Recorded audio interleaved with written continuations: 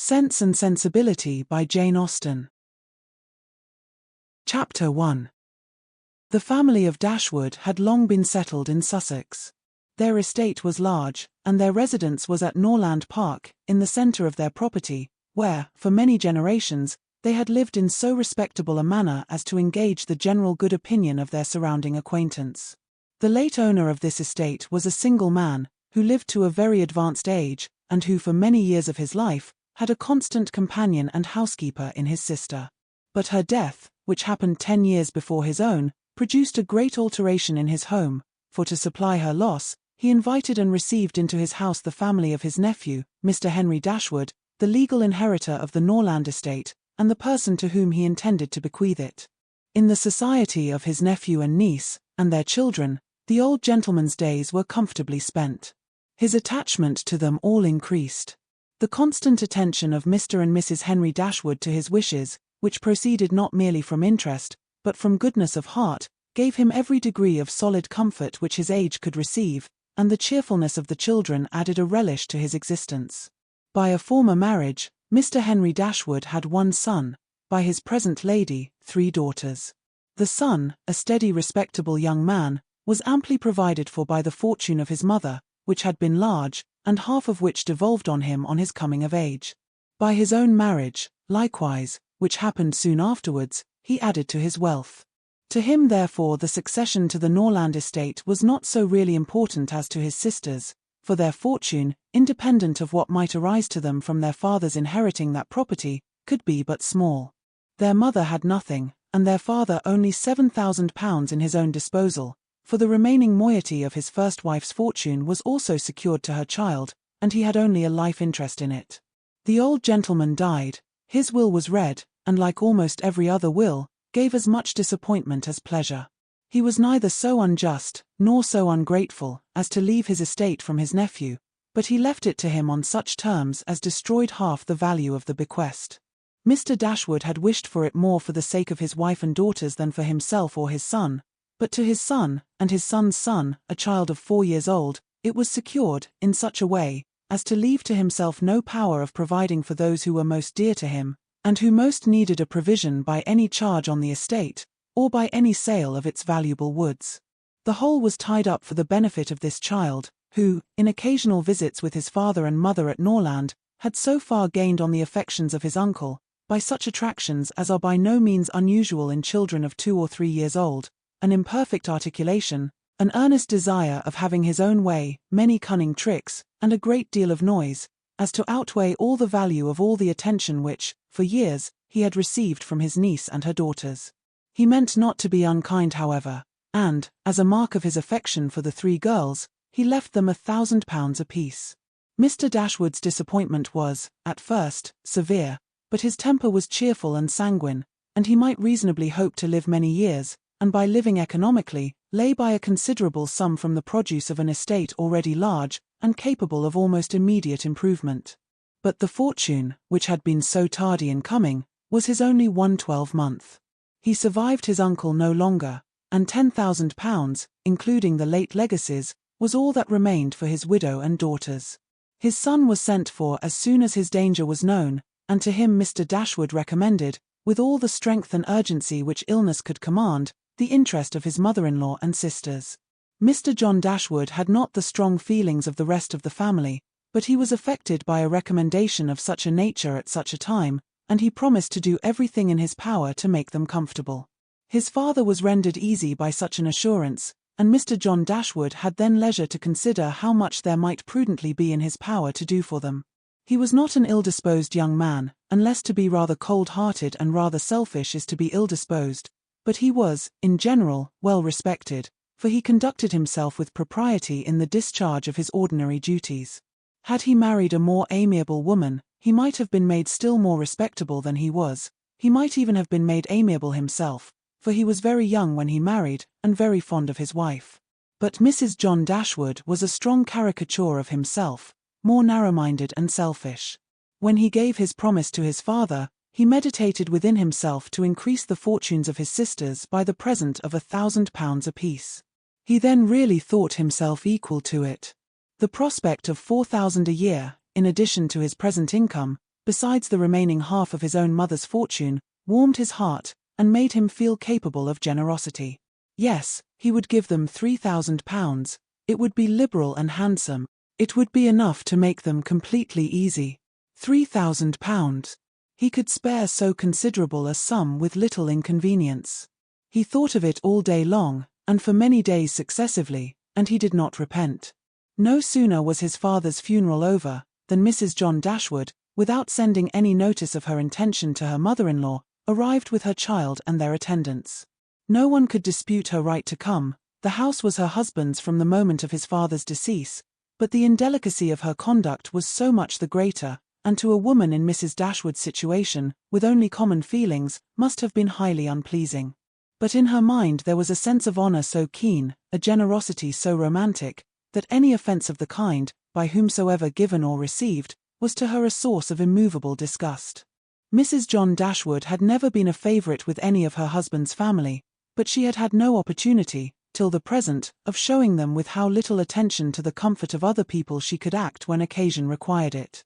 So acutely did Mrs. Dashwood feel this ungracious behaviour, and so earnestly did she despise her daughter-in-law for it, that, on the arrival of the latter, she would have quitted the house for ever, had not the entreaty of her eldest girl induced her first to reflect on the propriety of going, and her own tender love for all her 3 children determined her afterwards to stay, and for their sakes avoid a breach with their brother.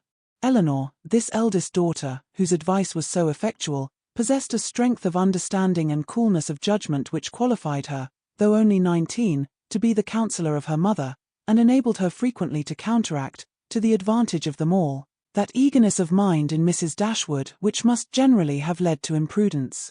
She had an excellent heart, her disposition was affectionate, and her feelings were strong, but she knew how to govern them. It was a knowledge which her mother had yet to learn, and which one of her sisters had resolved never to be taught. Marianne's abilities were, in many respects, quite equal to Elinor's. She was sensible and clever, but eager in everything. Her sorrows, her joys, could have no moderation. She was generous, amiable, interesting. She was everything but prudent. The resemblance between her and her mother was strikingly great. Elinor saw, with concern, the excess of her sister's sensibility, but by Mrs. Dashwood it was valued and cherished. They encouraged each other now in the violence of their affliction. The agony of grief which overpowered them at first, was voluntarily renewed, was sought for, was created again and again. They gave themselves up wholly to their sorrow, seeking increase of wretchedness in every reflection that could afford it, and resolved against ever admitting consolation in future. Elinor, too, was deeply afflicted, but still she could struggle, she could exert herself. She could consult with her brother, could receive her sister-in-law on her arrival, and treat her with proper attention, and could strive to rouse her mother to similar exertion, and encourage her to similar forbearance. Margaret, the other sister, was a good-humoured, well-disposed girl, but as she had already imbibed a good deal of Marianne's romance, without having much of her sense, she did not, at 13, bid fair to equal her sisters at a more advanced period of life. Chapter 2. Mrs. John Dashwood now installed herself mistress of Norland, and her mother and sisters-in-law were degraded to the condition of visitors. As such, however, they were treated by her with quiet civility, and by her husband with as much kindness as he could feel towards anybody beyond himself, his wife, and their child. He really pressed them, with some earnestness, to consider Norland as their home, and, as no plan appeared so eligible to Mrs. Dashwood as remaining there till she could accommodate herself with a house in the neighbourhood, his invitation was accepted. A continuance in a place where everything reminded her of former delight, was exactly what suited her mind. In seasons of cheerfulness, no temper could be more cheerful than hers, or possess, in a greater degree, that sanguine expectation of happiness which is happiness itself. But in sorrow she must be equally carried away by her fancy, and as far beyond consolation as in pleasure she was beyond alloy. Mrs. John Dashwood did not at all approve of what her husband intended to do for his sisters. To take £3,000 from the fortune of their dear little boy would be impoverishing him to the most dreadful degree. She begged him to think again on the subject. How could he answer it to himself to rob his child, and his only child too, of so large a sum? And what possible claim could the Miss Dashwoods, who were related to him only by half-blood, which she considered as no relationship at all, have on his generosity to so large an amount? It was very well known that no affection was ever supposed to exist between the children of any man by different marriages, and why was he to ruin himself, and their poor little Harry, by giving away all his money to his half-sisters? It was my father's last request to me, replied her husband, that I should assist his widow and daughters. He did not know what he was talking of, I dare say, 10 to 1, but he was light-headed at the time. Had he been in his right senses, he could not have thought of such a thing as begging you to give away half your fortune from your own child. He did not stipulate for any particular sum, my dear Fanny. He only requested me, in general terms, to assist them, and make their situation more comfortable than it was in his power to do. Perhaps it would have been as well if he had left it wholly to myself. He could hardly suppose I should neglect them. But as he required the promise, I could not do less than give it, at least I thought so at the time. The promise, therefore, was given, and must be performed. Something must be done for them whenever they leave Norland and settle in a new home. Well, then, let something be done for them, but that something need not be £3,000. Consider, she added, that when the money is once parted with, it never can return. Your sisters will marry, and it will be gone forever. If, indeed, it could be restored to our poor little boy. Why, to be sure, said her husband, very gravely, that would make great difference. The time may come when Harry will regret that so large a sum was parted with. If he should have a numerous family, for instance, it would be a very convenient addition. To be sure it would. Perhaps, then, it would be better for all parties, if the sum were diminished one half. £500 would be a prodigious increase to their fortunes. Oh, beyond anything great. What brother on earth would do half so much for his sisters, even if really his sisters, and as it is only half-blood? But you have such a generous spirit. I would not wish to do anything mean, he replied. One had rather, on such occasions, do too much than too little. No one, at least, can think I have not done enough for them. Even themselves, they can hardly expect more. There is no knowing what they may expect, said the lady. But we are not to think of their expectations. The question is, what you can afford to do. Certainly, and I think I may afford to give them £500 apiece. As it is, without any addition of mine, they will each have about £3,000 on their mother's death, a very comfortable fortune for any young woman. To be sure it is, and, indeed, it strikes me that they can want no addition at all. They will have £10,000 divided amongst them. If they marry, they will be sure of doing well, and if they do not, they may all live very comfortably together on the interest of £10,000. That is very true, and, therefore, I do not know whether, upon the whole, it would not be more advisable to do something for their mother while she lives, rather than for them something of the annuity kind, I mean.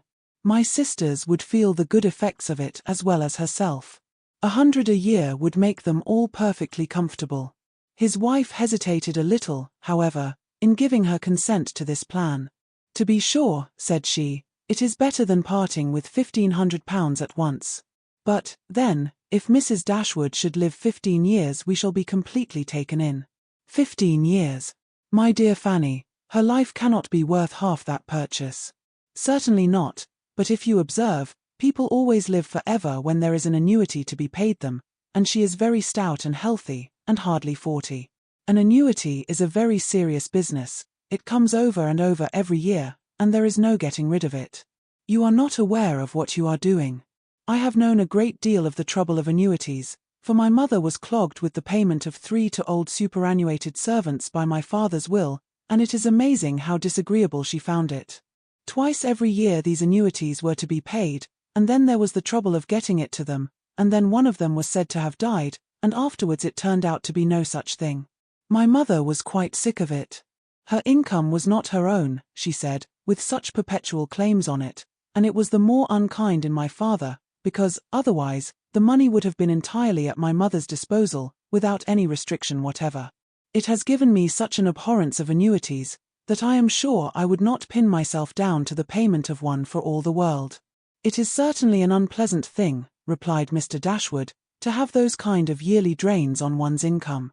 One's fortune, as your mother justly says, is not one's own. To be tied down to the regular payment of such a sum on every rent day is by no means desirable. It takes away one's independence. Undoubtedly, and after all you have no thanks for it. They think themselves secure, you do no more than what is expected, and it raises no gratitude at all. If I were you, whatever I did should be done at my own discretion entirely. I would not bind myself to allow them anything yearly. It may be very inconvenient some years to spare 100, or even £50 from our own expenses. I believe you are right, my love. It will be better that there should be no annuity in the case. Whatever I may give them occasionally will be of far greater assistance than a yearly allowance, because they would only enlarge their style of living if they felt sure of a larger income, and would not be sixpence the richer for it at the end of the year. It will certainly be much the best way. A present of £50, now and then, will prevent their ever being distressed for money, and will, I think, be amply discharging my promise to my father. To be sure it will. Indeed, to say the truth, I am convinced within myself that your father had no idea of your giving them any money at all. The assistance he thought of, I dare say, was only such as might be reasonably expected of you, for instance, such as looking out for a comfortable small house for them, helping them to move their things, and sending them presents of fish and game, and so forth, whenever they are in season. I'll lay my life that he meant nothing farther. Indeed, it would be very strange and unreasonable if he did. Do but consider, my dear Mr. Dashwood, how excessively comfortable your mother-in-law and her daughters may live on the interest of £7,000, besides the £1,000 belonging to each of the girls, which brings them in £50 a year apiece, and, of course, they will pay their mother for their board out of it. Altogether, they will have £500 a year amongst them, and what on earth can 4 women want for more than that? They will live so cheap. Their housekeeping will be nothing at all. They will have no carriage, no horses, and hardly any servants. They will keep no company, and can have no expenses of any kind. Only conceive how comfortable they will be. 500 a year. I am sure I cannot imagine how they will spend half of it, and as to your giving them more, it is quite absurd to think of it. They will be much more able to give you something. Upon my word, said Mr. Dashwood, I believe you are perfectly right. My father certainly could mean nothing more by his request to me than what you say. I clearly understand it now, and I will strictly fulfill my engagement by such acts of assistance and kindness to them as you have described. When my mother removes into another house, my services shall be readily given to accommodate her as far as I can. Some little present of furniture too may be acceptable then. Certainly, returned Mrs. John Dashwood. But, however, one thing must be considered. When your father and mother moved to Norland, though the furniture of Stanhill was sold, all the china, plate, and linen was saved, and is now left to your mother. Her house will therefore be almost completely fitted up as soon as she takes it. That is a material consideration undoubtedly. A valuable legacy indeed. And yet some of the plate would have been a very pleasant addition to our own stock here. Yes, and the set of breakfast china is twice as handsome as what belongs to this house. A great deal too handsome, in my opinion, for any place they can ever afford to live in. But, however, so it is. Your father thought only of them, and I must say this, that you owe no particular gratitude to him, nor attention to his wishes, for we very well know that if he could, he would have left almost everything in the world to them. This argument was irresistible. It gave to his intentions whatever of decision was wanting before, and he finally resolved that it would be absolutely unnecessary, if not highly indecorous, to do more for the widow and children of his father than such kind of neighbourly acts as his own wife pointed out. Chapter 3. Mrs. Dashwood remained at Norland several months, not from any disinclination to move when the sight of every well-known spot ceased to raise the violent emotion which it produced for a while, for when her spirits began to revive, and her mind became capable of some other exertion than that of heightening its affliction by melancholy remembrances, she was impatient to be gone, and indefatigable in her inquiries for a suitable dwelling in the neighbourhood of Norland, for to remove far from that beloved spot was impossible. But she could hear of no situation that at once answered her notions of comfort and ease, and suited the prudence of her eldest daughter, whose steadier judgment rejected several houses as too large for their income, which her mother would have approved. Mrs. Dashwood had been informed by her husband of the solemn promise on the part of his son in their favour, which gave comfort to his last earthly reflections. She doubted the sincerity of this assurance no more than he had doubted it himself, and she thought of it for her daughter's sake with satisfaction, though as for herself she was persuaded that a much smaller provision than £7,000 would support her in affluence. For their brother's sake, too, for the sake of his own heart, she rejoiced, and she reproached herself for being unjust to his merit before, in believing him incapable of generosity.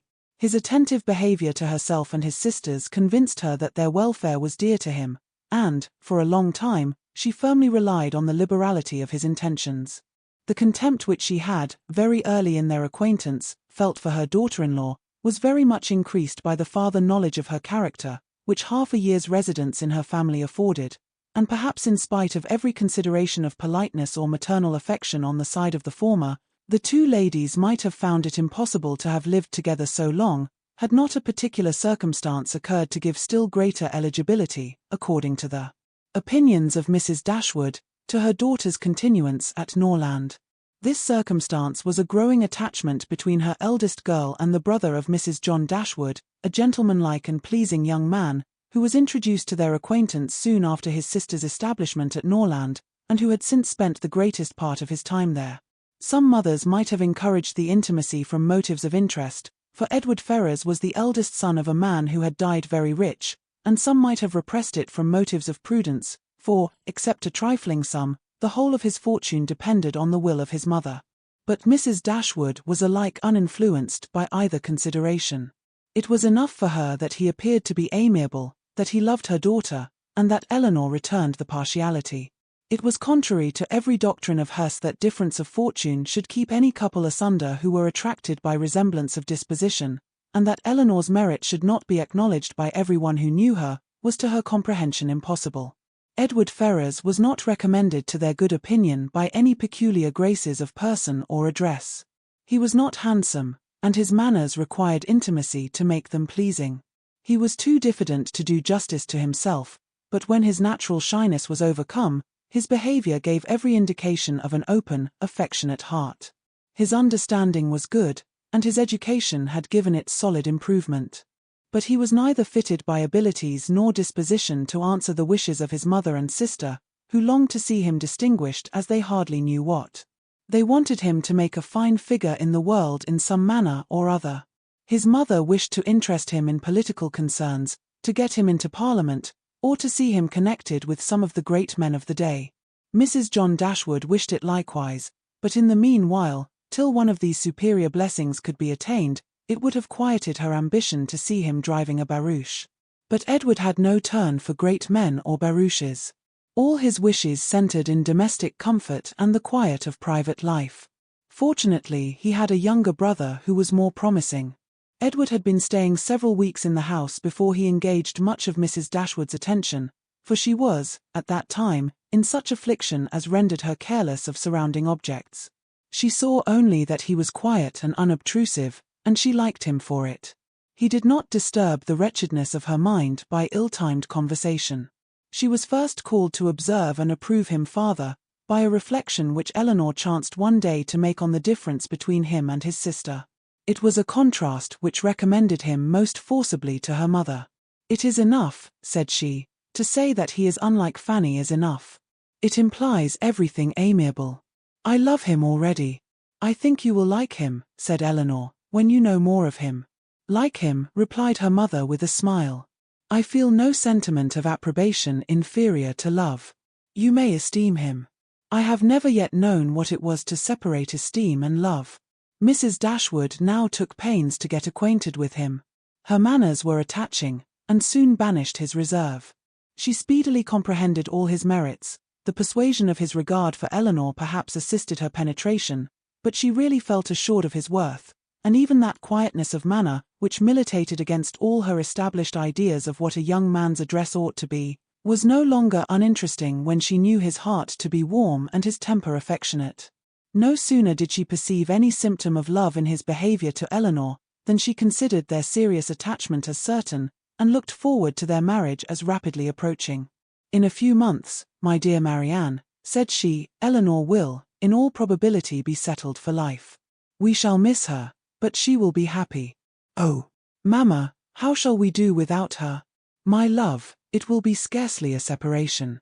We shall live within a few miles of each other, and shall meet every day of our lives. You will gain a brother, a real, affectionate brother. I have the highest opinion in the world of Edward's heart. But you look grave, Marianne. Do you disapprove your sister's choice? Perhaps, said Marianne, I may consider it with some surprise. Edward is very amiable, and I love him tenderly. But yet he is not the kind of young man. There is something wanting. His figure is not striking. It has none of that grace which I should expect in the man who could seriously attach my sister. His eyes want all that spirit, that fire, which at once announce virtue and intelligence. And besides all this, I am afraid, mamma, he has no real taste. Music seems scarcely to attract him, and though he admires Elinor's drawings very much, it is not the admiration of a person who can understand their worth.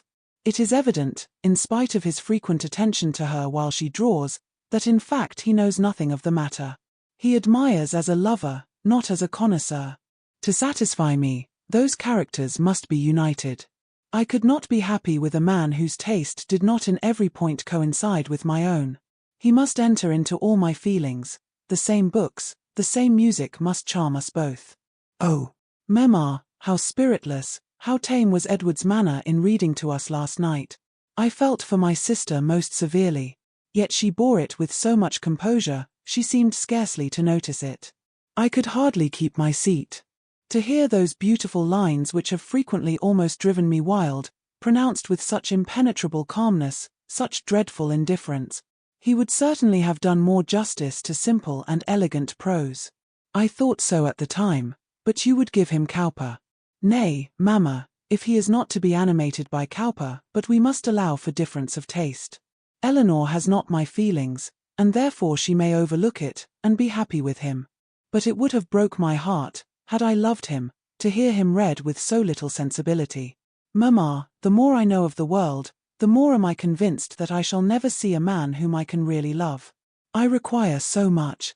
He must have all Edward's virtues, and his person and manners must ornament his goodness with every possible charm. Remember, my love, that you are not 17. It is yet too early in life to despair of such a happiness. Why should you be less fortunate than your mother? In one circumstance only, my Marianne, may your destiny be different from hers. Chapter 4. What a pity it is, Elinor, said Marianne, that Edward should have no taste for drawing. No taste for drawing, replied Elinor. Why should you think so?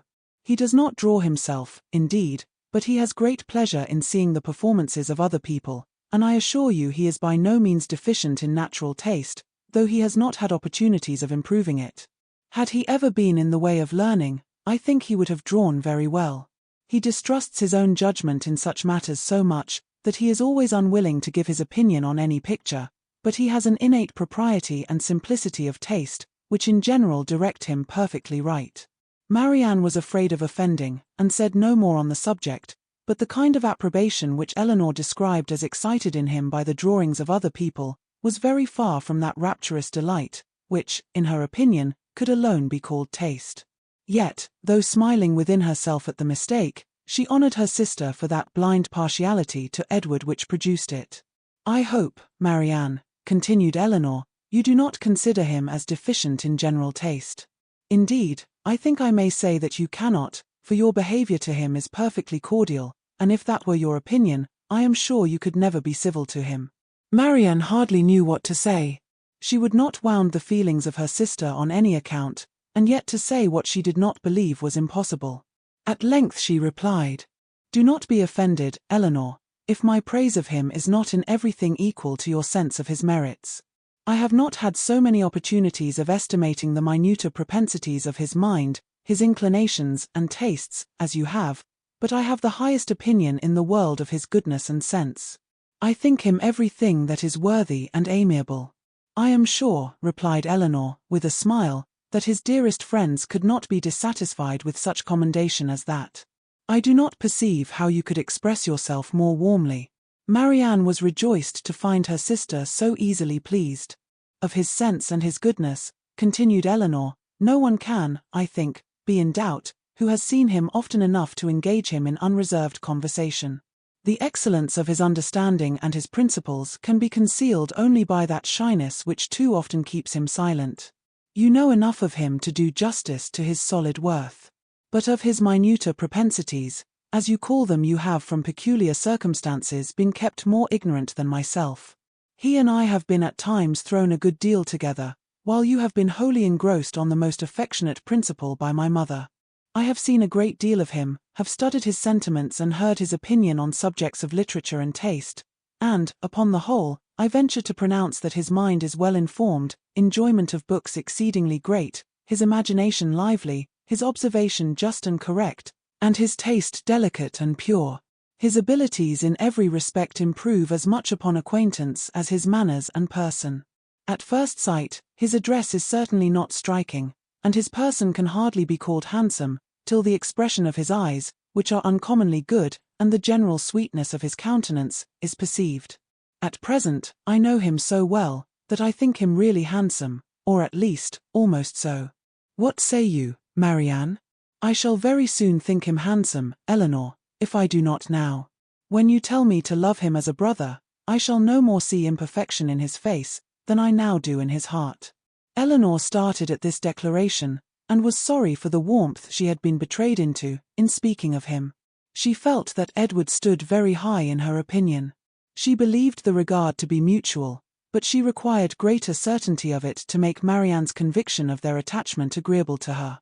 She knew that what Marianne and her mother conjectured one moment, they believed the next that with them, to wish was to hope, and to hope was to expect. She tried to explain the real state of the case to her sister. I do not attempt to deny, said she, that I think very highly of him, that I greatly esteem, that I like him. Marianne here burst forth with indignation. Esteem him. Like him. Cold-hearted Elinor. Oh, worse than cold-hearted. Ashamed of being otherwise. Use those words again, and I will leave the room this moment. Elinor could not help laughing. Excuse me, said she, and be assured that I meant no offence to you, by speaking, in so quiet a way, of my own feelings. Believe them to be stronger than I have declared, believe them, in short, to be such as his merit, and the suspicion the hope of his affection for me may warrant, without imprudence or folly. But farther than this you must not believe. I am by no means assured of his regard for me. There are moments when the extent of it seems doubtful. Until his sentiments are fully known, you cannot wonder at my wishing to avoid any encouragement of my own partiality, by believing or calling it more than it is. In my heart I feel little, scarcely any doubt of his preference. But there are other points to be considered besides his inclination. He is very far from being independent. What his mother really is we cannot know, but, from Fanny's occasional mention of her conduct and opinions, we have never been disposed to think her amiable, and I am very much mistaken if Edward is not himself aware that there would be many difficulties in his way, if he were to wish to marry a woman who had not either a great fortune or high rank. Marianne was astonished to find how much the imagination of her mother and herself had outstripped the truth. And you really are not engaged to him, said she. Yet it certainly soon will happen. But two advantages will proceed from this delay. I shall not lose you so soon, and Edward will have greater opportunity of improving that natural taste for your favourite pursuit which must be so indispensably necessary to your future felicity. Oh, if he should be so far stimulated by your genius as to learn to draw himself, how delightful it would be. Elinor had given her real opinion to her sister. She could not consider her partiality for Edward in so prosperous a state as Marianne had believed it. There was, at times, a want of spirits about him which, if it did not denote indifference, spoke of something almost as unpromising. A doubt of her regard, supposing him to feel it, need not give him more than inquietude. It would not be likely to produce that dejection of mind which frequently attended him. A more reasonable cause might be found in the dependent situation which forbade the indulgence of his affection. She knew that his mother neither behaved to him so as to make his home comfortable at present, nor to give him any assurance that he might form a home for himself, without strictly attending to her views for his aggrandizement. With such a knowledge as this, it was impossible for Elinor to feel easy on the subject. She was far from depending on that result of his preference of her, which her mother and sister still considered as certain. Nay, the longer they were together the more doubtful seemed the nature of his regard, and sometimes, for a few painful minutes, she believed it to be no more than friendship. But, whatever might really be its limits, it was enough, when perceived by his sister, to make her uneasy, and at the same time, which was still more common, to make her uncivil. She took the first opportunity of affronting her mother-in-law on the occasion, talking to her so expressively of her brother's great expectations, of Mrs. Ferrars's resolution that both her sons should marry well, and of the danger attending any young woman who attempted to draw him in, that Mrs. Dashwood could neither pretend to be unconscious, nor endeavour to be calm. She gave her an answer which marked her contempt, and instantly left the room, resolving that, whatever might be the inconvenience or expense of so sudden a removal, her beloved Elinor should not be exposed another week to such insinuations. In this state of her spirits, a letter was delivered to her from the post, which contained a proposal particularly well timed. It was the offer of a small house, on very easy terms, belonging to a relation of her own, a gentleman of consequence and property in Devonshire.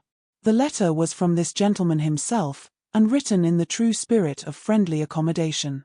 He understood that she was in need of a dwelling, and though the house he now offered her was merely a cottage, he assured her that everything should be done to it which she might think necessary, if the situation pleased her. He earnestly pressed her, after giving the particulars of the house and garden, to come with her daughters to Barton Park, the place of his own residence, from whence she might judge, herself, whether Barton Cottage, for the houses were in the same parish, could, by any alteration, be made comfortable to her. He seemed really anxious to accommodate them, and the whole of his letter was written in so friendly a style as could not fail of giving pleasure to his cousin, more especially at a moment when she was suffering under the cold and unfeeling behaviour of her nearer connections. She needed no time for deliberation or inquiry. Her resolution was formed as she read. The situation of Barton, in a county so far distant from Sussex as Devonshire, which, but a few hours before, would have been a sufficient objection to outweigh every possible advantage belonging to the place, was now its first recommendation. To quit the neighbourhood of Norland was no longer an evil, it was an object of desire, it was a blessing, in comparison of the misery of continuing her daughter-in-law's guest, and to remove for ever from that beloved place would be less painful than to inhabit or visit it while such a woman was its mistress. She instantly wrote Sir John Middleton her acknowledgment of his kindness, and her acceptance of his proposal, and then hastened to show both letters to her daughters, that she might be secure of their approbation before her answer were sent. Elinor had always thought it would be more prudent for them to settle at some distance from Norland, than immediately amongst their present acquaintance. On that head, therefore, it was not for her to oppose her mother's intention of removing into Devonshire. The house, too, as described by Sir John, was on so simple a scale, and the rent so uncommonly moderate, as to leave her no right of objection on either point, and, therefore, though it was not a plan which brought any charm to her fancy, though it was a removal from the vicinity of Norland beyond her wishes, she made no attempt to dissuade her mother from sending a letter of acquiescence. Chapter 5. No sooner was her answer dispatched, than Mrs. Dashwood indulged herself in the pleasure of announcing to her son-in-law and his wife that she was provided with a house, and should incommode them no longer than till everything were ready for her inhabiting it. They heard her with surprise. Mrs. John Dashwood said nothing, but her husband civilly hoped that she would not be settled far from Norland. She had great satisfaction in replying that she was going into Devonshire. Edward turned hastily towards her, on hearing this, and, in a voice of surprise and concern, which required no explanation to her, repeated, "Devonshire. Are you, indeed, going there? So far from hence? And to what part of it?" She explained the situation. It was within 4 miles northward of Exeter. "It is but a cottage," she continued, "but I hope to see many of my friends in it. A room or two can easily be added, and if my friends find no difficulty in travelling so far to see me, I am sure I will find none in accommodating them." She concluded with a very kind invitation to Mr. and Mrs. John Dashwood to visit her at Barton, and to Edward she gave one with still greater affection. Though her late conversation with her daughter-in-law had made her resolve on remaining at Norland no longer than was unavoidable, it had not produced the smallest effect on her in that point to which it principally tended. To separate Edward and Elinor was as far from being her object as ever, and she wished to show Mrs. John Dashwood, by this pointed invitation to her brother, how totally she disregarded her disapprobation of the match. Mr. John Dashwood told his mother again and again how exceedingly sorry he was that she had taken a house at such a distance from Norland as to prevent his being of any service to her in removing her furniture. He really felt conscientiously vexed on the occasion, for the very exertion to which he had limited the performance of his promise to his father was by this arrangement rendered impracticable. The furniture was all sent around by water. It chiefly consisted of household linen, plate, china, and books, with a handsome pianoforte of Marianne's. Mrs. John Dashwood saw the packages depart with a sigh. She could not help feeling it hard that as Mrs. Dashwood's income would be so trifling in comparison with their own, she should have any handsome article of furniture. Mrs. Dashwood took the house for a 12-month, it was ready furnished, and she might have immediate possession.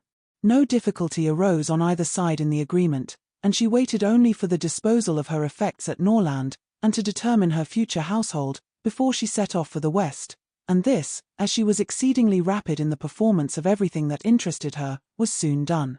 The horses which were left her by her husband had been sold soon after his death, and an opportunity now offering of disposing of her carriage, she agreed to sell that likewise at the earnest advice of her eldest daughter.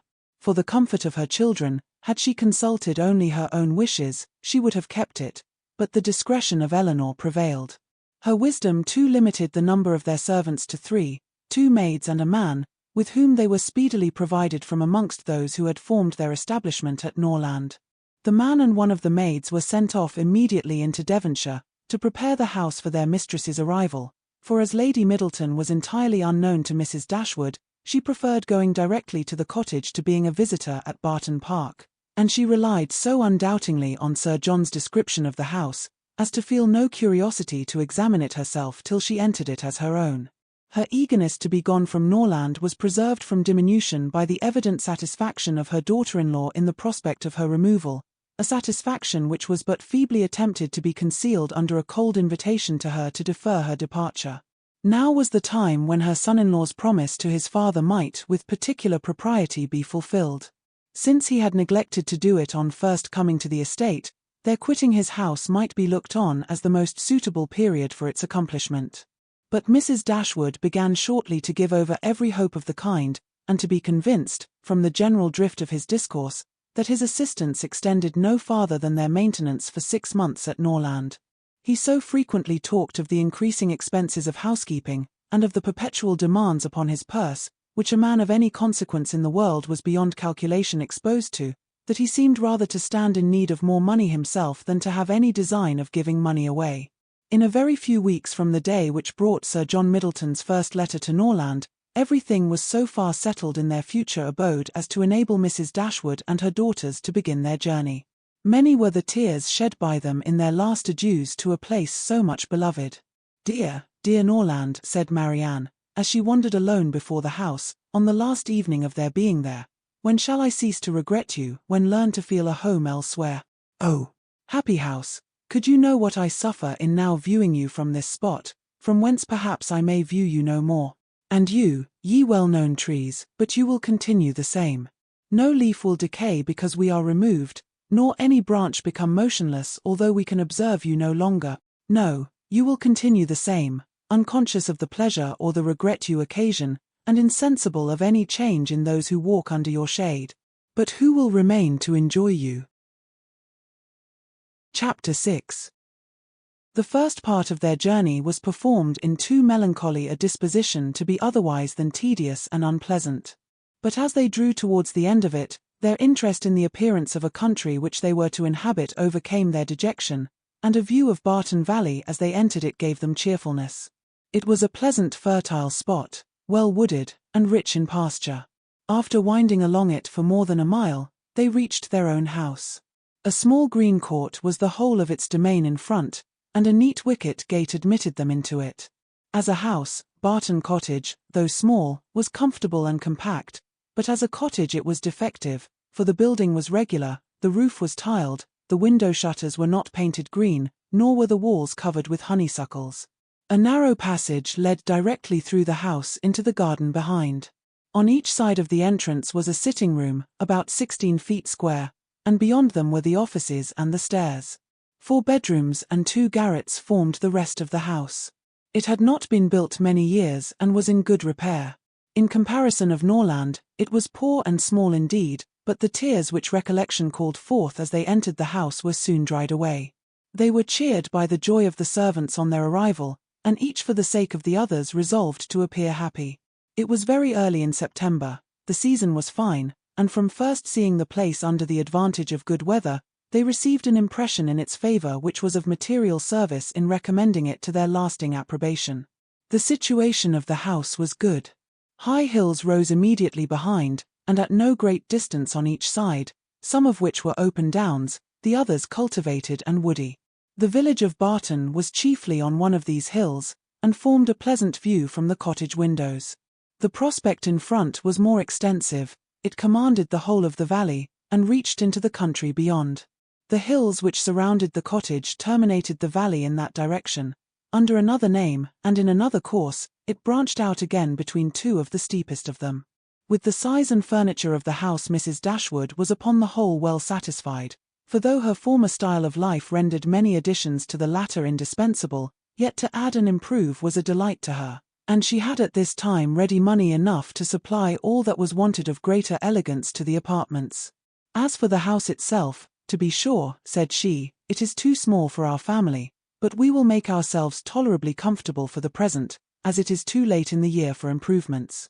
Perhaps in the spring, if I have plenty of money, as I dare say I shall, we may think about building.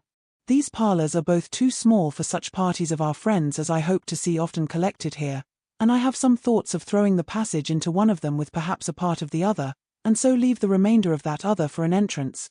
This, with a new drawing-room which may be easily added, and a bedchamber and garret above, will make it a very snug little cottage. I could wish the stairs were handsome. But one must not expect everything, though I suppose it would be no difficult matter to widen them. I shall see how much I am beforehand with the world in the spring, and we will plan our improvements accordingly. In the meantime, till all these alterations could be made from the savings of an income of 500 a year by a woman who never saved in her life, they were wise enough to be contented with the house as it was, and each of them was busy in arranging their particular concerns, and endeavouring, by placing around them books and other possessions, to form themselves a home. Marianne's pianoforte was unpacked and properly disposed of, and Elinor's drawings were affixed to the walls of their sitting-room.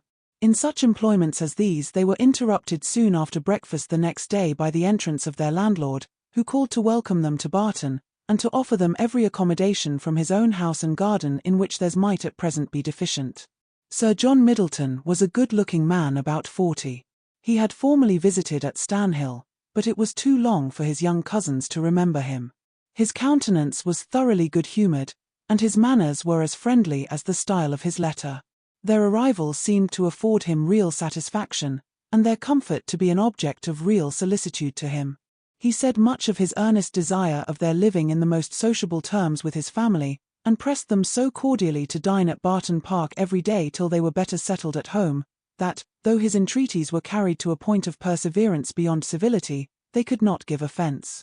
His kindness was not confined to words, for within an hour after he left them, a large basket full of garden stuff and fruit arrived from the park, which was followed before the end of the day by a present of game.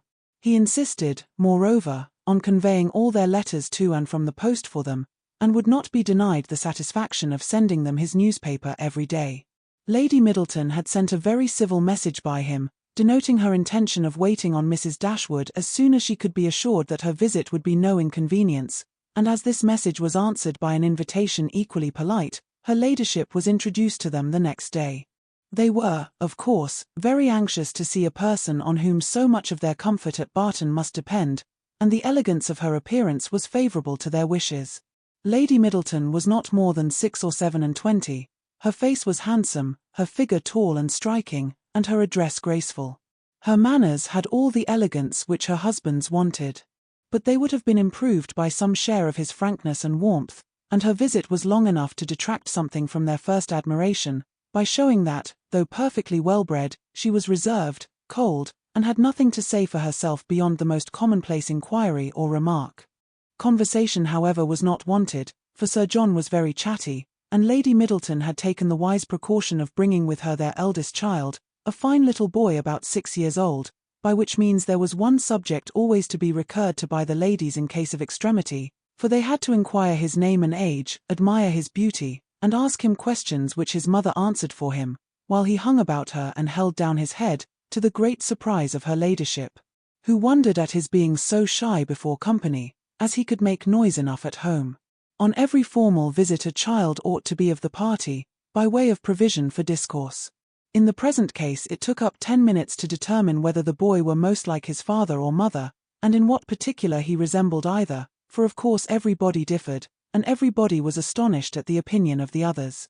An opportunity was soon to be given to the Dashwoods of debating on the rest of the children, as Sir John would not leave the house without securing their promise of dining at the park the next day. Chapter 7. Barton Park was about half a mile from the cottage. The ladies had passed near it in their way along the valley, but it was screened from their view at home by the projection of a hill. The house was large and handsome, and the Middletons lived in a style of equal hospitality and elegance. The former was for Sir John's gratification, the latter for that of his lady. They were scarcely ever without some friend staying with them in the house, and they kept more company of every kind than any other family in the neighbourhood. It was necessary to the happiness of both, for however dissimilar in temper and outward behaviour, they strongly resembled each other in that total want of talent and taste which confined their employments, unconnected with such as society produced, within a very narrow compass. Sir John was a sportsman, Lady Middleton a mother. He hunted and shot, and she humoured her children, and these were their only resources. Lady Middleton had the advantage of being able to spoil her children all the year round, while Sir John's independent employments were in existence only half the time. Continual engagements at home and abroad, however, supplied all the deficiencies of nature and education, supported the good spirits of Sir John, and gave exercise to the good breeding of his wife. Lady Middleton piqued herself upon the elegance of her table, and of all her domestic arrangements, and from this kind of vanity was her greatest enjoyment in any of their parties. But Sir John's satisfaction in society was much more real. He delighted in collecting about him more young people than his house would hold, and the noisier they were the better was he pleased. He was a blessing to all the juvenile part of the neighbourhood, for in summer he was for ever forming parties to eat cold ham and chicken out of doors, and in winter his private balls were numerous enough for any young lady who was not suffering under the insatiable appetite of 15. The arrival of a new family in the country was always a matter of joy to him, and in every point of view he was charmed with the inhabitants he had now procured for his cottage at Barton. The Miss Dashwoods were young, pretty, and unaffected. It was enough to secure his good opinion, for to be unaffected was all that a pretty girl could want to make her mind as captivating as her person. The friendliness of his disposition made him happy in accommodating those whose situation might be considered, in comparison with the past, as unfortunate.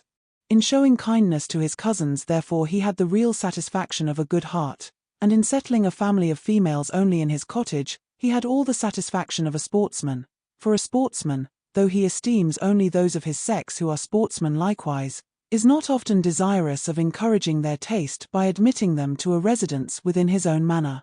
Mrs. Dashwood and her daughters were met at the door of the house by Sir John, who welcomed them to Barton Park with unaffected sincerity, and as he attended them to the drawing-room repeated to the young ladies the concern which the same subject had drawn from him the day before, at being unable to get any smart young men to meet them. They would see, he said, only one gentleman there besides himself, a particular friend who was staying at the park, but who was neither very young nor very gay. He hoped they would all excuse the smallness of the party, and could assure them it should never happen so again. He had been to several families that morning in hopes of procuring some addition to their number, but it was moonlight and everybody was full of engagements. Luckily Lady Middleton's mother had arrived at Barton within the last hour, and as she was a very cheerful, agreeable woman, he hoped the young ladies would not find it so very dull as they might imagine. The young ladies, as well as their mother, were perfectly satisfied with having 2 entire strangers of the party, and wished for no more. Mrs. Jennings, Lady Middleton's mother, was a good-humoured, merry, fat, elderly woman, who talked a great deal, seemed very happy, and rather vulgar. She was full of jokes and laughter, and before dinner was over had said many witty things on the subject of lovers and husbands, hoped they had not left their hearts behind them in Sussex, and pretended to see them blush whether they did or not. Marianne was vexed at it for her sister's sake, and turned her eyes towards Elinor to see how she bore these attacks, with an earnestness which gave Elinor far more pain than could arise from such commonplace raillery as Mrs. Jennings's. Colonel Brandon, the friend of Sir John, seemed no more adapted by resemblance of manner to be his friend, than Lady Middleton was to be his wife, or Mrs. Jennings to be Lady Middleton's mother. He was silent and grave. His appearance, however, was not unpleasing, in spite of his being in the opinion of Marianne and Margaret an absolute old bachelor, for he was on the wrong side of 35, but though his face was not handsome, his countenance was sensible, and his address was particularly gentlemanlike.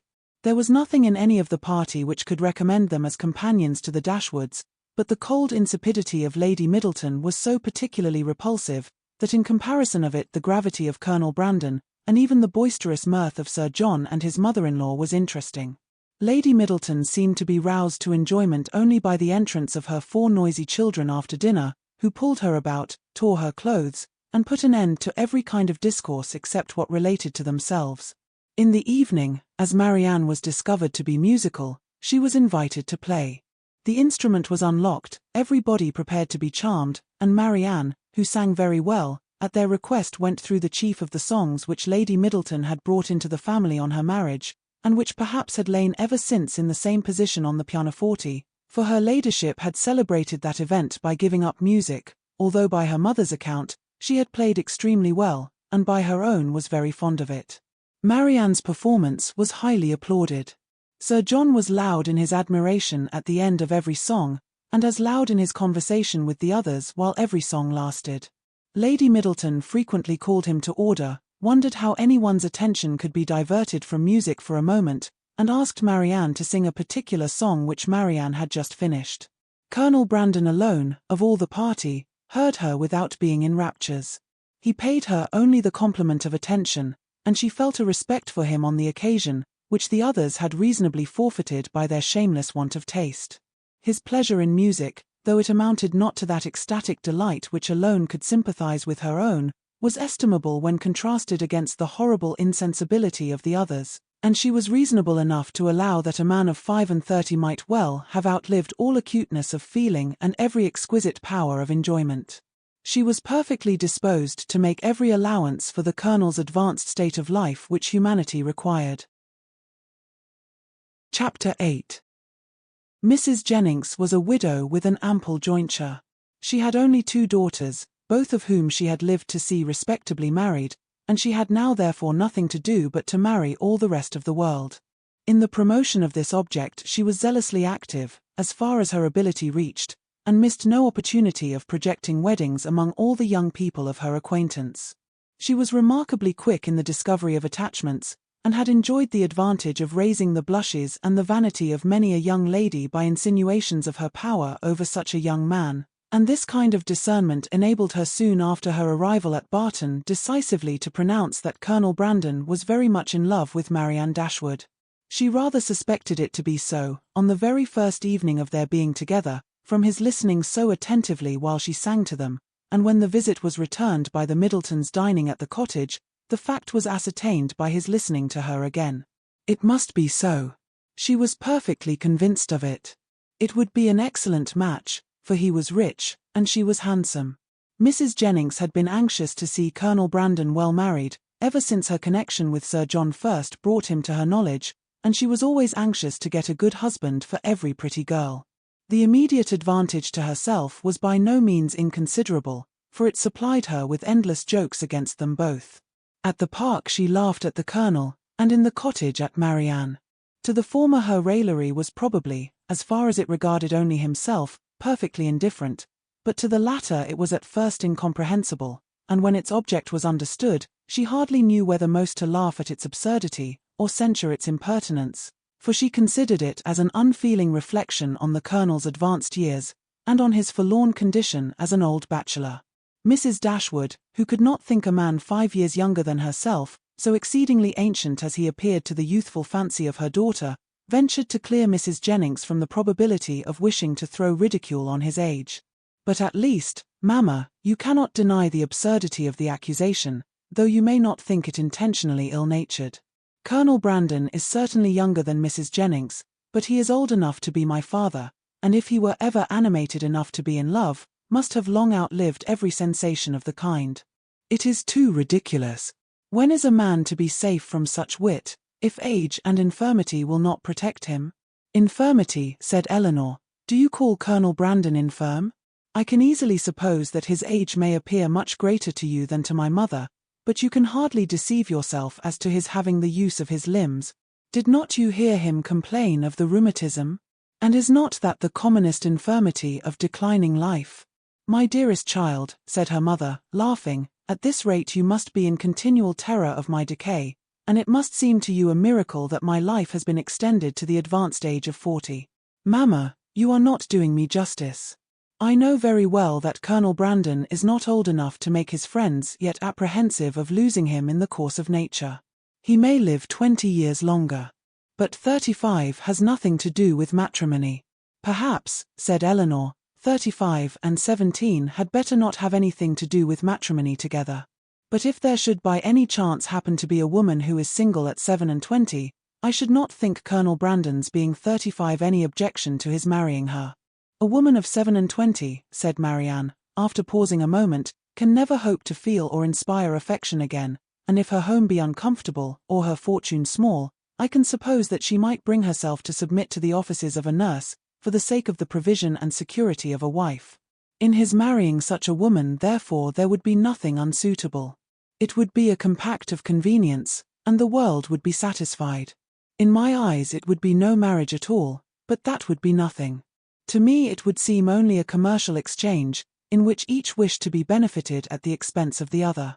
It would be impossible, I know, replied Elinor, to convince you that a woman of 27 could feel for a man of 35 anything near enough to love, to make him a desirable companion to her.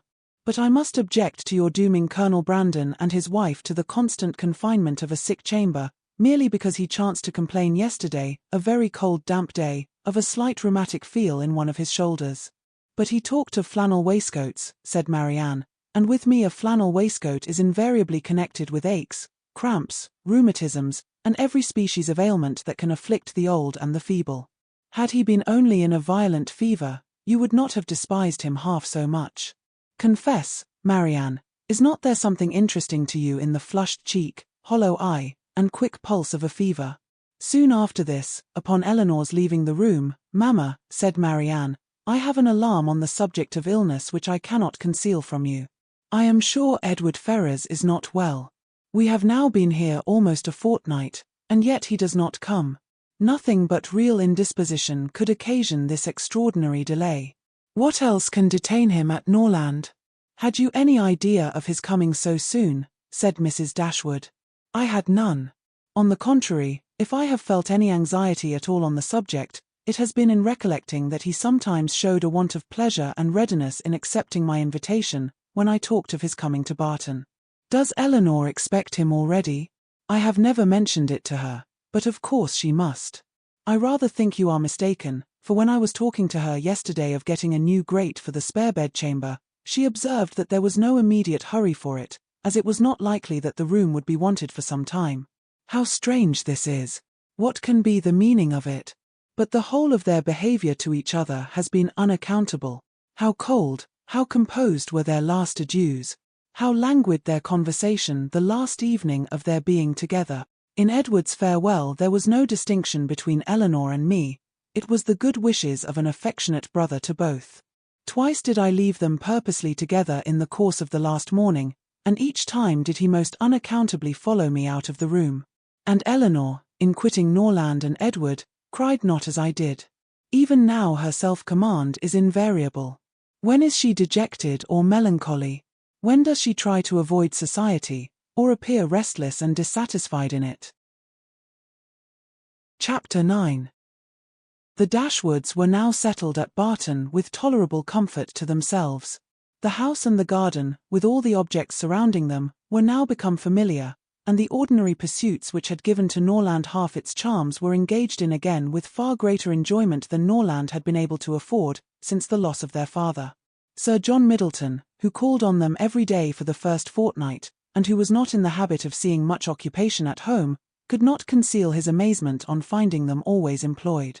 Their visitors, except those from Barton Park, were not many, for, in spite of Sir John's urgent entreaties that they would mix more in the neighbourhood, and repeated assurances of his carriage being always at their service, the independence of Mrs. Dashwood's spirit overcame the wish of society for her children, and she was resolute in declining to visit any family beyond the distance of a walk. There were but few who could be so classed, and it was not all of them that were attainable.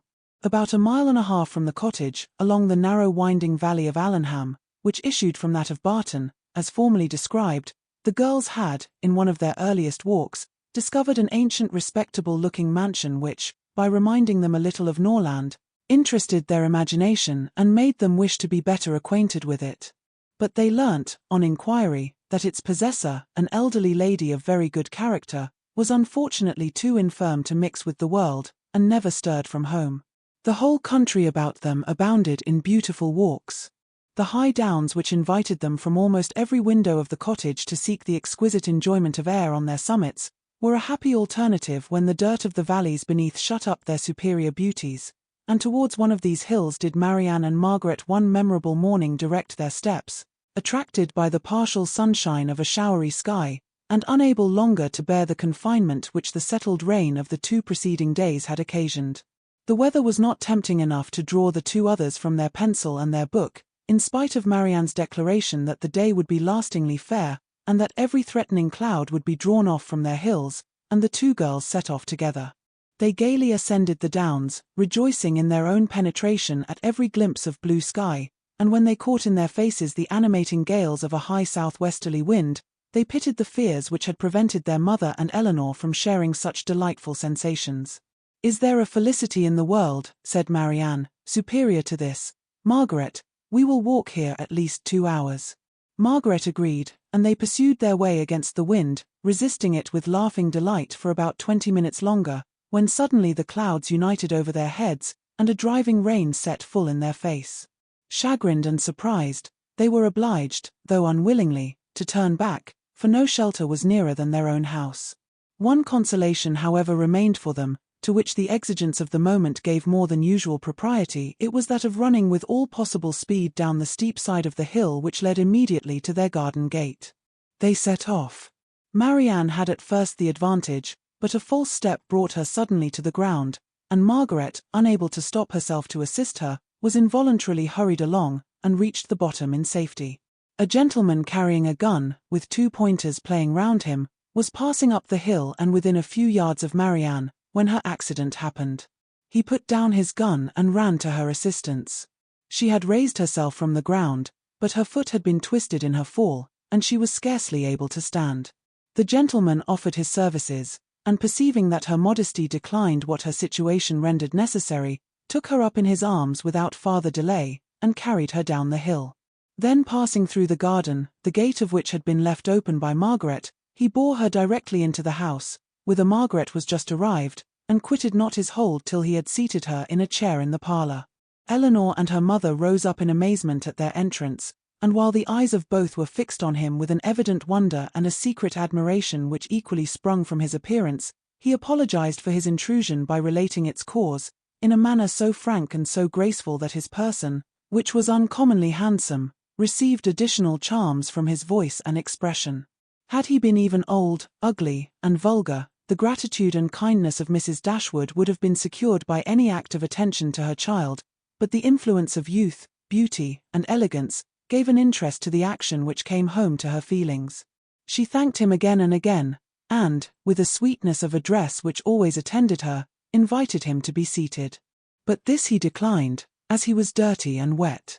Mrs. Dashwood then begged to know to whom she was obliged. His name, he replied, was Willoughby, and his present home was at Allenham, from whence he hoped she would allow him the honour of calling tomorrow to inquire after Miss Dashwood. The honour was readily granted, and he then departed, to make himself still more interesting, in the midst of a heavy rain. His manly beauty and more than common gracefulness were instantly the theme of general admiration, and the laugh which his gallantry raised against Marianne received particular spirit from his exterior attractions. Marianne herself had seen less of his person than the rest, for the confusion which crimsoned over her face, on his lifting her up, had robbed her of the power of regarding him after their entering the house. But she had seen enough of him to join in all the admiration of the others, and with an energy which always adorned her praise. His person and air were equal to what her fancy had ever drawn for the hero of a favourite story, and in his carrying her into the house with so little previous formality, there was a rapidity of thought which particularly recommended the action to her. Every circumstance belonging to him was interesting. His name was good, his residence was in their favourite village, and she soon found out that of all manly dresses a shooting jacket was the most becoming. Her imagination was busy, her reflections were pleasant, and the pain of a sprained ankle was disregarded. Sir John called on them as soon as the next interval of fair weather that morning allowed him to get out of doors, and Marianne's accident being related to him, he was eagerly asked whether he knew any gentleman of the name of Willoughby at Allenham. "Willoughby," cried Sir John. "What, is he in the country? That is good news, however. I will ride over tomorrow, and ask him to dinner on Thursday." "You know him then?" said Mrs. Dashwood. "Know him? To be sure I do. Why, he is down here every year." "And what sort of a young man is he?" "As good a kind of fellow as ever lived, I assure you. A very decent shot, and there is not a bolder rider in England." "And is that all you can say for him?" cried Marianne, indignantly. "But what are his manners on more intimate acquaintance? What his pursuits, his talents, and genius?" Sir John was rather puzzled. "Upon my soul," said he, "I do not know much about him as to all that. But he is a pleasant, good-humoured fellow, and has got the nicest little black bitch of a pointer I ever saw. Was she out with him today?" But Marianne could no more satisfy him as to the colour of Mr. Willoughby's pointer than he could describe to her the shades of his mind. "But who is he?" said Elinor. "Where does he come from? Has he a house at Allenham?" On this point Sir John could give more certain intelligence, and he told them that Mr. Willoughby had no property of his own in the country, that he resided there only while he was visiting the old lady at Allenham Court, to whom he was related, and whose possessions he was to inherit, adding, "Yes, he is very well worth catching, I can tell you, Miss Dashwood. He has a pretty little estate of his own in Somersetshire besides, and if I were you, I would not give him up to my younger sister." In spite of all this tumbling down hills, Miss Marianne must not expect to have all the men to herself. Brandon will be jealous, if she does not take care. "I do not believe," said Mrs. Dashwood, with a good-humoured smile, "that Mr. Willoughby will be incommoded by the attempts of either of my daughters towards what you call catching him. It is not an employment to which they have been brought up. Men are very safe with us, let them be ever so rich. I am glad to find, however, from what you say, that he is a respectable young man, and one whose acquaintance will not be ineligible." "He is as good a sort of fellow, I believe, as ever lived," repeated Sir John. "I remember last Christmas at a little hop at the park, he danced from 8 o'clock till 4, without once sitting down." "Did he indeed?" cried Marianne with sparkling eyes, and with elegance, with spirit. "Yes, and he was up again at 8 to ride to Covert. That is what I like, that is what a young man ought to be. Whatever be his pursuits, his eagerness in them should know no moderation, and leave him no sense of fatigue." I see how it will be," said Sir John, "I see how it will be. You will be setting your cap at him now, and never think of poor Brandon." "That is an expression, Sir John," said Marianne, warmly, "which I particularly dislike. I abhor every commonplace phrase by which wit is intended, and setting one's cap at a man, or making a conquest, are the most odious of all. Their tendency is gross and illiberal, and if their construction could ever be deemed clever, time has long ago destroyed all its ingenuity." Sir John did not much understand this reproof, but he laughed as heartily as if he did, and then replied, You will make conquests enough, I dare say, one way or other. Poor Brandon! He is quite smitten already, and he is very well worth setting your cap at, I can tell you, in spite of all this tumbling about and spraining of ankles." Chapter 10. Marianne's preserver, as Margaret, with more elegance than precision, styled Willoughby, called at the cottage early the next morning to make his personal inquiries. He was received by Mrs. Dashwood with more than politeness, with a kindness which Sir John's account of him and her own gratitude prompted, and everything that passed during the visit tended to assure him of the sense, elegance, mutual affection, and domestic comfort of the family to whom accident had now introduced him. Of their personal charms he had not required a second interview to be convinced. Miss Dashwood had a delicate complexion, regular features, and a remarkably pretty figure. Marianne was still handsomer. Her form, though not so correct as her sister's, in having the advantage of height, was more striking, and her face was so lovely, that when in the common cant of praise, she was called a beautiful girl, truth was less violently outraged than usually happens. Her skin was very brown, but, from its transparency, her complexion was uncommonly brilliant, her features were all good, her smile was sweet and attractive, and in her eyes, which were very dark, there was a life, a spirit, an eagerness, which could hardly be seen without delight. From Willoughby their expression was at first held back by the embarrassment which the remembrance of his assistance created. But when this passed away, when her spirits became collected, when she saw that to the perfect good breeding of the gentleman, he united frankness and vivacity, and above all, when she heard him declare that of music and dancing he was passionately fond, she gave him such a look of approbation as secured the largest share of his discourse to herself for the rest of his stay. It was only necessary to mention any favourite amusement to engage her to talk. She could not be silent when such points were introduced, and she had neither shyness nor reserve in their discussion. They speedily discovered that their enjoyment of dancing and music was mutual, and that it arose from a general conformity of judgment in all that related to either. Encouraged by this to a further examination of his opinions, she proceeded to question him on the subject of books. Her favourite authors were brought forward and dwelt upon with so rapturous a delight, that any young man of 25 must have been insensible indeed, not to become an immediate convert to the excellence of such works, however disregarded before. Their taste was strikingly alike. The same books, the same passages were idolized by each, or if any difference appeared, any objection arose, it lasted no longer than till the force of her arguments and the brightness of her eyes could be displayed. He acquiesced in all her decisions, caught all her enthusiasm, and long before his visit concluded, they conversed with the familiarity of a long-established acquaintance. "Well, Marianne," said Elinor, as soon as he had left them, "for one morning I think you have done pretty well. You have already ascertained Mr. Willoughby's opinion in almost every matter of importance. You know what he thinks of Cowper and Scott, you are certain of his estimating their beauties as he ought, and you have received every assurance of his admiring Pope no more than is proper. But how is your acquaintance to be long supported, under such extraordinary despatch of every subject for discourse? You will soon have exhausted each favourite topic. Another meeting will suffice to explain his sentiments on picturesque beauty, and second marriages, and then you can have nothing farther to ask." "Elinor," cried Marianne, "is this fair? Is this just? Are my ideas so scanty? But I see what you mean.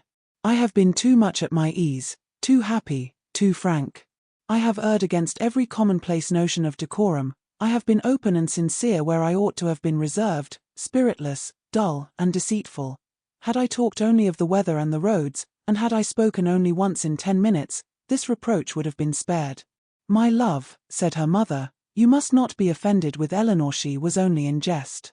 I should scold her myself, if she were capable of wishing to check the delight of your conversation with our new friend." Marianne was softened in a moment. Willoughby, on his side, gave every proof of his pleasure in their acquaintance, which an evident wish of improving it could offer.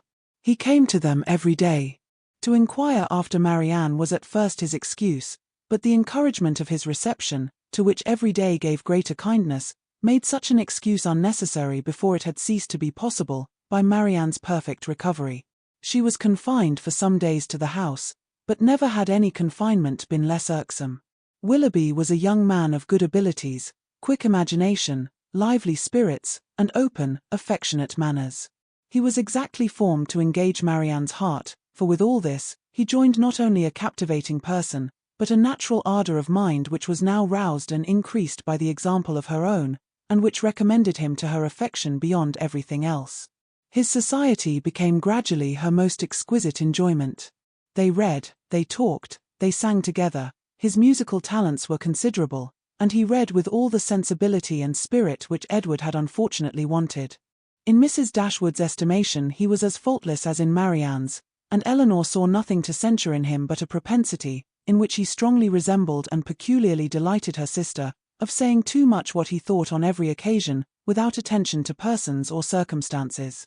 In hastily forming and giving his opinion of other people, in sacrificing general politeness to the enjoyment of undivided attention where his heart was engaged, and in slighting too easily the forms of worldly propriety, he displayed a want of caution which Elinor could not approve, in spite of all that he and Marianne could say in its support. Marianne began now to perceive that the desperation which had seized her at 16 and a half, of ever seeing a man who could satisfy her ideas of perfection, had been rash and unjustifiable. Willoughby was all that her fancy had delineated in that unhappy hour and in every brighter period, as capable of attaching her, and his behaviour declared his wishes to be in that respect as earnest, as his abilities were strong. Her mother too, in whose mind not one speculative thought of their marriage had been raised, by his prospect of riches, was led before the end of a week to hope and expect it, and secretly to congratulate herself on having gained two such sons-in-law as Edward and Willoughby. Colonel Brandon's partiality for Marianne, which had so early been discovered by his friends, now first became perceptible to Elinor, when it ceased to be noticed by them. Their attention and wit were drawn off to his more fortunate rival, and the raillery which the other had incurred before any partiality arose, was removed when his feelings began really to call for the ridicule so justly annexed to sensibility. Elinor was obliged, though unwillingly, to believe that the sentiments which Mrs. Jennings had assigned him for her own satisfaction, were now actually excited by her sister, and that however a general resemblance of disposition between the parties might forward the affection of Mr. Willoughby, an equally striking opposition of character was no hindrance to the regard of Colonel Brandon. She saw it with concern, for what could a silent man of 35 hope, when opposed to a very lively one of 25? And as she could not even wish him successful, she heartily wished him indifferent. She liked him in spite of his gravity and reserve, she beheld in him an object of interest. His manners, though serious, were mild, and his reserve appeared rather the result of some oppression of spirits than of any natural gloominess of temper. Sir John had dropped hints of past injuries and disappointments, which justified her belief of his being an unfortunate man, and she regarded him with respect and compassion. Perhaps she pitied and esteemed him the more because he was slighted by Willoughby and Marianne, who, prejudiced against him for being neither lively nor young, seemed resolved to undervalue his merits. "Brandon is just the kind of man," said Willoughby one day, when they were talking of him together, "whom everybody speaks well of, and nobody cares about, whom all are delighted to see, and nobody remembers to talk to."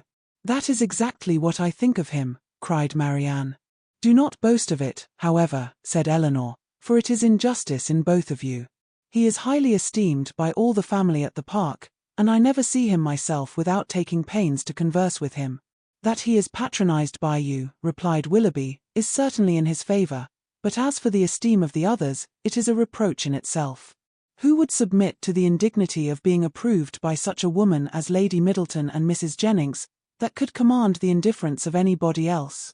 But perhaps the abuse of such people as yourself and Marianne will make amends for the regard of Lady Middleton and her mother. If their praise is censure, your censure may be praise, for they are not more undiscerning than you are prejudiced and unjust. In defence of your protégé you can even be saucy. My protégé, as you call him, is a sensible man, and sense will always have attractions for me. Yes, Marianne, even in a man between 30 and 40. He has seen a great deal of the world, has been abroad, has read, and has a thinking mind. I have found him capable of giving me much information on various subjects, and he has always answered my inquiries with readiness of good breeding and good nature. That is to say," cried Marianne contemptuously, "he has told you that in the East Indies the climate is hot, and the mosquitoes are troublesome. He would have told me so, I doubt not, had I made any such inquiries, but they happened to be points on which I had been previously informed. Perhaps," said Willoughby, "his observations may have extended to the existence of nabobs, gold moors, and palanquins. I may venture to say that his observations have stretched much further than your candour. But why should you dislike him?" "I do not dislike him. I consider him, on the contrary, as a very respectable man, who has everybody's good word, and nobody's notice, who has more money than he can spend, more time than he knows how to employ, and 2 new coats every year. Add to which," cried Marianne, "that he has neither genius, taste, nor spirit. That his understanding has no brilliancy, his feelings no ardour, and his voice no expression." "You decide on his imperfections so much in the mass," replied Elinor, "and so much on the strength of your own imagination, that the commendation I am able to give of him is comparatively cold and insipid. I can only pronounce him to be a sensible man, well-bred, well-informed, of gentle address, and, I believe, possessing an amiable heart." "Miss Dashwood," cried Willoughby, "you are now using me unkindly. You are endeavouring to disarm me by reason, and to convince me against my will. But it will not do. You shall find me as stubborn as you can be artful. I have 3 unanswerable reasons for disliking Colonel Brandon. He threatened me with rain when I wanted it to be fine, he has found fault with the hanging of my curricle, and I cannot persuade him to buy my brown mare. If it will be any satisfaction to you, however, to be told that I believe his character to be in other respects irreproachable, I am ready to confess it. And in return for an acknowledgment, which must give me some pain, you cannot deny me the privilege of disliking him as much as ever." Chapter 11. Little had Mrs. Dashwood or her daughters imagined when they first came into Devonshire, that so many engagements would arise to occupy their time as shortly presented themselves, or that they should have such frequent invitations and such constant visitors as to leave them little leisure for serious employment. Yet such was the case. When Marianne was recovered, the schemes of amusement at home and abroad, which Sir John had been previously forming, were put into execution. The private balls at the park then began, and parties on the water were made and accomplished as often as a showery October would allow. In every meeting of the kind Willoughby was included, and the ease and familiarity which naturally attended these parties were exactly calculated to give increasing intimacy to his acquaintance with the Dashwoods, to afford him opportunity of witnessing the excellencies of Marianne, of marking his animated admiration of her, and of receiving, in her behaviour to himself, the most pointed assurance of her affection. Elinor could not be surprised at their attachment. She only wished that it were less openly shown, and once or twice did venture to suggest the propriety of some self-command to Marianne. But Marianne abhorred all concealment where no real disgrace could attend unreserve, and to aim at the restraint of sentiments which were not in themselves laudable, appeared to her not merely an unnecessary effort, but a disgraceful subjection of reason to commonplace and mistaken notions. Willoughby thought the same, and their behaviour at all times was an illustration of their opinions. When he was present she had no eyes for anyone else. Everything he did was right. Everything he said was clever. If their evenings at the park were concluded with cards, he cheated himself and all the rest of the party to get her a good hand. If dancing formed the amusement of the night, they were partners for half the time, and when obliged to separate for a couple of dances, were careful to stand together and scarcely spoke a word to anybody else. Such conduct made them of course most exceedingly laughed at, but ridicule could not shame, and seemed hardly to provoke them. Mrs. Dashwood entered into all their feelings with a warmth which left her no inclination for checking this excessive display of them. To her it was but the natural consequence of a strong affection in a young and ardent mind. This was the season of happiness to Marianne. Her heart was devoted to Willoughby, and the fond attachment to Norland, which she brought with her from Sussex, was more likely to be softened than she had thought it possible before, by the charms which his society bestowed on her present home. Elinor's happiness was not so great. Her heart was not so much at ease, nor her satisfaction in their amusements so pure. They afforded her no companion that could make amends for what she had left behind, nor that could teach her to think of Norland with less regret than ever. Neither Lady Middleton nor Mrs. Jennings could supply to her the conversation she missed, although the latter was an everlasting talker, and from the first had regarded her with a kindness which ensured her a large share of her discourse. She had already repeated her own history to Elinor 3 or 4 times, and had Elinor's memory been equal to her means of improvement, she might have known very early in their acquaintance all the particulars of Mr. Jennings's last illness, and what he said to his wife a few minutes before he died. Lady Middleton was more agreeable than her mother only in being more silent. Elinor needed little observation to perceive that her reserve was a mere calmness of manner with which sense had nothing to do. Towards her husband and mother she was the same as to them, and intimacy was therefore neither to be looked for nor desired. She had nothing to say one day that she had not said the day before. Her insipidity was invariable, for even her spirits were always the same, and though she did not oppose the parties arranged by her husband, provided everything were conducted in style and her 2 eldest children attended her, she never appeared to receive more enjoyment from them than she might have experienced in sitting at home, and so little did her presence add to the pleasure of the others, by any share in their conversation, that they were sometimes only reminded of her being amongst them by her solicitude about her troublesome boys. In Colonel Brandon alone, of all her new acquaintance, did Elinor find a person who could in any degree claim the respect of abilities, excite the interest of friendship, or give pleasure as a companion. Willoughby was out of the question. Her admiration and regard, even her sisterly regard, was all his own, but he was a lover, his attentions were wholly Marianne's, and a far less agreeable man might have been more generally pleasing. Colonel Brandon, unfortunately for himself, had no such encouragement to think only of Marianne, and in conversing with Elinor he found the greatest consolation for the indifference of her sister.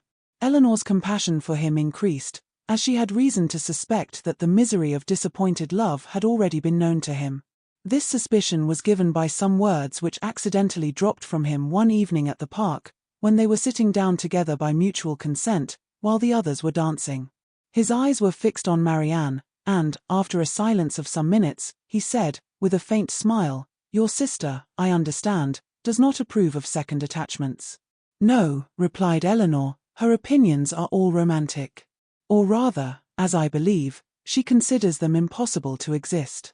"I believe she does. But how she contrives it without reflecting on the character of her own father, who had himself 2 wives, I know not. A few years, however, will settle her opinions on the reasonable basis of common sense and observation, and then they may be more easy to define and to justify than they now are, by anybody but herself." "This will probably be the case," he replied, "and yet there is something so amiable in the prejudices of a young mind, that one is sorry to see them give way to the reception of more general opinions." "I cannot agree with you there," said Elinor. "There are inconveniences attending such feelings as Marianne's, which all the charms of enthusiasm and ignorance of the world cannot atone for. Her systems have all the unfortunate tendency of setting propriety at naught, and a better acquaintance with the world is what I look forward to as her greatest possible advantage." After a short pause he resumed the conversation by saying, "Does your sister make no distinction in her objections against a second attachment? Or is it equally criminal in everybody? Are those who have been disappointed in their first choice, whether from the inconstancy of its object, or the perverseness of circumstances, to be equally indifferent during the rest of their lives? Upon my word, I am not acquainted with the minutiae of her principles. I only know that I never yet heard her admit any instance of a second attachment's being pardonable. This," said he, "cannot hold, but a total change of sentiments no, do not desire it, for when the romantic refinements of a young mind are obliged to give way, how frequently are they succeeded by such opinions as are but too common, and too dangerous. I speak from experience. I once knew a lady who in temper and mind greatly resembled your sister, who thought and judged like her, but who from an enforced change from a series of unfortunate circumstances," here he stopped suddenly, "appeared to think that he had said too much, and by his countenance gave rise to conjectures, which might not otherwise have entered Elinor's head. The lady would probably have passed without suspicion, had he not convinced Miss Dashwood that what concerned her ought not to escape his lips. As it was, it required but a slight effort of fancy to connect his emotion with the tender recollection of past regard. Elinor attempted no more. But Marianne, in her place, would not have done so little. The whole story would have been speedily formed under her active imagination, and everything established in the most melancholy order of disastrous love. Chapter 12. As Elinor and Marianne were walking together the next morning, the latter communicated a piece of news to her sister, which, in spite of all that she knew before of Marianne's imprudence and want of thought, surprised her by its extravagant testimony of both. Marianne told her, with the greatest delight, that Willoughby had given her a horse, one that he had bred himself on his estate in Somersetshire, and which was exactly calculated to carry a woman. Without considering that it was not in her mother's plan to keep any horse, that if she were to alter her resolution in favour of this gift, she must buy another for the servant, and keep a servant to ride it, and after all, build a stable to receive them, she had accepted the present without hesitation, and told her sister of it in raptures. "He intends to send his groom into Somersetshire immediately for it," she added, "and when it arrives we will ride every day. You shall share its use with me. Imagine to yourself, my dear Elinor, the delight of a gallop on some of these downs." Most unwilling was she to awaken from such a dream of felicity to comprehend all the unhappy truths which attended the affair, and for some time she refused to submit to them. As to an additional servant, the expense would be a trifle. Mamma, she was sure, would never object to it, and any horse would do for him. He might always get one at the park. As to a stable, the merest shed would be sufficient. Elinor then ventured to doubt the propriety of her receiving such a present from a man so little, or at least so lately known to her. This was too much. "You are mistaken, Elinor," said she warmly, "in supposing I know very little of Willoughby. I have not known him long indeed, but I am much better acquainted with him than I am with any other creature in the world, except yourself and Mamma. It is not time or opportunity that is to determine intimacy, it is disposition alone.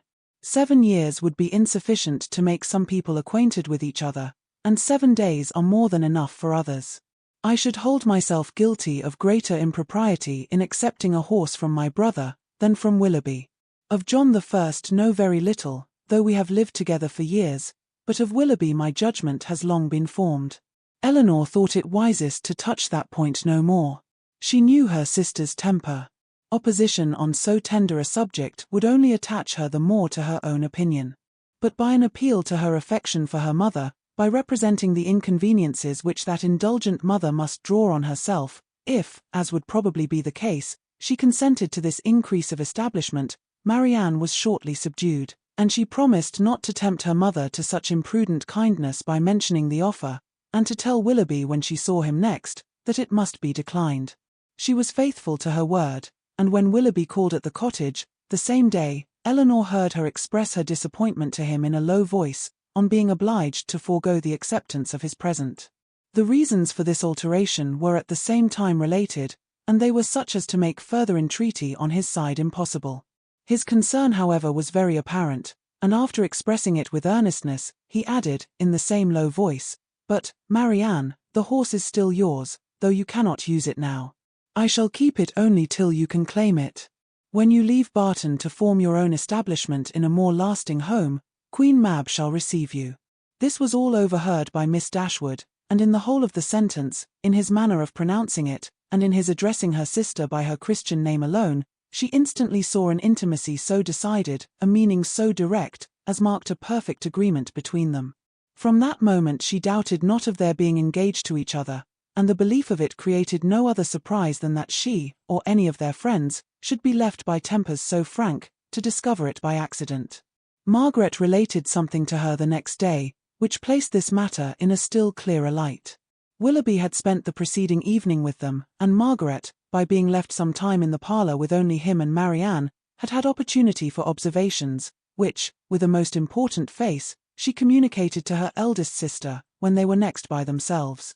"Oh, Elinor," she cried, "I have such a secret to tell you about Marianne.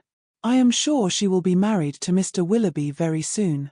"You have said so," replied Elinor, "almost every day since they first met on Highchurch Down, and they had not known each other a week, I believe, before you were certain that Marianne wore his picture round her neck, but it turned out to be only the miniature of our great uncle. But indeed this is quite another thing. I am sure they will be married very soon, for he has got a lock of her hair. Take care, Margaret. It may be only the hair of some great uncle of his. But, indeed, Elinor, it is Marianne's. I am almost sure it is, for I saw him cut it off. Last night after tea, when you and Mamma went out of the room, they were whispering and talking together as fast as could be, and he seemed to be begging something of her, and presently he took up her scissors and cut off a long lock of her hair, for it was all tumbled down her back, and he kissed it, and folded it up in a piece of white paper, and put it into his pocket-book. For such particulars, stated on such authority, Elinor could not withhold her credit, nor was she disposed to it, for the circumstance was in perfect unison with what she had heard and seen herself. Margaret's sagacity was not always displayed in a way so satisfactory to her sister. When Mrs. Jennings attacked her one evening at the park, to give the name of the young man who was Elinor's particular favourite, which had been long a matter of great curiosity to her, Margaret answered by looking at her sister, and saying, "I must not tell, may I, Elinor?" This of course made everybody laugh, and Elinor tried to laugh too. But the effort was painful. She was convinced that Margaret had fixed on a person whose name she could not bear with composure to become a standing joke with Mrs. Jennings. Marianne felt for her most sincerely, but she did more harm than good to the cause, by turning very red and saying in an angry manner to Margaret, "Remember that whatever your conjectures may be, you have no right to repeat them." "I never had any conjectures about it," replied Margaret. "It was you who told me of it yourself." This increased the mirth of the company, and Margaret was eagerly pressed to say something more. "Oh, pray, Miss Margaret, let us know all about it," said Mrs. Jennings. "What is the gentleman's name?" "I must not tell, but I know very well what it is, and I know where he is too." Yes, we can guess where he is, at his own house at Norland to be sure. He is the curate of the parish, I dare say." "No, that he is not. He is of no profession at all." "Margaret," said Marianne with great warmth, "you know that all this is an invention of your own, and that there is no such person in existence." "Well, then, he is lately dead, Marianne, for I am sure there was such a man once, and his name begins with an F." Most grateful did Elinor feel to Lady Middleton for observing, at this moment, that it rained very hard, though she believed the interruption to proceed less from any attention to her, than from her ladyship's great dislike of all such inelegant subjects of raillery as delighted her husband and mother. The idea, however, started by her, was immediately pursued by Colonel Brandon, who was on every occasion mindful of the feelings of others, and much was said on the subject of rain by both of them. Willoughby opened the pianoforte, and asked Marianne to sit down to it, and thus amidst the various endeavours of different people to quit the topic, it fell to the ground. But not so easily did Elinor recover from the alarm into which it had thrown her. A party was formed this evening for going on the following day to see a very fine place about 12 miles from Barton, belonging to a brother-in-law of Colonel Brandon, without whose interest it could not be seen, as the proprietor, who was then abroad, had left strict orders on that head. The grounds were declared to be highly beautiful, and Sir John, who was particularly warm in their praise, might be allowed to be a tolerable judge, for he had formed parties to visit them, at least, twice every summer for the last 10 years. They contained a noble piece of water sail on which was to form a great part of the morning's amusement. Cold provisions were to be taken, open carriages only to be employed, and everything conducted in the usual style of a complete party of pleasure. To some few of the company it appeared rather a bold undertaking, considering the time of year, and that it had rained every day for the last fortnight, and Mrs. Dashwood, who had already a cold, was persuaded by Elinor to stay at home. Chapter 13. Their intended excursion to Whitwell turned out very different from what Elinor had expected. She was prepared to be wet through, fatigued, and frightened, but the event was still more unfortunate, for they did not go at all. By 10 o'clock the whole party was assembled at the park, where they were to breakfast. The morning was rather favourable, though it had rained all night, as the clouds were then dispersing across the sky, and the sun frequently appeared. They were all in high spirits and good humour, eager to be happy, and determined to submit to the greatest inconveniences and hardships rather than be otherwise. While they were at breakfast the letters were brought in. Among the rest there was one for Colonel Brandon. He took it, looked at the direction, changed colour, and immediately left the room. "What is the matter with Brandon?" said Sir John. "Nobody could tell." "I hope he has had no bad news," said Lady Middleton. "It must be something extraordinary that could make Colonel Brandon leave my breakfast table so suddenly." In about 5 minutes he returned. "No bad news, Colonel, I hope," said Mrs. Jennings, as soon as he entered the room. "None at all, I thank you." "Was it from Avignon? I hope it is not to say that your sister is worse." "No, it came from town, and is merely a letter of business." "But how came the hand to discompose you so much, if it was only a letter of business?" Come, this won't do, Colonel, so let us hear the truth of it." "My dear madam," said Lady Middleton, "recollect what you are saying." "Perhaps it is to tell you that your cousin Fanny is married," said Mrs. Jennings, without attending to her daughter's reproof. "No, indeed, it is not." "Well, then, I know who it is from, Colonel. And I hope she is well." "Whom do you mean, said he, colouring a little. "Oh, you know who I mean." "I am particularly sorry, said he, addressing Lady Middleton, "that I should receive this letter today, for it is on business which requires my immediate attendance in town." "In town?" cried Mrs. Jennings. "What can you have to do in town at this time of year?" "My own loss is great," he continued, "in being obliged to leave so agreeable a party, but I am the more concerned, as I fear my presence is necessary to gain your admittance at Whitwell." What a blow upon them all was this! "But if you write a note to the housekeeper, Mr. Brandon," said Marianne, eagerly, "will it not be sufficient?" He shook his head. "We must go," said Sir John. "It shall not be put off when we are so near it. You cannot go to town till tomorrow, Brandon, that is all. I wish it could be so easily settled. But it is not in my power to delay my journey for one day. If you would but let us know what your business is," said Mrs. Jennings, "we might see whether it could be put off or not." "You would not be 6 hours later," said Willoughby, "if you were to defer your journey till our return. I cannot afford to lose 1 hour." Elinor then heard Willoughby say, in a low voice to Marianne, "There are some people who cannot bear a party of pleasure. Brandon is one of them. He was afraid of catching cold, I dare say, and invented this trick for getting out of it. I would lay 50 guineas the letter was of his own writing." "I have no doubt of it," replied Marianne. "There is no persuading you to change your mind, Brandon, I know of old," said Sir John, "when once you are determined on anything.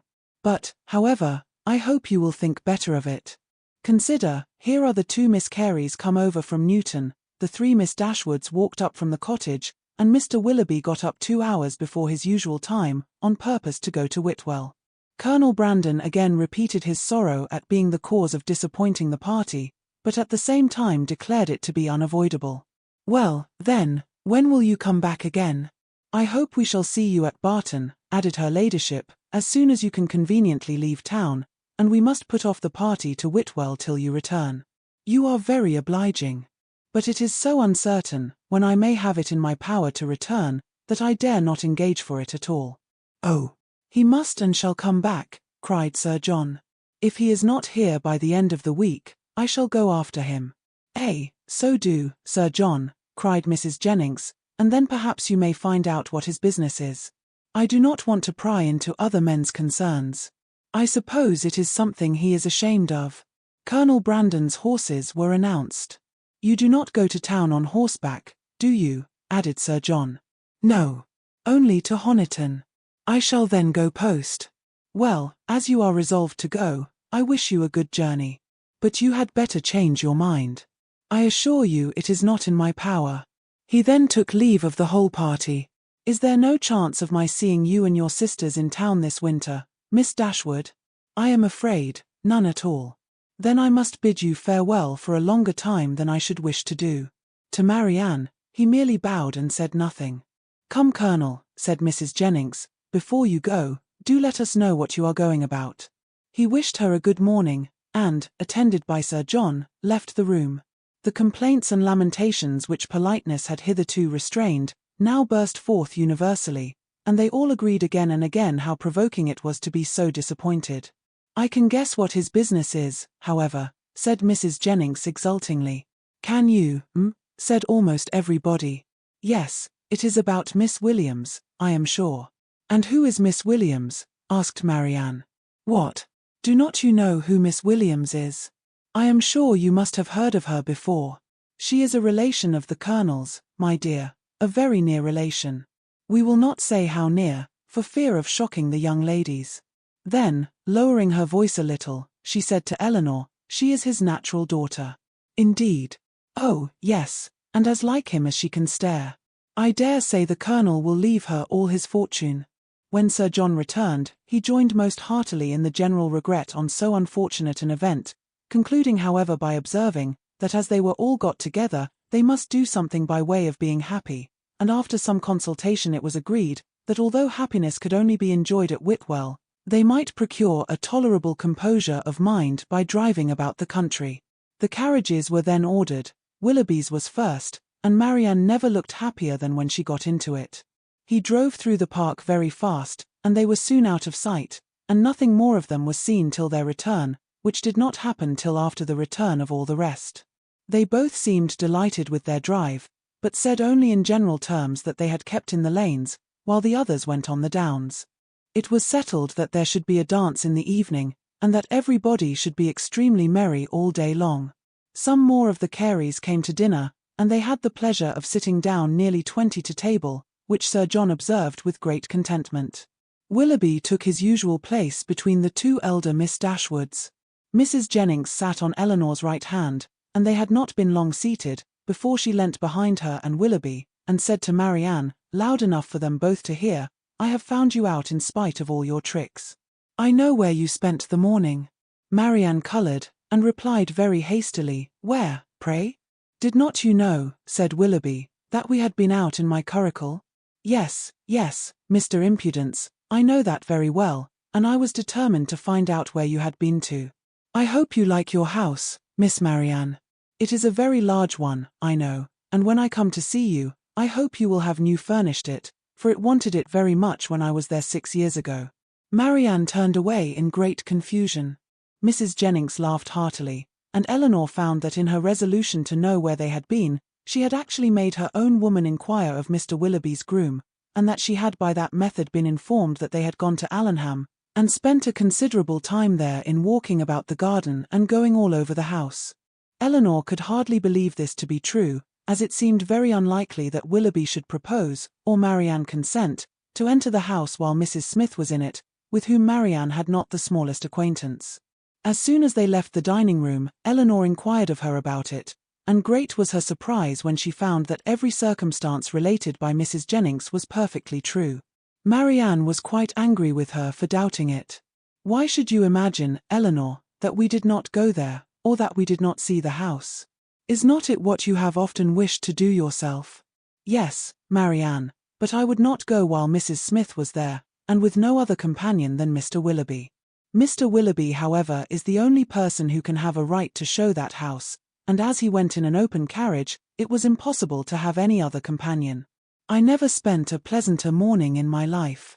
"I am afraid," replied Elinor, "that the pleasantness of an employment does not always evince its propriety.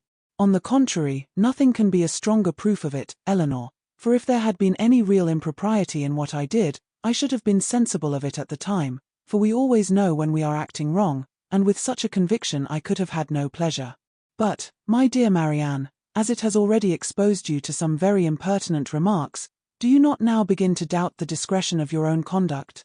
If the impertinent remarks of Mrs. Jennings are to be the proof of impropriety in conduct, we are all offending every moment of our lives. I value not her censure any more than I should do her commendation. I am not sensible of having done anything wrong in walking over Mrs. Smith's grounds, or in seeing her house. They will one day be Mr. Willoughby's, and, if they were one day to be your own, Marianne, you would not be justified in what you have done."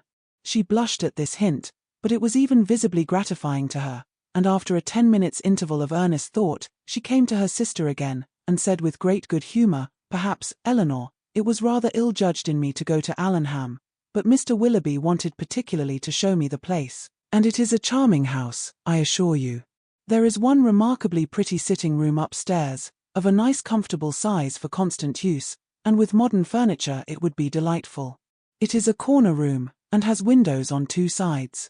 On one side you look across the bowling green, behind the house, to a beautiful hanging wood, and on the other you have a view of the church and village, and, beyond them, of those fine bold hills that we have so often admired.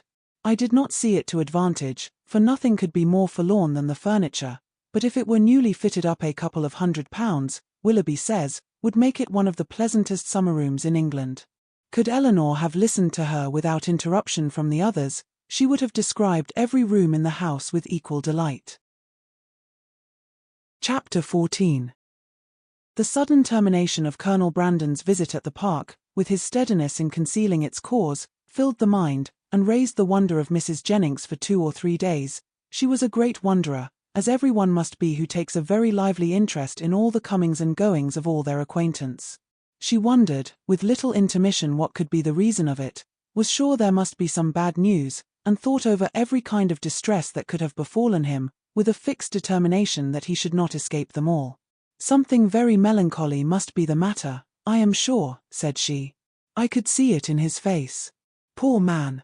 I am afraid his circumstances may be bad. The estate at Delaford was never reckoned more than 2,000 a year, and his brother left everything sadly involved. I do think he must have been sent for about money matters, for what else can it be? I wonder whether it is so. I would give anything to know the truth of it. Perhaps it is about Miss Williams and, by the by, I dare say it is, because he looked so conscious when I mentioned her. Maybe she is ill in town, nothing in the world more likely, for I have a notion she is always rather sickly. I would lay any wager it is about Miss Williams.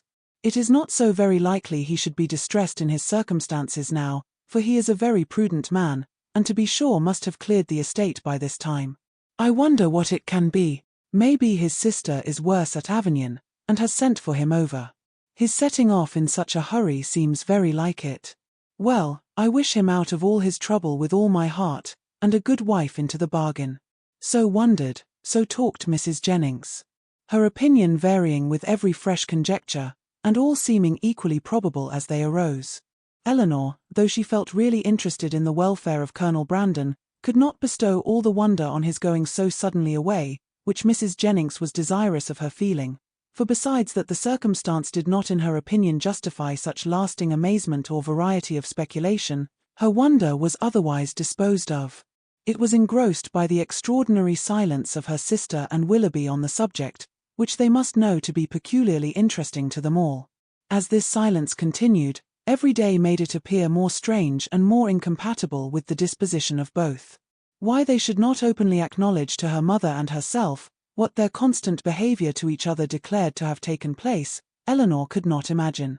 She could easily conceive that marriage might not be immediately in their power, for though Willoughby was independent, there was no reason to believe him rich. His estate had been rated by Sir John at about 600 or 700 a year, but he lived at an expense to which that income could hardly be equal, and he had himself often complained of his poverty. But for this strange kind of secrecy maintained by them relative to their engagement, which in fact concealed nothing at all, she could not account, and it was so wholly contradictory to their general opinions and practice, that a doubt sometimes entered her mind of their being really engaged, and this doubt was enough to prevent her making any inquiry of Marianne. Nothing could be more expressive of attachment to them all than Willoughby's behaviour.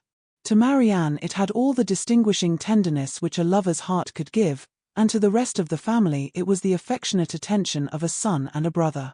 The cottage seemed to be considered and loved by him as his home, many more of his hours were spent there than at Allenham, and if no general engagement collected them at the park, the exercise which called him out in the morning was almost certain of ending there, where the rest of the day was spent by himself at the side of Marianne, and by his favourite pointer at her feet. One evening in particular, about a week after Colonel Brandon left the country, his heart seemed more than usually open to every feeling of attachment to the objects around him, and on Mrs. Dashwood's happening to mention her design of improving the cottage in the spring, he warmly opposed every alteration of a place which affection had established as perfect with him. "What," he exclaimed, "improve this dear cottage? No. That I will never consent to. Not a stone must be added to its walls, not an inch to its size, if my feelings are regarded." "Do not be alarmed," said Miss Dashwood, "nothing of the kind will be done, for my mother will never have money enough to attempt it." "I am heartily glad of it," he cried. "May she always be poor, if she can employ her riches no better. Thank you, Willoughby. But you may be assured that I would not sacrifice one sentiment of local attachment of yours, or of any one whom I loved, for all the improvements in the world. Depend upon it that whatever unemployed sum may remain, when I make up my accounts in the spring, I would even rather lay it uselessly by than dispose of it in a manner so painful to you. But are you really so attached to this place as to see no defect in it?" "I am," said he. "To me it is faultless. Nay, more, I consider it as the only form of building in which happiness is attainable, and were I rich enough I would instantly pull Combe down, and build it up again in the exact plan of this cottage. With dark narrow stairs and a kitchen that smokes, I suppose," said Elinor. "Yes," cried he in the same eager tone, "with all and everything belonging to it in no one convenience or inconvenience about it, should the least variation be perceptible. Then, and then only, under such a roof, I might perhaps be as happy at Combe as I have been at Barton." "I flatter myself," replied Elinor, "that even under the disadvantage of better rooms and a broader staircase, you will hereafter find your own house as faultless as you now do this." "There certainly are circumstances," said Willoughby, "which might greatly endear it to me, but this place will always have one claim of my affection, which no other can possibly share." Mrs. Dashwood looked with pleasure at Marianne, whose fine eyes were fixed so expressively on Willoughby, as plainly denoted how well she understood him. How often did I wish, added he, when I was at Allenham this time 12-month, that Barton Cottage were inhabited. I never passed within view of it without admiring its situation, and grieving that no one should live in it. How little did I then think that the very first news I should hear from Mrs. Smith, when I next came into the country, would be that Barton Cottage was taken, and I felt an immediate satisfaction and interest in the event, which nothing but a kind of prescience of what happiness I should experience from it can account for. Must it not have been so, Marianne, speaking to her in a lowered voice? Then continuing his former tone, he said, and yet this house you would spoil, Mrs. Dashwood.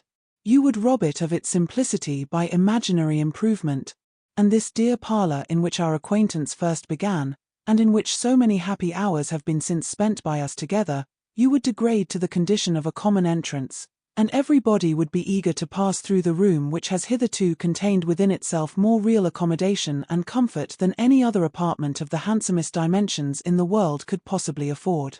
Mrs. Dashwood again assured him that no alteration of the kind should be attempted. You are a good woman, he warmly replied. Your promise makes me easy. Extend it a little farther, and it will make me happy. Tell me that not only your house will remain the same, but that I shall ever find you and yours as unchanged as your dwelling, and that you will always consider me with the kindness which has made everything belonging to you so dear to me. The promise was readily given, and Willoughby's behaviour during the whole of the evening declared at once his affection and happiness. Shall we see you tomorrow to dinner? Said Mrs. Dashwood, when he was leaving them. I do not ask you to come in the morning, for we must walk to the park, to call on Lady Middleton. He engaged to be with them by 4 o'clock. Chapter 15. Mrs. Dashwood's visit to Lady Middleton took place the next day, and 2 of her daughters went with her, but Marianne excused herself from being of the party, under some trifling pretext of employment, and her mother, who concluded that a promise had been made by Willoughby the night before of calling on her while they were absent, was perfectly satisfied with her remaining at home. On their return from the park they found Willoughby's curricle and servant in waiting at the cottage, and Mrs. Dashwood was convinced that her conjecture had been just. So far it was all as she had foreseen, but on entering the house she beheld what no foresight had taught her to expect. They were no sooner in the passage than Marianne came hastily out of the parlour apparently in violent affliction, with her handkerchief at her eyes, and without noticing them ran upstairs. Surprised and alarmed they proceeded directly into the room she had just quitted, where they found only Willoughby, who was leaning against the mantelpiece with his back towards them. He turned round on their coming in, and his countenance showed that he strongly partook of the emotion which overpowered Marianne. Is anything the matter with her? Cried Mrs. Dashwood as she entered. Is she ill? I hope not, he replied, trying to look cheerful, and with a forced smile presently added, it is I who may rather expect to be ill, for I am now suffering under a very heavy disappointment. Disappointment? Yes, for I am unable to keep my engagement with you. Mrs. Smith has this morning exercised the privilege of riches upon a poor dependent cousin, by sending me on business to London. I have just received my dispatches, and taken my farewell of Allenham, and by way of exhilaration I am now come to take my farewell of you. To London, and are you going this morning? Almost this moment. This is very unfortunate. But Mrs. Smith must be obliged, and her business will not detain you from us long, I hope. He coloured as he replied, You are very kind, but I have no idea of returning into Devonshire immediately. My visits to Mrs. Smith are never repeated within the 12-month. And is Mrs. Smith your only friend? Is Allenham the only house in the neighbourhood to which you will be welcome? For shame, Willoughby, can you wait for an invitation here? His colour increased, and with his eyes fixed on the ground he only replied, You are too good. Mrs. Dashwood looked at Elinor with surprise. Elinor felt equal amazement. For a few moments everyone was silent. Mrs. Dashwood first spoke. I have only to add, my dear Willoughby, that at Barton Cottage you will always be welcome, for I will not press you to return here immediately, because you only can judge how far that might be pleasing to Mrs. Smith, and on this head I shall be no more disposed to question your judgment than to doubt your inclination. My engagements at present, replied Willoughby, confusedly, are of such a nature that I dare not flatter myself. He stopped. Mrs. Dashwood was too much astonished to speak, and another pause succeeded. This was broken by Willoughby, who said with a faint smile, It is folly to linger in this manner. I will not torment myself any longer by remaining among friends whose society it is impossible for me now to enjoy." He then hastily took leave of them all and left the room. They saw him step into his carriage, and in a minute it was out of sight. Mrs. Dashwood felt too much for speech, and instantly quitted the parlour to give way in solitude to the concern and alarm which this sudden departure occasioned. Elinor's uneasiness was at least equal to her mother's. She thought of what had just passed with anxiety and distrust. Willoughby's behaviour in taking leave of them, his embarrassment, an affectation of cheerfulness, and, above all, his unwillingness to accept her mother's invitation, a backwardness so unlike a lover, so unlike himself, greatly disturbed her. One moment she feared that no serious design had ever been formed on his side, and the next that some unfortunate quarrel had taken place between him and her sister. The distress in which Marianne had quitted the room was such as a serious quarrel could most reasonably account for, though when she considered what Marianne's love for him was, a quarrel seemed almost impossible. But whatever might be the particulars of their separation, her sister's affliction was indubitable, and she thought with the tenderest compassion of that violent sorrow which Marianne was in all probability not merely giving way to as a relief, but feeding and encouraging as a duty. In about half an hour her mother returned, and though her eyes were red, her countenance was not uncheerful. "Our dear Willoughby is now some miles from Barton, Elinor," said she, as she sat down to work, "and with how heavy a heart does he travel? It is all very strange. So suddenly to be gone, it seems but the work of a moment. And last night he was with us so happy, so cheerful, so affectionate. And now, after only 10 minutes' notice, gone too without intending to return. Something more than what he owned to us must have happened. He did not speak, he did not behave like himself. You must have seen the difference as well as I. What can it be? Can they have quarrelled? Why else should he have shown such unwillingness to accept your invitation here? It was not inclination that he wanted, Elinor. I could plainly see that. He had not the power of accepting it. I have thought it all over, I assure you, and I can perfectly account for everything that at first seemed strange to me as well as to you." "Can you, indeed?" "Yes.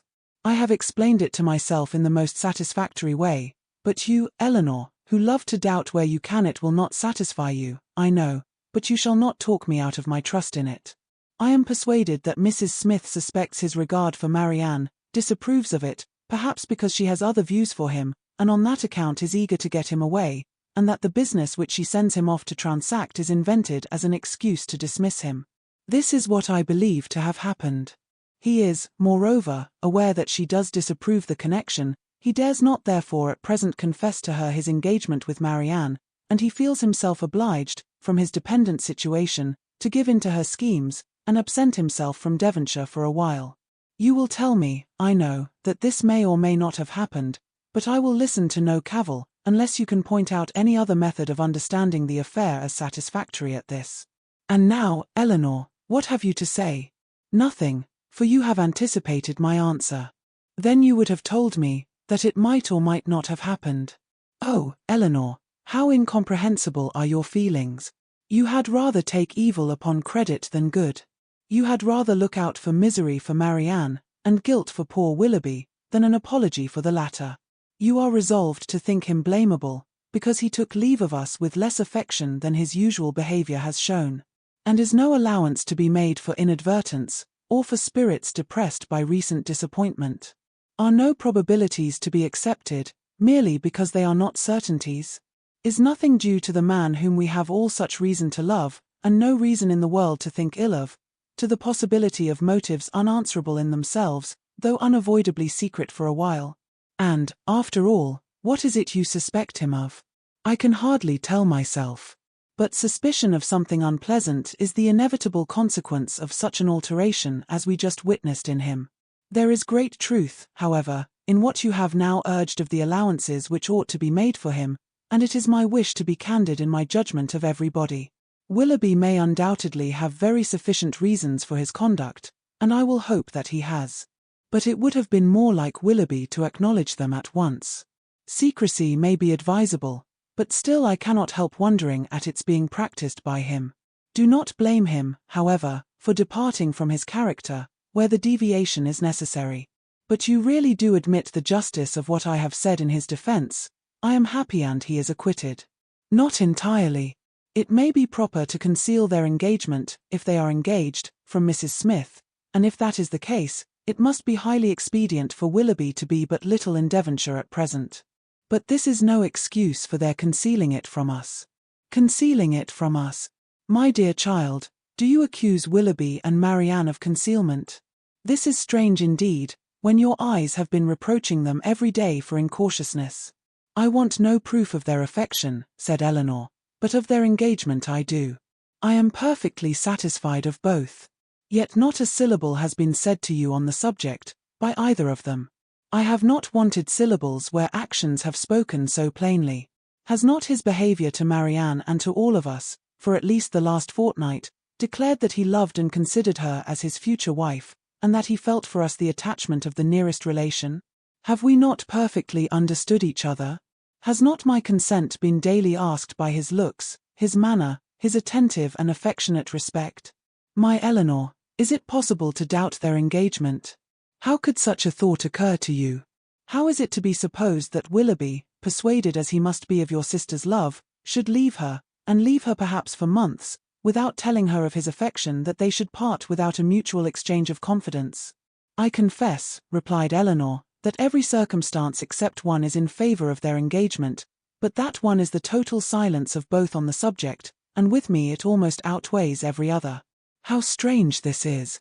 You must think wretchedly indeed of Willoughby, if, after all that has openly passed between them, you can doubt the nature of the terms on which they are together. Has he been acting a part in his behaviour to your sister all this time? Do you suppose him really indifferent to her? No, I cannot think that. He must and does love her, I am sure. But with a strange kind of tenderness, if he can leave her with such indifference, such carelessness of the future, as you attribute to him. You must remember, my dear mother, that I have never considered this matter as certain. I have had my doubts, I confess, but they are fainter than they were, and they may soon be entirely done away. If we find they correspond, every fear of mine will be removed. A mighty concession indeed. If you were to see them at the altar, you would suppose they were going to be married. Ungracious girl! But I require no such proof. Nothing in my opinion has ever passed to justify doubt, no secrecy has been attempted, all has been uniformly open and unreserved. You cannot doubt your sister's wishes. It must be Willoughby therefore whom you suspect. But why? Is he not a man of honour and feeling? Has there been any inconsistency on his side to create alarm? Can he be deceitful? I hope not, I believe not, cried Elinor. I love Willoughby, sincerely love him, and suspicion of his integrity cannot be more painful to yourself than to me. It has been involuntary, and I will not encourage it. I was startled, I confess, by the alteration in his manners this morning. He did not speak like himself, and did not return your kindness with any cordiality. But all this may be explained by such a situation of his affairs as you have supposed. He had just parted from my sister, had seen her leave him in the greatest affliction, and if he felt obliged, from a fear of offending Mrs. Smith, to resist the temptation of returning here soon, and yet aware that by declining your invitation, by saying that he was going away for some time, he should seem to act an ungenerous, a suspicious part by our family, he might well be embarrassed and disturbed. In such a case, a plain and open avowal of his difficulties would have been more to his honour, I think, as well as more consistent with his general character, but I will not raise objections against anyone's conduct on so illiberal a foundation, as a difference in judgment from myself, or a deviation from what I may think right and consistent. You speak very properly. Willoughby certainly does not deserve to be suspected. Though we have not known him long, he is no stranger in this part of the world, and who has ever spoken to his disadvantage? Had he been in a situation to act independently and marry immediately, it might have been odd that he should leave us without acknowledging everything to me at once, but this is not the case. It is an engagement in some respects not prosperously begun, for their marriage must be at a very uncertain distance, and even secrecy, as far as it can be observed, may now be very advisable. They were interrupted by the entrance of Margaret, and Elinor was then at liberty to think over the representations of her mother, to acknowledge the probability of many, and hope for the justice of all. They saw nothing of Marianne till dinner time, when she entered the room and took her place at the table without saying a word. Her eyes were red and swollen, and it seemed as if her tears were even then restrained with difficulty.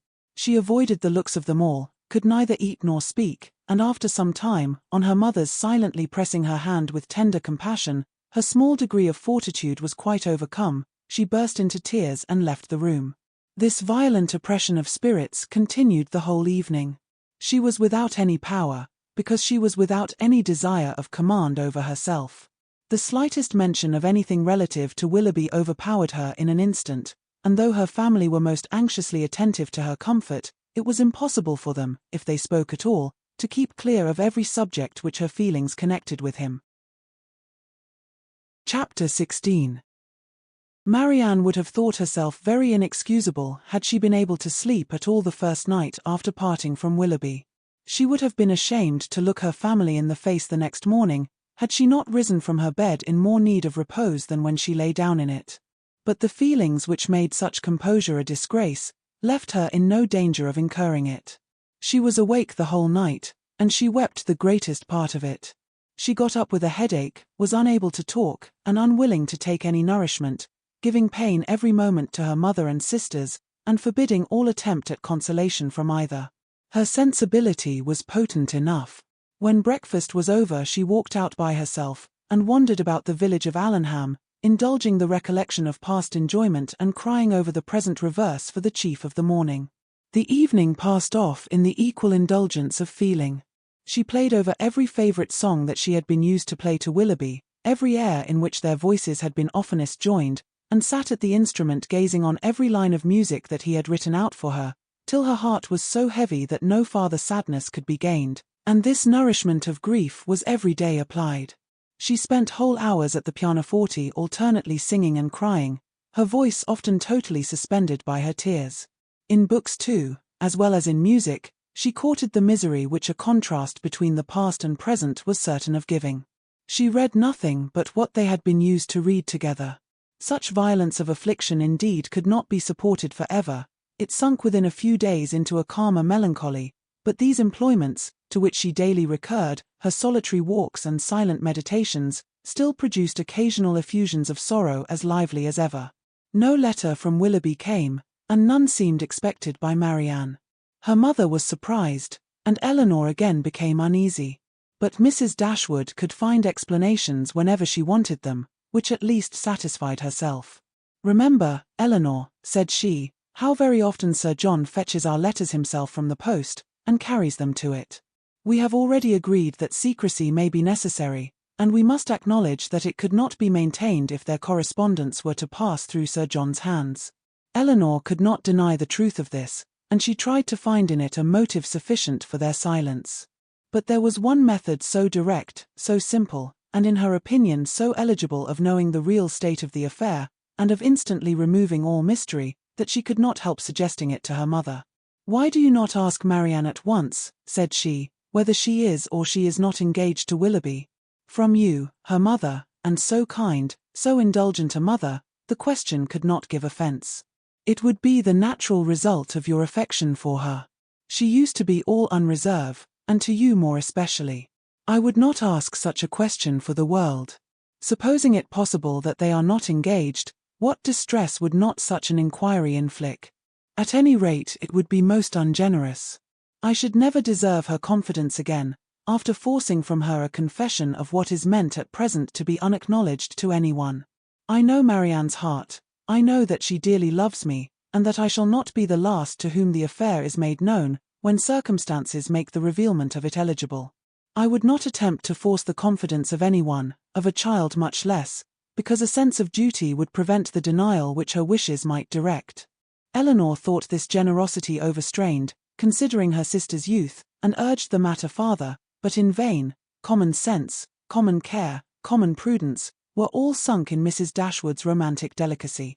It was several days before Willoughby's name was mentioned before Marianne by any of her family. Sir John and Mrs. Jennings, indeed, were not so nice. Their witticisms added pain to many a painful hour, but one evening, Mrs. Dashwood, accidentally taking up a volume of Shakespeare, exclaimed, "We have never finished Hamlet, Marianne. Our dear Willoughby went away before we could get through it."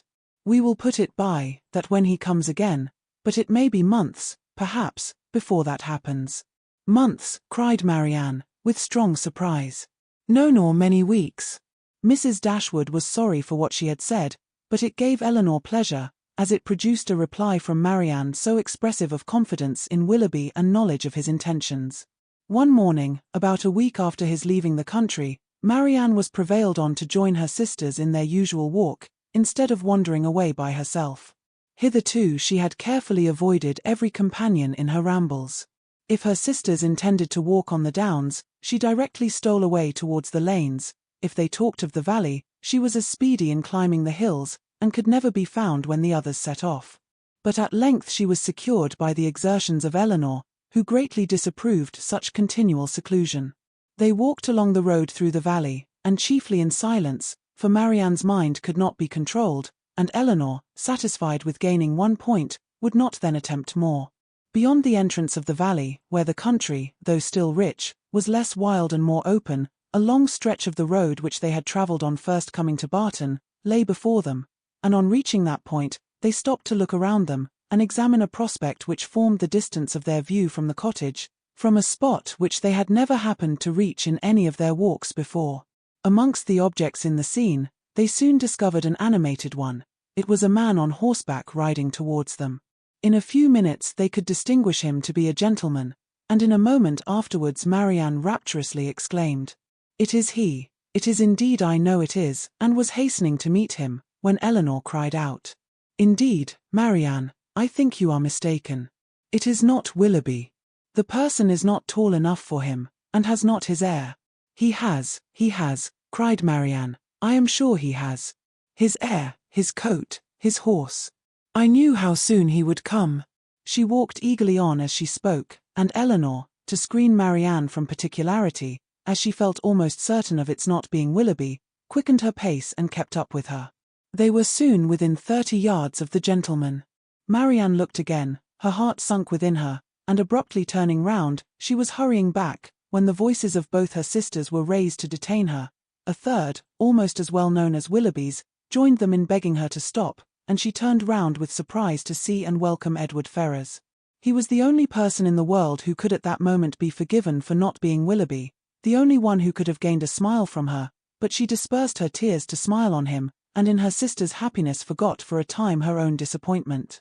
He dismounted, and giving his horse to his servant, walked back with them to Barton, whither he was purposely coming to visit them. He was welcomed by them all with great cordiality, but especially by Marianne, who showed more warmth of regard in her reception of him than even Elinor herself. To Marianne, indeed, the meeting between Edward and her sister was but a continuation of that unaccountable coldness which she had often observed at Norland in their mutual behaviour. On Edward's side, more particularly, there was a deficiency of all that a lover ought to look and say on such an occasion. He was confused, seemed scarcely sensible of pleasure in seeing them, looked neither rapturous nor gay, said little but what was forced from him by questions, and distinguished Elinor by no mark of affection. Marianne saw and listened with increasing surprise. She began almost to feel a dislike of Edward, and it ended, as every feeling must end with her, by carrying back her thoughts to Willoughby, whose manners formed a contrast sufficiently striking to those of his brother-elect. After a short silence which succeeded the first surprise and inquiries of meeting, Marianne asked Edward if he came directly from London. No, he had been in Devonshire a fortnight. A fortnight, she repeated, surprised at his being so long in the same county with Elinor without seeing her before. He looked rather distressed as he added, that he had been staying with some friends near Plymouth. "Have you been lately in Sussex?" said Elinor. "I was at Norland about a month ago." "And how does dear Norland look?" cried Marianne. Dear Norland," said Elinor, "probably looks much as it always does at this time of the year, the woods and walks thickly covered with dead leaves."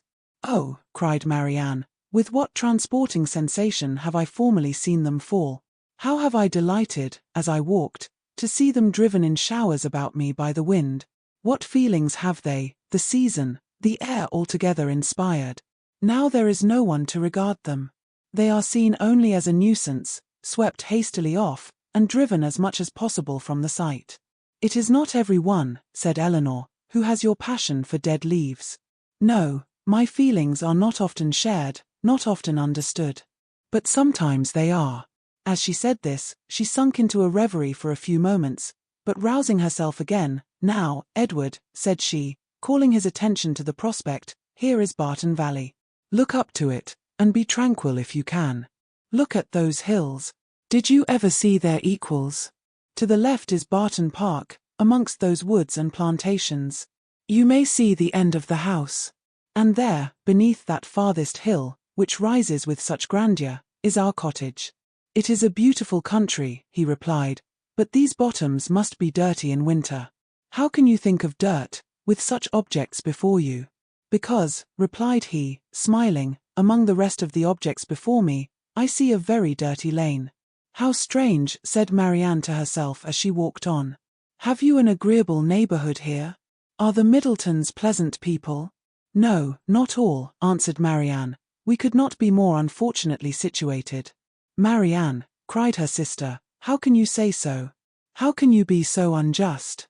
They are a very respectable family, Mr. Ferrars, and towards us have behaved in the friendliest manner. Have you forgot, Marianne, how many pleasant days we have owed to them?" "No," said Marianne, in a low voice, "nor how many painful moments." Elinor took no notice of this, and directing her attention to their visitor, endeavored to support something like discourse with him, by talking of their present residence, its conveniences, and extorting from him occasional questions and remarks. His coldness and reserve mortified her severely. She was vexed and half angry, but resolving to regulate her behavior to him by the past rather than the present, she avoided every appearance of resentment or displeasure, and treated him as she thought he ought to be treated from the family connection. Chapter 17. Mrs. Dashwood was surprised only for a moment at seeing him, for his coming to Barton was, in her opinion, of all things the most natural. Her joy and expression of regard long outlived her wonder. He received the kindest welcome from her, and shyness, coldness, reserve could not stand against such a reception. They had begun to fail him before he entered the house, and they were quite overcome by the captivating manners of Mrs. Dashwood. Indeed, a man could not very well be in love with either of her daughters, without extending the passion to her, and Elinor had the satisfaction of seeing him soon become more like himself. His affections seemed to reanimate towards them all, and his interest in their welfare again became perceptible. He was not in spirits, however. He praised their house, admired its prospect, was attentive and kind, but still he was not in spirits. The whole family perceived it, and Mrs. Dashwood, attributing it to some want of liberality in his mother, sat down to table indignant against all selfish parents. "What are Mrs. Ferrars's views for you at present, Edward?"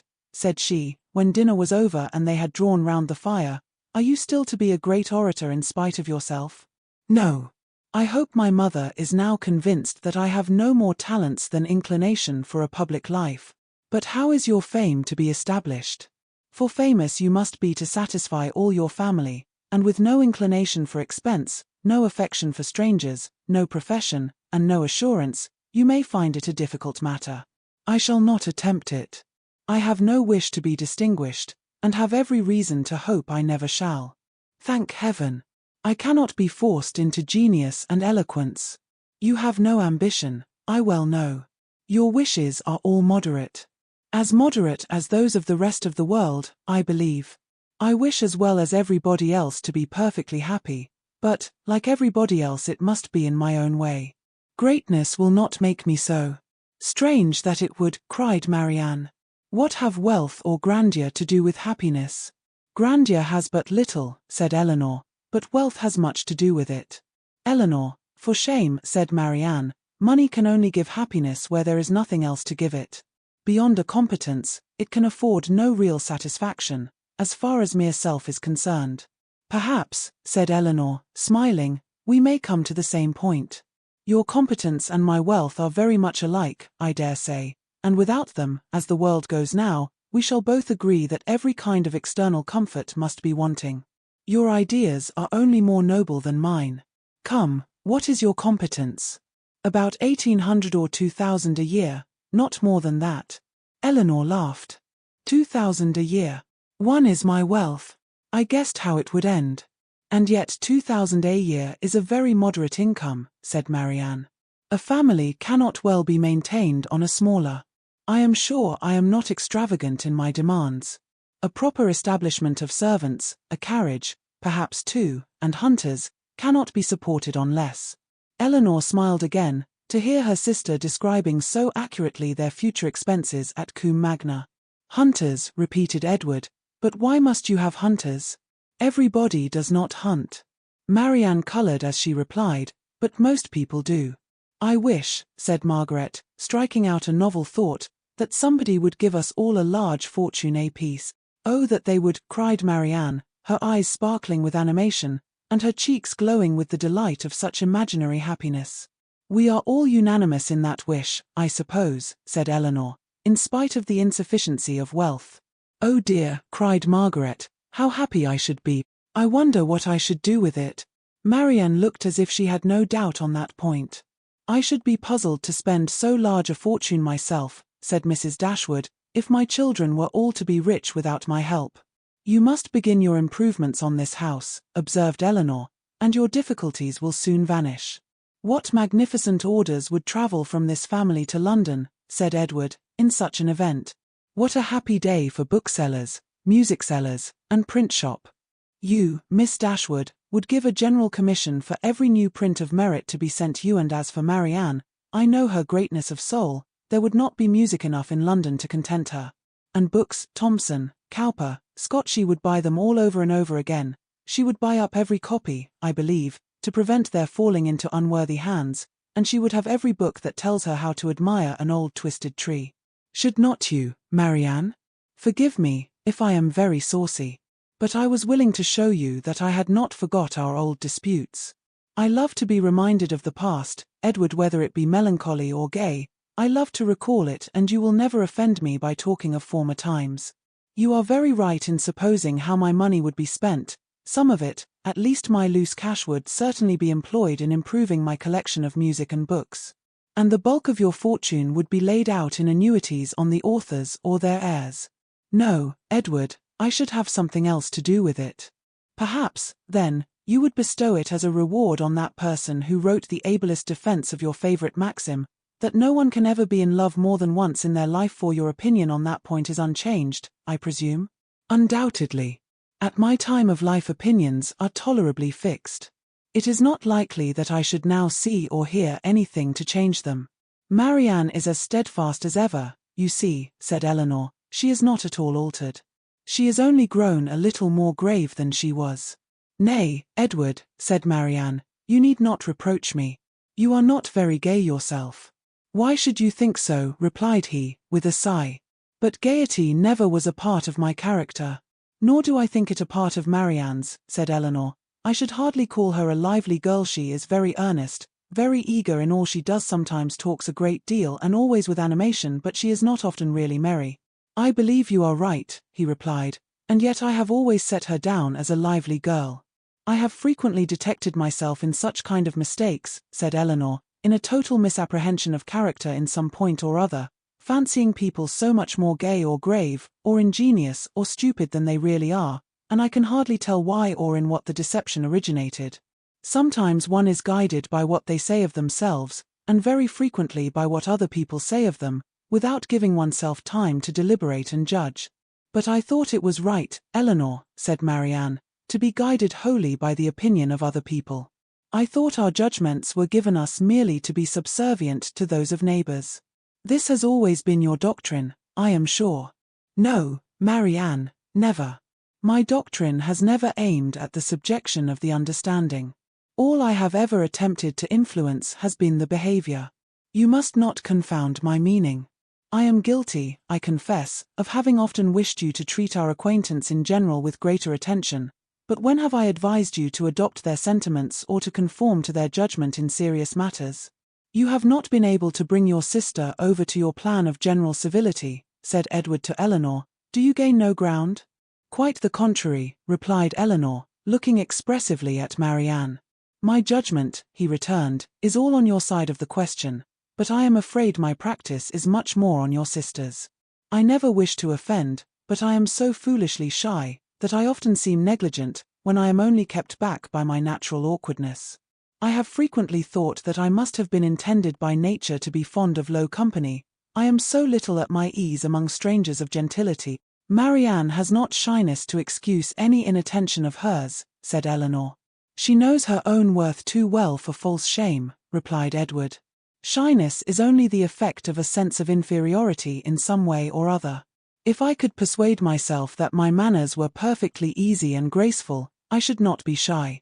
But you would still be reserved, said Marianne, and that is worse. Edward started. Reserved? Am I reserved, Marianne? Yes, very. I do not understand you, replied he, colouring. Reserved, how, in what manner? What am I to tell you? What can you suppose? Elinor looked surprised at his emotion, but trying to laugh off the subject, she said to him, Do not you know my sister well enough to understand what she means? Do not you know she calls every one reserved who does not talk as fast, and admire what she admires as rapturously as herself? Edward made no answer.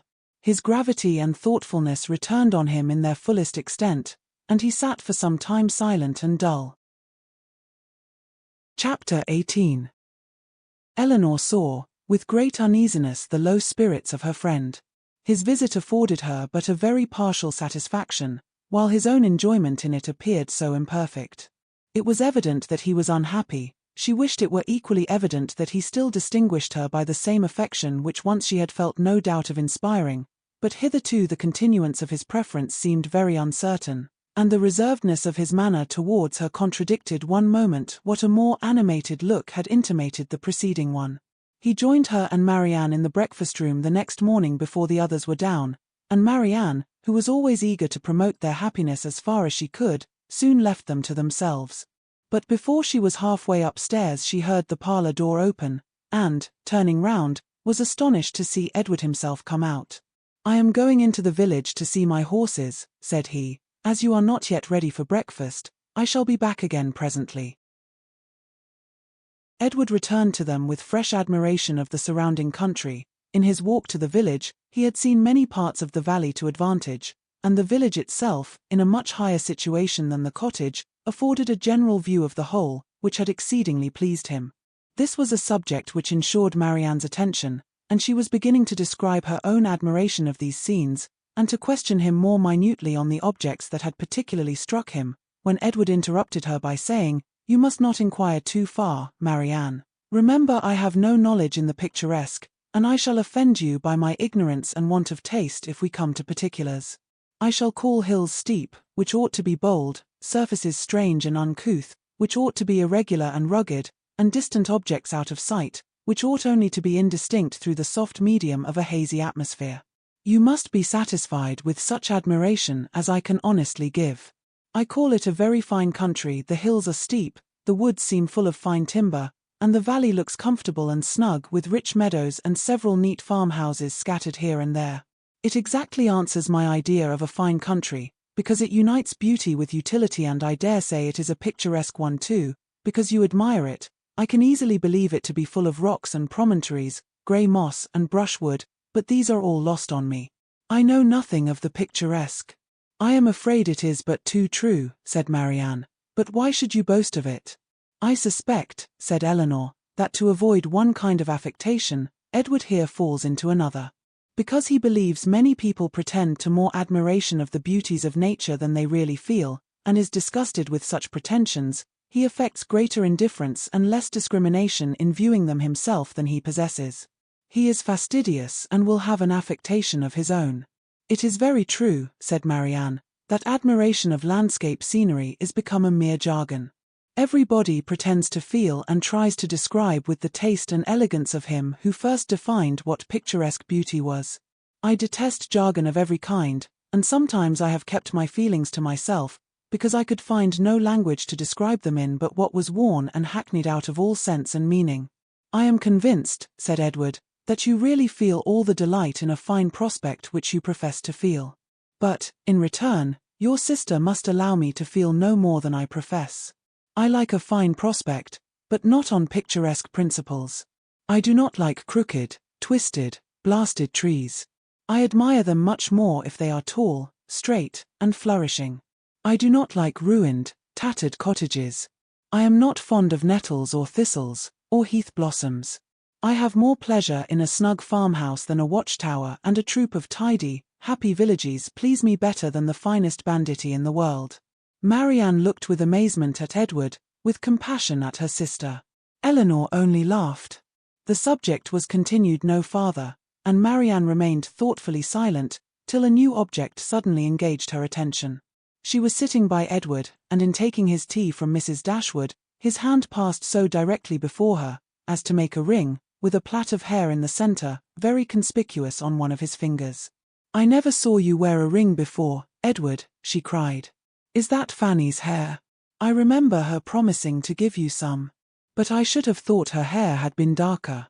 Marianne spoke inconsiderately what she really felt, but when she saw how much she had pained Edward, her own vexation at her want of thought could not be surpassed by his.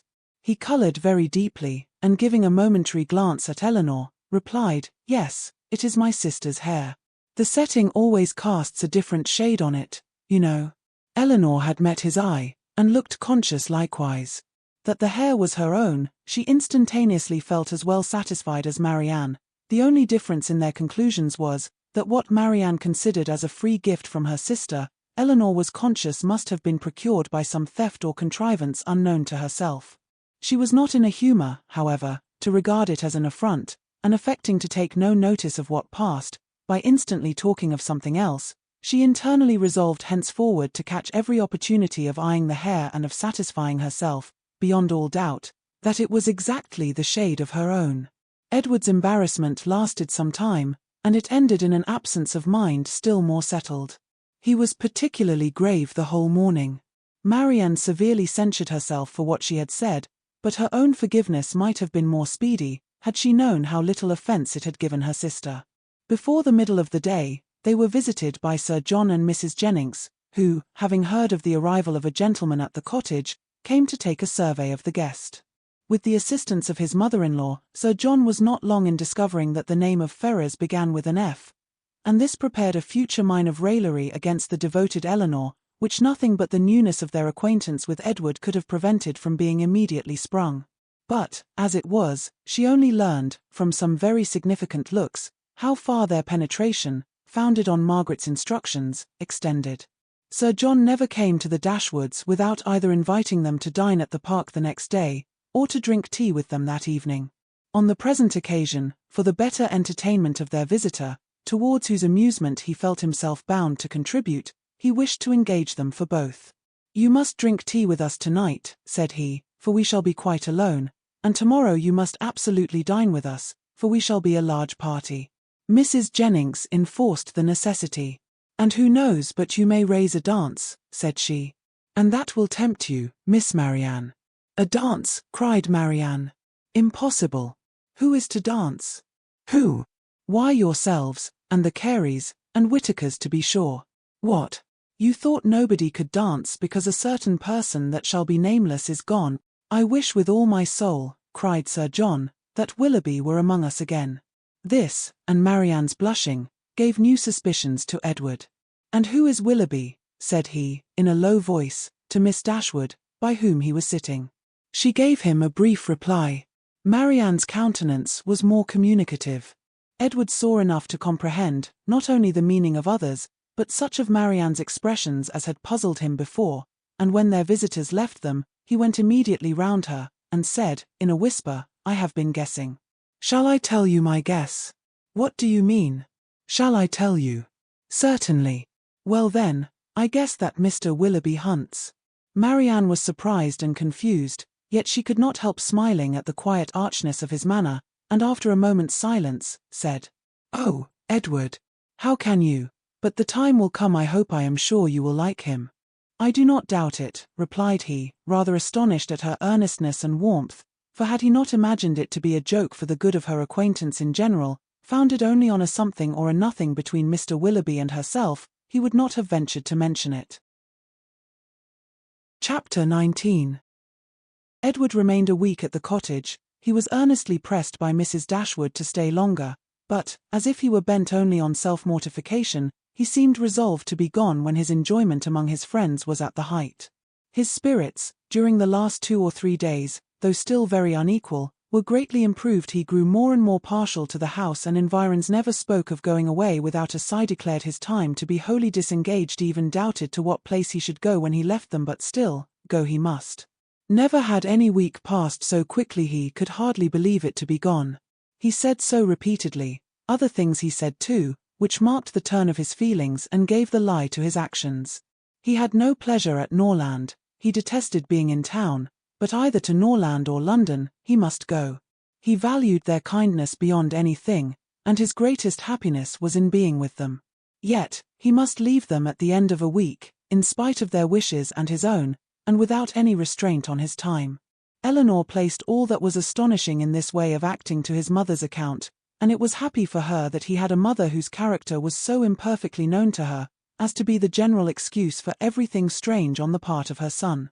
Disappointed, however, and vexed as she was, and sometimes displeased with his uncertain behavior to herself, she was very well disposed on the whole to regard his actions with all the candid allowances and generous qualifications, which had been rather more painfully extorted from her, for Willoughby's service, by her mother.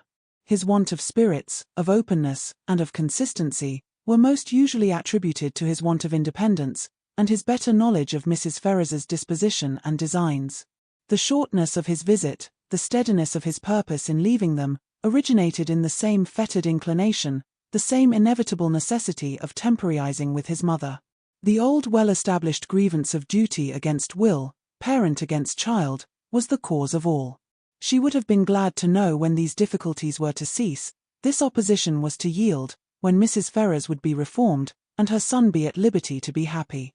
But from such vain wishes she was forced to turn for comfort to the renewal of her confidence in Edward's affection, to the remembrance of every mark of regard in look or word which fell from him while at Barton, and above all to that flattering proof of it which he constantly wore round his finger. "I think, Edward," said Mrs. Dashwood, as they were at breakfast the last morning, "you would be a happier man if you had any profession to engage your time and give an interest to your plans and actions. Some inconvenience to your friends, indeed, might result from it. You would not be able to give them so much of your time. But, with a smile, you would be materially benefited in one particular, at least you would know where to go when you left them." "I do assure you," he replied, "that I have long thought on this point, as you think now. It has been, and is, and probably will always be a heavy misfortune to me, that I have had no necessary business to engage me, no profession to give me employment, or afford me anything like independence. But unfortunately my own nicety, and the nicety of my friends, have made me what I am, an idle, helpless being. We never could agree in our choice of a profession. I always preferred the church, as I still do. But that was not smart enough for my family. They recommended the army. That was a great deal too smart for me. The law was allowed to be genteel enough. Many young men, who had chambers in the Temple, made a very good appearance in the first circles, and drove about town in very knowing gigs. But I had no inclination for the law, even in this less abstruse study of it, which my family approved.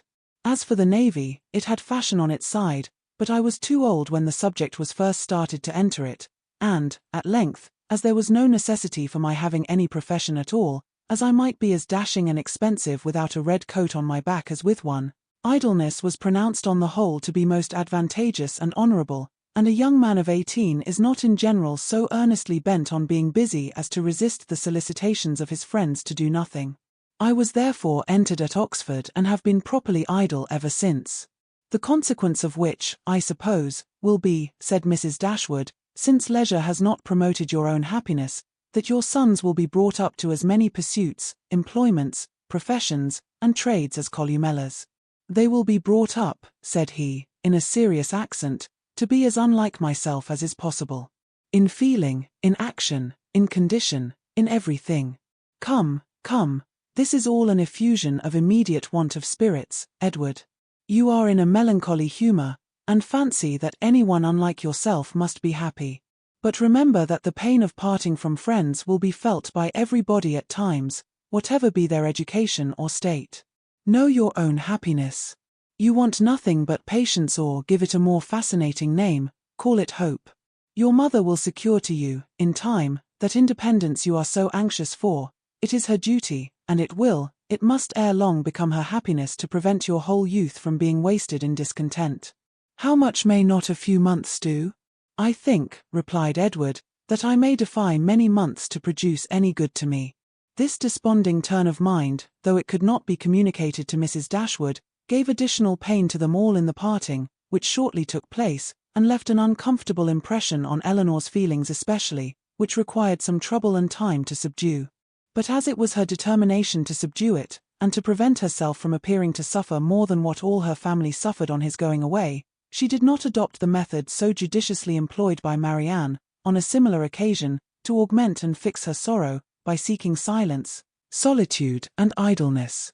Their means were as different as their objects, and equally suited to the advancement of each. Elinor sat down to her drawing-table as soon as he was out of the house, busily employed herself the whole day, neither sought nor avoided the mention of his name, appeared to interest herself almost as much as ever in the general concerns of the family, and if, by this conduct, she did not lessen her own grief, it was at least prevented from unnecessary increase, and her mother and sisters were spared much solicitude on her account. Such behaviour as this, so exactly the reverse of her own, appeared no more meritorious to Marianne than her own had seemed faulty to her. The business of self-command she settled very easily. With strong affections it was impossible, with calm ones it could have no merit. That her sister's affections were calm, she dared not deny, though she blushed to acknowledge it, and of the strength of her own, she gave a very striking proof, by still loving and respecting that sister, in spite of this mortifying conviction.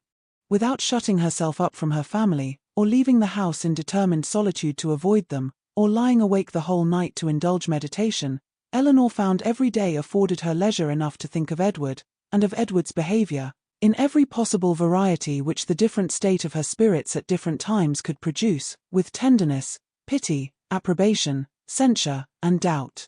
There were moments in abundance, when, if not by the absence of her mother and sisters, at least by the nature of their employments, conversation was forbidden among them, and every effect of solitude was produced.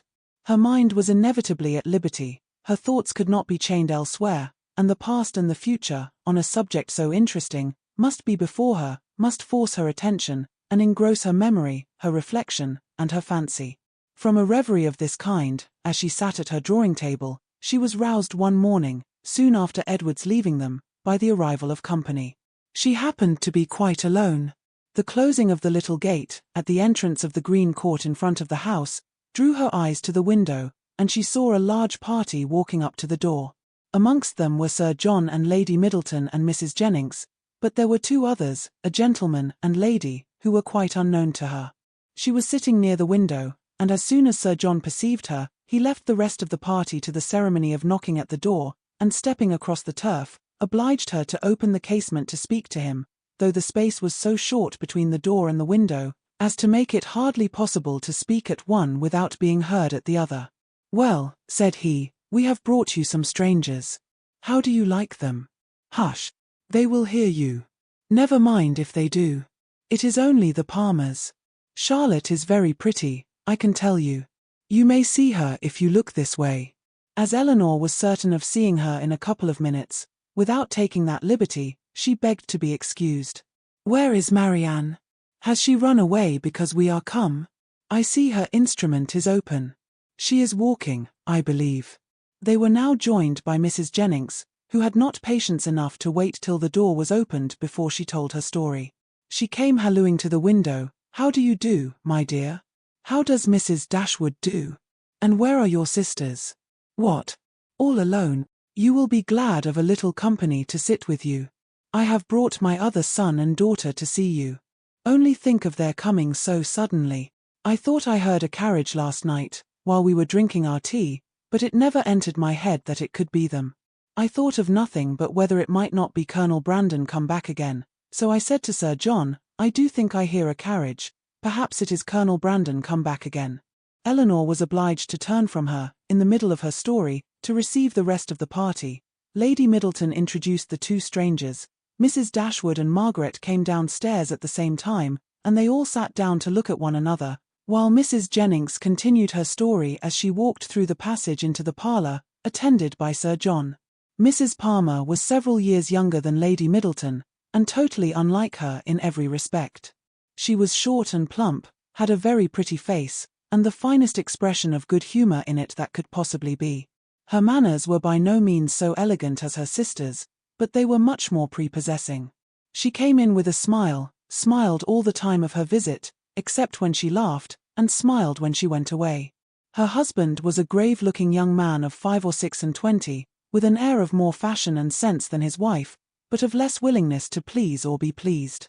He entered the room with a look of self-consequence, slightly bowed to the ladies, without speaking a word, and, after briefly surveying them and their apartments, took up a newspaper from the table, and continued to read it as long as he stayed. Mrs. Palmer, on the contrary, who was strongly endowed by nature with a turn for being uniformly civil and happy, was hardly seated before her admiration of the parlour and everything in it burst forth. "Well, what a delightful room this is! I never saw anything so charming. Only think, Mamma, how it is improved since I was here last. I always thought it such a sweet place." Turning to Mrs. Dashwood, "But you have made it so charming. Only look, sister, how delightful everything is. How I should like such a house for myself. Should not you, Mr. Palmer?" Mr. Palmer made her no answer, and did not even raise his eyes from the newspaper.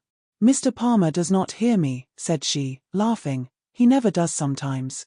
It is so ridiculous." This was quite a new idea to Mrs. Dashwood. She had never been used to find wit in the inattention of anyone, and could not help looking with surprise at them both. Mrs. Jennings, in the meantime, talked on as loud as she could, and continued her account of their surprise, the evening before, on seeing their friends, without ceasing till everything was told. Mrs. Palmer laughed heartily at the recollection of their astonishment, and everybody agreed, 2 or 3 times over, that it had been quite an agreeable surprise. "You may believe how glad we all were to see them," added Mrs. Jennings, leaning forward towards Elinor, and speaking in a low voice as if she meant to be heard by no one else, though they were seated on different sides of the room. "But, however, I can't help wishing they had not travelled quite so fast, nor made such a long journey of it, for they came all round by London upon account of some business, for you know," nodding significantly and pointing to her daughter, "it was wrong in her situation. I wanted her to stay at home and rest this morning, but she would come with us. She longed so much to see you all." Mrs. Palmer laughed, and said it would not do her any harm. "She expects to be confined in February," continued Mrs. Jennings. Lady Middleton could no longer endure such a conversation, and therefore exerted herself to ask Mr. Palmer if there was any news in the paper. "No, none at all," he replied, and read on. "Here comes Marianne," cried Sir John. "Now, Palmer, you shall see a monstrous pretty girl." He immediately went into the passage, opened the front door, and ushered her in himself. Mrs. Jennings asked her, as soon as she appeared, if she had not been to Allenham, and Mrs. Palmer laughed so heartily at the question, as to show she understood it. Mr. Palmer looked up on her entering the room, stared at her some minutes, and then returned to his newspaper. Mrs. Palmer's eye was now caught by the drawings which hung round the room. She got up to examine them. "Oh, dear, how beautiful these are! Well, how delightful! Do but look, Mamma, how sweet! I declare they are quite charming. I could look at them for ever." And then sitting down again, she very soon forgot that there were any such things in the room. When Lady Middleton rose to go away, Mr. Palmer rose also, laid down the newspaper, stretched himself and looked at them all around. "My love, have you been asleep?" said his wife, laughing. He made her no answer, and only observed, after again examining the room, that it was very low-pitched, and that the ceiling was crooked. He then made his bow, and departed with the rest. Sir John had been very urgent with them all to spend the next day at the park.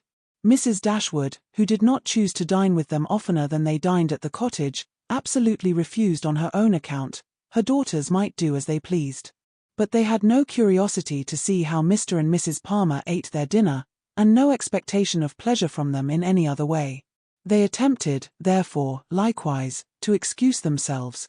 The weather was uncertain, and not likely to be good. But Sir John would not be satisfied the carriage should be sent for them and they must come. Lady Middleton too, though she did not press their mother, pressed them. Mrs. Jennings and Mrs. Palmer joined their entreaties. All seemed equally anxious to avoid a family party, and the young ladies were obliged to yield. "Why should they ask us?" said Marianne, as soon as they were gone. The rent of this cottage is said to be low, but we have it on very hard terms, if we are to dine at the park whenever anyone is staying either with them or with us.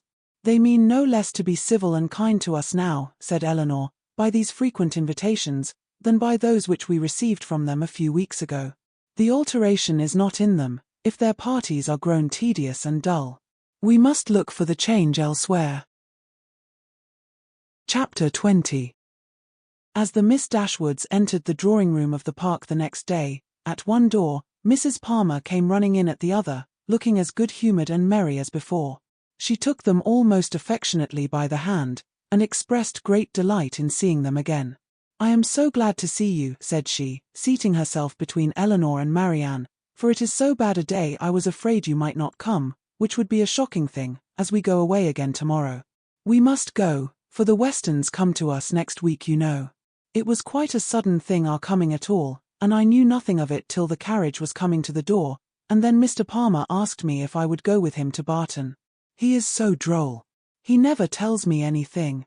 I am so sorry we cannot stay longer, however we shall meet again in town very soon, I hope." They were obliged to put an end to such an expectation. "Not go to town," cried Mrs. Palmer, with a laugh. "I shall be quite disappointed if you do not. I could get the nicest house in world for you, next door to ours, in Hanover Square. You must come, indeed. I am sure I shall be very happy to chaperone you at any time till I am confined, if Mrs. Dashwood should not like to go into public." They thanked her, but were obliged to resist all her entreaties. "Oh, my love," cried Mrs. Palmer to her husband, who just then entered the room, "you must help me to persuade the Miss Dashwoods to go to town this winter." Her love made no answer, and after slightly bowing to the ladies, began complaining of the weather. "How horrid all this is," said he. "Such weather makes everything and everybody disgusting. Dullness is as much produced within doors as without, by rain. It makes one detest all one's acquaintance. What the devil does Sir John mean by not having a billiard room in his house? How few people know what comfort is. Sir John is as stupid as the weather." The rest of the company soon dropped in. "I am afraid, Miss Marianne," said Sir John, "you have not been able to take your usual walk to Allenham today." Marianne looked very grave and said nothing.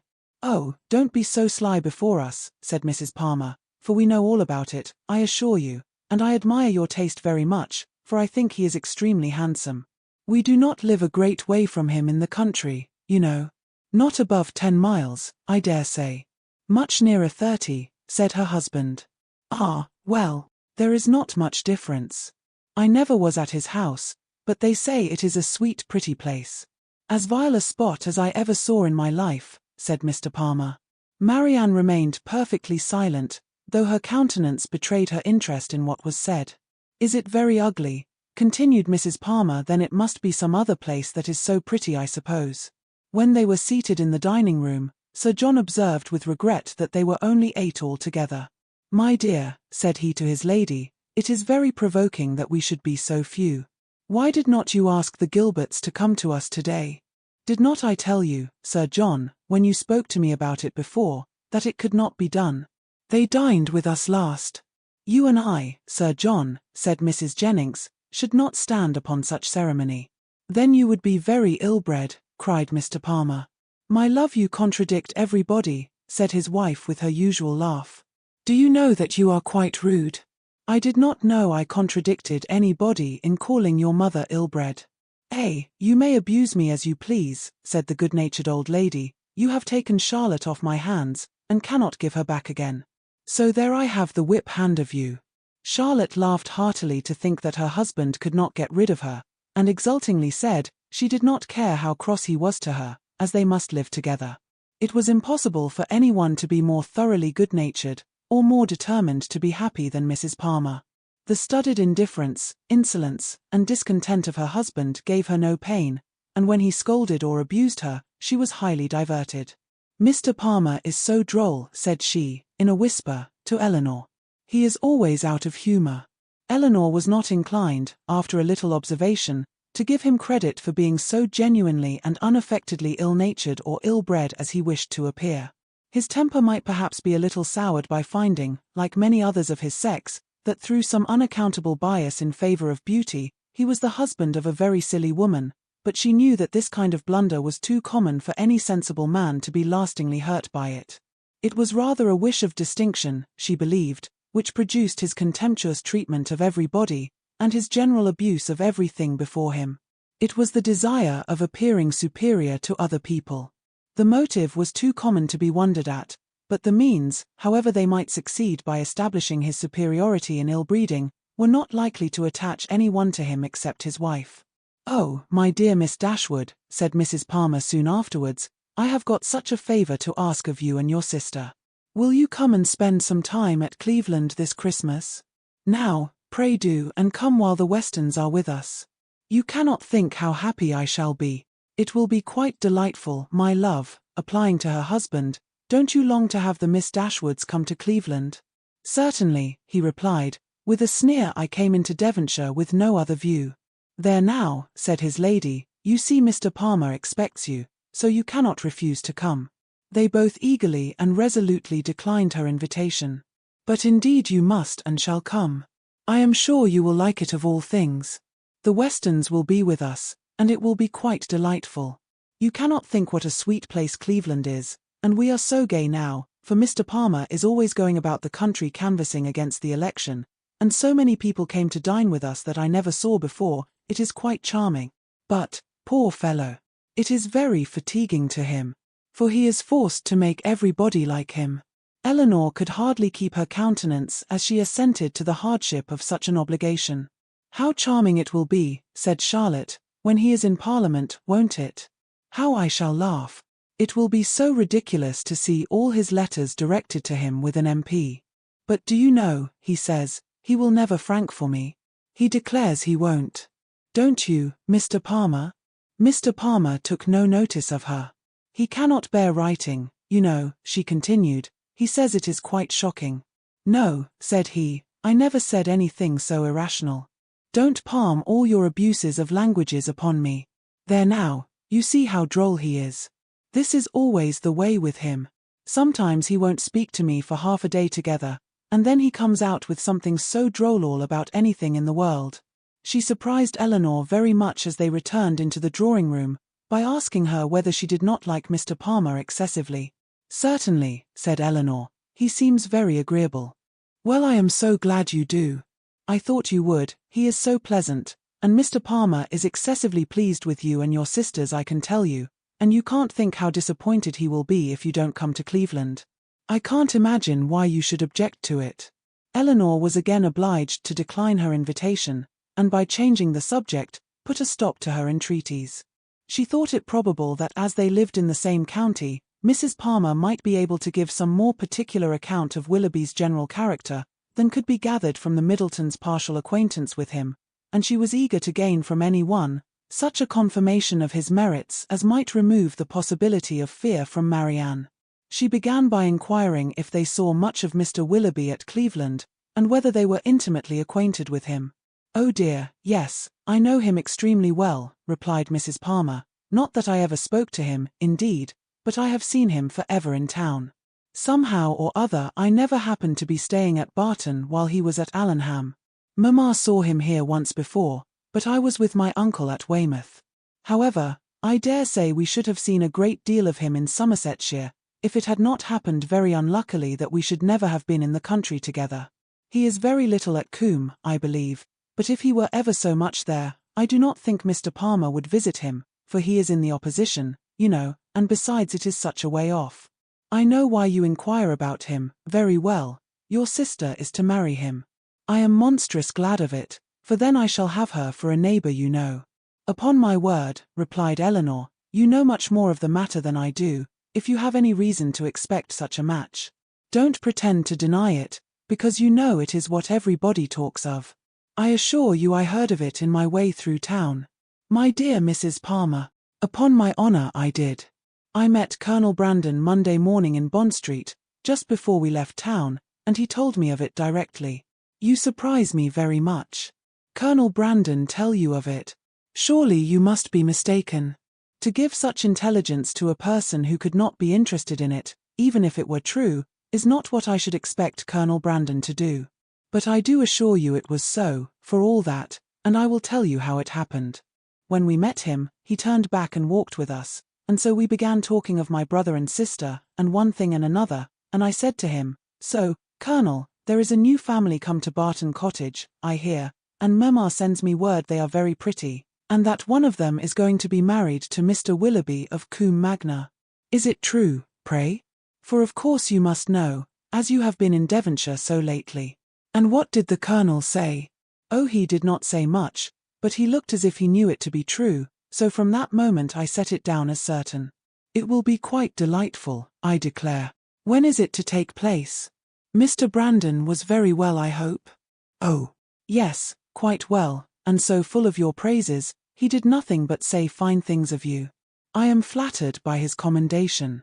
He seems an excellent man, and I think him uncommonly pleasing." "So do I. He is such a charming man, that it is quite a pity he should be so grave and so dull. Mamma says he was in love with your sister too. I assure you it was a great compliment if he was, for he hardly ever falls in love with anybody." "Is Mr. Willoughby much known in your part of Somersetshire?" said Elinor. "Oh, yes, extremely well. That is, I do not believe many people are acquainted with him, because Combe Magna is so far off, but they all think him extremely agreeable, I assure you. Nobody is more liked than Mr. Willoughby wherever he goes, and so you may tell your sister. She is a monstrous lucky girl to get him, upon my honour, not but that he is much more lucky in getting her, because she is so very handsome and agreeable, that nothing can be good enough for her. However, I don't think her hardly at all handsomer than you, I assure you, for I think you both excessively pretty, and so does Mr. Palmer too, I am sure, though we could not get him to own it last night." Mrs. Palmer's information respecting Willoughby was not very material, but any testimony in his favour, however small, was pleasing to her. "I am so glad we are got acquainted at last," continued Charlotte. "And now I hope we shall always be great friends. You can't think how much I long to see you. It is so delightful that you should live at the cottage. Nothing can be like it, to be sure. And I am so glad your sister is going to be well married. I hope you will be a great deal at Combe Magna. It is a sweet place, by all accounts. You have been long acquainted with Colonel Brandon, have not you?" "Yes, a great while, ever since my sister married. He was a particular friend of Sir John's. I believe," she added in a low voice, "he would have been very glad to have had me, if he could. Sir John and Lady Middleton wished it very much. But Mamma did not think the match good enough for me, otherwise Sir John would have mentioned it to the Colonel, and we should have been married immediately. Did not Colonel Brandon know of Sir John's proposal to your mother before it was made? Had he never owned his affection to yourself?" "Oh, no, but if Mamma had not objected to it, I dare say he would have liked it of all things. He had not seen me then above twice, for it was before I left school. However, I am much happier as I am. Mr. Palmer is the kind of man I like." Chapter 21. The Palmers returned to Cleveland the next day, and the two families at Barton were again left to entertain each other. But this did not last long. Elinor had hardly got their last visitors out of her head, had hardly done wondering at Charlotte's being so happy without a cause, at Mr. Palmer's acting so simply, with good abilities, and at the strange unsuitableness which often existed between husband and wife, before Sir John's and Mrs. Jennings's active zeal in the cause of society procured her some other new acquaintance to see and observe. In a morning's excursion to Exeter, they had met with two young ladies, whom Mrs. Jennings had the satisfaction of discovering to be her relations, and this was enough for Sir John to invite them directly to the park, as soon as their present engagements at Exeter were over. Their engagements at Exeter instantly gave way before such an invitation, and Lady Middleton was thrown into no little alarm on the return of Sir John, by hearing that she was very soon to receive a visit from two girls whom she had never seen in her life, and of whose elegance, whose tolerable gentility even she could have no proof, for the assurances of her husband and mother on that subject went for nothing at all. Their being her relations too made it so much the worse, and Mrs. Jennings's attempts at consolation were therefore unfortunately founded, when she advised her daughter not to care about their being so fashionable, because they were all cousins and must put up with one another. As it was impossible, however, now to prevent their coming, Lady Middleton resigned herself to the idea of it, with all the philosophy of a well-bred woman, contenting herself with merely giving her husband a gentle reprimand on the subject 5 or 6 times every day. The young ladies arrived. Their appearance was by no means ungenteel or unfashionable. Their dress was very smart, their manners very civil, they were delighted with the house, and in raptures with the furniture, and they happened to be so dotingly fond of children that Lady Middleton's good opinion was engaged in their favour before they had been an hour at the park. She declared them to be very agreeable girls indeed, which for her ladyship was enthusiastic admiration. Sir John's confidence in his own judgment rose with this animated praise, and he set off directly for the cottage to tell the Miss Dashwoods of the Miss Steeles' arrival, and to assure them of their being the sweetest girls in the world. From such commendation as this, however, there was not much to be learned. Elinor well knew that the sweetest girls in the world were to be met with in every part of England, under every possible variation of form, face, temper, and understanding. Sir John wanted the whole family to walk to the park directly and look at his guests. Benevolent, philanthropic man, it was painful to him even to keep a third cousin to himself. "Do come now," said he, "pray come, you must come, I declare you shall come, you can't think how you will like them. Lucy is monstrous pretty, and so good-humoured and agreeable. The children are all hanging about her already, as if she was an old acquaintance. And they both long to see you of all things, for they have heard at Exeter that you are the most beautiful creatures in the world, and I have told them it is all very true, and a great deal more. You will be delighted with them, I am sure. They have brought the whole coach full of playthings for the children. How can you be so cross as not to come? Why, they are your cousins, you know, after a fashion. You are my cousins, and they are my wife's, so you must be related." But Sir John could not prevail. He could only obtain a promise of their calling at the park within a day or two, and then left them in amazement at their indifference, to walk home and boast anew of their attractions to the Miss Steeles, as he had been already boasting of the Miss Steeles to them.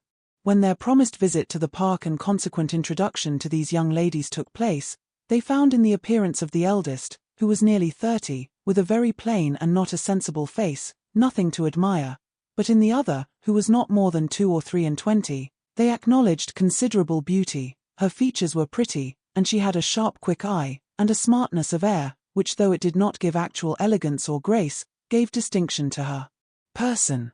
Their manners were particularly civil, and Elinor soon allowed them credit for some kind of sense, when she saw with what constant and judicious attention they were making themselves agreeable to Lady Middleton.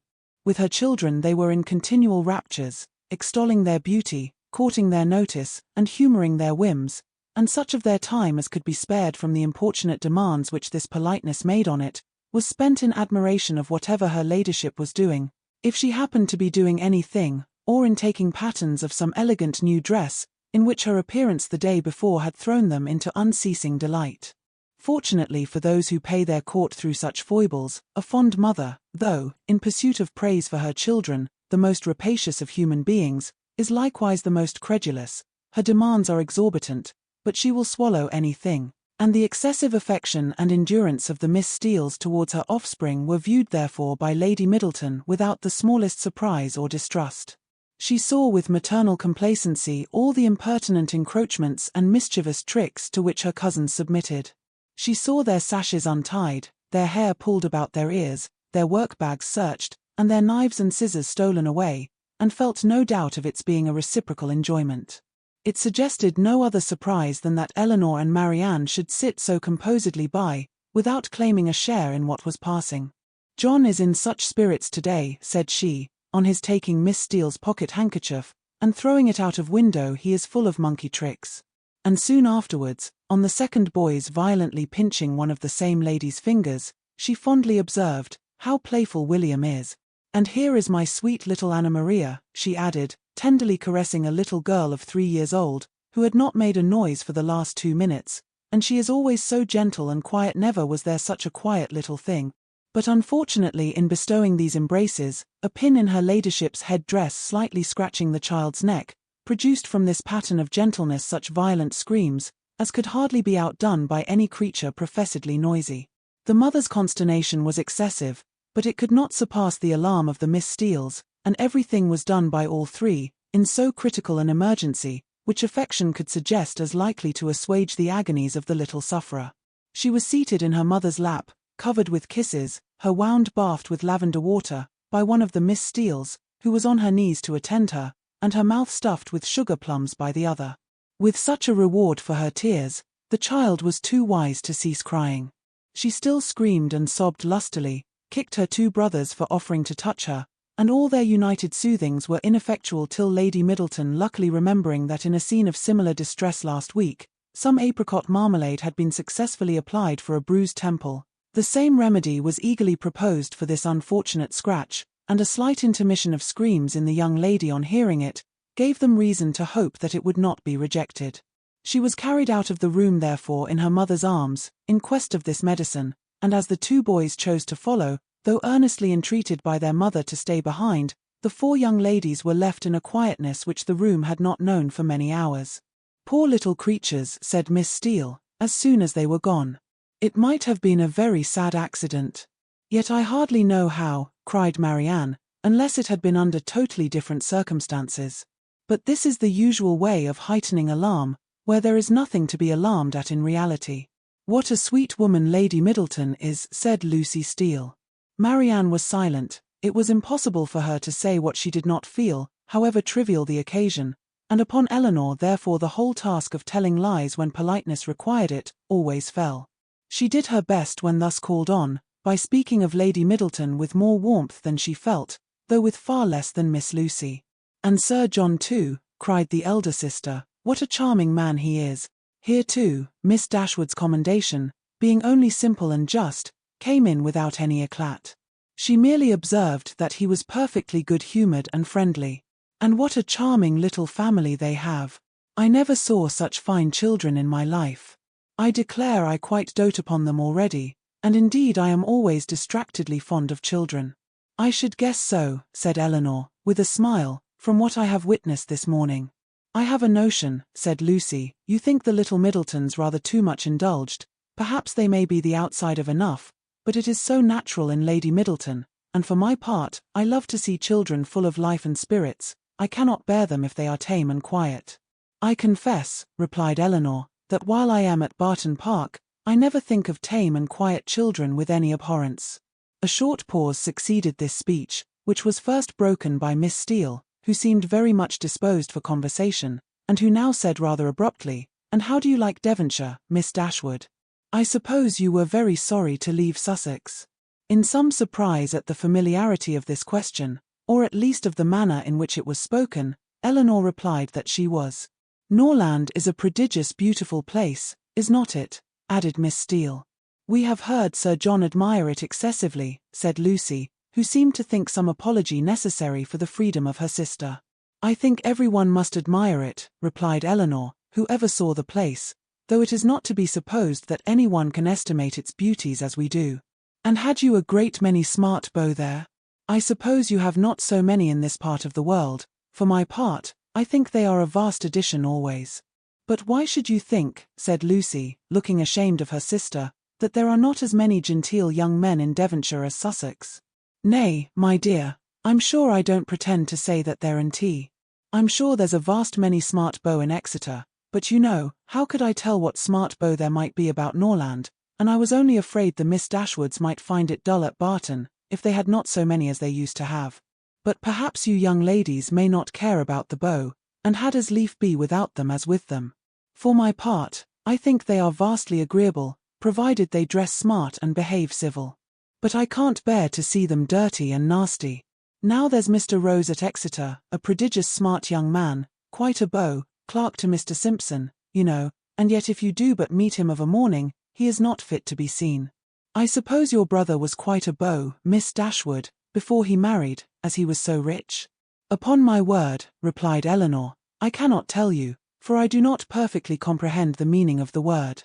But this I can say, that if he ever was a beau before he married, he is one still, for there is not the smallest alteration in him." "Oh, dear. One never thinks of married men's being beaux, they have something else to do." "Lord!" "And," cried her sister, "you can talk of nothing but beaux, you will make Miss Dashwood believe you think of nothing else." And then to turn the discourse, she began admiring the house and the furniture. This specimen of the Miss Steeles was enough. The vulgar freedom and folly of the eldest left her no recommendation, and as Elinor was not blinded by the beauty, or the shrewd look of the youngest, to her want of real elegance and artlessness, she left the house without any wish of knowing them better. Not so the Miss Steeles. They came from Exeter, well provided with admiration for the use of Sir John Middleton, his family, and all his relations, and no niggardly proportion was now dealt out to his fair cousins, whom they declared to be the most beautiful, elegant, accomplished, and agreeable girls they had ever beheld, and with whom they were particularly anxious to be better acquainted. And to be better acquainted, therefore, Elinor soon found was their inevitable lot, for as Sir John was entirely on the side of the Miss Steeles, their party would be too strong for opposition, and that kind of intimacy must be submitted to, which consists of sitting an hour or two together in the same room almost every day. Sir John could do no more, but he did not know that any more was required. To be together was, in his opinion, to be intimate, and while his continual schemes for their meeting were effectual, he had not a doubt of their being established friends.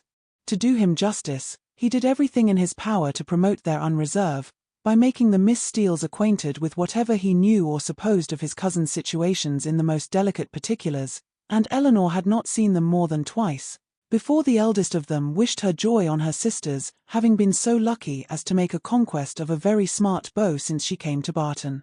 "'Twill be a fine thing to have her married so young, to be sure," said she, "and I hear he is quite a beau, and prodigious handsome. And I hope you may have as good luck yourself soon, but perhaps you may have a friend in the corner already." Elinor could not suppose that Sir John would be more nice in proclaiming his suspicions of her regard for Edward than he had been with respect to Marianne. Indeed, it was rather his favourite joke of the two, as being somewhat newer and more conjectural, and since Edward's visit, they had never dined together without his drinking to her best affections with so much significancy and so many nods and winks, as to excite general attention. The letter F had been likewise invariably brought forward, and found productive of such countless jokes, that its character as the wittiest letter in the alphabet had been long established with Elinor. The Miss Steeles, as she expected, had now all the benefit of these jokes, and in the eldest of them they raised a curiosity to know the name of the gentleman alluded to, which, though often impertinently expressed, was perfectly of a piece with her general inquisitiveness into the concerns of their family. But Sir John did not sport long with the curiosity which he delighted to raise, for he had at least as much pleasure in telling the name, as Miss Steele had in hearing it. "His name is Ferrers," said he, in a very audible whisper, "but pray do not tell it, for it's a great secret." "Ferrers," repeated Miss Steele. "Mr. Ferrers is the happy man, is he?" "What? Your sister-in-law's brother, Miss Dashwood? A very agreeable young man, to be sure. I know him very well." "How can you say so, and," cried Lucy, who generally made an amendment to all her sister's assertions, "though we have seen him once or twice at my uncle's, it is rather too much to pretend to know him very well." Elinor heard all this with attention and surprise. And who was this uncle? Where did he live? How came they acquainted? She wished very much to have the subject continued, though she did not choose to join in it herself, but nothing more of it was said, and for the first time in her life, she thought Mrs. Jennings deficient either in curiosity after petty information, or in a disposition to communicate it. The manner in which Miss Steele had spoken of Edward increased her curiosity, for it struck her as being rather ill-natured, and suggested the suspicion of that lady's knowing, or fancying herself to know something to his disadvantage. But her curiosity was unavailing, for no farther notice was taken of Mr. Ferrers's name by Miss Steele when alluded to, or even openly mentioned by Sir John. Chapter 22. Marianne, who had never much toleration for anything like impertinence, vulgarity, inferiority of parts, or even difference of taste from herself, was at this time particularly ill-disposed, from the state of her spirits, to be pleased with the Miss Steeles, or to encourage their advances, and to the invariable coldness of her behaviour towards them, which checked every endeavour at intimacy on their side, Elinor principally attributed that preference of herself which soon became evident in the manners of both, but especially of Lucy, who missed no opportunity of engaging her in conversation, or of striving to improve their acquaintance by an easy and frank communication of her sentiments. Lucy was naturally clever, her remarks were often just and amusing, and as a companion for half an hour Elinor frequently found her agreeable, but her powers had received no aid from education, she was ignorant and illiterate, and her deficiency of all mental improvement, her want of information in the most common particulars, could not be concealed from Miss Dashwood, in spite of her constant endeavour to appear to advantage. Elinor saw, and pitied her for, the neglect of abilities which education might have rendered so respectable, but she saw, with less tenderness of feeling, the thorough want of delicacy, of rectitude, and integrity of mind, which her attentions, her assiduities, her flatteries at the park betrayed, and she could have no lasting satisfaction in the company of a person who joined insincerity with ignorance, whose want of instruction prevented their meeting in conversation on terms of equality, and whose conduct toward others made every show of attention and deference towards herself perfectly valueless. "You will think my question an odd one, I dare say," said Lucy to her one day, as they were walking together from the park to the cottage, "but pray, are you personally acquainted with your sister-in-law's mother, Mrs. Ferrars?" Elinor did think the question a very odd one, and her countenance expressed it, as she answered that she had never seen Mrs. Ferrars. "Indeed," replied Lucy, "I wonder at that, for I thought you must have seen her at Norland sometimes. Then, perhaps, you cannot tell me what sort of a woman she is?" "No," returned Elinor, cautious of giving her real opinion of Edward's mother, and not very desirous of satisfying what seemed impertinent curiosity, "I know nothing of her." "I am sure you think me very strange, for inquiring about her in such a way," said Lucy, eyeing Elinor attentively as she spoke, "but perhaps there may be reasons I wish I might venture, but however I hope you will do me the justice of believing that I do not mean to be impertinent." Elinor made her a civil reply, and they walked on for a few minutes in silence. It was broken by Lucy, who renewed the subject again by saying, with some hesitation, "I cannot bear to have you think me impertinently curious. I am sure I would rather do anything in the world than be thought so by a person whose good opinion is so well worth having as yours. And I am sure I should not have the smallest fear of trusting you. Indeed, I should be very glad of your advice how to manage in such an uncomfortable situation as I am, but, however, there is no occasion to trouble you. I am sorry you do not happen to know Mrs. Ferrars." "I am sorry I do not," said Elinor, in great astonishment, "if it could be of any use to you to know my opinion of her. But really I never understood that you were at all connected with that family, and therefore I am a little surprised, I confess, at so serious an inquiry into her character." "I dare say you are, and I am sure I do not at all wonder at it. But if I dared tell you all, you would not be so much surprised. Mrs. Ferrars is certainly nothing to me at present, but the time may come. How soon it will come must depend upon herself, when we may be very intimately connected." She looked down as she said this, amiably bashful, with only one side glance at her companion to observe its effect on her. "Good heavens," cried Elinor, "what do you mean? Are you acquainted with Mr. Robert Ferrars? Can you be?" And she did not feel much delighted with the idea of such a sister-in-law. "No," replied Lucy, "not to Mr. Robert Ferrars. I never saw him in my life, but," fixing her eyes upon Elinor, "to his eldest brother." What felt Elinor at that moment?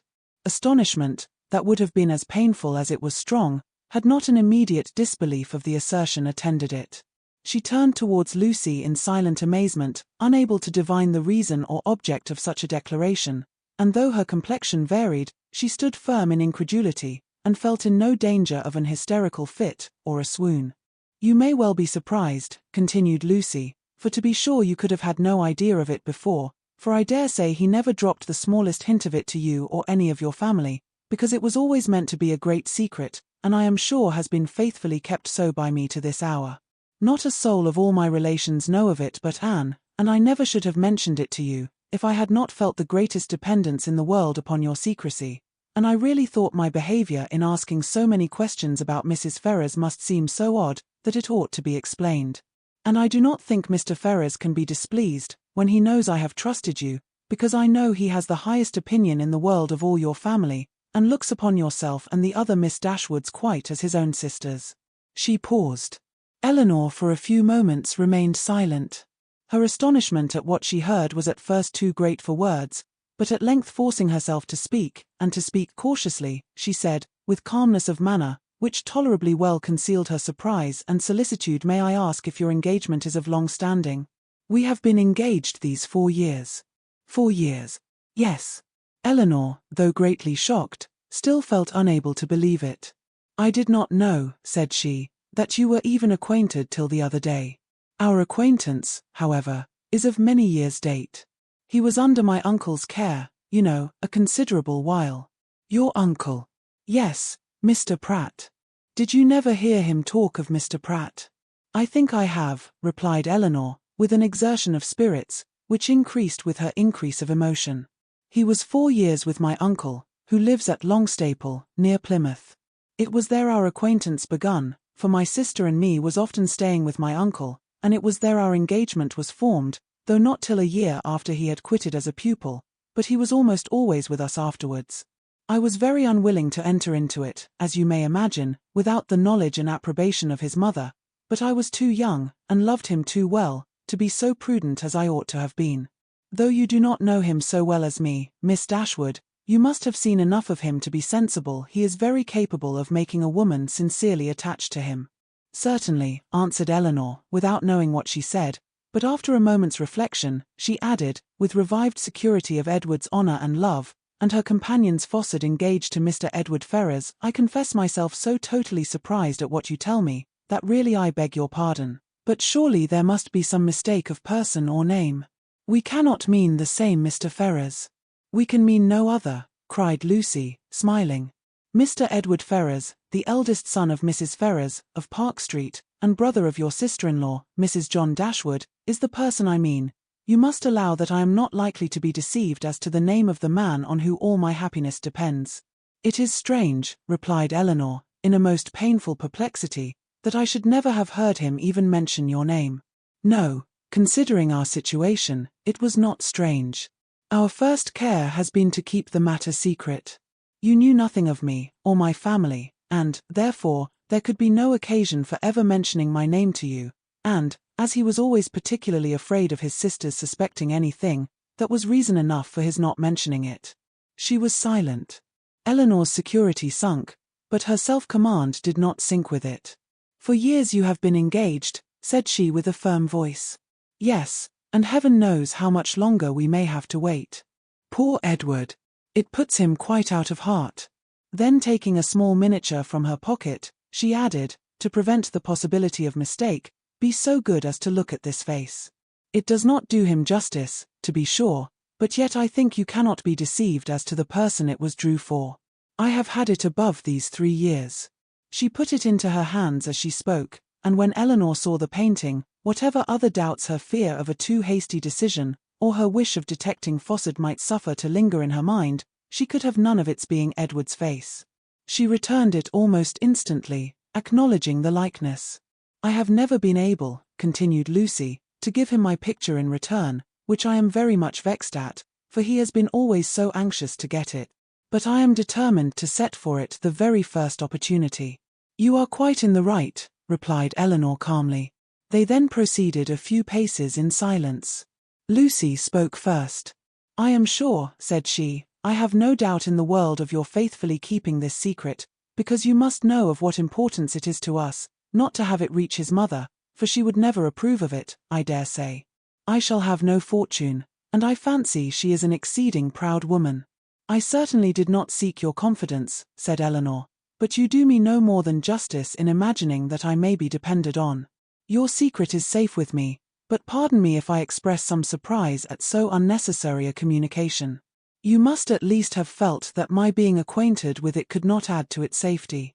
As she said this, she looked earnestly at Lucy, hoping to discover something in her countenance, perhaps the Fossard of the greatest part of what she had been saying, but Lucy's countenance suffered no change. I was afraid you would think I was taking a great liberty with you, said she, in telling you all this. I have not known you long to be sure, personally at least, but I have known you and all your family by description a great while, and as soon as I saw you, I felt almost as if you was an old acquaintance. Besides, in the present case, I really thought some explanation was due to you after my making such particular inquiries about Edward's mother, and I am so unfortunate that I have not a creature whose advice I can ask, and is the only person that knows of it, and she has no judgment at all. Indeed, she does me a great deal more harm than good, for I am in constant fear of her betraying me. She does not know how to hold her tongue, as you must perceive, and I am sure I was in the greatest fright in the world t'other day, when Edward's name was mentioned by Sir John, lest she should out with it all. You can't think how much I go through in my mind from it altogether. I only wonder that I am alive after what I have suffered for Edward's sake these last 4 years. Everything in such suspense and uncertainty, and seeing him so seldom we can hardly meet above twice a year. I am sure I wonder my heart is not quite broke. Here she took out her handkerchief, but Elinor did not feel very compassionate. Sometimes, continued Lucy, after wiping her eyes, I think whether it would not be better for us both to break off the matter entirely. As she said this, she looked directly at her companion. But then at other times I have not resolution enough for it. I cannot bear the thoughts of making him so miserable, as I know the very mention of such a thing would do. And on my own account too, so dear as he is to me, I don't think I could be equal to it. What would you advise me to do in such a case, Miss Dashwood? What would you do yourself? Pardon me, replied Elinor, startled by the question, but I can give you no advice under such circumstances. Your own judgment must direct you. To be sure, continued Lucy, after a few minutes' silence on both sides, his mother must provide for him some time or other, but poor Edward is so cast down by it. Did you not think him dreadful low-spirited when he was at Barton? He was so miserable when he left us at Longstaple, to go to you, that I was afraid you would think him quite ill. Did he come from your uncle's, then, when he visited us? Oh, yes, he had been staying a fortnight with us. Did you think he came directly from town? No, replied Elinor, most feelingly sensible of every fresh circumstance in favour of Lucy's veracity. I remember he told us that he had been staying a fortnight with some friends near Plymouth. She remembered, too, her own surprise at the time, at his mentioning nothing farther of those friends, at his total silence with respect even to their names. Did not you think him sadly out of spirits? Repeated Lucy. We did, indeed, particularly so when he first arrived. I begged him to exert himself for fear you should suspect what was the matter, but it made him so melancholy, not being able to stay more than a fortnight with us, and seeing me so much affected. Poor fellow, I am afraid it is just the same with him now, for he writes in wretched spirits. I heard from him just before I left Exeter, taking a letter from her pocket and carelessly showing the direction to Elinor. You know his hand, I dare say, a charming one it is, but that is not written so well as usual. He was tired, I dare say, for he had just filled the sheet to me as full as possible. Elinor saw that it was his hand, and she could doubt no longer. This picture, she had allowed herself to believe, might have been accidentally obtained, it might not have been Edward's gift, but a correspondence between them by letter could subsist only under a positive engagement, could be authorized by nothing else. For a few moments, she was almost overcome, her heart sunk within her, and she could hardly stand, but exertion was indispensably necessary, and she struggled so resolutely against the oppression of her feelings, that her success was speedy, and for the time complete. Writing to each other, said Lucy, returning the letter into her pocket, is the only comfort we have in such long separations. Yes, I have one other comfort in his picture, but poor Edward has not even that. If he had but my picture, he says he should be easy. I gave him a lock of my hair set in a ring when he was at Longstaple last, and that was some comfort to him, he said, but not equal to a picture. Perhaps you might notice the ring when you saw him? I did, said Elinor, with a composure of voice, under which was concealed an emotion and distress beyond anything she had ever felt before. She was mortified, shocked, confounded. Fortunately for her, they had now reached the cottage, and the conversation could be continued no farther. After sitting with them a few minutes, the Miss Steeles returned to the park, and Elinor was then at liberty to think and be wretched. Chapter 23. However small Elinor's general dependence on Lucy's veracity might be, it was impossible for her on serious reflection to suspect it in the present case, where no temptation could be answerable to the folly of inventing a falsehood of such a description. What Lucy had asserted to be true, therefore, Elinor could not, dared not longer doubt, supported as it was too on every side by such probabilities and proofs, and contradicted by nothing but her own wishes.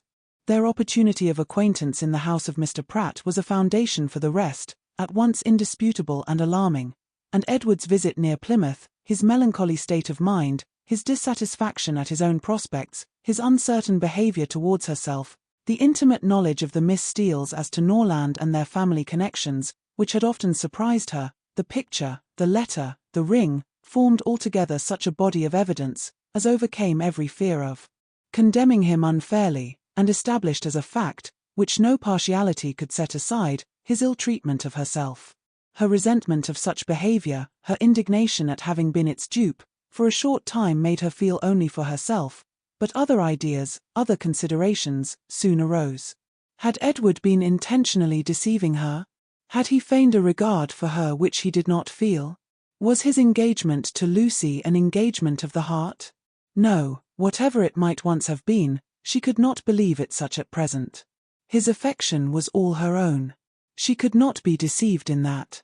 Her mother, sisters, Fanny, all had been conscious of his regard for her at Norland. It was not an illusion of her own vanity. He certainly loved her. What a softener of the heart was this persuasion! How much could it not tempt her to forgive? He had been blamable, highly blamable, in remaining at Norland after he first felt her influence over him to be more than it ought to be. In that, he could not be defended, but if he had injured her, how much more had he injured himself? If her case were pitiable, his was hopeless. His imprudence had made her miserable for a while, but it seemed to have deprived himself of all chance of ever being otherwise. She might in time regain tranquility, but he, what had he to look forward to? Could he ever be tolerably happy with Lucy Steele? Could he, were his affection for herself out of the question, with his integrity, his delicacy, and well-informed mind, be satisfied with a wife like her illiterate, artful, and selfish? The youthful infatuation of 19 would naturally blind him to everything but her beauty and good nature, but the 4 succeeding years, which if rationally spent, give such improvement to the understanding, must have opened his eyes to her defects of education, while the same period of time, spent on her side in inferior society and more frivolous pursuits, had perhaps robbed her of that simplicity which might once have given an interesting character to her beauty. If in the supposition of his seeking to marry herself, his difficulties from his mother had seemed great, how much greater were they now likely to be, when the object of his engagement was undoubtedly inferior in connections, and probably inferior in fortune to herself. These difficulties, indeed, with a heart so alienated from Lucy, might not press very hard upon his patience, but melancholy was the state of the person by whom the expectation of family opposition and unkindness could be felt as a relief. As these considerations occurred to her in painful succession, she wept for him, more than for herself. Supported by the conviction of having done nothing to merit her present unhappiness, and consoled by the belief that Edward had done nothing to forfeit her esteem, she thought she could even now, under the first smart of the heavy blow, command herself enough to guard every suspicion of the truth from her mother and sisters. And so well was she able to answer her own expectations, that when she joined them at dinner only 2 hours after she had first suffered the extinction of all her dearest hopes, no one would have supposed from the appearance of the sisters, that Elinor was mourning in secret over obstacles which must divide her for ever from the object of her love, and that Marianne was internally dwelling on the perfections of a man, of whose whole heart she felt thoroughly possessed, and whom she expected to see in every carriage which drove near their house. The necessity of concealing from her mother and Marianne what had been entrusted in confidence to herself, though it obliged her to unceasing exertion, was no aggravation of Elinor's distress. On the contrary, it was a relief to her, to be spared the communication of what would give such affliction to them, and to be saved likewise from hearing that condemnation of Edward, which would probably flow from the excess of their partial affection for herself, and which was more than she felt equal to support. From their counsel, or their conversation, she knew she could receive no assistance. Their tenderness and sorrow must add to her distress, while her self-command would neither receive encouragement from their example nor from their praise. She was stronger alone, and her own good sense so well supported her, that her firmness was as unshaken, her appearance of cheerfulness as invariable, as with regrets so poignant and so fresh, it was possible for them to be. Much as she had suffered from her first conversation with Lucy on the subject, she soon felt an earnest wish of renewing it, and this for more reasons than one. She wanted to hear many particulars of their engagement repeated again. She wanted more clearly to understand what Lucy really felt for Edward, whether there were any sincerity in her declaration of tender regard for him, and she particularly wanted to convince Lucy, by her readiness to enter on the matter again, and her calmness in conversing on it, that she was no otherwise interested in it than as a friend, which she very much feared her involuntary agitation, in their morning discourse, must have left at least doubtful. That Lucy was disposed to be jealous of her appeared very probable. It was plain that Edward had always spoken highly in her praise, not merely from Lucy's assertion, but from her venturing to trust her on so short a personal acquaintance, with a secret so confessedly and evidently important. And even Sir John's joking intelligence must have had some weight. But indeed, while Elinor remained so well assured within herself of being really beloved by Edward, it required no other consideration of probabilities to make it natural that Lucy should be jealous, and that she was so, her very confidence was a proof. What other reason for the disclosure of the affair could there be, but that Elinor might be informed by it of Lucy's superior claims on Edward, and be taught to avoid him in future? She had little difficulty in understanding thus much of her rival's intentions, and while she was firmly resolved to act by her as every principle of honour and honesty directed, to combat her own affection for Edward and to see him as little as possible, she could not deny herself the comfort of endeavouring to convince Lucy that her heart was unwounded. And as she could now have nothing more painful to hear on the subject than had already been told, she did not mistrust her own ability of going through a repetition of particulars with composure. But it was not immediately that an opportunity of doing so could be commanded, though Lucy was as well disposed as herself to take advantage of any that occurred, for the weather was not often fine enough to allow of their joining in a walk, where they might most easily separate themselves from the others, and though they met at least every other evening either at the park or cottage, and chiefly at the former, they could not be supposed to meet for the sake of conversation. Such a thought would never enter either Sir John or Lady Middleton's head, and therefore very little leisure was ever given for a general chat, and none at all for particular discourse. They met for the sake of eating, drinking, and laughing together, playing at cards, or consequences, or any other game that was sufficiently noisy. One or two meetings of this kind had taken place, without affording Elinor any chance of engaging Lucy in private, when Sir John called at the cottage one morning, to beg, in the name of charity, that they would all dine with Lady Middleton that day, as he was obliged to attend the club at Exeter, and she would otherwise be quite alone, except her mother and the two Miss Steeles.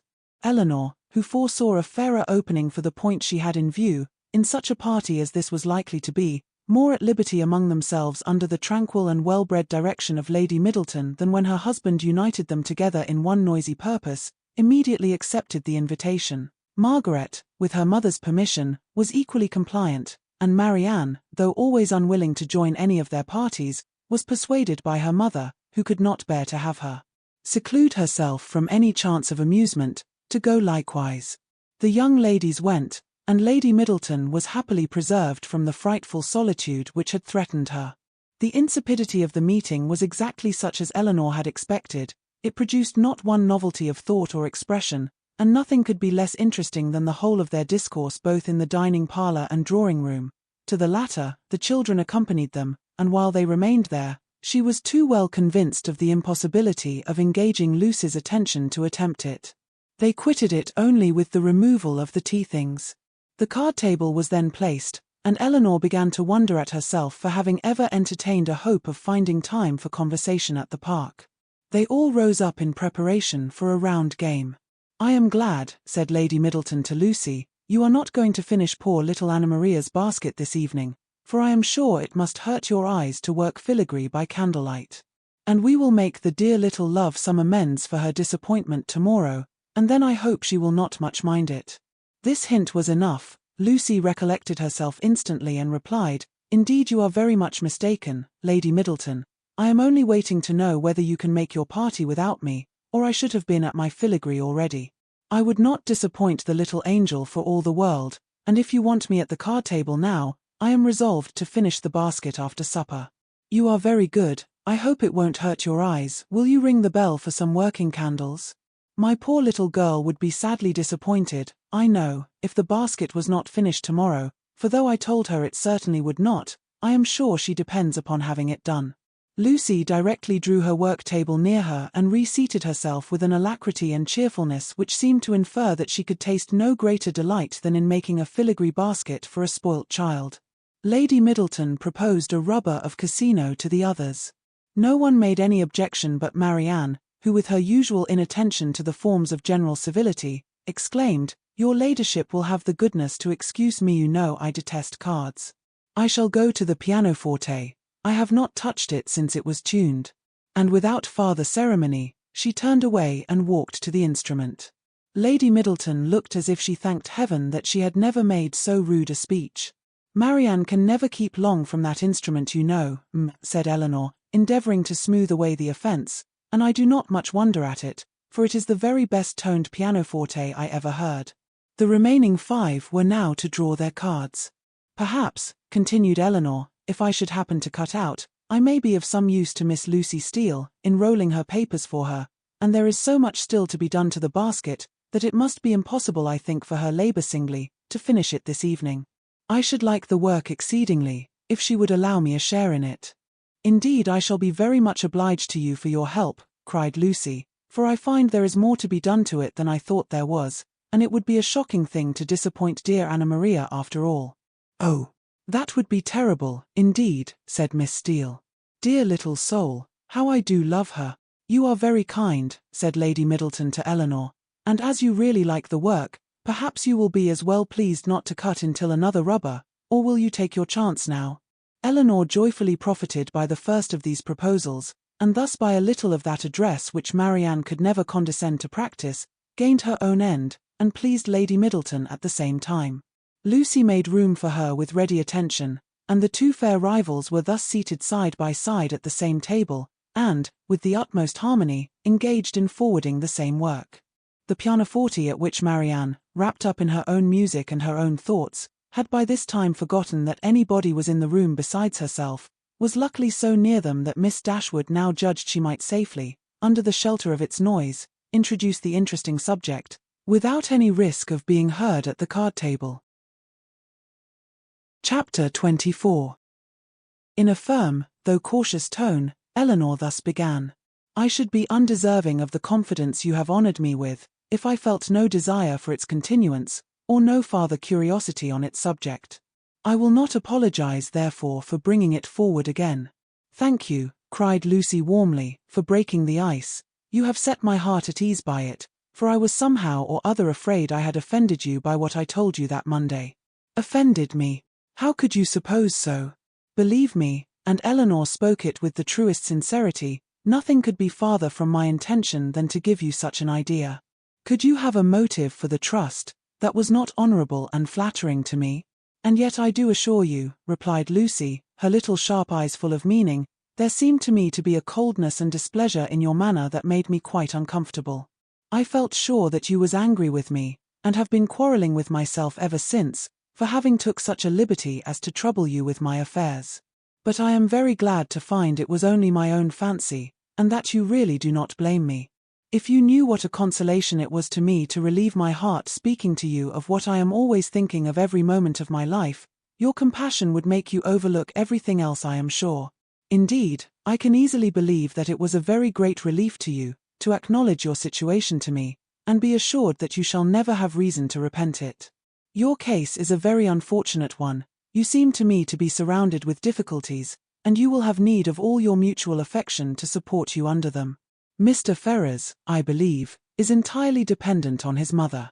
He has only £2,000 of his own. It would be madness to marry upon that, though for my own part, I could give up every prospect of more without a sigh. I have been always used to a very small income, and could struggle with any poverty for him, but I love him too well to be the selfish means of robbing him, perhaps, of all that his mother might give him if he married to please her. We must wait, it may be for many years. With almost every other man in the world, it would be an alarming prospect, but Edward's affection and constancy nothing can deprive me of, I know. That conviction must be everything to you, and he is undoubtedly supported by the same trust in yours. If the strength of your reciprocal attachment had failed, as between many people, and under many circumstances it naturally would during a 4 years' engagement, your situation would have been pitiable, indeed. Lucy here looked up, but Elinor was careful in guarding her countenance from every expression that could give her words a suspicious tendency. Edward's love for me, said Lucy, has been pretty well put to the test, by our long, very long absence since we were first engaged, and it has stood the trial so well, that I should be unpardonable to doubt it now. I can safely say that he has never gave me one moment's alarm on that account from the first.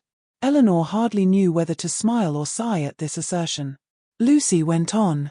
I am rather of a jealous temper too by nature, and from our different situations in life, from his being so much more in the world than me, and our continual separation, I was enough inclined for suspicion, to have found out the truth in an instant, If there had been the slightest alteration in his behavior to me when we met, or any lowness of spirits that I could not account for, or if he had talked more of one lady than another, or seemed in any respect less happy at Longstaple than he used to be.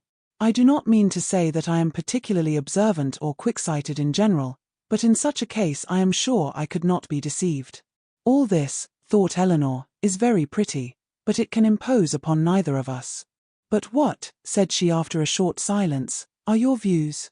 Or have you none but that of waiting for Mrs. Ferrars's death, which is a melancholy and shocking extremity? Is her son determined to submit to this, and to all the tediousness of the many years of suspense in which it may involve you, rather than run the risk of her displeasure for a while by owning the truth? If we could be certain that it would be only for a while. But Mrs. Ferrars is a very headstrong, proud woman, and in her first fit of anger upon hearing it, would very likely secure everything to Robert, and the idea of that, for Edward's sake, frightens away all my inclination for hasty measures. And for your own sake too, or you are carrying your disinterestedness beyond reason. Lucy looked at Elinor again, and was silent. Do you know Mr. Robert Ferrars? Asked Elinor. Not at all, I never saw him, but I fancy he is very unlike his brother Silly and a great coxcomb. A great coxcomb, repeated Miss Steele, whose ear had caught those words by a sudden pause in Marianne's music. Oh, they are talking of their favourite beau, I dare say. No, sister, cried Lucy, you are mistaken there, our favourite beaux are not great coxcombs. I can answer for it that Miss Dashwood's is not, said Mrs. Jennings, laughing heartily, for he is one of the modestest, prettiest behaved young men I ever saw, but as for Lucy, she is such a sly little creature, there is no finding out who she likes. Oh, cried Miss Steele, looking significantly round at them, I dare say Lucy's beau is quite as modest and pretty behaved as Miss Dashwood's. Elinor blushed in spite of herself. Lucy bit her lip, and looked angrily at her sister. A mutual silence took place for some time. Lucy first put an end to it by saying in a lower tone, though Marianne was then giving them the powerful protection of a very magnificent concerto.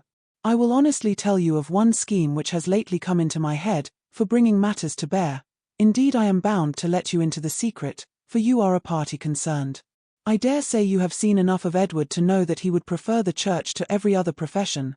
Now my plan is that he should take orders as soon as he can, and then through your interest, which I am sure you would be kind enough to use out of friendship for him, and I hope out of some regard to me, your brother might be persuaded to give him Norland living, which I understand is a very good one, and the present incumbent not likely to live a great while. That would be enough for us to marry upon, and we might trust to time and chance for the rest. I should always be happy, replied Elinor, to show any mark of my esteem and friendship for Mr. Ferrars, but do you not perceive that my interest on such an occasion would be perfectly unnecessary? He is brother to Mrs. John Dashwood, that must be recommendation enough to her husband. But Mrs. John Dashwood would not much approve of Edward's going into orders. Then I rather suspect that my interest would do very little. They were again silent for many minutes. At length Lucy exclaimed with a deep sigh, I believe it would be the wisest way to put an end to the business at once by dissolving the engagement. We seem so beset with difficulties on every side, that though it would make us miserable for a time, we should be happier perhaps in the end. But you will not give me your advice, Miss Dashwood? No, answered Elinor, with a smile, which concealed very agitated feelings. On such a subject I certainly will not. You know very well that my opinion would have no weight with you, unless it were on the side of your wishes. Indeed you wrong me, replied Lucy, with great solemnity. I know nobody of whose judgment I think so highly as I do of yours, and I do really believe, that if you was to say to me, I advise you by all means to put an end to your engagement with Edward Ferrars, it will be more for the happiness of both of you, I should resolve upon doing it immediately. Elinor blushed for the insincerity of Edward's future wife, and replied, this compliment would effectually frighten me from giving any opinion on the subject had I formed one. It raises my influence much too high. The power of dividing two people so tenderly attached is too much for an indifferent person. 'Tis because you are an indifferent person, said Lucy, with some pique, and laying a particular stress on those words, that your judgment might justly have such weight with me. If you could be supposed to be biased in any respect by your own feelings, your opinion would not be worth having. Elinor thought it wisest to make no answer to this, lest they might provoke each other to an unsuitable increase of ease and unreserve, and was even partly determined never to mention the subject again. Another pause, therefore, of many minutes' duration, succeeded this speech, and Lucy was still the first to end it. "Shall you be in town this winter, Miss Dashwood?" said she with all her customary complacency. "Certainly not." "I am sorry for that," returned the other, while her eyes brightened at the information. "It would have gave me such pleasure to meet you there. But I dare say you will go for all that. To be sure, your brother and sister will ask you to come to them. It will not be in my power to accept their invitation if they do. How unlucky that is. I had quite depended upon meeting you there. And me are to go the latter end of January to some relations who have been wanting us to visit them these several years. But I only go for the sake of seeing Edward. He will be there in February, otherwise London would have no charms for me. I have not spirits for it." Elinor was soon called to the card table by the conclusion of the first rubber, and the confidential discourse of the two ladies was therefore at an end, to which both of them submitted without any reluctance, for nothing had been said on either side to make them dislike each other less than they had done before, and Elinor sat down to the card table with the melancholy persuasion that Edward was not only without affection for the person who was to be his wife, but that he had not even the chance of being tolerably happy in marriage, which sincere affection on her side would have given, for self-interest alone could induce a woman to keep a man to an engagement, of which she seemed so thoroughly aware that he was weary. From this time the subject was never revived by Elinor, and when entered on by Lucy, who seldom missed an opportunity of introducing it, and was particularly careful to inform her confidante of her happiness whenever she received a letter from Edward, it was treated by the former with calmness and caution, and dismissed as soon as civility would allow, for she felt such conversations to be an indulgence which Lucy did not deserve, and which were dangerous to herself. The visit of the Miss Steeles at Barton Park was lengthened far beyond what the first invitation implied.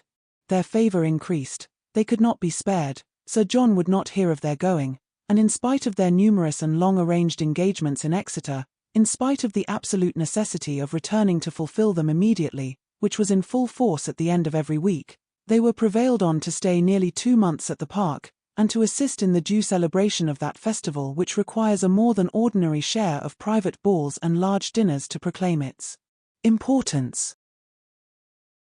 Chapter 25. Though Mrs. Jennings was in the habit of spending a large portion of the year at the houses of her children and friends, she was not without a settled habitation of her own. Since the death of her husband, who had traded with success in a less elegant part of the town, she had resided every winter in a house in one of the streets near Portman Square. Towards this home, she began on the approach of January to turn her thoughts, and thither she one day abruptly, and very unexpectedly by them, asked the elder Mrs. Dashwood to accompany her. Elinor, without observing the varying complexion of her sister, and the animated look which spoke no indifference to the plan, immediately gave a grateful but absolute denial for both, in which she believed herself to be speaking their united inclinations. The reason alleged was their determined resolution of not leaving their mother at that time of the year. Mrs. Jennings received the refusal with some surprise, and repeated her invitation immediately. "Oh, Lord! I am sure your mother can spare you very well, and I do beg you will favour me with your company, for I've quite set my heart upon it. Don't fancy that you will be any inconvenience to me, for I shan't put myself at all out of my way for you. It will only be sending Betty by the coach, and I hope I can afford that. We 3 shall be able to go very well in my chaise, and when we are in town, if you do not like to go wherever I do, well and good, you may always go with one of my daughters. I am sure your mother will not object to it, for I have had such good luck in getting my own children off my hands that she will think me a very fit person to have the charge of you, and if I don't get one of you at least well married before I have done with you, it shall not be my fault. I shall speak a good word for you to all the young men, you may depend upon it. I have a notion," said Sir John, "that Miss Marianne would not object to such a scheme, if her elder sister would come into it. It is very hard indeed that she should not have a little pleasure, because Miss Dashwood does not wish it. So I would advise you too, to set off for town, when you are tired of Barton, without saying a word to Miss Dashwood about it." "Nay," cried Mrs. Jennings, "I am sure I shall be monstrous glad of Miss Marianne's company, whether Miss Dashwood will go or not, only the more the merrier say I, and I thought it would be more comfortable for them to be together, because, if they got tired of me, they might talk to one another, and laugh at my old ways behind my back. But one or the other, if not both of them, I must have. Lord bless me!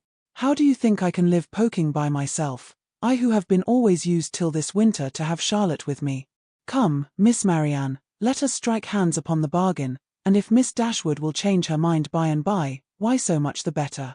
I thank you, sincerely thank you, said Marianne, with warmth. Your invitation has ensured my gratitude for ever, and it would give me such happiness, yes, almost the greatest happiness I am capable of, to be able to accept it.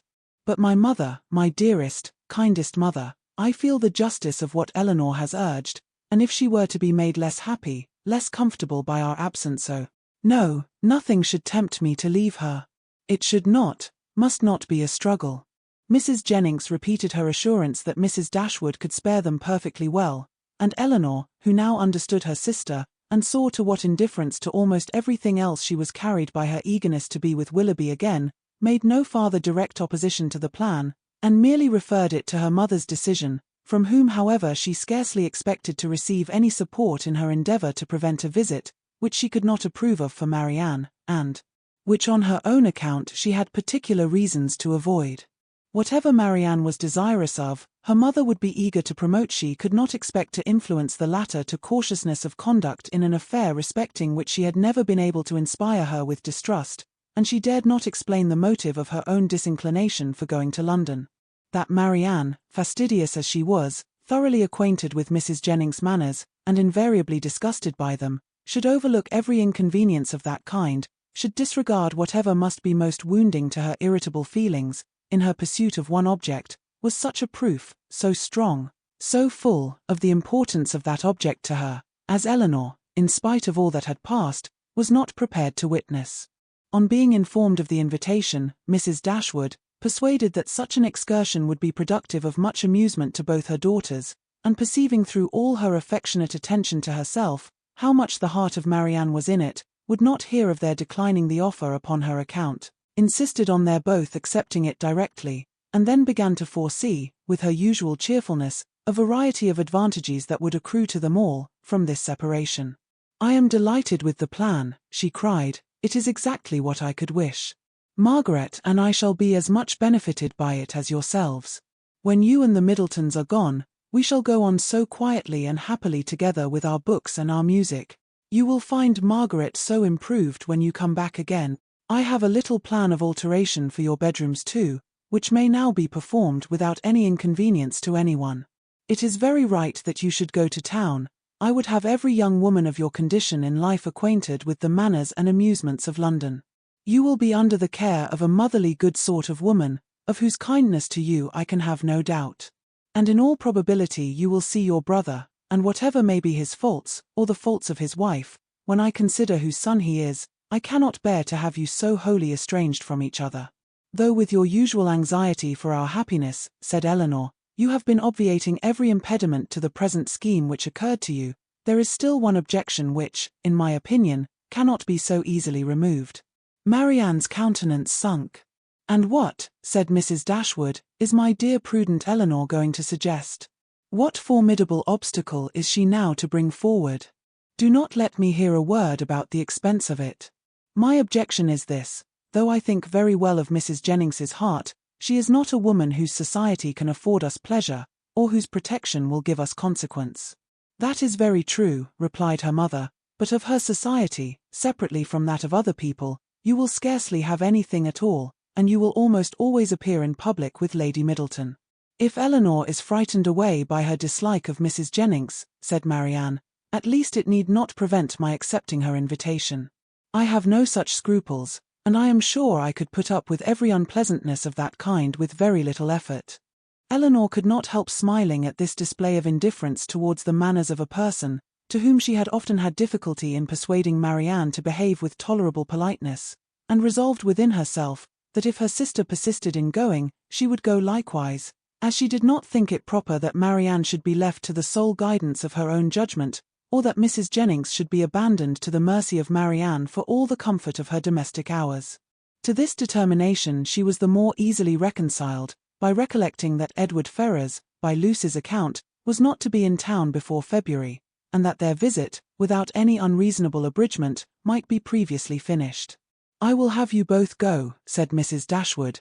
"These objections are nonsensical. You will have much pleasure in being in London, and especially in being together, and if Elinor would ever condescend to anticipate enjoyment, she would foresee it there from a variety of sources. She would, perhaps, expect some from improving her acquaintance with her sister-in-law's family." Elinor had often wished for an opportunity of attempting to weaken her mother's dependence on the attachment of Edward and herself, that the shock might be less when the whole truth were revealed, and now on this attack, though almost hopeless of success, she forced herself to begin her design by saying, as calmly as she could, "I like Edward Ferrars very much, and shall always be glad to see him, but as to the rest of the family, it is a matter of perfect indifference to me, whether I am ever known to them or not." Mrs. Dashwood smiled, and said nothing. Marianne lifted up her eyes in astonishment, and Elinor conjectured that she might as well have held her tongue. After very little farther discourse, it was finally settled that the invitation should be fully accepted. Mrs. Jennings received the information with a great deal of joy, and many assurances of kindness and care, nor was it a matter of pleasure merely to her. Sir John was delighted, for to a man, whose prevailing anxiety was the dread of being alone, the acquisition of two, to the number of inhabitants in London, was something. Even Lady Middleton took the trouble of being delighted, which was putting herself rather out of her way, and as for the Miss Steeles, especially Lucy, they had never been so happy in their lives as this intelligence made them. Elinor submitted to the arrangement, which counteracted her wishes with less reluctance than she had expected to feel. With regard to herself, it was now a matter of unconcern whether she went to town or not, and when she saw her mother so thoroughly pleased with the plan, and her sister exhilarated by it in look, voice, and manner, restored to all her usual animation, and elevated to more than her usual gaiety, she could not be dissatisfied with the cause, and would hardly allow herself to distrust the consequence. Marianne's joy was almost a degree beyond happiness, so great was the perturbation of her spirits and her impatience to be gone. Her unwillingness to quit her mother was her only restorative to calmness, and at the moment of parting her grief on that score was excessive. Her mother's affliction was hardly less, and Elinor was the only one of the three who seemed to consider the separation as anything short of eternal.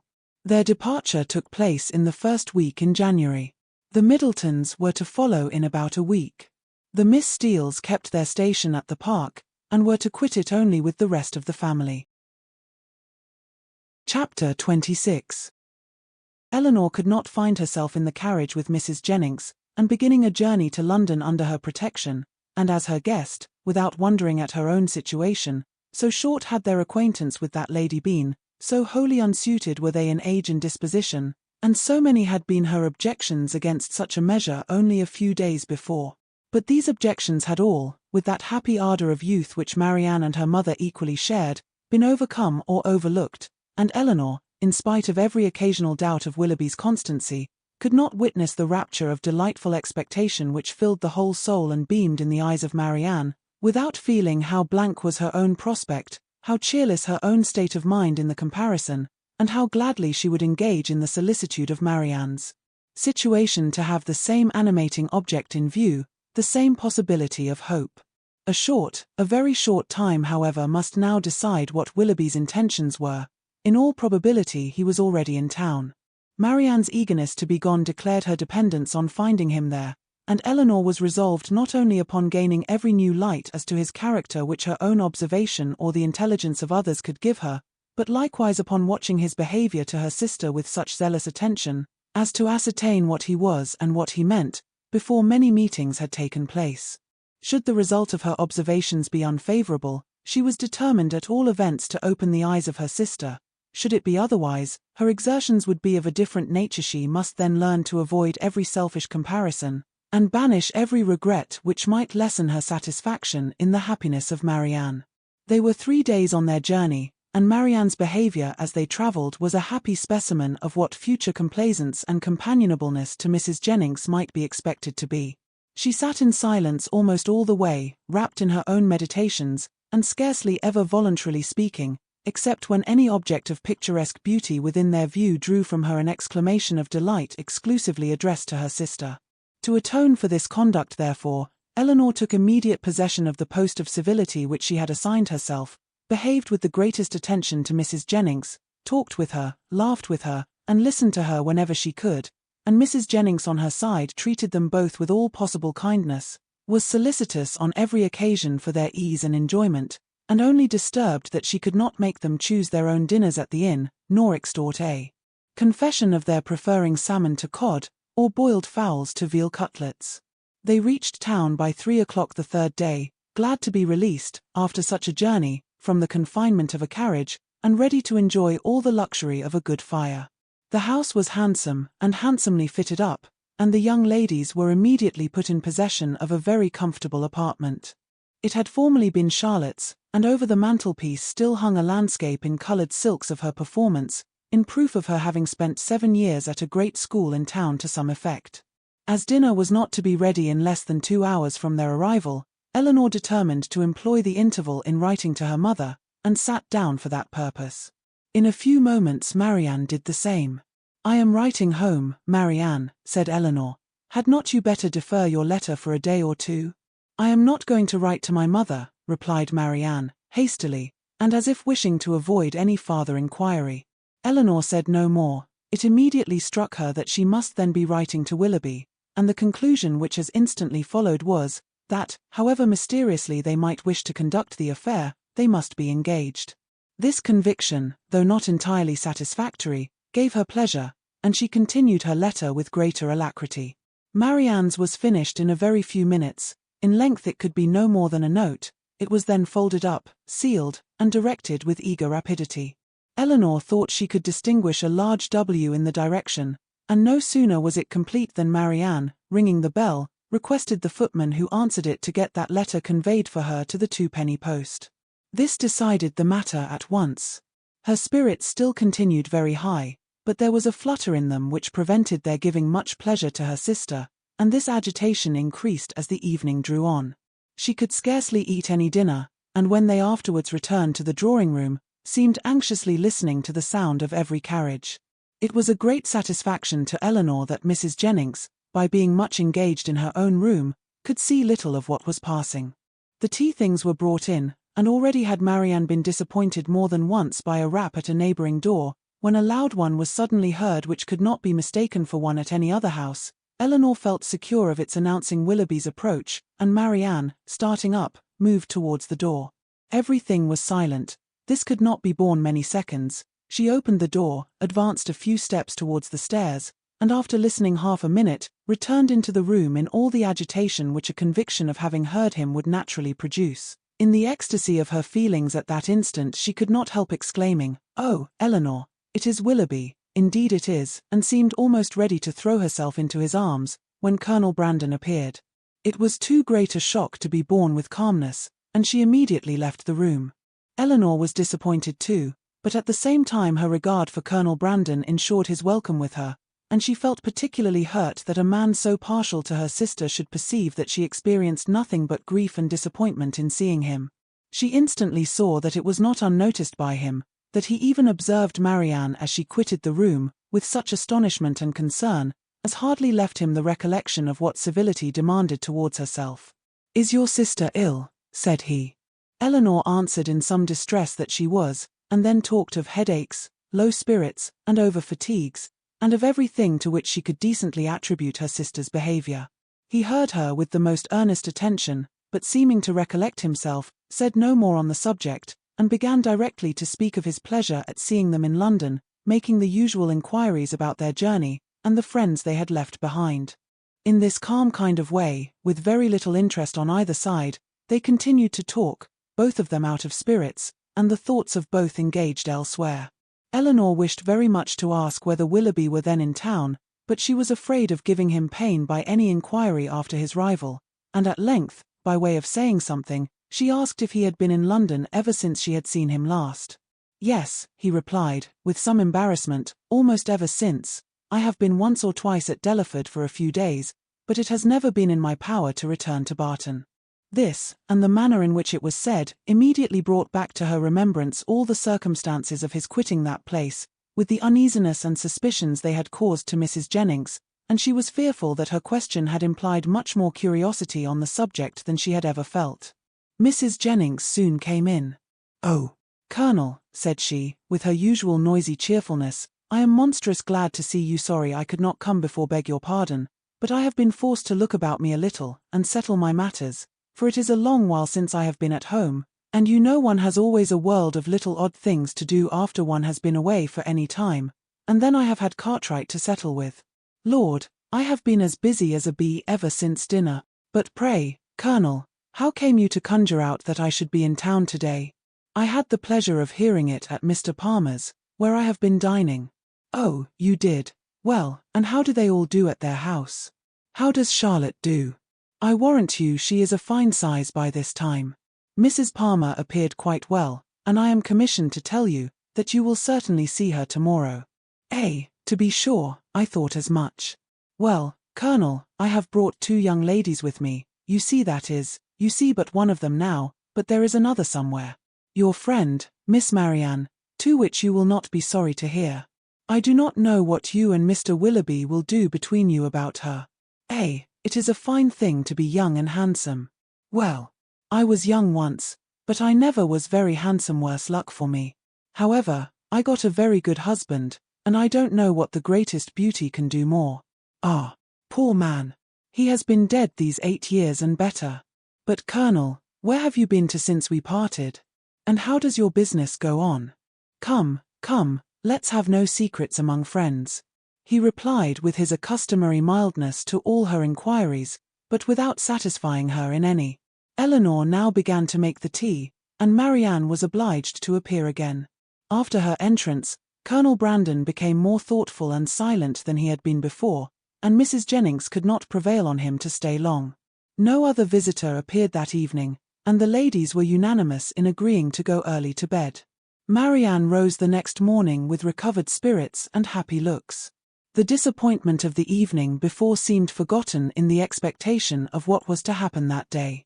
They had not long finished their breakfast before Mrs. Palmer's barouche stopped at the door, and in a few minutes she came laughing into the room, so delighted to see them all, that it was hard to say whether she received most pleasure from meeting her mother or the Miss Dashwoods again. So surprised at their coming to town, though it was what she had rather expected all along, so angry at their accepting her mother's invitation after having declined her own, though at the same time she would never have forgiven them if they had not come. "Mr. Palmer will be so happy to see you," said she. "What do you think he said when he heard of your coming with Mamma? I forget what it was now, but it was something so droll." After an hour or 2 spent in what her mother called comfortable chat, or in other words, in every variety of inquiry concerning all their acquaintance on Mrs. Jennings's side, and in laughter without cause on Mrs. Palmer's, it was proposed by the latter that they should all accompany her to some shops where she had business that morning, to which Mrs. Jennings and Elinor readily consented, as having likewise some purchases to make themselves, and Marianne, though declining it at first, was induced to go likewise. Wherever they went, she was evidently always on the watch. In Bond Street especially, where much of their business lay, her eyes were in constant inquiry, and in whatever shop the party were engaged, her mind was equally abstracted from everything actually before them, from all that interested and occupied the others. Restless and dissatisfied everywhere, her sister could never obtain her opinion of any article of purchase, however it might equally concern them both. She received no pleasure from anything, was only impatient to be at home again, and could with difficulty govern her vexation at the tediousness of Mrs. Palmer, whose eye was caught by everything pretty, expensive, or new, who was wild to buy all, could determine on none, and dawdled away her time in rapture and indecision. It was late in the morning before they returned home, and no sooner had they entered the house than Marianne flew eagerly upstairs, and when Elinor followed, she found her turning from the table with a sorrowful countenance, which declared that no Willoughby had been there. "Has no letter been left here for me since we went out?" said she to the footman, who then entered with the parcels. She was answered in the negative. "Are you quite sure of it?" she replied. "Are you certain that no servant, no porter has left any letter or note?" The man replied that none had. "How very odd," said she, in a low and disappointed voice, as she turned away to the window. "How odd, indeed," repeated Elinor within herself, regarding her sister with uneasiness. If she had not known him to be in town she would not have written to him, as she did. She would have written to Combe Magna, and if he is in town, how odd that he should neither come nor write. "Oh, my dear mother, You must be wrong in permitting an engagement between a daughter so young, a man so little known, to be carried on in so doubtful, so mysterious a manner. I long to inquire, and how will my interference be borne? She determined, after some consideration, that if appearances continued many days longer as unpleasant as they now were, she would represent in the strongest manner to her mother the necessity of some serious inquiry into the affair. Mrs. Palmer and 2 elderly ladies of Mrs. Jennings's intimate acquaintance, whom she had met and invited in the morning, dined with them. The former left them soon after tea to fulfill her evening engagements, and Elinor was obliged to assist in making a whist table for the others. Marianne was of no use on these occasions, as she would never learn the game, but though her time was therefore at her own disposal, the evening was by no means more productive of pleasure to her than to Elinor, for it was spent in all the anxiety of expectation and the pain of disappointment. She sometimes endeavoured for a few minutes to read, but the book was soon thrown aside, and she returned to the more interesting employment of walking backwards and forwards across the room, pausing for a moment whenever she came to the window, in hopes of distinguishing the long-expected rap. Chapter 27. If this open weather holds much longer, said Mrs. Jennings, when they met at breakfast the following morning, Sir John will not like leaving Barton next week. 'Tis a sad thing for sportsmen to lose a day's pleasure. Poor souls! I always pity them when they do, they seem to take it so much to heart. That is true, cried Marianne, in a cheerful voice, and walking to the window as she spoke, to examine the day. I had not thought of that. This weather will keep many sportsmen in the country. It was a lucky recollection, all her good spirits were restored by it. It is charming weather for them indeed, she continued, as she sat down to the breakfast table with a happy countenance. How much they must enjoy it! But, with a little return of anxiety, it cannot be expected to last long. At this time of the year, and after such a series of rain, we shall certainly have very little more of it. Frosts will soon set in, and in all probability with severity. In another day or two perhaps, this extreme mildness can hardly last longer, nay, perhaps it may freeze tonight. At any rate, said Elinor, wishing to prevent Mrs. Jennings from seeing her sister's thoughts as clearly as she did, I dare say we shall have Sir John and Lady Middleton in town by the end of next week. My dear, I'll warrant you we do. Mary always has her own way. And now, silently conjectured Elinor, she will write to Combe by this day's post. But if she did, the letter was written and sent away with a privacy which eluded all her watchfulness to ascertain the fact. Whatever the truth of it might be, and far as Elinor was from feeling thorough contentment about it, yet while she saw Marianne in spirits, she could not be very uncomfortable herself. And Marianne was in spirits, happy in the mildness of the weather, and still happier in her expectation of a frost. The morning was chiefly spent in leaving cards at the houses of Mrs. Jennings's acquaintance to inform them of her being in town, and Marianne was all the time busy in observing the direction of the wind, watching the variations of the sky and imagining an alteration in the air. Don't you find it colder than it was in the morning, Elinor? There seems to me a very decided difference. I can hardly keep my hands warm even in my muff. It was not so yesterday, I think. The clouds seem parting too. The sun will be out in a moment, and we shall have a clear afternoon. Elinor was alternately diverted and pained, but Marianne persevered, and saw every night in the brightness of the fire, and every morning in the appearance of the atmosphere, the certain symptoms of approaching frost. The Miss Dashwoods had no greater reason to be dissatisfied with Mrs. Jennings's style of living, and set of acquaintance, than with her behaviour to themselves, which was invariably kind. Everything in her household arrangements was conducted on the most liberal plan, and excepting a few old city friends, whom, to Lady Middleton's regret, she had never dropped, she visited no one to whom an introduction could at all discompose the feelings of her young companions. Pleased to find herself more comfortably situated in that particular than she had expected, Elinor was very willing to compound for the want of much real enjoyment from any of their evening parties, which, whether at home or abroad, formed only for cards, could have little to amuse her. Colonel Brandon, who had a general invitation to the house, was with them almost every day. He came to look at Marianne and talk to Elinor, who often derived more satisfaction from conversing with him than from any other daily occurrence, but who saw at the same time with much concern his continued regard for her sister. She feared it was a strengthening regard. It grieved her to see the earnestness with which he often watched Marianne, and his spirits were certainly worse than when at Barton. About a week after their arrival, it became certain that Willoughby was also arrived. His card was on the table when they came in from the morning's drive. "Good God," cried Marianne, "he has been here while we were out."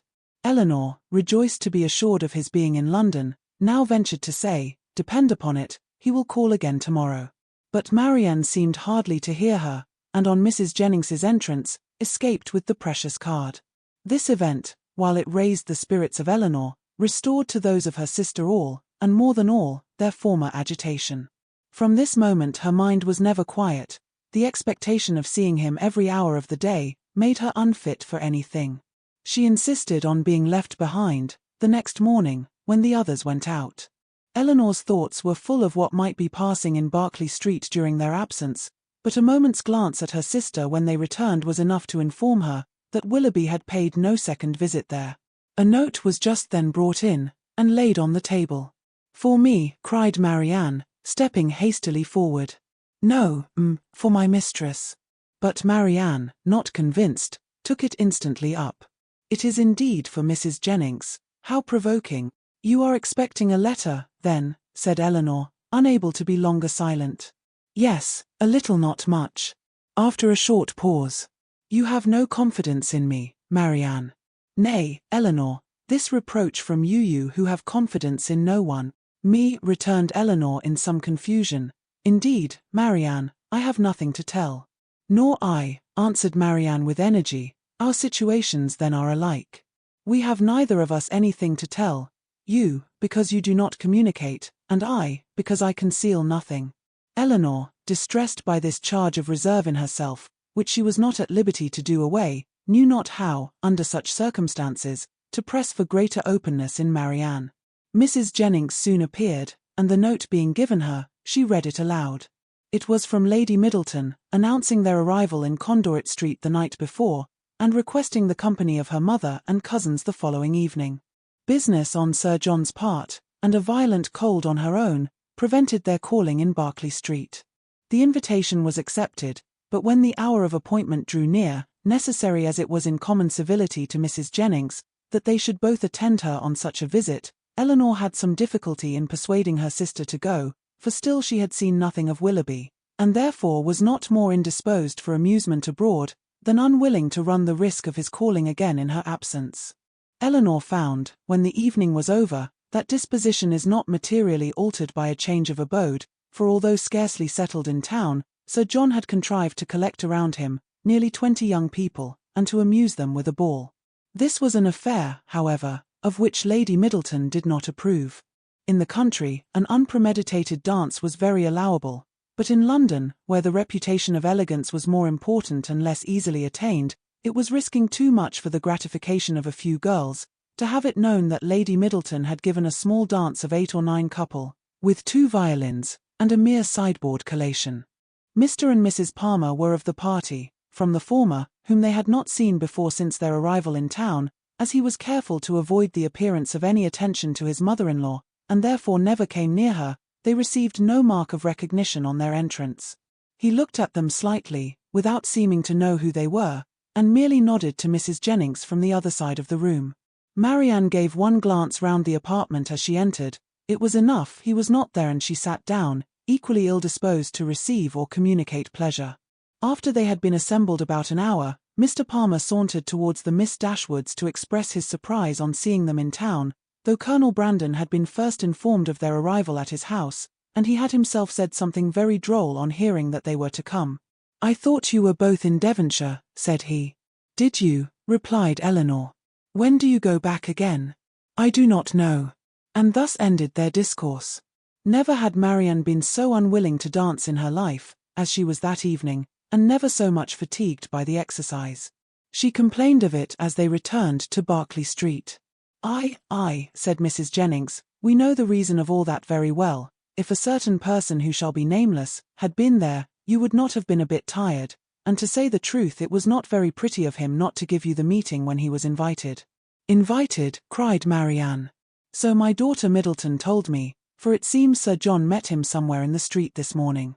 Marianne said no more, but looked exceedingly hurt. Impatient in this situation to be doing something that might lead to her sister's relief, Elinor resolved to write the next morning to her mother, and hoped by awakening her fears for the health of Marianne, to procure those inquiries which had been so long delayed. And she was still more eagerly bent on this measure by perceiving after breakfast on the morrow that Marianne was again writing to Willoughby, for she could not suppose it to be to any other person.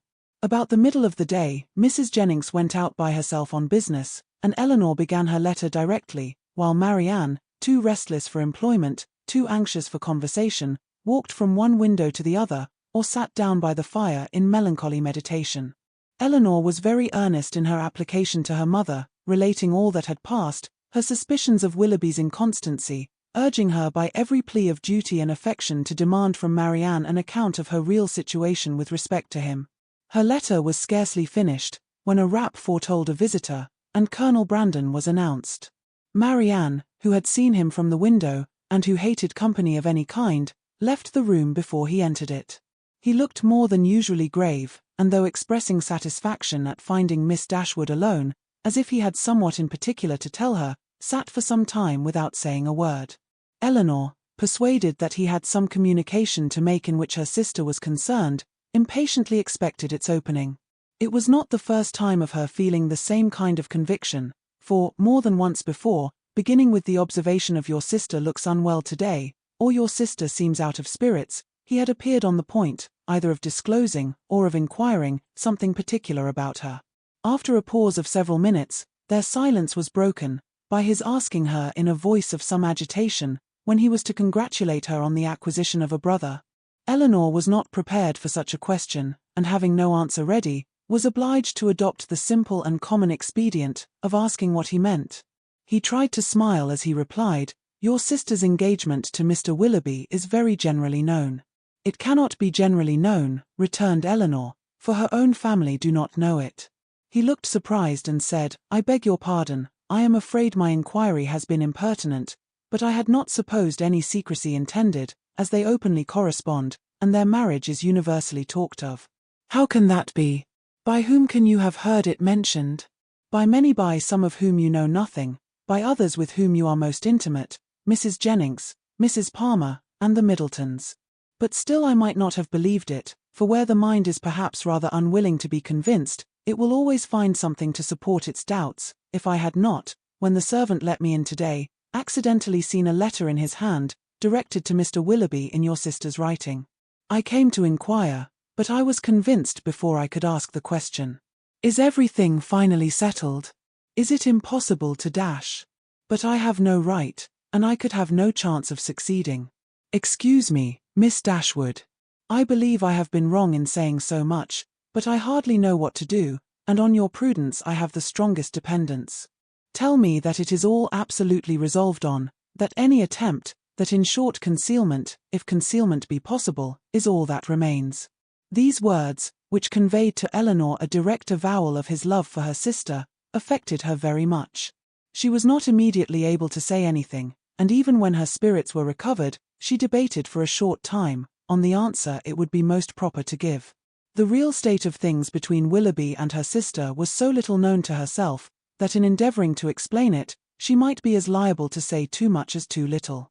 Yet as she was convinced that Marianne's affection for Willoughby could leave no hope of Colonel Brandon's success, whatever the event of that affection might be, and at the same time wished to shield her conduct from censure, she thought it most prudent and kind, after some consideration, to say more than she really knew or believed.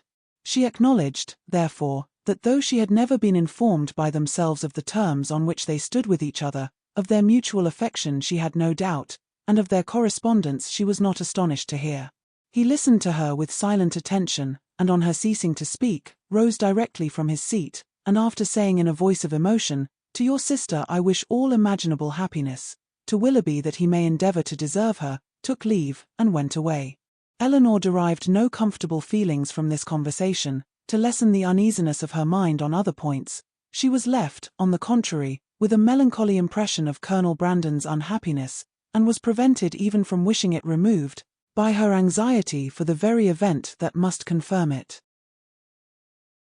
Chapter 28. Nothing occurred during the next 3 or 4 days to make Elinor regret what she had done in applying to her mother, for Willoughby neither came nor wrote. They were engaged about the end of that time to attend Lady Middleton to a party, from which Mrs. Jennings was kept away by the indisposition of her youngest daughter, and for this party, Marianne, wholly dispirited, careless of her appearance, and seeming equally indifferent whether she went or stayed, prepared, without one look of hope or one expression of pleasure. She sat by the drawing-room fire after tea, till the moment of Lady Middleton's arrival, without once stirring from her seat, or altering her attitude, lost in her own thoughts, and insensible of her sister's presence, and when at last they were told that Lady Middleton waited for them at the door, she started as if she had forgotten that anyone was expected.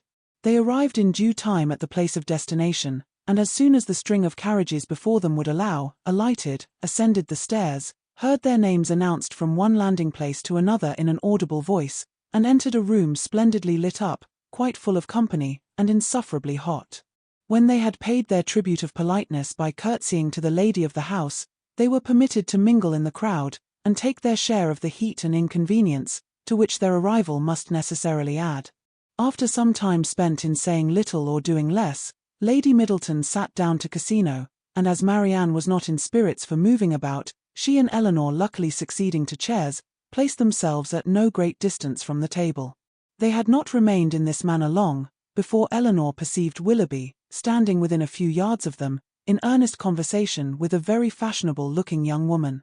She soon caught his eye, and he immediately bowed, but without attempting to speak to her, or to approach Marianne, though he could not but see her, and then continued his discourse with the same lady. Elinor turned involuntarily to Marianne, to see whether it could be unobserved by her. At that moment she first perceived him, and her whole countenance glowing with sudden delight, she would have moved towards him instantly, had not her sister caught hold of her. "Good heavens," she exclaimed, he is there, oh! Why does he not look at me? Why cannot I speak to him?" Pray be composed," cried Elinor, "and do not betray what you feel to everybody present. Perhaps he has not observed you yet." This, however, was more than she could believe herself, and to be composed at such a moment was not only beyond the reach of Marianne, it was beyond her wish. She sat in an agony of impatience which affected every feature. At last he turned round again, and regarded them both. She started up, and pronouncing his name in a tone of affection, held out her hand to him. He approached, and addressing himself rather to Elinor than Marianne, as if wishing to avoid her eye, and determined not to observe her attitude, inquired in a hurried manner after Mrs. Dashwood, and asked how long they had been in town. Elinor was robbed of all presence of mind by such an address, and was unable to say a word. But the feelings of her sister were instantly expressed. Her face was crimsoned over, and she exclaimed, in a voice of the greatest emotion, "Good God! Willoughby, what is the meaning of this? Have you not received my letters? Will you not shake hands with me?" He could not then avoid it, but her touch seemed painful to him, and he held her hand only for a moment.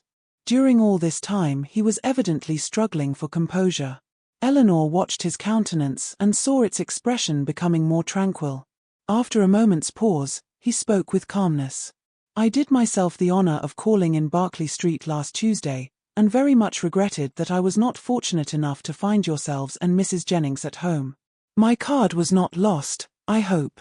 But have you not received my notes?" cried Marianne in the wildest anxiety.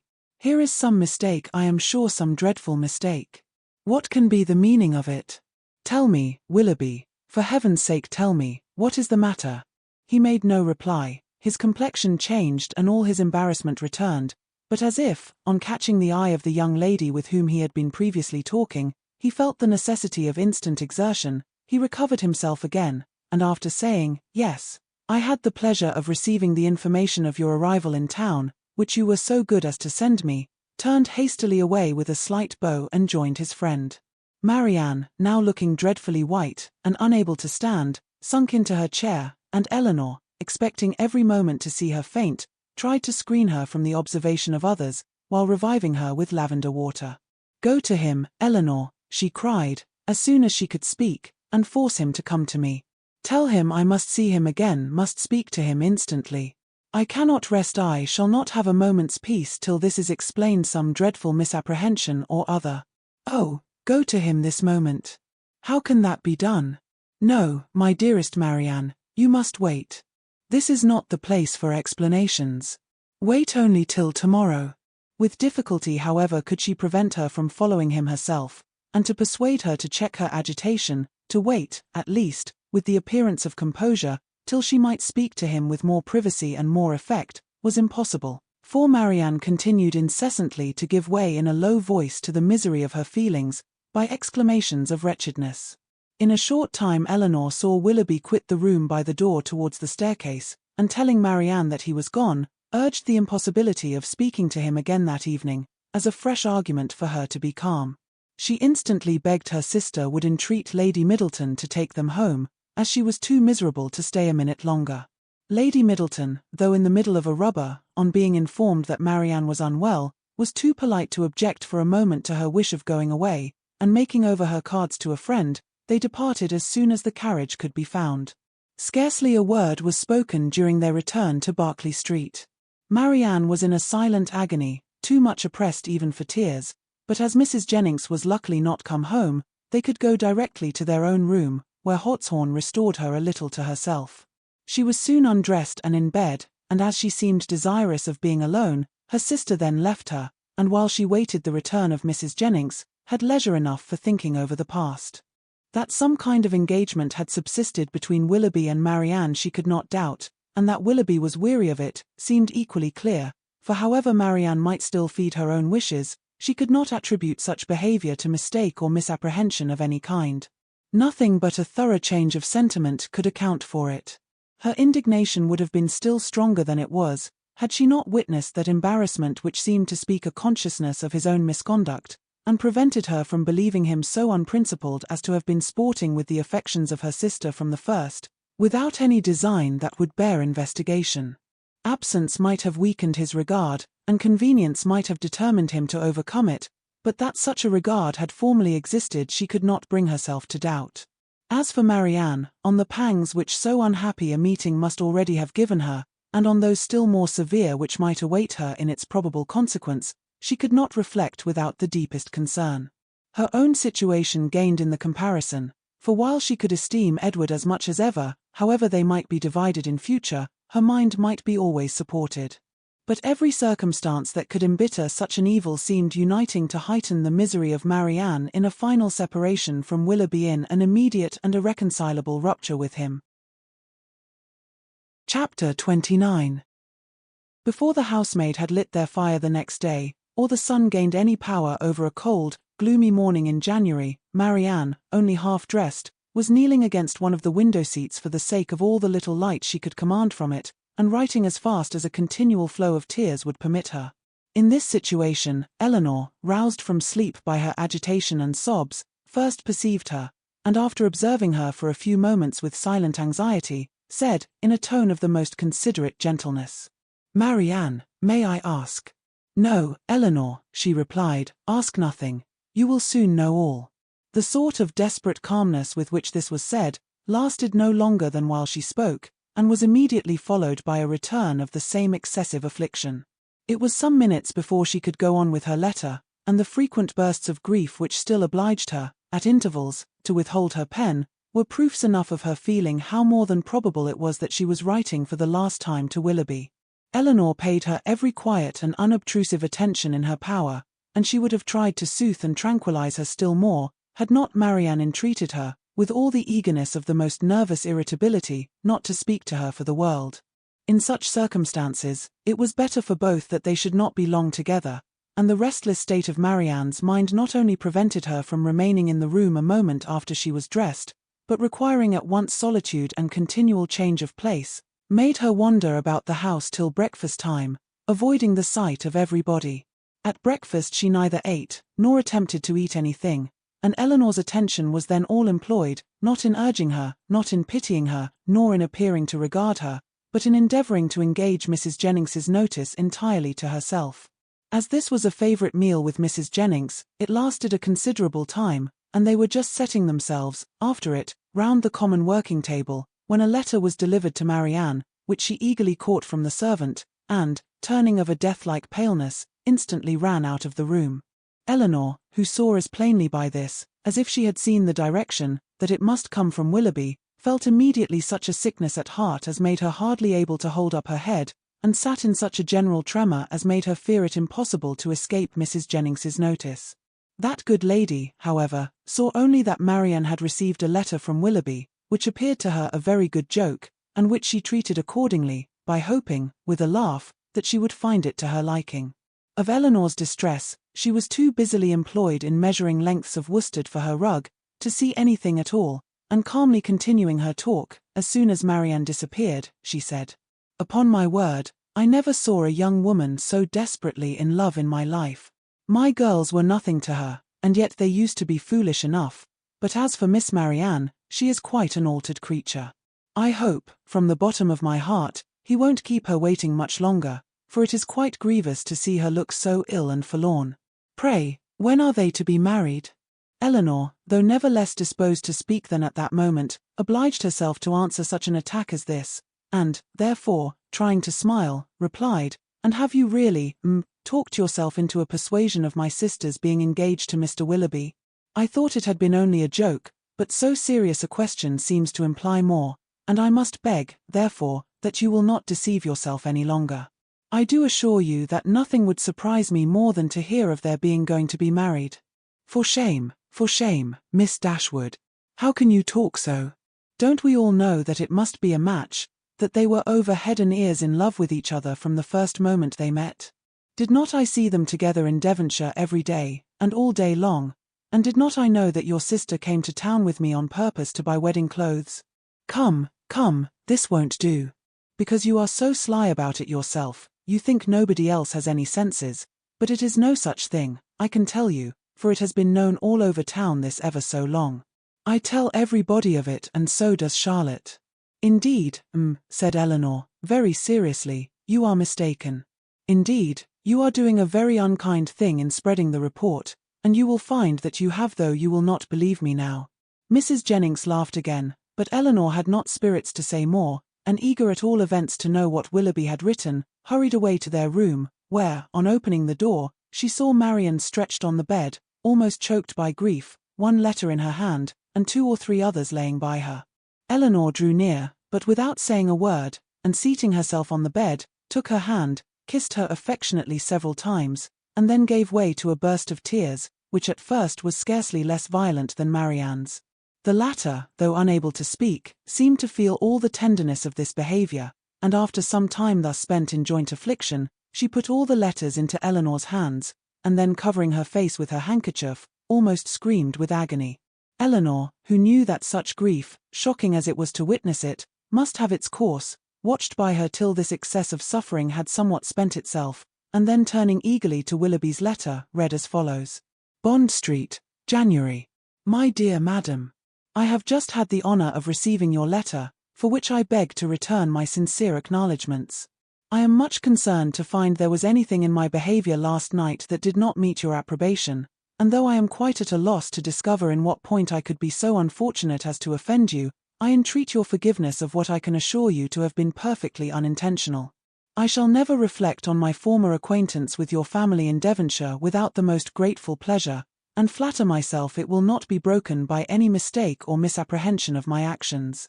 My esteem for your whole family is very sincere, but if I have been so unfortunate as to give rise to a belief of more than I felt, or meant to express, I shall reproach myself for not having been more guarded in my professions of that esteem. That I should ever have meant more you will allow to be impossible, when you understand that my affections have been long engaged elsewhere, and it will not be many weeks, I believe, before this engagement is fulfilled. It is with great regret that I obey your commands in returning the letters with which I have been honoured from you, and the lock of hair, which you so obligingly bestowed on me. I am, dear Madam, your most obedient humble servant, John Willoughby.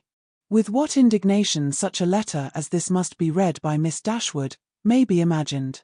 Though aware, before she began it, that it must bring a confession of his inconstancy, and confirm their separation for ever, she was not aware that such language could be suffered to announce it, nor could she have supposed Willoughby capable of departing so far from the appearance of every honourable and delicate feeling, so far from the common decorum of a gentleman, as to send a letter so impudently cruel, a letter which, instead of bringing with his desire of a release any professions of regret, acknowledged no breach of faith, denied all peculiar affection whatever, a letter of which every line was an insult, and which proclaimed its writer to be deep in hardened villainy.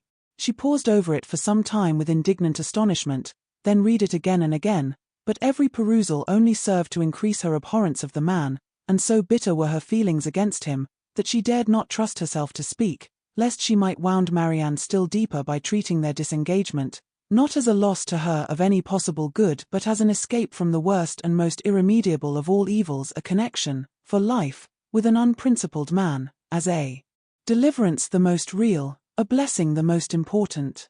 In her earnest meditations on the contents of the letter, on the depravity of that mind which could dictate it, and probably, on the very different mind of a very different person, who had no other connection whatever with the affair than what her heart gave him with everything that passed, Elinor forgot the immediate distress of her sister, forgot that she had 3 letters on her lap yet unread, and so entirely forgot how long she had been in the room, that when on hearing a carriage drive up to the door, she went to the window to see who could be coming so unreasonably early. She was all astonishment to perceive Mrs. Jennings's chariot, which she knew had not been ordered till 1.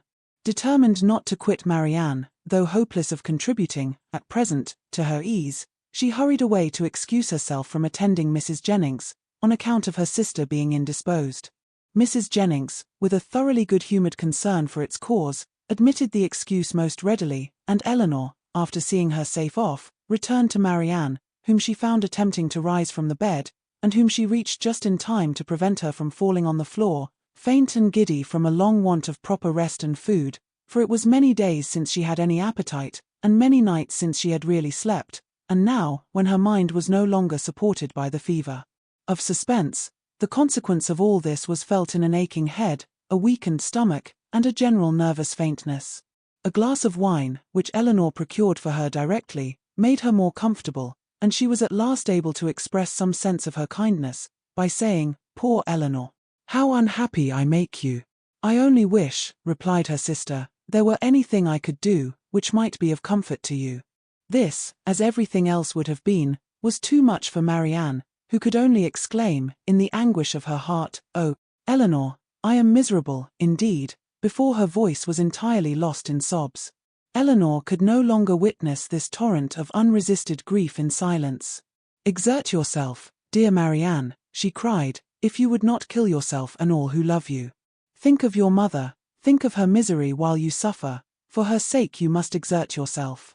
I cannot," cried Marianne. Leave me, if I distress you. Leave me, hate me, forget me. But do not torture me so. Oh, how easy for those who have no sorrow of their own to talk of exertion. Happy Elinor, you cannot have an idea of what I suffer. Do you call me happy, Marianne? Ah, if you knew. And can you believe me to be so, while I see you so wretched? Forgive me, throwing her arms round her sister's neck. I know you feel for me. I know what a heart you have, but yet you must be happy. Edward loves you. What can do away such happiness as that? Many circumstances, said Elinor, solemnly. No, cried Marianne wildly, he loves you, and only you. You can have no grief. I can have no pleasure while I see you in this state. And you will never see me otherwise. Mine is a misery which nothing can do away. You must not talk so, Marianne. Have you no comforts? No friends? Is your loss such as leaves no opening for consolation? Much as you suffer now, think of what you would have suffered if the discovery of his character had been delayed to a later period, if your engagement had been carried on for months and months, as it might have been, before he chose to put an end to it. Every additional day of unhappy confidence, on your side, would have made the blow more dreadful. Engagement, cried Marianne. There has been no engagement. No engagement. No, he is not so unworthy as you believe him. He has broken no faith with me. But he told you that he loved you. Yes, no, never absolutely. It was every day implied, but never professedly declared. Sometimes I thought it had been, but it never was. Yet you wrote to him? Yes, could that be wrong after all that had passed? But I cannot talk. Elinor said no more, and turning again to the 3 letters which now raised a much stronger curiosity than before, directly ran over the contents of all. The first, which was what her sister had sent him on their arrival in town, was to this effect. Berkeley Street, January. How surprised you will be, Willoughby, on receiving this, and I think you will feel something more than surprise, when you know that I am in town. An opportunity of coming hither, though with Mrs. Jennings, was a temptation we could not resist. I wish you may receive this in time to come here tonight, but I will not depend on it. At any rate I shall expect you tomorrow. For the present, adieu. M.D. Her second note, which had been written on the morning after the dance at the Middletons, was in these words. I cannot express my disappointment in having missed you the day before yesterday, nor my astonishment at not having received any answer to a note which I sent you above a week ago. I have been expecting to hear from you, and still more to see you, every hour of the day. Pray call again as soon as possible, and explain the reason of my having expected this in vain. You had better come earlier another time, because we are generally out by 1. We were last night at Lady Middleton's, where there was a dance. I have been told that you were asked to be of the party. But could it be so? You must be very much altered indeed since we parted, if that could be the case, and you not there.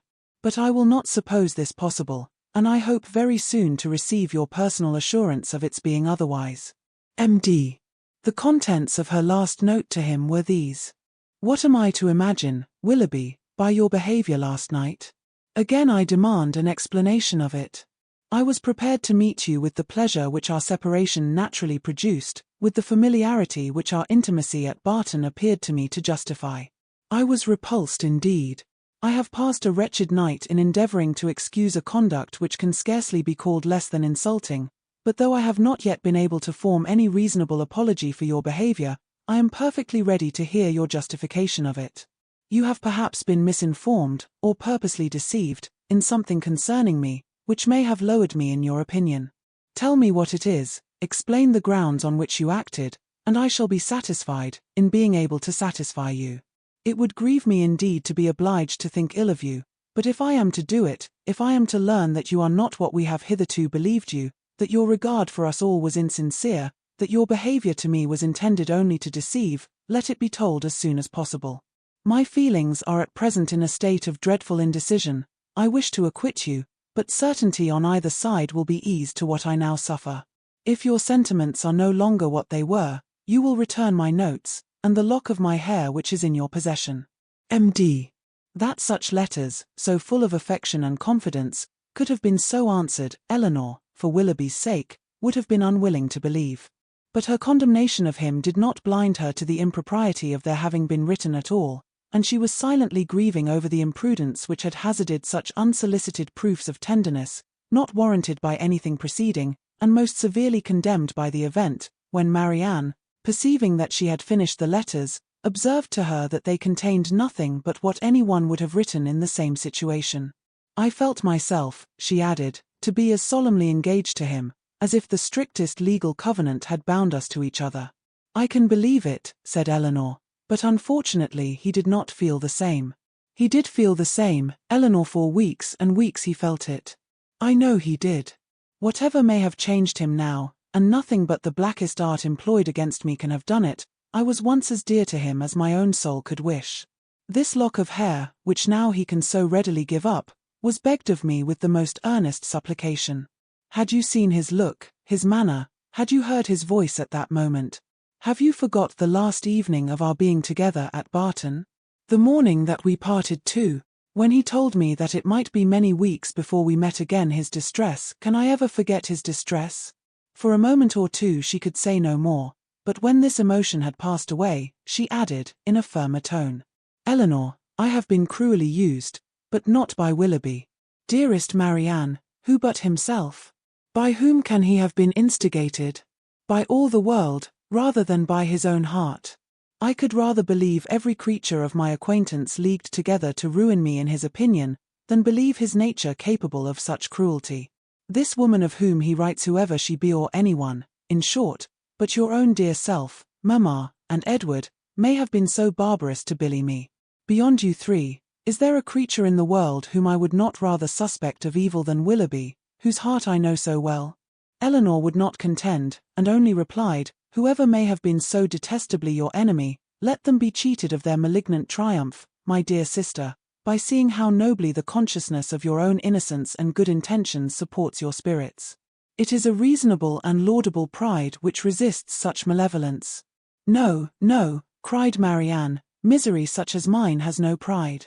I care not who knows that I am wretched. The triumph of seeing me so may be open to all the world.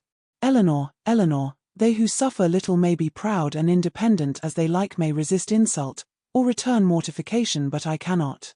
I must feel I must be wretched, and they are welcome to enjoy the consciousness of it that can. But for my mother's sake and mine, I would do more than for my own. But to appear happy when I am so miserable, oh, who can require it? Again they were both silent. Elinor was employed in walking thoughtfully from the fire to the window, from the window to the fire, without knowing that she received warmth from one, or discerning objects through the other, and Marianne, seated at the foot of the bed, with her head leaning against one of its posts, again took up Willoughby's letter, and, after shuddering over every sentence, exclaimed, "It is too much. Oh, Willoughby, Willoughby, could this be yours? Cruel, cruel, nothing can acquit you. Elinor, nothing can. Whatever he might have heard against me, ought he not to have suspended his belief? Ought he not to have told me of it, to have given me the power of clearing myself? The lock of hair, repeating it from the letter, which you so obligingly bestowed on me, that is unpardonable. Willoughby, where was your heart when you wrote those words? Oh, barbarously insolent Elinor, can he be justified? No, Marianne, in no possible way. And yet this woman, who knows what her art may have been, how long it may have been premeditated, and how deeply contrived by her, who is she? Who can she be? Whom did I ever hear him talk of as young and attractive among his female acquaintance? Oh, no one, no one, he talked to me only of myself. Another pause ensued. Marianne was greatly agitated, and it ended thus. Elinor, I must go home. I must go and comfort Mamma. Cannot we be gone tomorrow? Tomorrow, Marianne. Yes, why should I stay here? I came only for Willoughby's sake, and now who cares for me? Who regards me? It would be impossible to go tomorrow. We owe Mrs. Jennings much more than civility, and civility of the commonest kind must prevent such a hasty removal as that. Well then, another day or two, perhaps, but I cannot stay here long. I cannot stay to endure the questions and remarks of all these people. The Middletons and Palmers, how am I to bear their pity? The pity of such a woman as Lady Middleton. Oh, what would he say to that? Elinor advised her to lie down again, and for a moment she did so, but no attitude could give her ease, and in restless pain of mind and body she moved from one posture to another, till growing more and more hysterical, her sister could with difficulty keep her on the bed at all, and for some time was fearful of being constrained to call for assistance. Some lavender drops, however, which she was at length persuaded to take, were of use, and from that time till Mrs. Jennings returned, she continued on the bed quiet and motionless. Chapter 30. Mrs. Jennings came immediately to their room on her return, and without waiting to have her request of admittance answered, opened the door and walked in with a look of real concern. "How do you do, my dear?" said she in a voice of great compassion to Marianne, who turned away her face without attempting to answer. "How is she, Miss Dashwood? Poor thing. She looks very bad. No wonder. It is but too true. He is to be married very soon, a good-for-nothing fellow. I have no patience with him. Mrs. Taylor told me of it half an hour ago, and she was told it by a particular friend of Miss Grey herself, else I am sure I should not have believed it, and I was almost ready to sink as it was. Well, said I, all I can say is, that if this be true, he has used a young lady of my acquaintance abominably ill, and I wish with all my soul his wife may plague his heart out. And so I shall always say, my dear, you may depend on it. I have no notion of men's going on in this way, and if ever I meet him again, I will give him such a dressing as he has not had this many a day. But there is one comfort, my dear Miss Marianne, he is not the only young man in the world worth having, and with your pretty face you will never want admirers. Well, poor thing. I won't disturb her any longer, for she had better have her cry out at once and have done with. The Parrys and Sandersons luckily are coming tonight, you know, and that will amuse her. She then went away, walking on tiptoe out of the room, as if she supposed her young friend's affliction could be increased by noise. Marianne, to the surprise of her sister, determined on dining with them. Elinor even advised her against it. But no, she would go down, she could bear it very well, and the bustle about her would be less. Elinor, pleased to have her governed for a moment by such a motive, though believing it hardly possible that she could sit out the dinner, said no more, and adjusting her dress for her as well as she could, while Marianne still remained on the bed, was ready to assist her into the dining room as soon as they were summoned to it. When there, though looking most wretchedly, she ate more and was calmer than her sister had expected. Had she tried to speak, or had she been conscious of half Mrs. Jennings's well-meant but ill-judged attentions to her, this calmness could not have been maintained, but not a syllable escaped her lips, and the abstraction of her thoughts preserved her in ignorance of everything that was passing before her. Elinor, who did justice to Mrs. Jennings's kindness, though its effusions were often distressing, and sometimes almost ridiculous, made her those acknowledgments, and returned her those civilities, which her sister could not make or return for herself. Their good friend saw that Marianne was unhappy, and felt that everything was due to her which might make her at all less so. She treated her therefore, with all the indulgent fondness of a parent towards a favourite child on the last day of its holidays. Marianne was to have the best place by the fire, was to be tempted to eat by every delicacy in the house, and to be amused by the relation of all the news of the day. Had not Elinor, in the sad countenance of her sister, seen a check to all mirth, she could have been entertained by Mrs. Jennings's endeavours to cure a disappointment in love, by a variety of sweetmeats and olives, and a good fire. As soon, however, as the consciousness of all this was forced by continual repetition on Marianne, she could stay no longer. With a hasty exclamation of misery, and a sign to her sister not to follow her, she directly got up and hurried out of the room. "Poor soul," cried Mrs. Jennings, as soon as she was gone, "how it grieves me to see her, and I declare if she is not gone away without finishing her wine. And the dried cherries too. Lord! Nothing seems to do her any good. I am sure if I knew of anything she would like, I would send all over the town for it. Well, it is the oddest thing to me, that a man should use such a pretty girl so ill, but when there is plenty of money on one side, and next to none on the other, Lord bless you, they care no more about such things. The lady then, Miss Grey I think you called her, is very rich. £50,000, my dear. Did you ever see her? A smart, stylish girl they say, but not handsome. I remember her aunt very well, Biddy Henshaw, she married a very wealthy man. But the family are all rich together. £50,000. And by all accounts, it won't come before it's wanted, for they say he is all to pieces. No wonder. Dashing about with his curricle and hunters. Well, it don't signify talking, but when a young man, be who he will, comes and makes love to a pretty girl, and promises marriage, he has no business to fly off from his word only because he grows poor, and a richer girl is ready to have him. Why don't he, in such a case, sell his horses, let his house, turn off his servants, and make a thorough reform at once? I warrant you, Miss Marianne would have been ready to wait till matters came round. But that won't do nowadays. Nothing in the way of pleasure can ever be given up by the young men of this age. Do you know what kind of a girl Miss Grey is? Is she said to be amiable? I never heard any harm of her, indeed I hardly ever heard her mentioned, except that Mrs. Taylor did say this morning, that one day Miss Walker hinted to her, that she believed Mr. and Mrs. Ellison would not be sorry to have Miss Grey married, for she and Mrs. Ellison could never agree. And who are the Ellisons?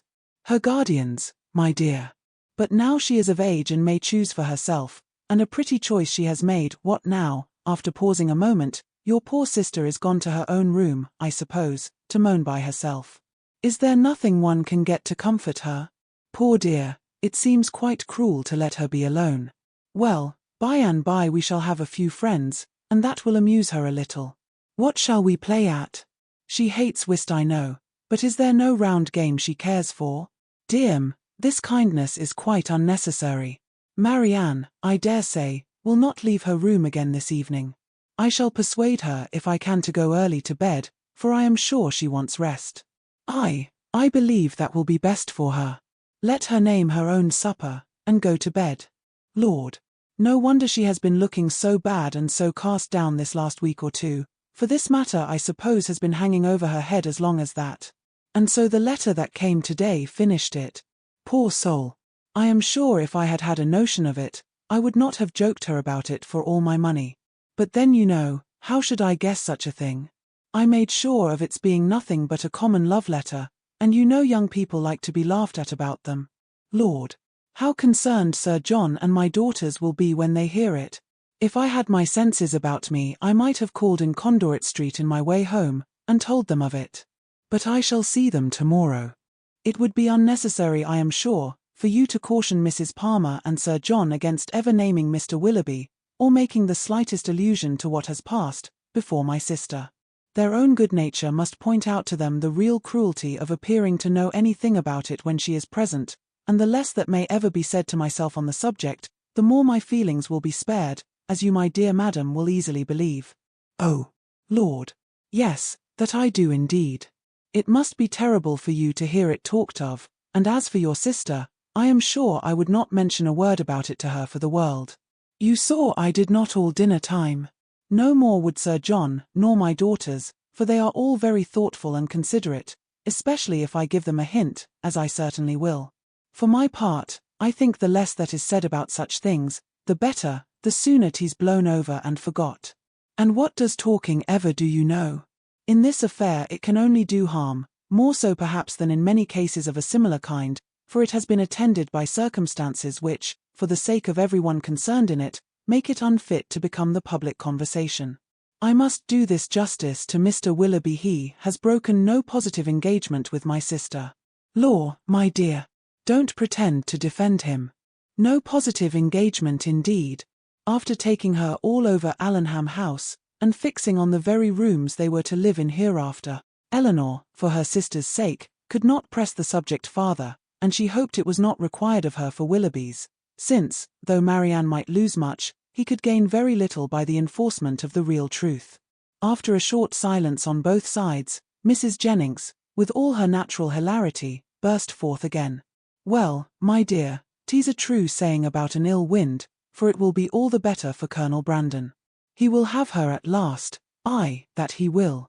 Mind me, now, if they and he married by midsummer. Lord! How he'll chuckle over this news. I hope he will come tonight. It will be all to one a better match for your sister. 2,000 a year without debt or drawback except the little love-child, indeed. I had forgot her, but she may be prenticed out at a small cost, and then what does it signify?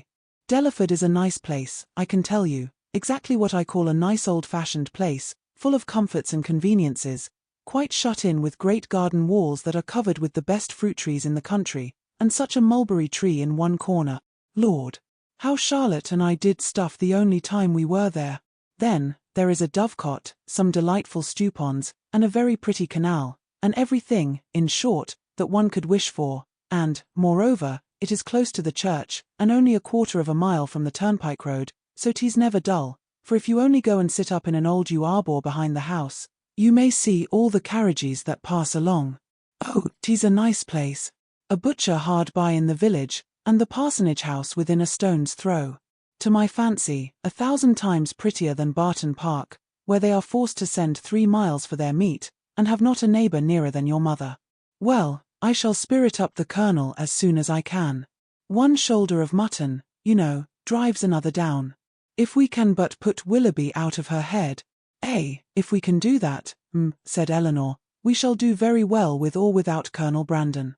And then rising, she went away to join Marianne, whom she found, as she expected, in her own room, leaning, in silent misery, over the small remains of a fire, which, till Elinor's entrance, had been her only light.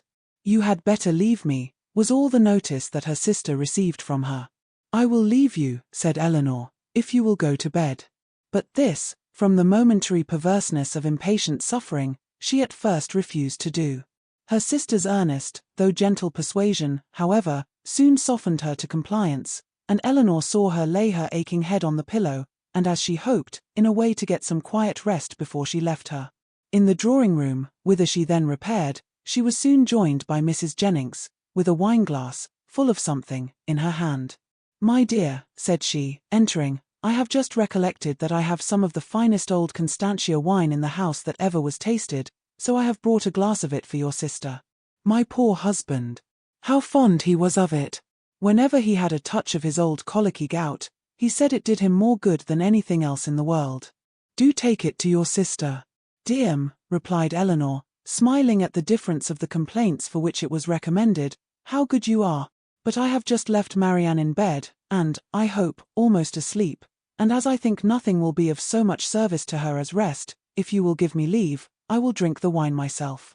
Mrs. Jennings, though regretting that she had not been 5 minutes earlier, was satisfied with the compromise, and Elinor, as she swallowed the chief of it, reflected that though its effects on a colicky gout were, at present, of little importance to her, its healing powers, on a disappointed heart might be as reasonably tried on herself as on her sister. Colonel Brandon came in while the party were at tea, and by his manner of looking round the room for Marianne, Elinor immediately fancied that he neither expected nor wished to see her there, and, in short, that he was already aware of what occasioned her absence.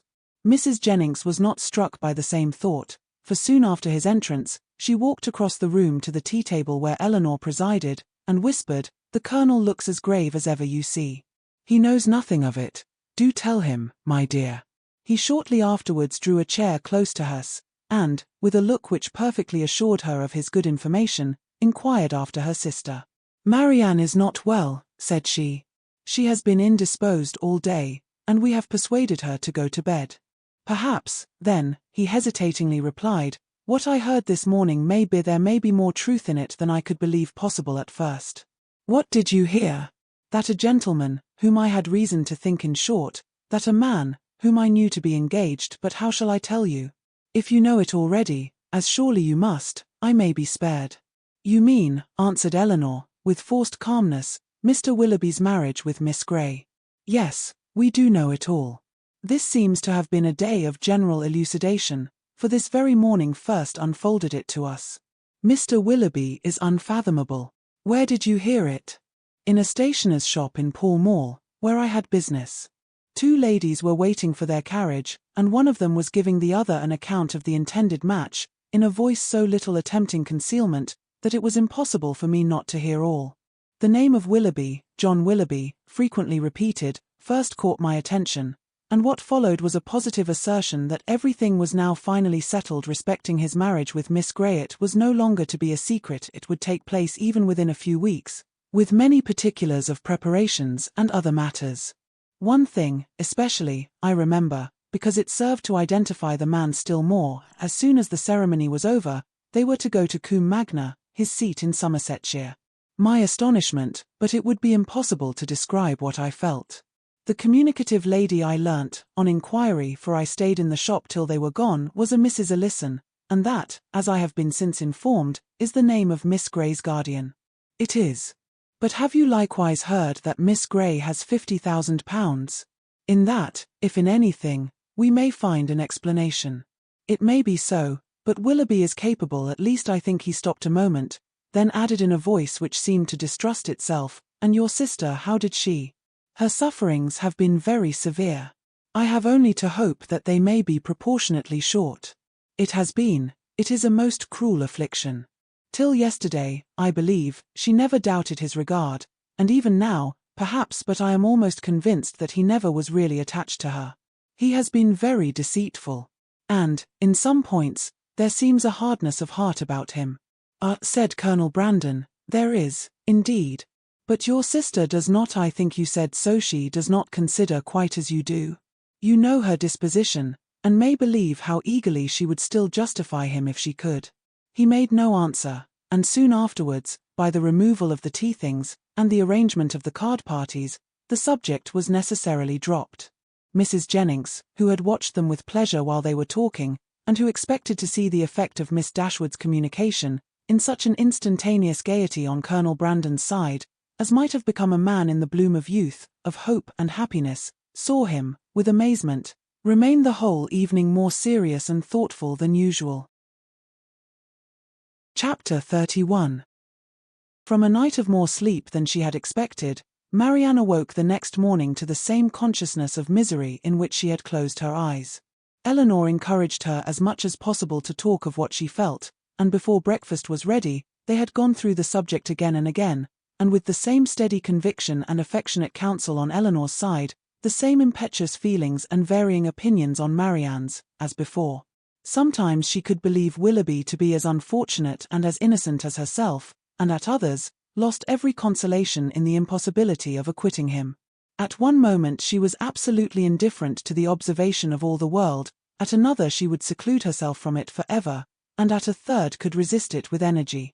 In one thing, however, she was uniform, when it came to the point, in avoiding, where it was possible, the presence of Mrs. Jennings, and in a determined silence when obliged to endure it. Her heart was hardened against the belief of Mrs. Jennings's entering into her sorrows with any compassion. No, no, no, it cannot be, she cried, she cannot feel. Her kindness is not sympathy, her good nature is not tenderness. All that she wants is gossip, and she only likes me now because I supply it.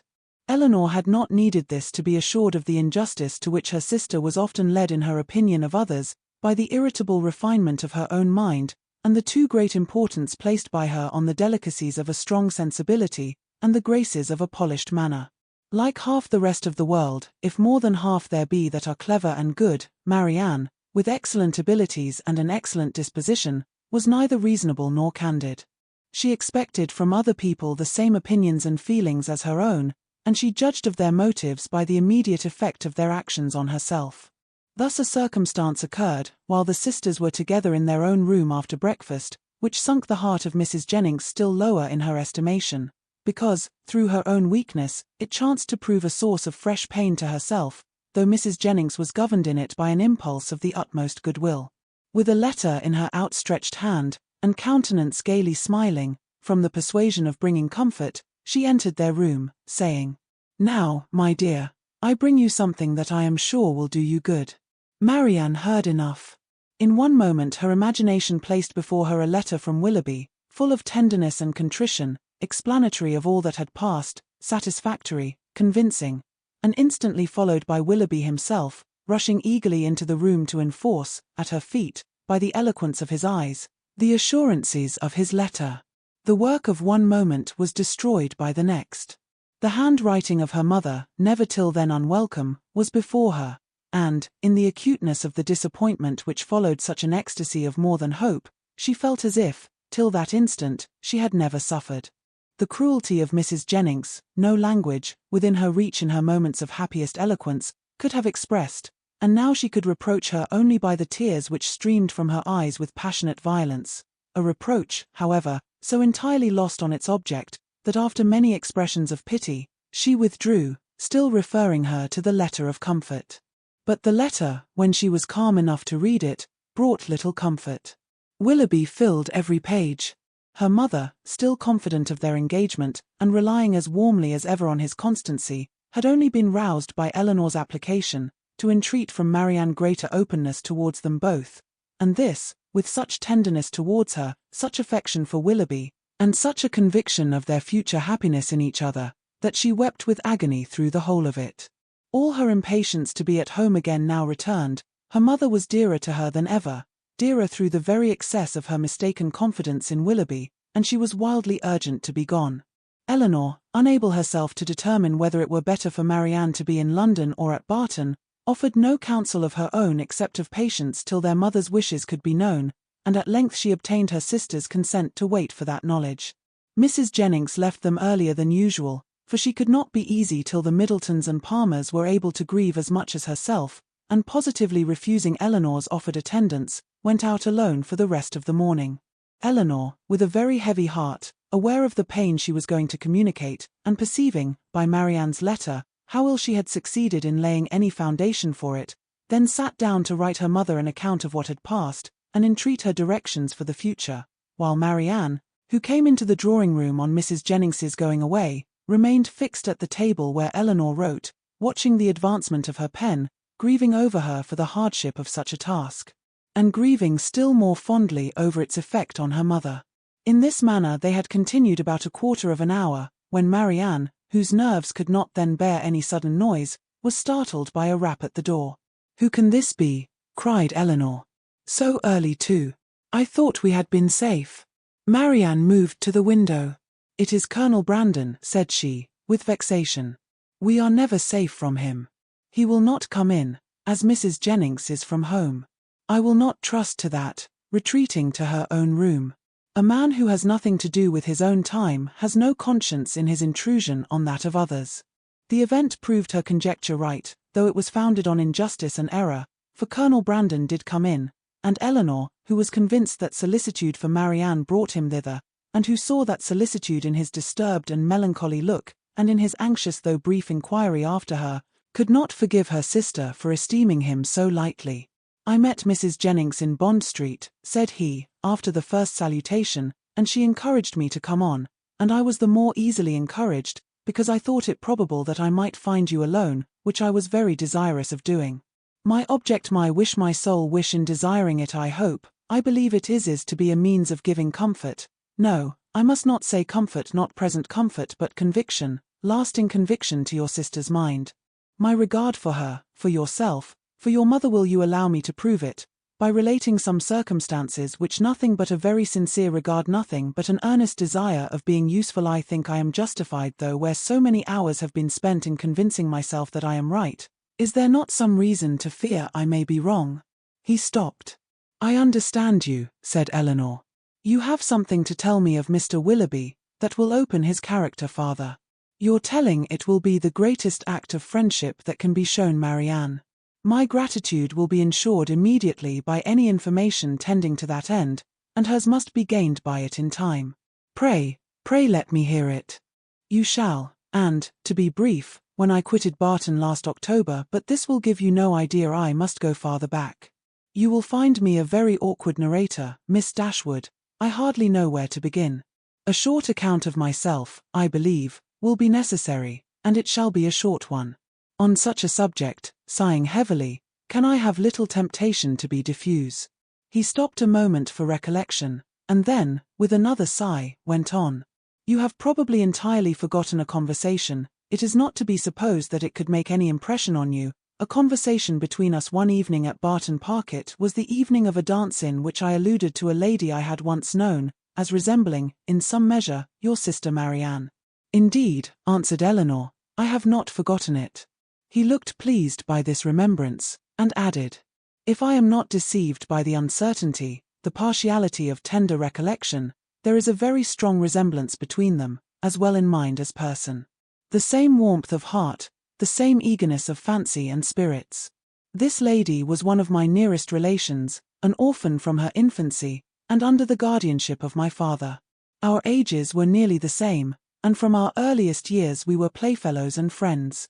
I cannot remember the time when I did not love Eliza, and my affection for her, as we grew up, was such, as perhaps, judging from my present forlorn and cheerless gravity, you might think me incapable of having ever felt. Hers, for me, was, I believe, fervent as the attachment of your sister to Mr. Willoughby, and it was, though from a different cause, no less unfortunate. At 17 she was lost to me for ever. She was married against her inclination to my brother. Her fortune was large, and our family estate much encumbered. And this, I fear, is all that can be said for the conduct of one, who was at once her uncle and guardian. My brother did not deserve her, he did not even love her.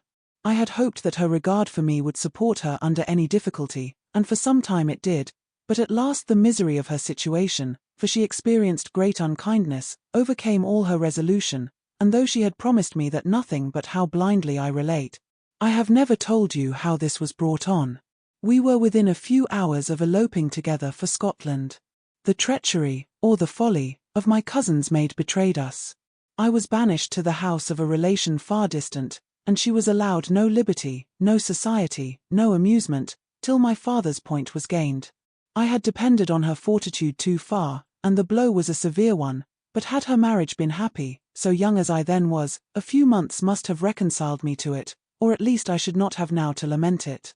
This, however, was not the case. My brother had no regard for her, his pleasures were not what they ought to have been, and from the first he treated her unkindly.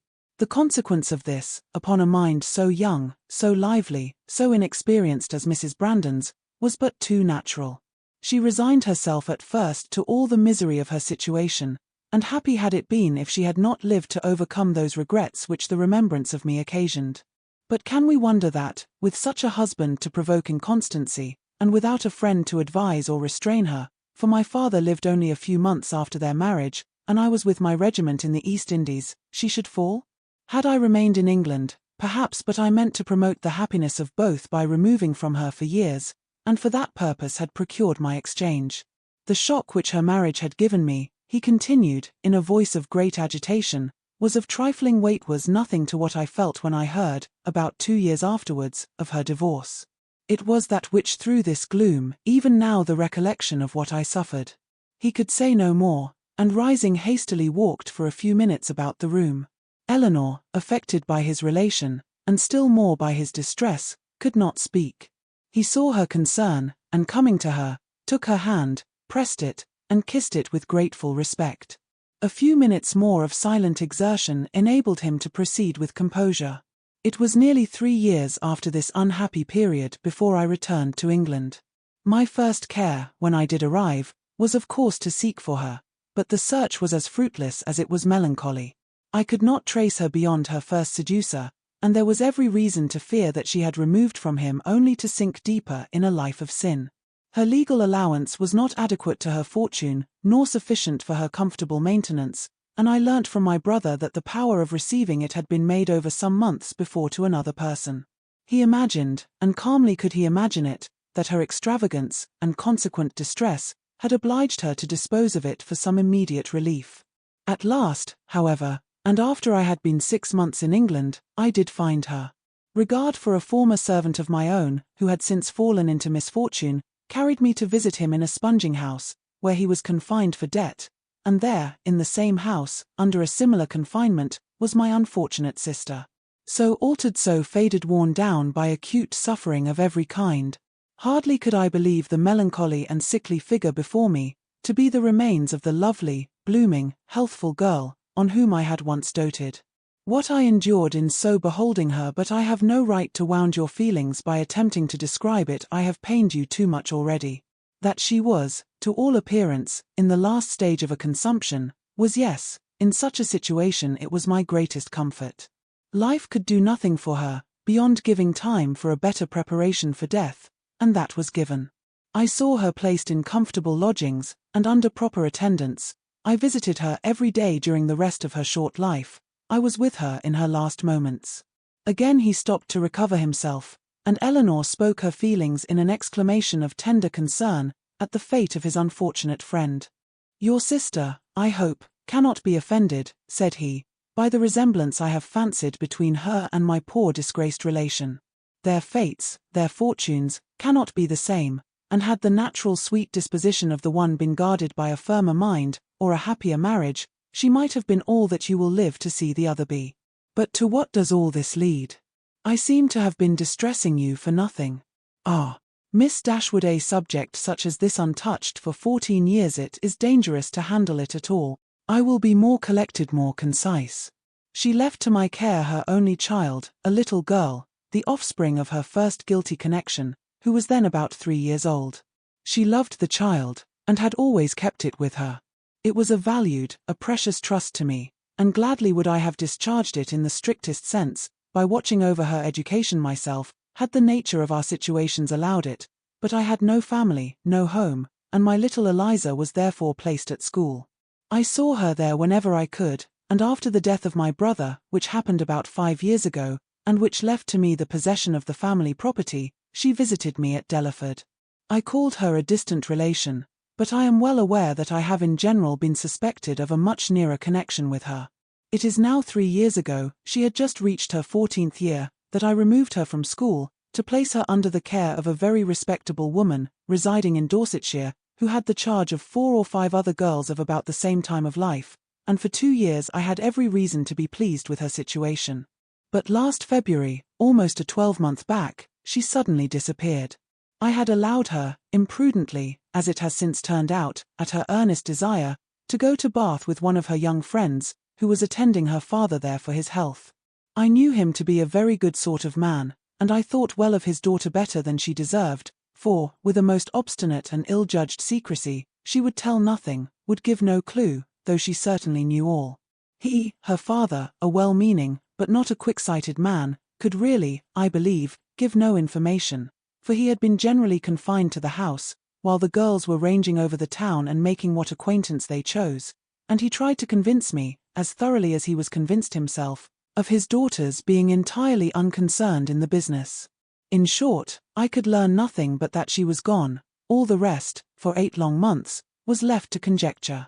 What I thought, what I feared, may be imagined, and what I suffered too. Good heavens, cried Elinor, could it Bickard Willoughby? The first news that reached me of her, he continued, came in a letter from herself, last October. It was forwarded to me from Delaford, and I received it on the very morning of our intended party to Whitwell, and this was the reason of my leaving Barton so suddenly, which I am sure must at the time have appeared strange to everybody, and which I believe gave offence to some. Little did Mr. Willoughby imagine, I suppose, when his looks censured me for incivility in breaking up the party, that I was called away to the relief of one whom he had made poor and miserable. But had he known it, what would it have availed? Would he have been less gay or less happy in the smiles of your sister? No, he had already done that, which no man who can feel for another would do. He had left the girl whose youth and innocence he had seduced, in a situation of the utmost distress, with no creditable home, no help, no friends, ignorant of his address. He had left her, promising to return. He neither returned, nor wrote, nor relieved her. This is beyond everything, exclaimed Elinor. His character is now before you, expensive, dissipated, and worse than both. Knowing all this, as I have now known it many weeks, guess what I must have felt on seeing your sister as fond of him as ever, and on being assured that she was to marry him. Guess what I must have felt for all your sakes. When I came to you last week and found you alone, I came determined to know the truth, though irresolute what to do when it was known. My behavior must have seemed strange to you then, but now you will comprehend it. To suffer you all to be so deceived, to see your sister, but what could I do? I had no hope of interfering with success, and sometimes I thought your sister's influence might yet reclaim him. But now, after such dishonorable usage, who can tell what were his designs on her? Whatever they may have been, however, she may now, and hereafter doubtless will, turn with gratitude towards her own condition, when she compares it with that of my poor Eliza, when she considers the wretched and hopeless situation of this poor girl, and pictures her to herself, with an affection for him so strong, still as strong as her own, and with a mind tormented by self-reproach, which must attend her through life. Surely this comparison must have its use with her. She will feel her own sufferings to be nothing. They proceed from no misconduct, and can bring no disgrace. On the contrary, every friend must be made still more her friend by them. Concern for her unhappiness, and respect for her fortitude under it, must strengthen every attachment. Use your own discretion, however, in communicating to her what I have told you. You must know best what will be its effect, but had I not seriously, and from my heart believed it might be of service, might lessen her regrets, I would not have suffered myself to trouble you with this account of my family afflictions, with a recital which may seem to have been intended to raise myself at the expense of others. Elinor's thanks followed this speech with grateful earnestness, attended too with the assurance of her expecting material advantage to Marianne from the communication of what had passed. I have been more pained, said she, by her endeavours to acquit him than by all the rest, for it irritates her mind more than the most perfect conviction of his unworthiness can do. Now, though at first she will suffer much, I am sure she will soon become easier.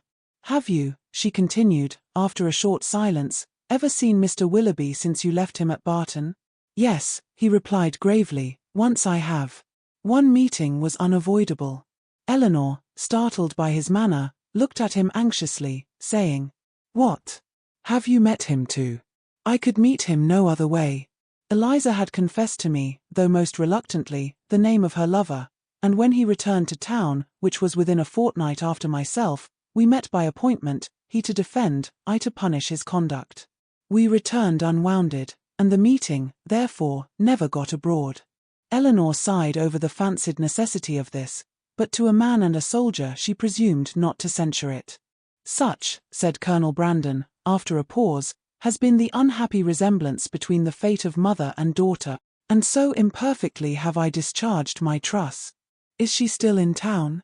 No, as soon as she recovered from her lying in, for I found her near her delivery, I removed her and her child into the country, and there she remains. Recollecting, soon afterwards, that he was probably dividing Elinor from her sister, he put an end to his visit, receiving from her again the same grateful acknowledgments, and leaving her full of compassion and esteem for him. Chapter 32. When the particulars of this conversation were repeated by Miss Dashwood to her sister, as they very soon were, the effect on her was not entirely such as the former had hoped to see. Not that Marianne appeared to distrust the truth of any part of it, for she listened to it all with the most steady and submissive attention, made neither objection nor remark, attempted no vindication of Willoughby, and seemed to show by her tears that she felt it to be impossible. But though this behaviour assured Elinor that the conviction of this guilt was carried home to her mind, though she saw with satisfaction the effect of it, in her no longer avoiding Colonel Brandon when he called, in her speaking to him, even voluntarily speaking, with a kind of compassionate respect, and though she saw her spirits less violently irritated than before, she did not see her less wretched. Her mind did become settled, but it was settled in a gloomy dejection. She felt the loss of Willoughby's character yet more heavily than she had felt the loss of his heart, his seduction and desertion of Miss Williams, the misery of that poor girl, and the doubt of what his designs might once have been on herself, preyed altogether so much on her spirits, that she could not bring herself to speak of what she felt even to Elinor, and, brooding over her sorrows in silence, gave more pain to her sister than could have been communicated by the most open and most frequent confession of them. To give the feelings or the language of Mrs. Dashwood on receiving and answering Elinor's letter would be only to give a repetition of what her daughters had already felt and said, of a disappointment hardly less painful than Marianne's, and an indignation even greater than Elinor's. Long letters from her, quickly succeeding each other, arrived to tell all that she suffered and thought, to express her anxious solicitude for Marianne, and entreat she would bear up with fortitude under this misfortune. Bad indeed must the nature of Marianne's affliction be, when her mother could talk of fortitude. Mortifying and humiliating must be the origin of those regrets, which she could wish her not to indulge. Against the interest of her own individual comfort, Mrs. Dashwood had determined that it would be better for Marianne to be anywhere, at that time, than at Barton, where everything within her view would be bringing back the past in the strongest and most afflicting manner, by constantly placing Willoughby before her, such as she had always seen him there. She recommended it to her daughters, therefore, by all means not to shorten their visit to Mrs. Jennings, the length of which, though never exactly fixed, had been expected by all to comprise at least 5 or 6 weeks. A variety of occupations, of objects, and of company, which could not be procured at Barton, would be inevitable there, and might yet, she hoped, cheat Marianne, at times, into some interest beyond herself, and even into some amusement, much as the ideas of both might now be spurned by her. From all danger of seeing Willoughby again, her mother considered her to be at least equally safe in town as in the country, since his acquaintance must now be dropped by all who called themselves her friends. Design could never bring them in each other's way, negligence could never leave them exposed to a surprise, and chance had less in its favour in the crowd of London than even in the retirement of Barton, where it might force him before her while paying that visit at Allenham on his marriage, which Mrs. Dashwood, from foreseeing at first as a probable event, had brought herself to expect as a certain one. She had yet another reason for wishing her children to remain where they were. A letter from her son-in-law had told her that he and his wife were to be in town before the middle of February, and she judged it right that they should sometimes see their brother.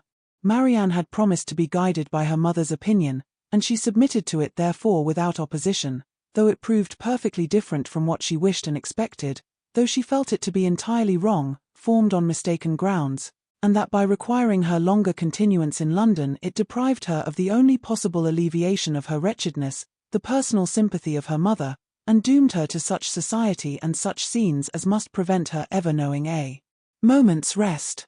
But it was a matter of great consolation to her, that what brought evil to herself would bring good to her sister, and Elinor, on the other hand, suspecting that it would not be in her power to avoid Edward entirely, comforted herself by thinking, that though their longer stay would therefore militate against her own happiness, it would be better for Marianne than an immediate return into Devonshire.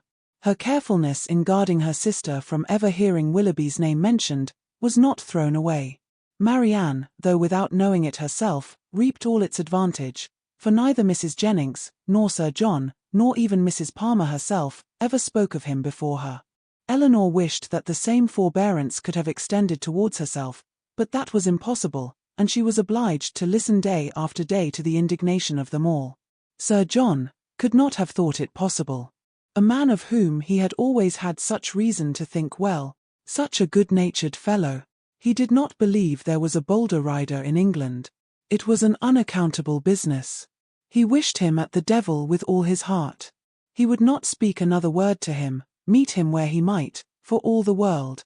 No, not if it were to be by the side of Barton Covert, and they were kept watching for 2 hours together. Such a scoundrel of a fellow, such a deceitful dog. It was only the last time they met that he had offered him one of Folly's puppies, and this was the end of it. Mrs. Palmer, in her way, was equally angry. She was determined to drop his acquaintance immediately, and she was very thankful that she had never been acquainted with him at all. She wished with all her heart Combe Magna was not so near Cleveland, but it did not signify, for it was a great deal too far off to visit.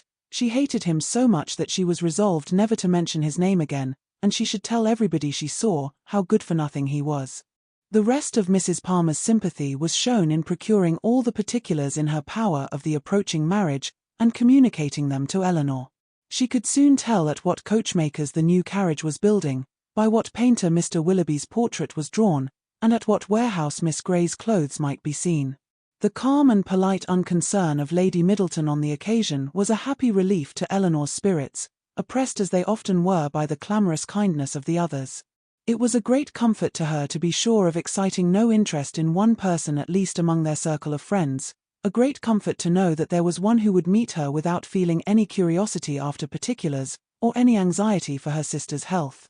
Every qualification is raised at times, by the circumstances of the moment, to more than its real value, and she was sometimes worried down by officious condolence to rate good breeding as more indispensable to comfort than good nature. Lady Middleton expressed her sense of the affair about once every day, or twice, if the subject occurred very often, by saying, "It is very shocking, indeed," and by the means of this continual though gentle vent, was able not only to see the Miss Dashwoods from the first without the smallest emotion, but very soon to see them without recollecting a word of the matter, and having thus supported the dignity of her own sex, and spoken her decided censure of what was wrong in the other, she thought herself at liberty to attend to the interest of her own assemblies, and therefore determined, though rather against the opinion of Sir John, that as Mrs. Willoughby would at once be a woman of elegance and fortune, to leave her card with her as soon as she married. Colonel Brandon's delicate, unobtrusive inquiries were never unwelcome to Miss Dashwood. He had abundantly earned the privilege of intimate discussion of her sister's disappointment, by the friendly zeal with which he had endeavoured to soften it, and they always conversed with confidence. His chief reward for the painful exertion of disclosing past sorrows and present humiliations was given in the pitying eye with which Marianne sometimes observed him, and the gentleness of her voice whenever, though it did not often happen, she was obliged, or could oblige herself to speak to him. These assured him that his exertion had produced an increase of goodwill towards himself, and these gave Elinor hopes of its being farther augmented hereafter. But Mrs. Jennings, who knew nothing of all this, who knew only that the Colonel continued as grave as ever, and that she could neither prevail on him to make the offer himself, nor commission her to make it for him, began, at the end of 2 days, to think that, instead of midsummer, they would not be married till Michaelmas, and by the end of a week that it would not be a match at all. The good understanding between the Colonel and Miss Dashwood seemed rather to declare that the honours of the mulberry tree, the canal, and the yew arbour would all be made over to her, and Mrs. Jennings had, for some time ceased to think at all of Mrs. Ferrars. Early in February, within a fortnight from the receipt of Willoughby's letter, Elinor had the painful office of informing her sister that he was married. She had taken care to have the intelligence conveyed to herself, as soon as it was known that the ceremony was over, as she was desirous that Marianne should not receive the first notice of it from the public papers, which she saw her eagerly examining every morning. She received the news with resolute composure, made no observation on it, and at first shed no tears, but after a short time they would burst out, and for the rest of the day, she was in a state hardly less pitiable than when she first learnt to expect the event. The Willoughbys left town as soon as they were married, and Elinor now hoped, as there could be no danger of her seeing either of them, to prevail on her sister, who had never yet left the house since the blow first fell, to go out again by degrees as she had done before. About this time the two Miss Steeles, lately arrived at their cousin's house in Bartlett's Buildings, Holborn, presented themselves again before their more grand relations in Conduit and Berkeley Streets, and were welcomed by them all with great cordiality. Elinor only was sorry to see them. Their presence always gave her pain, and she hardly knew how to make a very gracious return to the overpowering delight of Lucy in finding her still in town. "I should have been quite disappointed if I had not found you here still," said she repeatedly, with a strong emphasis on the word. "But I always thought I was almost sure you would not leave London yet a while, though you told me, at Barton, that you should not stay above a month. But I thought, at the time, that you would most likely change your mind when it came to the point. It would have been such a great pity to have went away before your brother and sister came. And now to be sure you will be in no hurry to be gone. I am amazingly glad you did not keep to your word." Elinor perfectly understood her, and was forced to use all her self-command to make it appear that she did not. "Well, my dear," said Mrs. Jennings, "and how did you travel?" "Not in the stage, I assure you," replied Miss Steele, with quick exultation. "We came post all the way, and had a very smart beau to attend us. Dr. Davies was coming to town, and so we thought we'd join him in a post-chaise, and he behaved very genteelly, and paid 10 or 12 shillings more than we did." "Oh, cried Mrs. Jennings, "very pretty, indeed. And the doctor is a single man, I warrant you." "There now," said Miss Steele, affectedly simpering, "everybody laughs at me so about the doctor, and I cannot think why. My cousins say they are sure I have made a conquest, but for my part one declare I never think about him from one hour's end to another. Lord, here comes your beau, Nancy, my cousin said t'other day, when she saw him crossing the street to the house." "My beau, indeed," said I cannot think who you mean. "The doctor is no beau of mine." Aye, that is very pretty talking, but it won't do. The doctor is the man, I see." "No, indeed," replied her cousin, with affected earnestness, "and I beg you will contradict it, if you ever hear it talked of." Mrs. Jennings directly gave her the gratifying assurance that she certainly would not, and Miss Steele was made completely happy. "I suppose you will go and stay with your brother and sister, Miss Dashwood, when they come to town," said Lucy, returning, after a cessation of hostile hints, to the charge. "No, I do not think we shall." "Oh, yes, I dare say you will." Elinor would not humour her by farther opposition. "What a charming thing it is that Mrs. Dashwood can spare you both for so long a time together." "Long a time, indeed," interposed Mrs. Jennings. "Why, their visit is but just begun." Lucy was silenced. "I am sorry we cannot see your sister, Miss Dashwood," said Miss Steele. "I am sorry she is not well," for Marianne had left the room on their arrival. "You are very good. My sister will be equally sorry to miss the pleasure of seeing you, but she has been very much plagued lately with nervous headaches, which make her unfit for company or conversation." "Oh, dear, that is a great pity, but such old friends as Lucy and me, I think she might see us, and I am sure we would not speak a word." Elinor, with great civility, declined the proposal. Her sister was perhaps laid down upon the bed, or in her dressing gown, and therefore not able to come to them. "Oh, if that's all," cried Miss Steele, "we can just as well go and see her." Elinor began to find this impertinence too much for her temper, but she was saved the trouble of checking it, by Lucy's sharp reprimand, which now, as on many occasions, though it did not give much sweetness to the manners of one sister, was of advantage in governing those of the other. Chapter 33. After some opposition, Marianne yielded to her sister's entreaties, and consented to go out with her and Mrs. Jennings one morning for half an hour. She expressly conditioned, however, for paying no visits, and would do no more than accompany them to Gray's in Sackville Street, where Elinor was carrying on a negotiation for the exchange of a few old-fashioned jewels of her mother. When they stopped at the door, Mrs. Jennings recollected that there was a lady at the other end of the street on whom she ought to call, and as she had no business at Gray's, it was resolved that while her young friends transacted theirs, she should pay her visit and return for them. On ascending the stairs, the Miss Dashwoods found so many people before them in the room, that there was not a person at liberty to tend to their orders, and they were obliged to wait. All that could be done was, to sit down at that end of the counter which seemed to promise the quickest succession. One gentleman only was standing there, and it is probable that Elinor was not without hope of exciting his politeness to a quicker despatch. But the correctness of his eye, and the delicacy of his taste, proved to be beyond his politeness.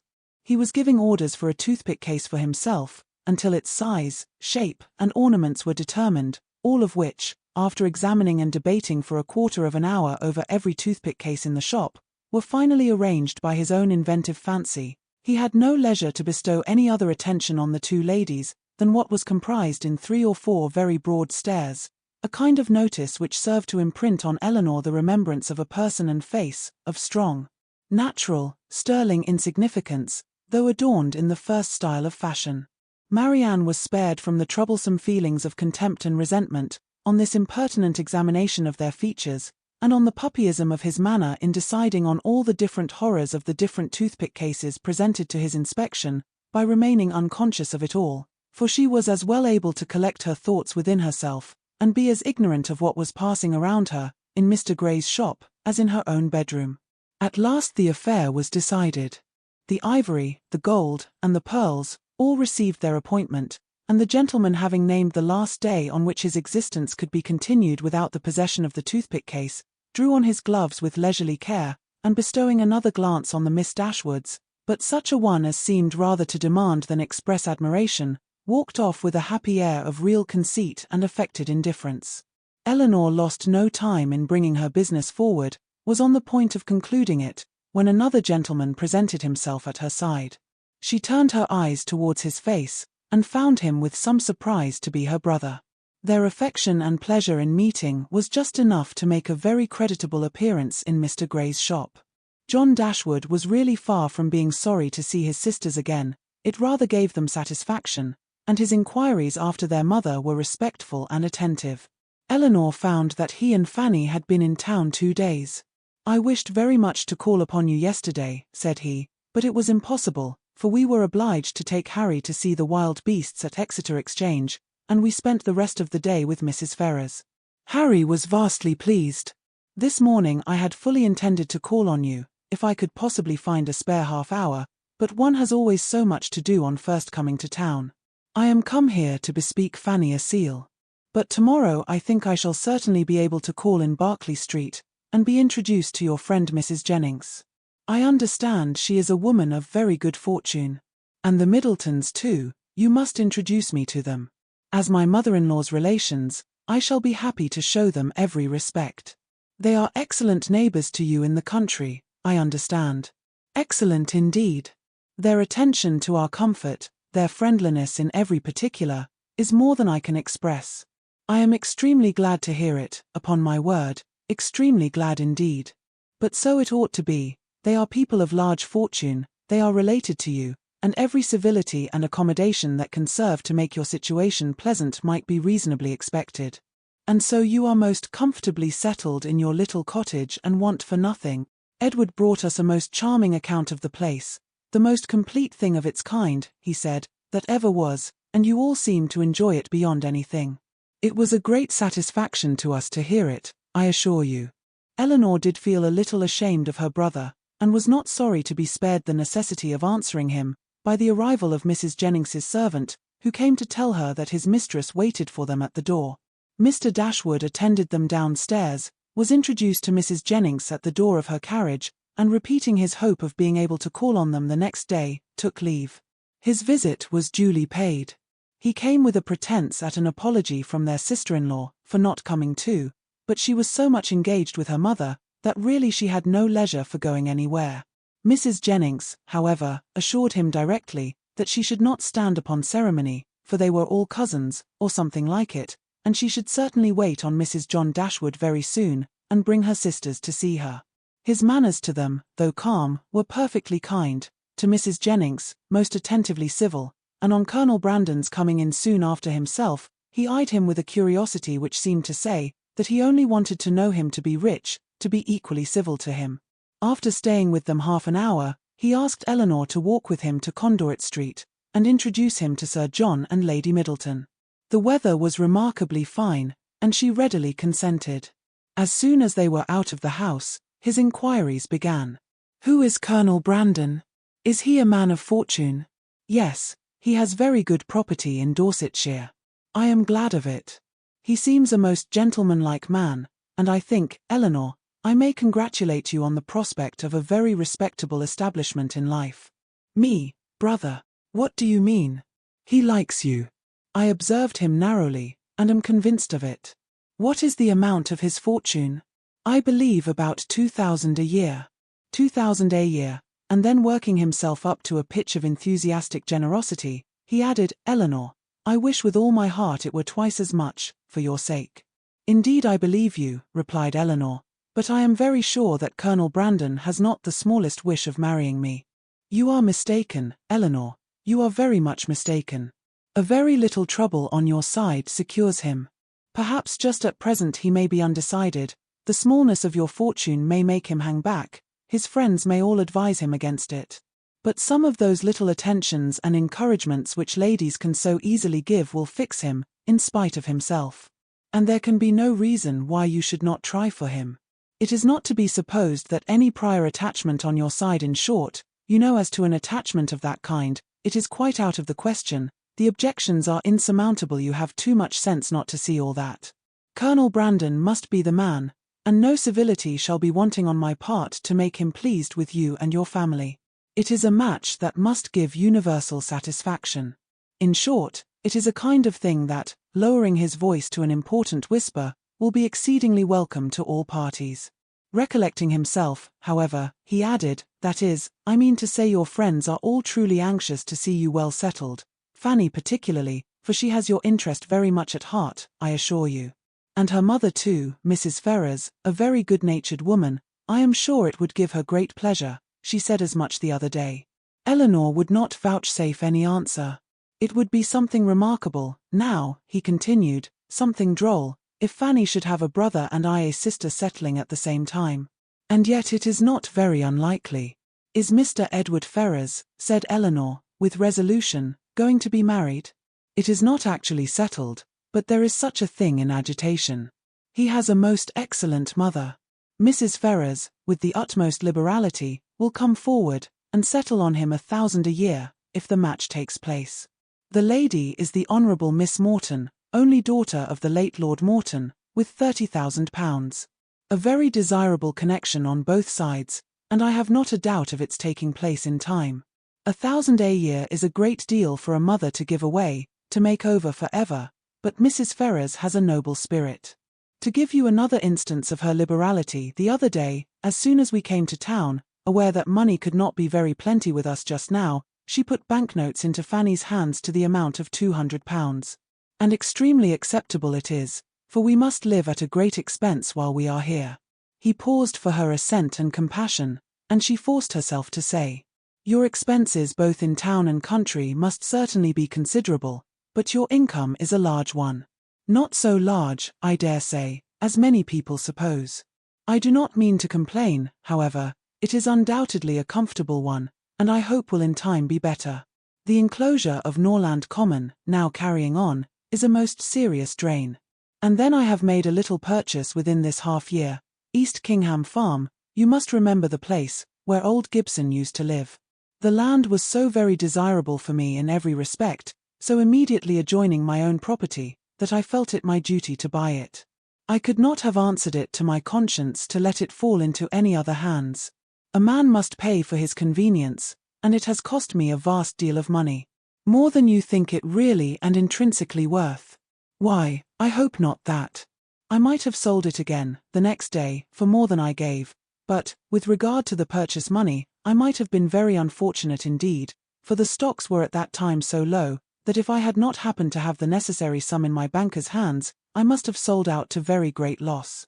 Elinor could only smile. Other great and inevitable expenses too we have had on first coming to Norland.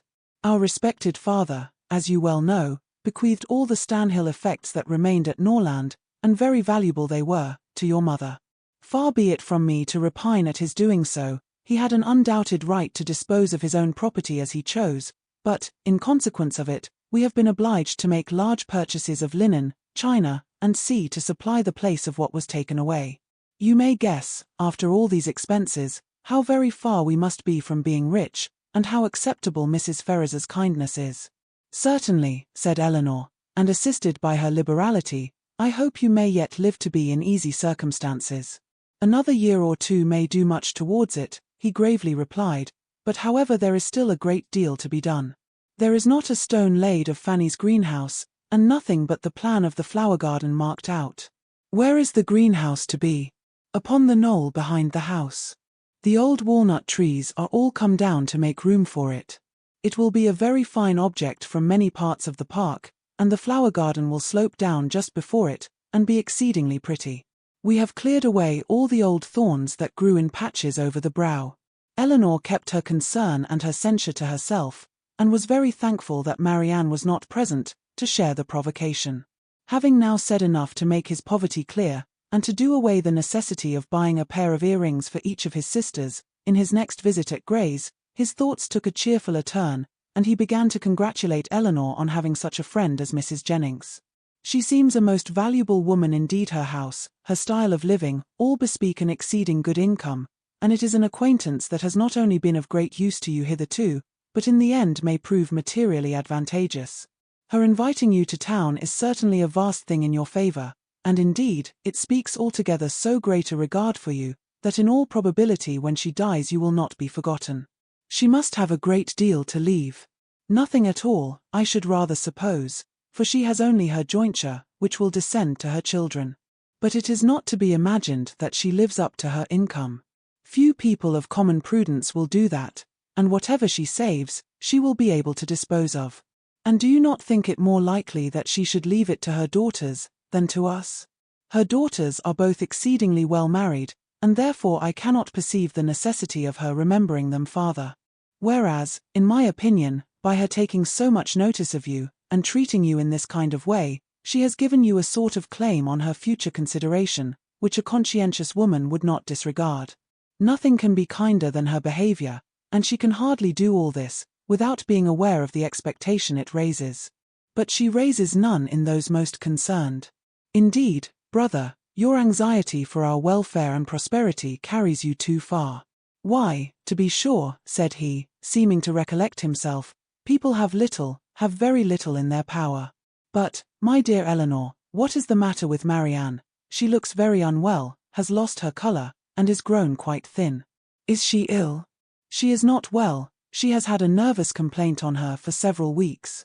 I am sorry for that. At her time of life, anything of an illness destroys the bloom for ever.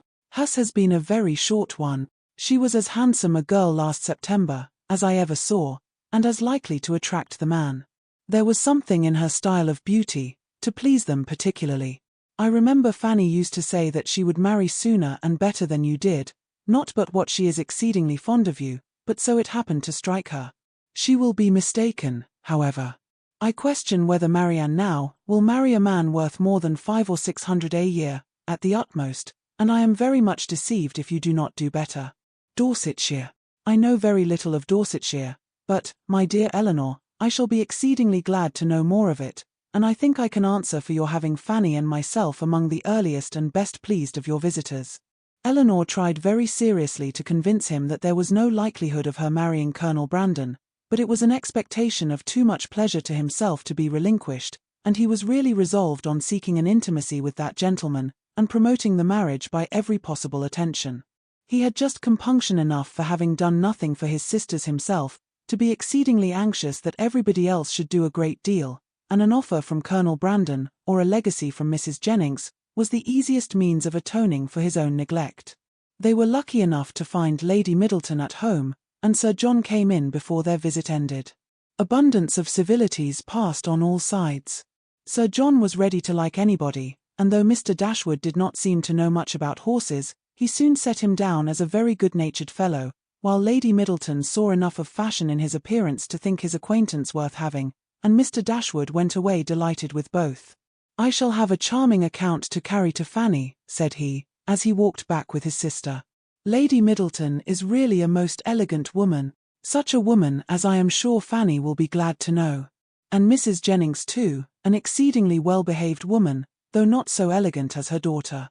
Your sister need not have any scruple even of visiting her, which, to say the truth, has been a little the case, and very naturally, for we only knew that Mrs. Jennings was the widow of a man who had got all his money in a low way, and Fanny and Mrs. Ferrars were both strongly prepossessed, that neither she nor her daughters were such kind of women as Fanny would like to associate with. but now I can carry her a most satisfactory account of both. Chapter 34. Mrs. John Dashwood had so much confidence in her husband's judgment that she waited the very next day both on Mrs. Jennings and her daughter, and her confidence was rewarded by finding even the former, even the woman with whom her sisters were staying, by no means unworthy her notice, and as for Lady Middleton, she found her one of the most charming women in the world. Lady Middleton was equally pleased with Mrs. Dashwood.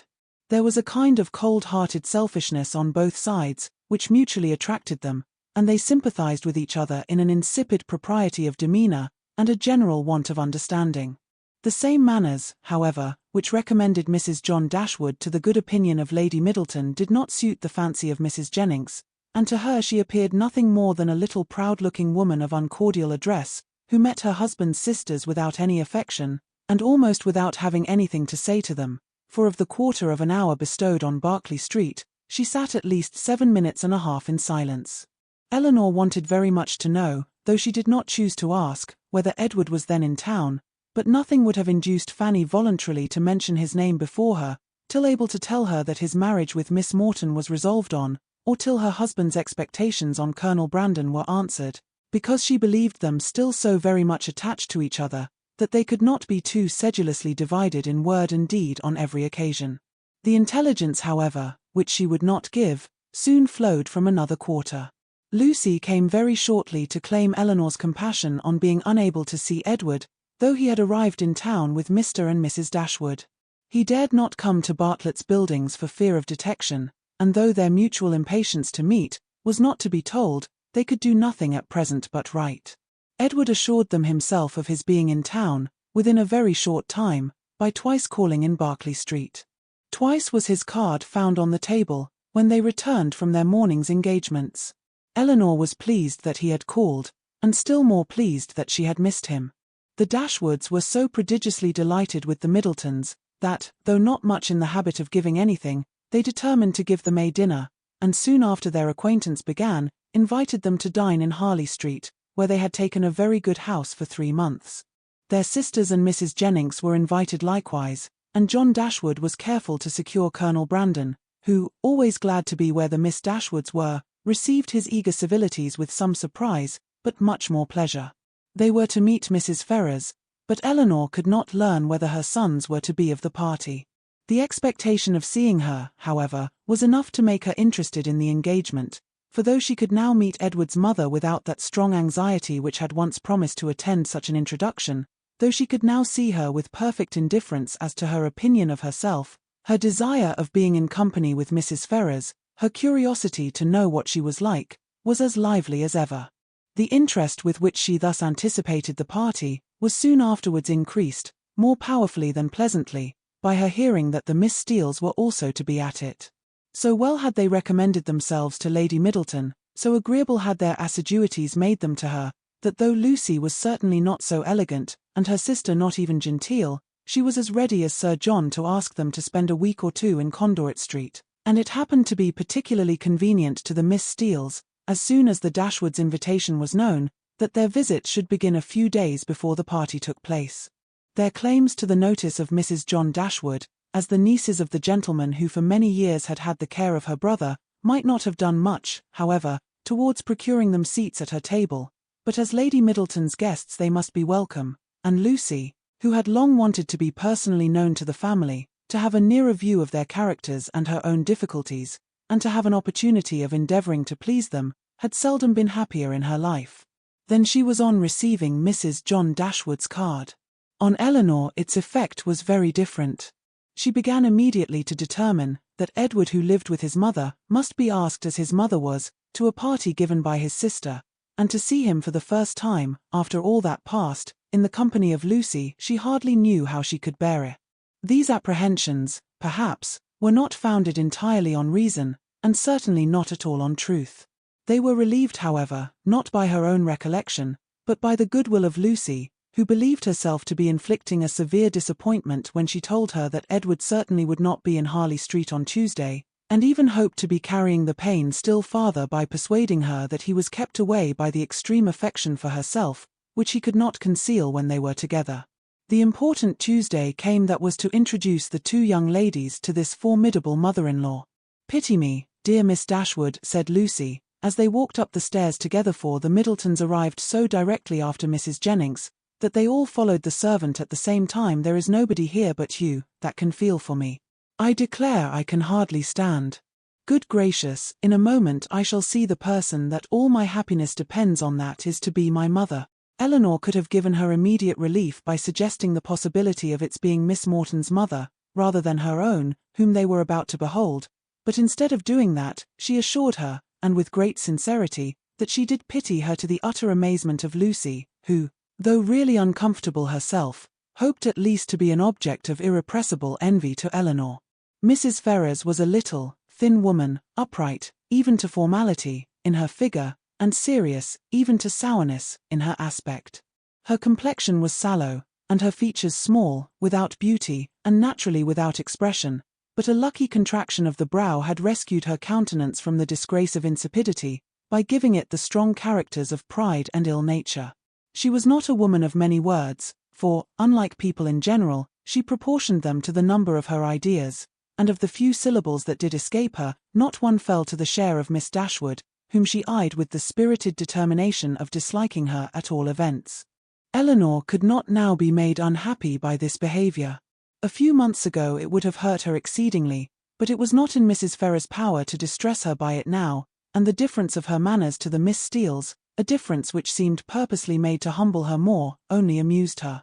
She could not but smile to see the graciousness of both mother and daughter towards the very person, for Lucy was particularly distinguished, whom of all others, had they known as much as she did, they would have been most anxious to mortify, while she herself, who had comparatively no power to wound them, sat pointedly slighted by both. But while she smiled at a graciousness so misapplied, she could not reflect on the mean-spirited folly from which it sprung, nor observe the studied attentions with which the Miss Steeles courted its continuance, without thoroughly despising them all four. Lucy was all exultation on being so honourably distinguished, and Miss Steele wanted only to be teased about Dr. Davies to be perfectly happy. The dinner was a grand one, the servants were numerous, and everything bespoke the mistress's inclination for show, and the master's ability to support it.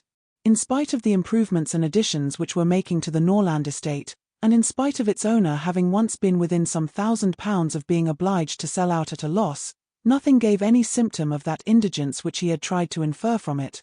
No poverty of any kind, except of conversation, appeared, but there, the deficiency was considerable. John Dashwood had not much to say for himself that was worth hearing, and his wife had still less. But there was no peculiar disgrace in this, for it was very much the case with the chief of their visitors, who almost all laboured under one or other of these disqualifications for being agreeable want of sense, either natural or improved want of elegance, want of spirits, or want of temper. When the ladies withdrew to the drawing-room after dinner, this poverty was particularly evident, for the gentlemen had supplied the discourse with some variety, the variety of politics, including land, and breaking horses, but then it was all over, and one subject only engaged the ladies till coffee came in, which was the comparative heights of Harry Dashwood, and Lady Middleton's second son William, who were nearly of the same age. Had both the children been there, the affair might have been determined too easily by measuring them at once, but as Harry only was present, it was all conjectural assertion on both sides, and everybody had a right to be equally positive in their opinion, and to repeat it over and over again as often as they liked. The parties stood thus. The two mothers, though each really convinced that her own son was the tallest, politely decided in favour of the other. The two grandmothers, with not less partiality, but more sincerity, were equally earnest in support of their own descendant. Lucy, who was hardly less anxious to please one parent than the other, thought the boys were both remarkably tall for their age, and could not conceive that there could be the smallest difference in the world between them, and Miss Steele, with yet greater address, gave it, as fast as she could, in favour of each. Elinor, having once delivered her opinion on William's side, by which she offended Mrs. Ferrars and Fanny still more, did not see the necessity of enforcing it by any farther assertion, and Marianne, when called on for hers, offended them all, by declaring that she had no opinion to give, as she had never thought about it. Before her removing from Norland, Elinor had painted a very pretty pair of screens for her sister-in-law, which being now just mounted and brought home, ornamented her present drawing-room, and these screens, catching the eye of John Dashwood on his following the other gentleman into the room, were officiously handed by him to Colonel Brandon for his admiration. "These are done by my eldest sister," said he, "and you, as a man of taste, will, I dare say, be pleased with them. I do not know whether you have ever happened to see any of her performances before, but she is in general reckoned to draw extremely well." The Colonel, though disclaiming all pretensions to connoisseurship, warmly admired the screens, as he would have done anything painted by Miss Dashwood, and on the curiosity of the others being of course excited, they were handed round for general inspection. Mrs. Ferrars, not aware of their being Elinor's work, particularly requested to look at them, and after they had received gratifying testimony of Lady Middleton's approbation, Fanny presented them to her mother, considerately informing her, at the same time, that they were done by Miss Dashwood. Said Mrs. Ferrars, very pretty, and without regarding them at all, returned them to her daughter. Perhaps Fanny thought for a moment that her mother had been quite rude enough, for, colouring a little, she immediately said, "They are very pretty, Marianne, they?" But then again, the dread of having been too civil, too encouraging herself, probably came over her, for she presently added, "Do you not think they are something in Miss Morton's style of painting? She does paint most delightfully. How beautifully her last landscape is done. Beautifully indeed. But she does everything well." Marianne could not bear this. She was already greatly displeased with Mrs. Ferrars, and such ill-timed praise of another, at Elinor's expense, though she had not any notion of what was principally meant by it, provoked her immediately to say with warmth, "This is admiration of a very particular kind. What is Miss Morton to us? Who knows, or who cares, for her? It is Elinor of whom we think and speak." And so saying, she took the screens out of her sister-in-law's hands, to admire them herself as they ought to be admired.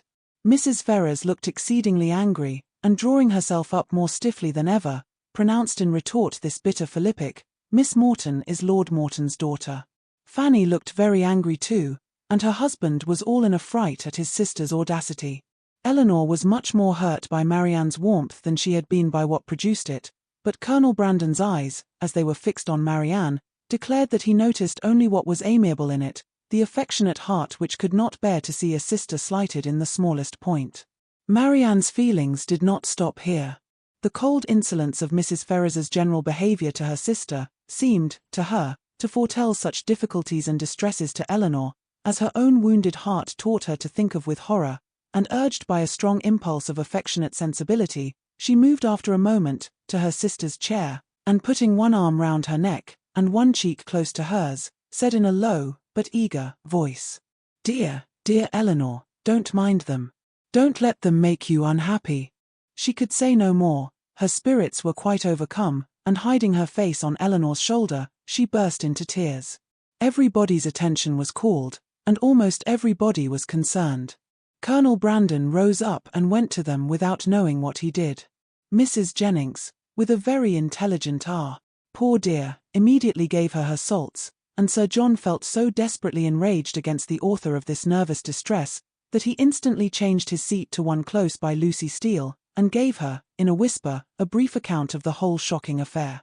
In a few minutes, however, Marianne was recovered enough to put an end to the bustle, and sit down among the rest, though her spirits retained the impression of what had passed, the whole evening.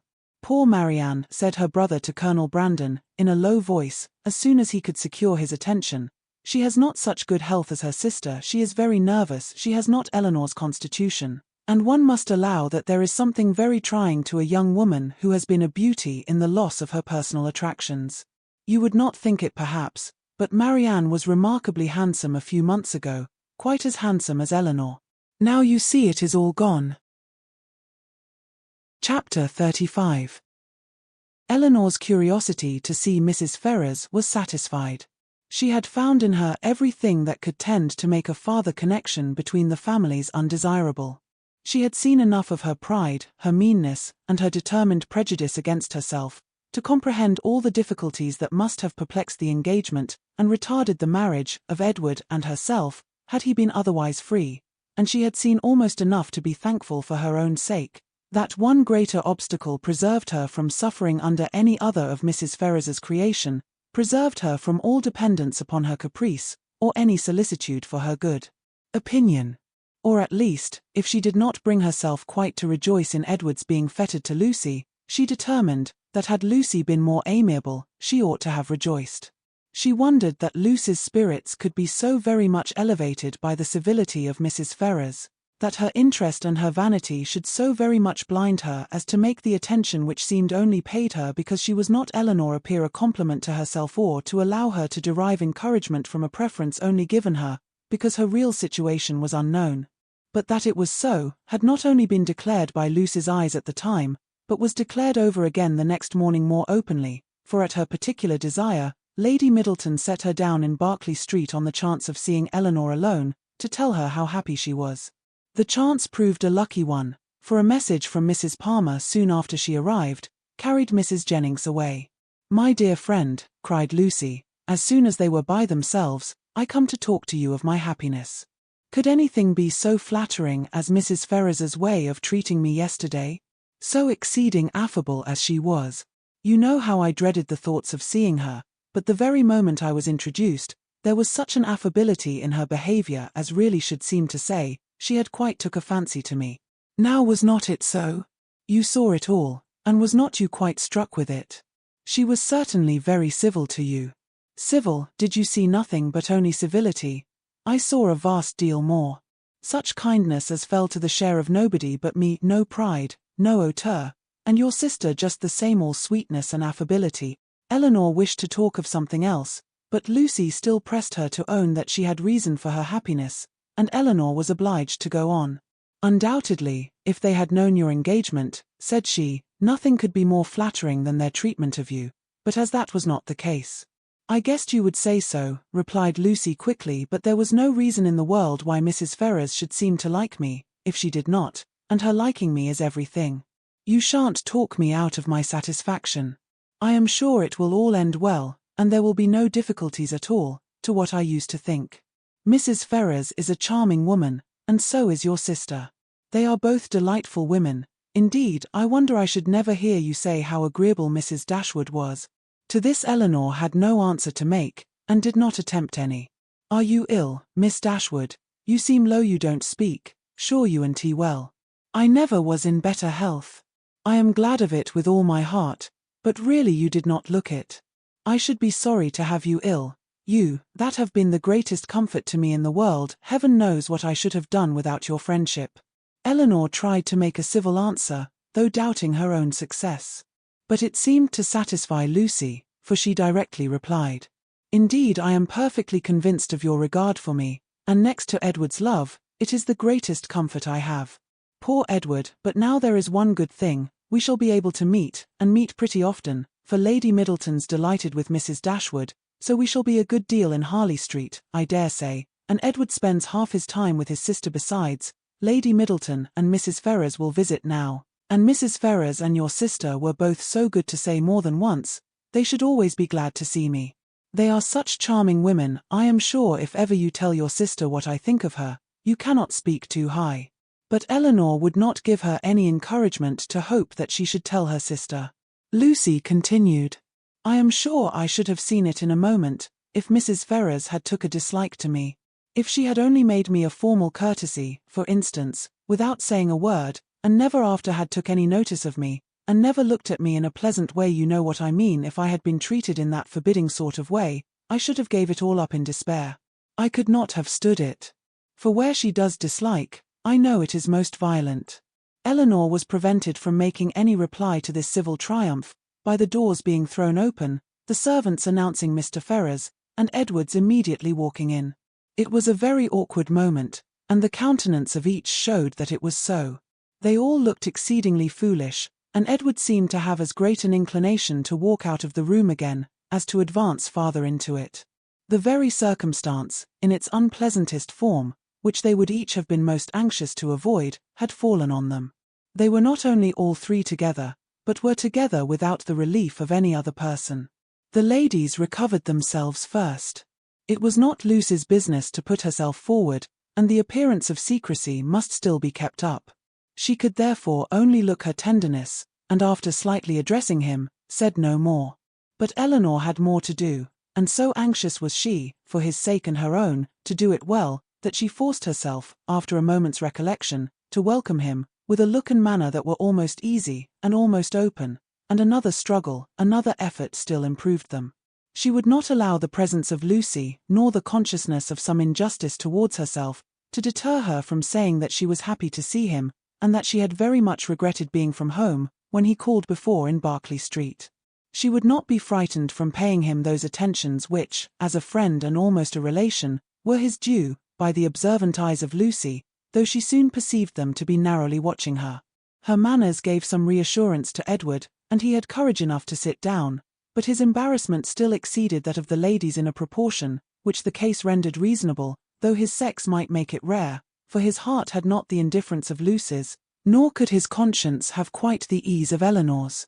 Lucy, with a demure and settled air, seemed determined to make no contribution to the comfort of the others, and would not say a word, and almost everything that was said proceeded from Elinor, who was obliged to volunteer all the information about her mother's health, their coming to town, and sea, which Edward ought to have inquired about, but never did.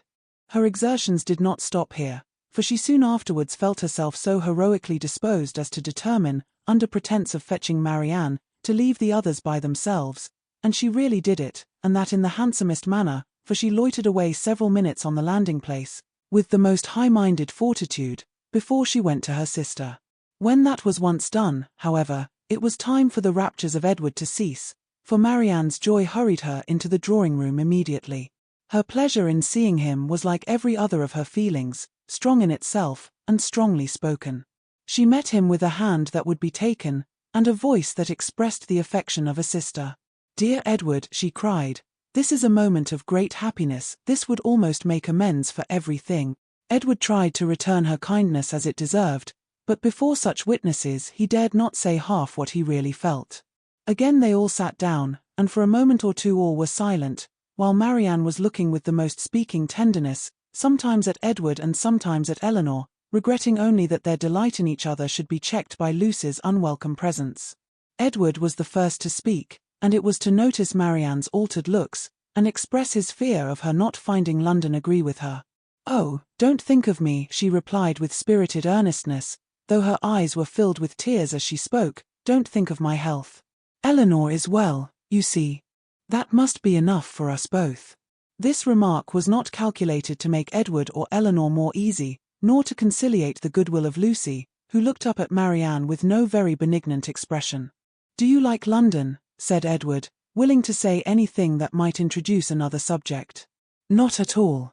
I expected much pleasure in it, but I have found none. The sight of you, Edward, is the only comfort it has afforded, and thank heaven, you are what you always were." She paused, no one spoke. "I think, Elinor," she presently added, "we must employ Edward to take care of us in our return to Barton. In a week or two, I suppose, we shall be going, and, I trust, Edward will not be very unwilling to accept the charge." Poor Edward muttered something, but what it was, nobody knew, not even himself. But Marianne, who saw his agitation, and could easily trace it to whatever cause best pleased herself, was perfectly satisfied, and soon talked of something else. "We spent such a day, Edward, in Harley Street yesterday. So dull, so wretchedly dull, but I have much to say to you on that head, which cannot be said now." And with this admirable discretion did she defer the assurance of her finding their mutual relatives more disagreeable than ever, and of her being particularly disgusted with his mother, till they were more in private. "But why were you not there, Edward? Why did you not come?" "I was engaged elsewhere." "Engaged? But what was that, when such friends were to be met?" "Perhaps, Miss Marianne," cried Lucy, eager to take some revenge on her, "you think young men never stand upon engagements, if they have no mind to keep them, little as well as great." Elinor was very angry, but Marianne seemed entirely insensible of the sting, for she calmly replied, "Not so, indeed, for, seriously speaking, I am very sure that conscience only kept Edward from Harley Street. And I really believe he has the most delicate conscience in the world, the most scrupulous in performing every engagement, however minute, and however it may make against his interest or pleasure. He is the most fearful of giving pain, of wounding expectation, and the most incapable of being selfish, of any body I ever saw. Edward, it is so, and I will say it." "What? Are you never to hear yourself praised? Then you must be no friend of mine, for those who will accept of my love and esteem must submit to my open commendation. The nature of her commendation, in the present case, however, happened to be particularly ill-suited to the feelings of 2/3 of her auditors, and was so very unexhilarating to Edward that he very soon got up to go away. "Going so soon," said Marianne, "my dear Edward, this must not be." And drawing him a little aside, she whispered her persuasion that Lucy could not stay much longer. But even this encouragement failed, for he would go, and Lucy, who would have outstayed him, had his visit lasted 2 hours, soon afterwards went away. "What can bring her here so often?" said Marianne, on her leaving them. "Could not she see that we wanted her gone?" How teasing to Edward. "Why so? We were all his friends, and Lucy has been the longest known to him of any. It is but natural that he should like to see her as well as ourselves."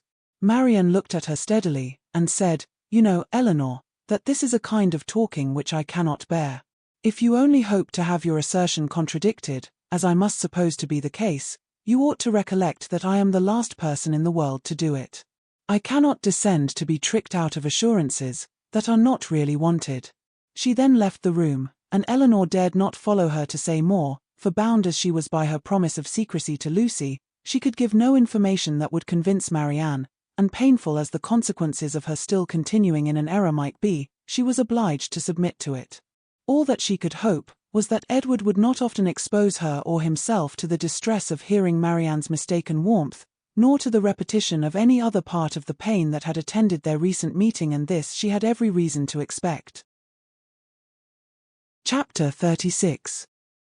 Within a few days after this meeting, the newspapers announced to the world that the lady of Thomas Palmer, Esquire, was safely delivered of a son and heir, a very interesting and satisfactory paragraph, at least to all those intimate connections who knew it before.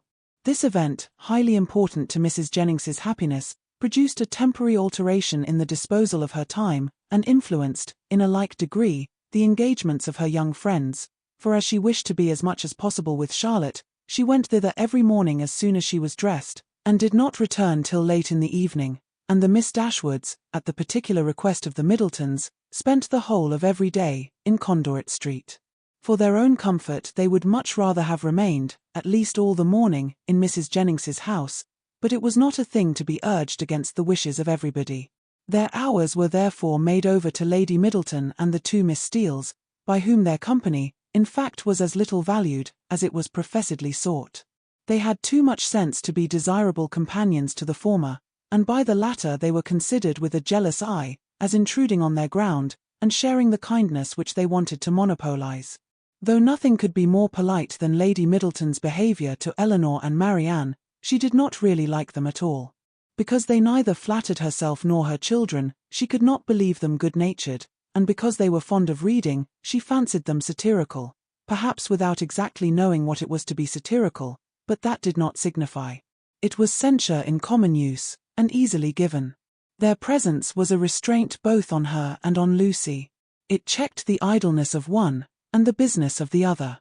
Lady Middleton was ashamed of doing nothing before them, and the flattery which Lucy was proud to think of and administer at other times, she feared they would despise her for offering. Miss Steele was the least discomposed of the 3, by their presence, and it was in their power to reconcile her to it entirely.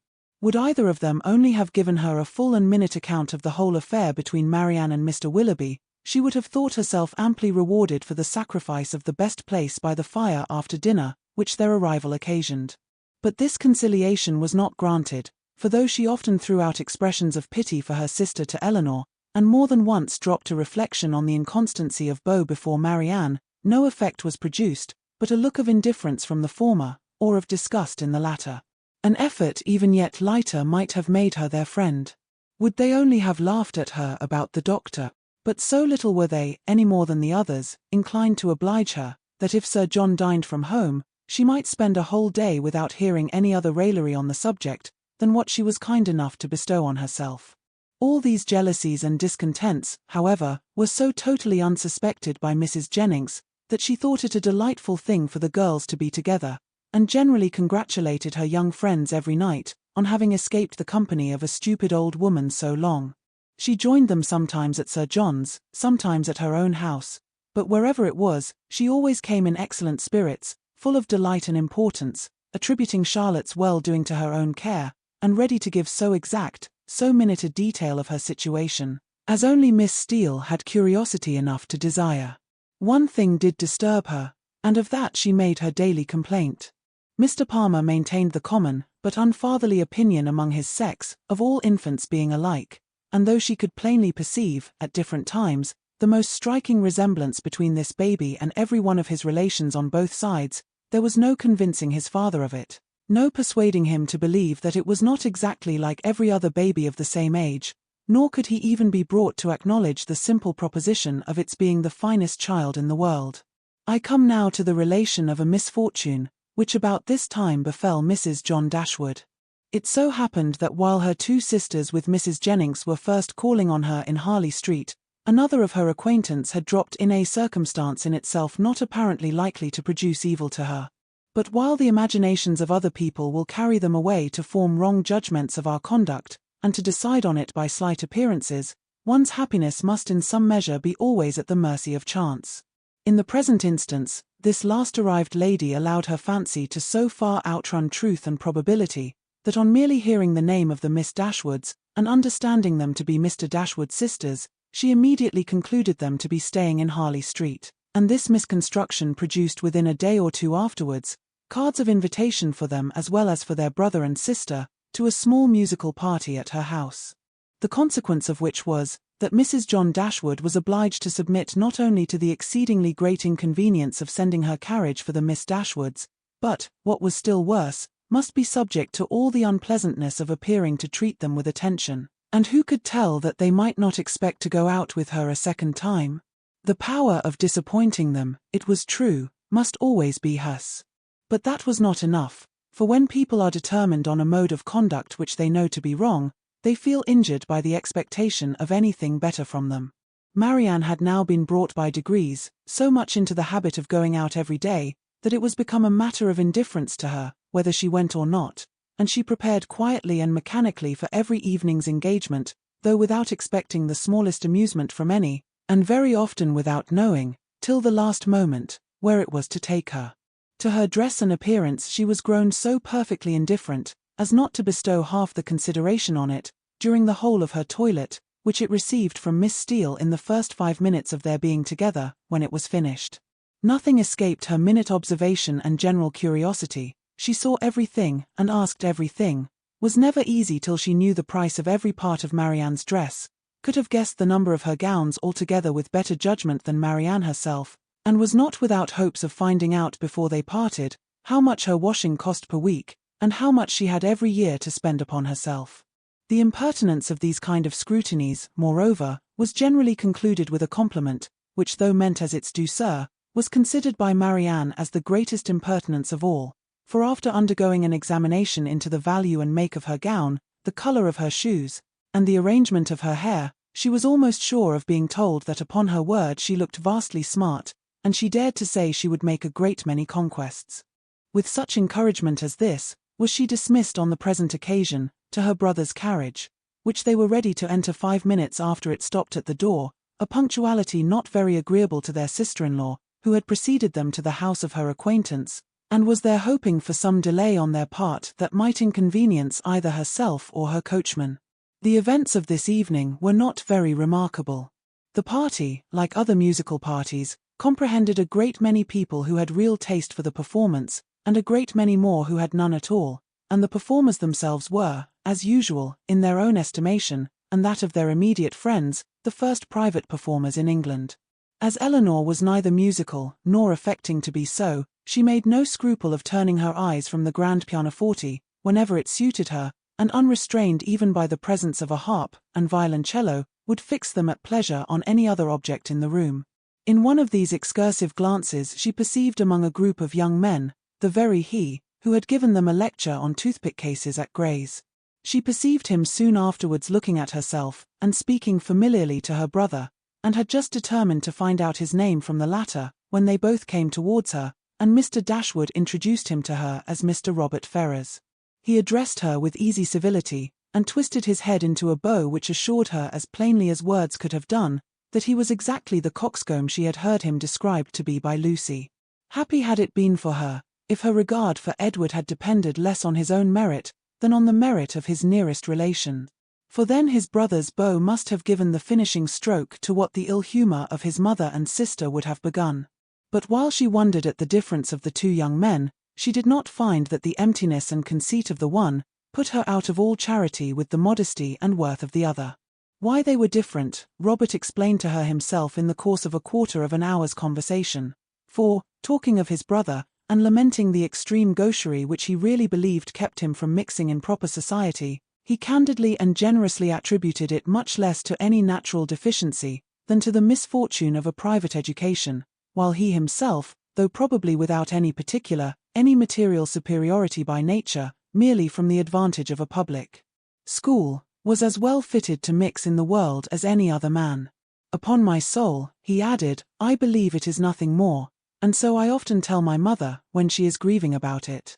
My dear madam, I always say to her, you must make yourself easy. The evil is now irremediable, and it has been entirely your own doing. Why would you be persuaded by my uncle, Sir Robert, against your own judgment, to place Edward under private tuition, at the most critical time of his life? If you had only sent him to Westminster as well as myself, instead of sending him to Mr. Pratt's, all this would have been prevented. This is the way in which I always consider the matter, and my mother is perfectly convinced of her error. Elinor would not oppose his opinion, because, whatever might be her general estimation of the advantage of a public school, she could not think of Edward's abode in Mr. Pratt's family with any satisfaction. You reside in Devonshire, I think, was his next observation, in a cottage near Dawlish. Elinor set him right as to its situation, and it seemed rather surprising to him that anybody could live in Devonshire without living near Dawlish. He bestowed his hearty approbation, however, on their species of house. For my own part, said he, I am excessively fond of a cottage. There is always so much comfort, so much elegance about them. And I protest, if I had any money to spare, I should buy a little land and build one myself, within a short distance of London, where I might drive myself down at any time, and collect a few friends about me, and be happy. I advise everybody who is going to build a cottage. My friend Lord Courtland came to me the other day on purpose to ask my advice, and laid before me 3 different plans of Bonhomie's. I was to decide on the best of them. My dear Courtland, said I, immediately throwing them all into the fire, do not adopt either of them, but by all means build a cottage. And that, I fancy, will be the end of it.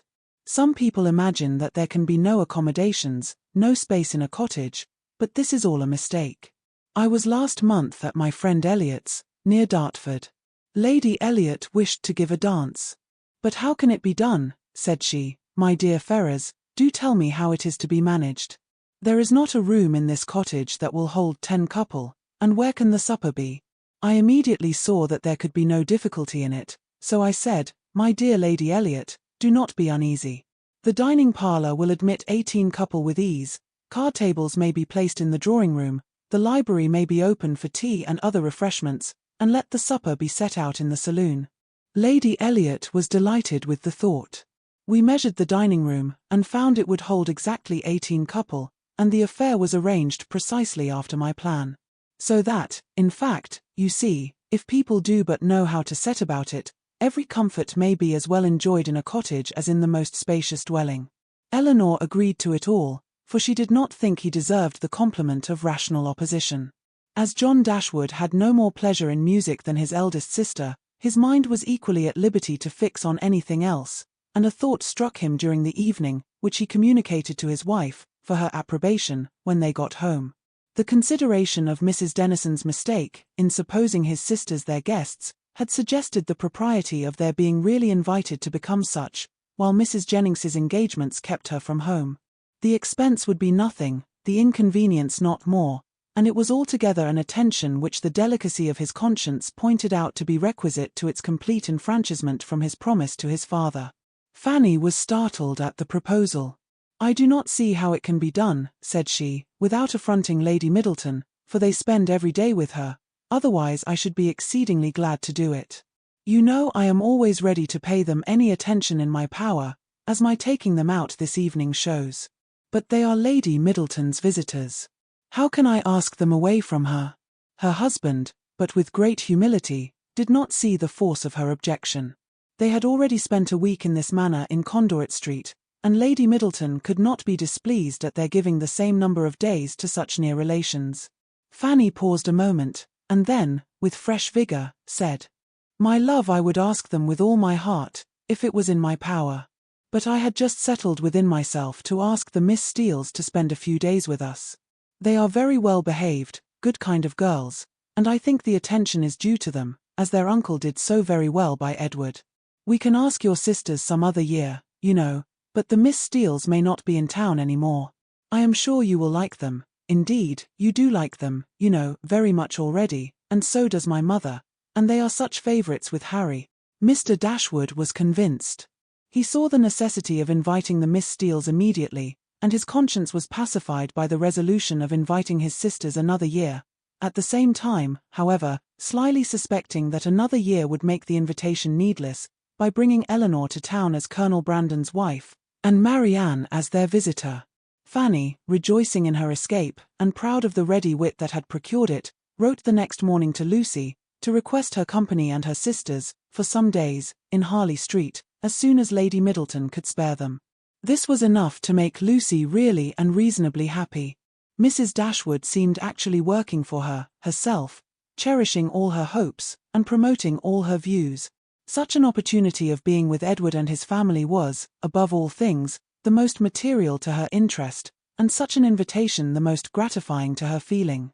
It was an advantage that could not be too gratefully acknowledged, nor too speedily made use of, and the visit to Lady Middleton, which had not before had any precise limits, was instantly discovered to have been always meant to end in 2 days' time.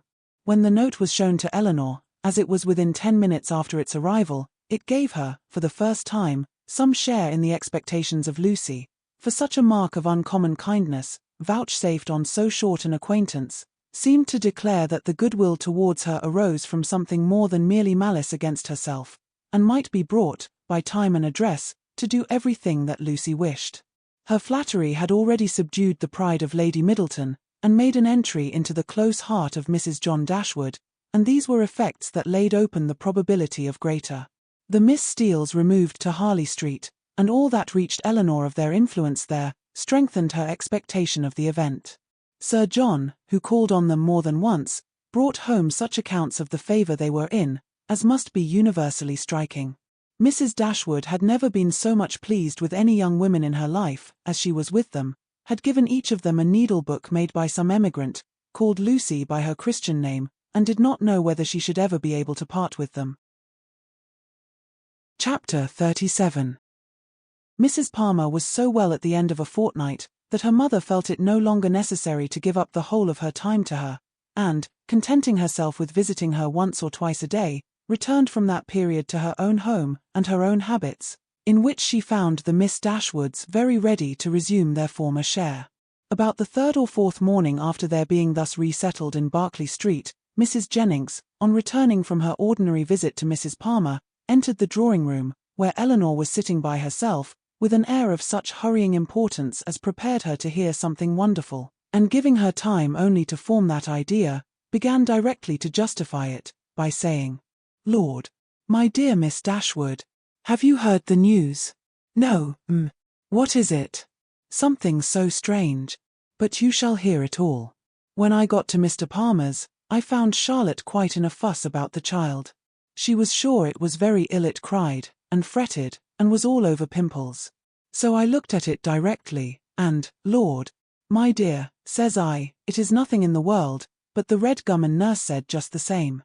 But Charlotte, she would not be satisfied, so Mr. Donovan was sent for, and luckily he happened to just come in from Harley Street, so he stepped over directly, and as soon as ever he saw the child, he said just as we did, that it was nothing in the world but the red gum, and then Charlotte was easy.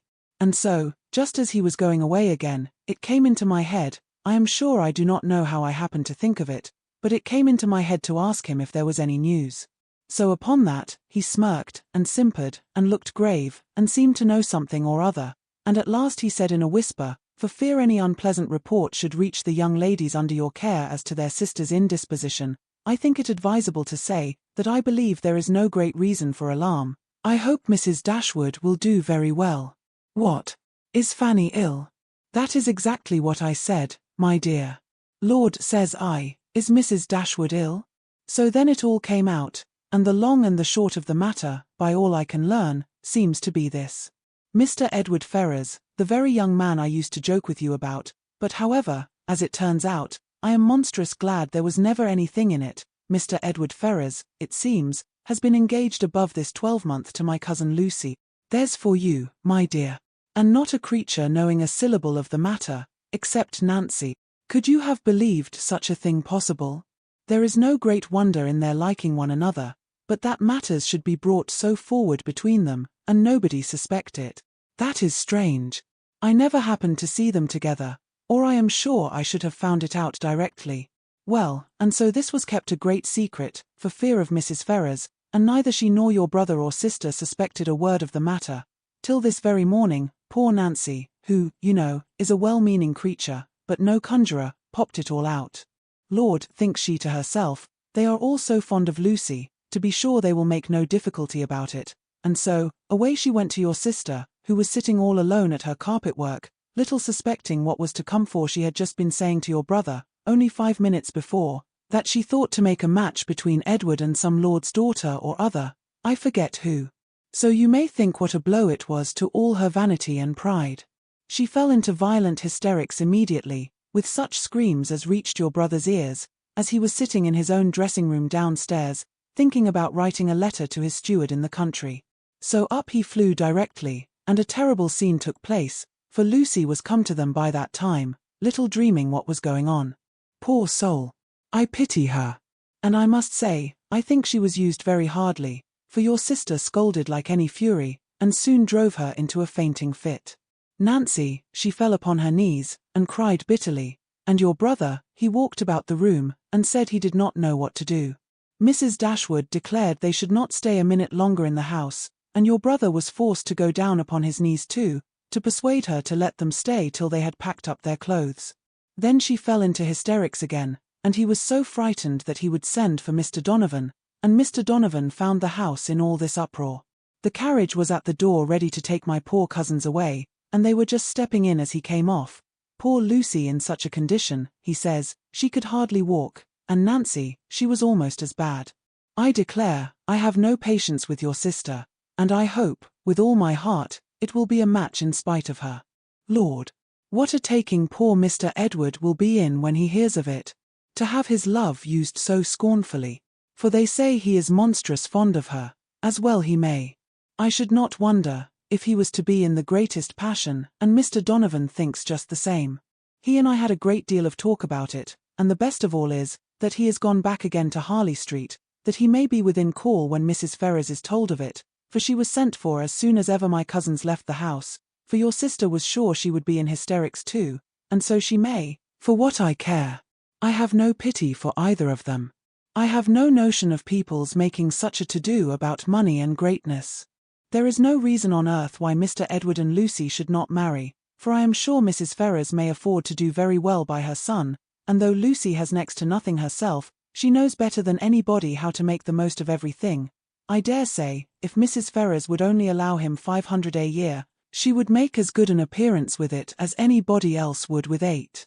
Lord, how snug they might live in such another cottage as yours, or a little bigger with 2 maids, and 2 men, and I believe I could help them to a housemaid, for my Betty has a sister out of place, that would fit them exactly.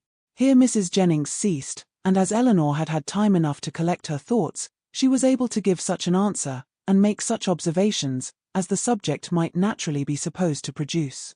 Happy to find that she was not suspected of any extraordinary interest in it, that Mrs. Jennings, as she had of late often hoped might be the case, had ceased to imagine her at all attached to Edward, and happy above all the rest, in the absence of Marianne, she felt very well able to speak of the affair without embarrassment, and to give her judgment, as she believed, with impartiality on the conduct of every one concerned in it. She could hardly determine what her own expectation of its event really was, though she earnestly tried to drive away the notion of its being possible to end otherwise at last, than in the marriage of Edward and Lucy. What Mrs. Ferrars would say and do, though there could not be a doubt of its nature, she was anxious to hear, and still more anxious to know how Edward would conduct himself. For him she felt much compassion, for Lucy very little, and it cost her some pains to procure that little, for the rest of the party none at all. As Mrs. Jennings could talk on no other subject, Elinor soon saw the necessity of preparing Marianne for its discussion. No time was to be lost in undeceiving her, in making her acquainted with the real truth, and in endeavouring to bring her to hear it talked of by others, without betraying that she felt any uneasiness for her sister, or any resentment against Edward. Elinor's office was a painful one. She was going to remove what she really believed to be her sister's chief consolation, to give such particulars of Edward as she feared would ruin him for ever in her good opinion, and to make Marianne, by a resemblance in their situations, which to her fancy would seem strong, feel all her own disappointment over again. But unwelcome as such a task must be, it was necessary to be done, and Elinor therefore hastened to perform it. She was very far from wishing to dwell on her own feelings, or to represent herself as suffering much, any otherwise than as the self-command she had practiced since her first knowledge of Edward's engagement might suggest a hint of what was practicable to Marianne.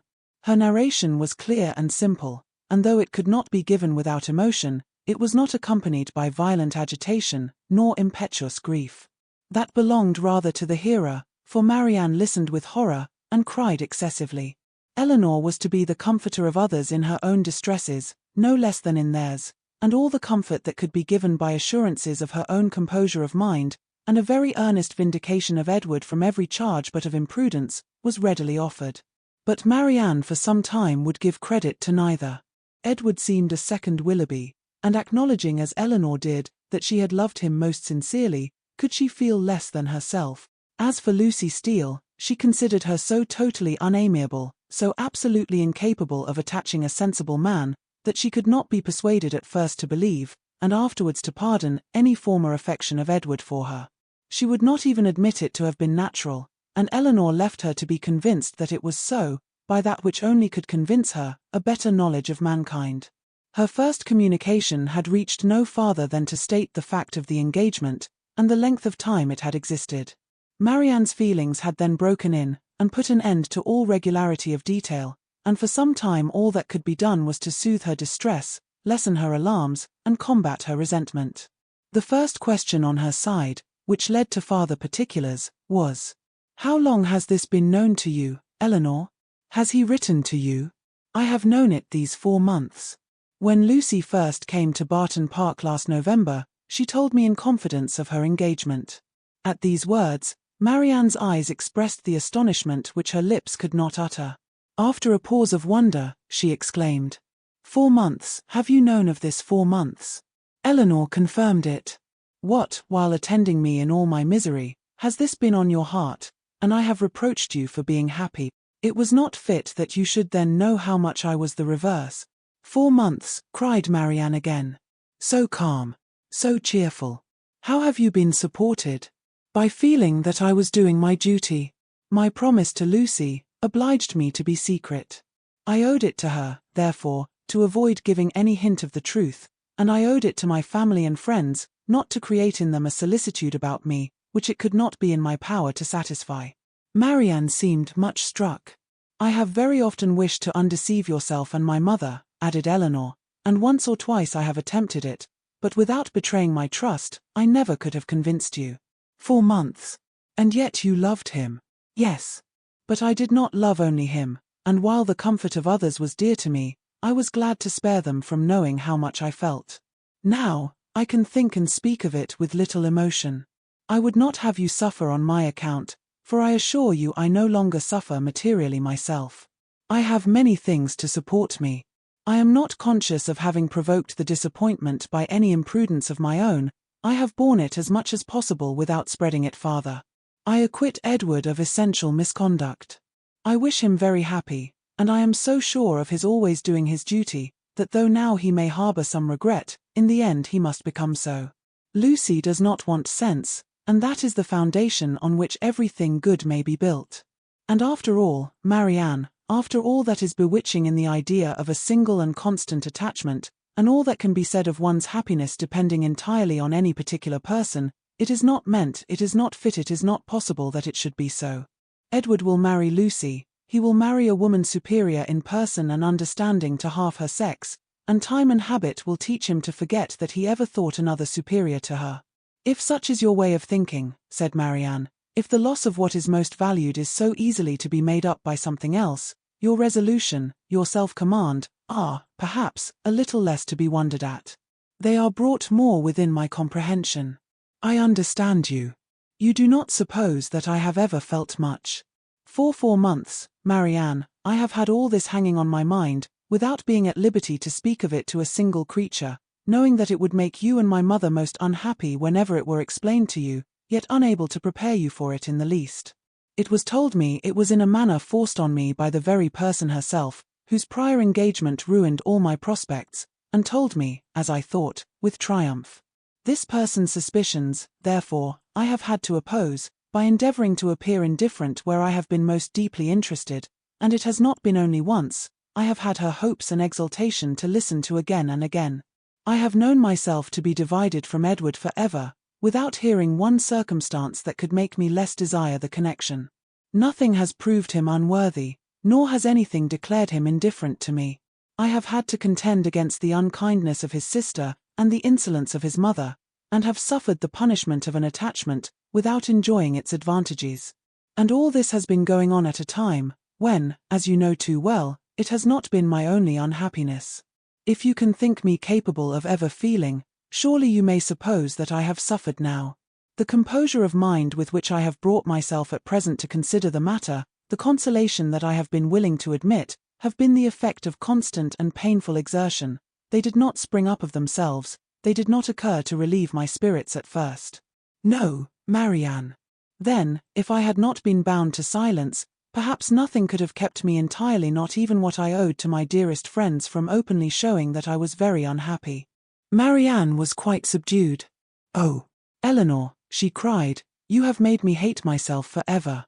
How barbarous have I been to you, you, who have been my only comfort, who have borne with me in all my misery, who have seemed to be only suffering for me. Is this my gratitude? Is this the only return I can make you? Because your merit cries out upon myself, I have been trying to do it away. The tenderest caresses followed this confession. In such a frame of mind as she was now in, Elinor had no difficulty in obtaining from her whatever promise she required, and at her request, Marianne engaged never to speak of the affair to anyone with the least appearance of bitterness, to meet Lucy without betraying the smallest increase of dislike to her, and even to see Edward himself, if chance should bring them together, without any diminution of her usual cordiality. These were great concessions, but where Marianne felt that she had injured, no reparation could be too much for her to make. She performed her promise of being discreet, to admiration. She attended to all that Mrs. Jennings had to say upon the subject, with an unchanging complexion, dissented from her in nothing, and was heard 3 times to say, yes, She listened to her praise of Lucy with only moving from one chair to another, and when Mrs. Jennings talked of Edward's affection, it cost her only a spasm in her throat. Such advances towards heroism in her sister made Elinor feel equal to anything herself. The next morning brought a farther trial of it, in a visit from their brother, who came with a most serious aspect to talk over the dreadful affair, and bring them news of his wife. You have heard, I suppose, said he with great solemnity, as soon as he was seated, of the very shocking discovery that took place under our roof yesterday. They all looked their assent. It seemed too awful a moment for speech. Your sister, he continued, has suffered dreadfully. Mrs. Ferrars too. In short, it has been a scene of such complicated distress, but I will hope that the storm may be weathered without our being any of us quite overcome. Poor Fanny.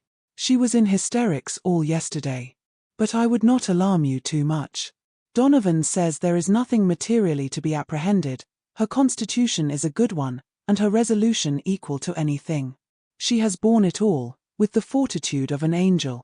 She says she never shall think well of anybody again, and one cannot wonder at it, after being so deceived, meeting with such ingratitude, where so much kindness had been shown, so much confidence had been placed. It was quite out of the benevolence of her heart that she had asked these young women to her house, merely because she thought they deserved some attention, were harmless, well-behaved girls, and would be pleasant companions. For otherwise we both wished very much to have invited you and Marianne to be with us, while your kind friend there was attending her daughter. And now to be so rewarded. I wish, with all my heart, says poor Fanny in her affectionate way, that we had asked your sisters instead of them. Here he stopped to be thanked, which being done, he went on. What poor Mrs. Ferrars suffered, when first Fanny broke it to her, is not to be described. While she with the truest affection had been planning a most eligible connection for him, was it to be supposed that he could be all the time secretly engaged to another person? Such a suspicion could never have entered her head. If she suspected any prepossession elsewhere, it could not be in that quarter. There, to be sure, said she, I might have thought myself safe. She was quite in an agony. We consulted together, however, as to what should be done, and at last she determined to send for Edward. He came. But I am sorry to relate what ensued. All that Mrs. Ferrars could say to make him put an end to the engagement, assisted too, as you may well suppose, by my arguments, and Fanny's entreaties, was of no avail. Duty, affection, everything was disregarded. I never thought Edward so stubborn, so unfeeling before. His mother explained to him her liberal designs, in case of his marrying Miss Morton, told him she would settle on him the Norfolk estate, which, clear of land tax, brings in a good 1,000 a year, offered even, when matters grew desperate, to make it 1,200, and in opposition to this, if he still persisted in this low connection, represented to him the certain penury that must attend the match. His own £2,000 she protested should be his all, she would never see him again, and so far would she be from affording him the smallest assistance, that if he were to enter into any profession with a view of better support, she would do all in her power to prevent him advancing in it. Here Marianne, in an ecstasy of indignation, clapped her hands together, and cried, Gracious God! Can this be possible? Well may you wonder, Marianne, replied her brother, at the obstinacy which could resist such arguments as these. Your exclamation is very natural. Marianne was going to retort, but she remembered her promises, and forbore. All this, however, he continued, was urged in vain.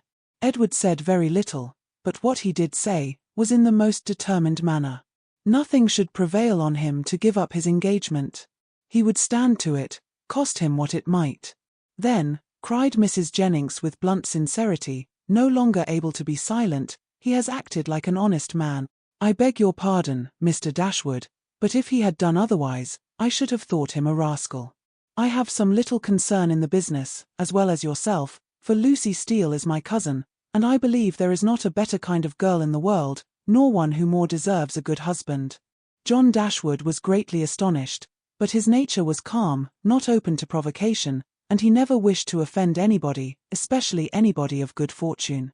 He therefore replied, without any resentment, I would by no means speak disrespectfully of any relation of yours, madam. Miss Lucy Steele is, I dare say, a very deserving young woman, but in the present case the connection must be impossible. And to have entered into a secret engagement with a young man under her uncle's care, the son of a woman especially of such very large fortune as Mrs. Ferrars, is perhaps, altogether a little extraordinary. In short, I do not mean to reflect upon the behaviour of any person whom you have a regard for, Mrs. Jennings. We all wish her extremely happy, and Mrs. Ferrars's conduct throughout the whole has been such as every conscientious, good mother, in like circumstances, would adopt. It has been dignified and liberal. Edward has drawn his own lot, and I fear it will be a bad one. Marianne sighed out her similar apprehension, and Elinor's heart wrung for the feelings of Edward, while braving his mother's threats, for a woman who could not reward him. Well, sir, said Mrs. Jennings, and how did it end? I am sorry to say, in a most unhappy rupture. Edward is dismissed for ever from his mother's notice. He left her house yesterday, but where he is gone, or whether he is still in town, I do not know, for we of course can make no inquiry. Poor young man, and what is to become of him? What, indeed, it is a melancholy consideration. Born to the prospect of such affluence, I cannot conceive a situation more deplorable. The interest of £2,000, how can a man live on it? And when to that is added the recollection, that he might, but for his own folly, within 3 months have been in the receipt of £2,500 a year, for Miss Morton has £30,000, I cannot picture to myself a more wretched condition. We must all feel for him, and the more so, because it is totally out of our power to assist him. Poor young man, cried Mrs. Jennings, I am sure he should be very welcome to bed and board at my house, and so I would tell him if I could see him. It is not fit that he should be living about at his own charge now, at lodgings and taverns." Elinor's heart thanked her for such kindness towards Edward, though she could not forbear smiling at the form of it. "If he would only have done as well by himself," said John Dashwood, "as all his friends were disposed to do by him, he might now have been in his proper situation, and would have wanted for nothing. But as it is, it must be out of anybody's power to assist him. And there is one thing more preparing against him, which must be worse than all his mother has determined, with a very natural kind of spirit, to settle that estate upon Robert immediately, which might have been Edward's, on proper conditions. I left her this morning with her lawyer, talking over the business." "Well," said Mrs. Jennings, "that is her revenge. Everybody has a way of their own. But I don't think mine would be, to make one son independent, because another had plagued me." Marianne got up and walked about the room. "Can anything be more galling to the spirit of a man," continued John, "than to see his younger brother in possession of an estate which might have been his own? Poor Edward! I feel for him sincerely." A few minutes more spent in the same kind of effusion concluded his visit, and with repeated assurances to his sisters that he really believed there was no material danger in Fanny's indisposition, and that they need not therefore be very uneasy about it, he went away, leaving the three ladies unanimous in their sentiments on the present occasion, as far at least as it regarded Mrs. Ferrars's conduct, the Dashwoods, and Edward's. Marianne's indignation burst forth as soon as he quitted the room, and as her vehemence made reserve impossible in Elinor, and unnecessary in Mrs. Jennings, they all joined in a very spirited critique upon the party. Chapter 38. Mrs. Jennings was very warm in her praise of Edward's conduct, but only Elinor and Marianne understood its true merit. They only knew how little he had had to tempt him to be disobedient, and how small was the consolation, beyond the consciousness of doing right, that could remain to him in the loss of friends and fortune. Elinor gloried in his integrity, and Marianne forgave all his offences in compassion for his punishment.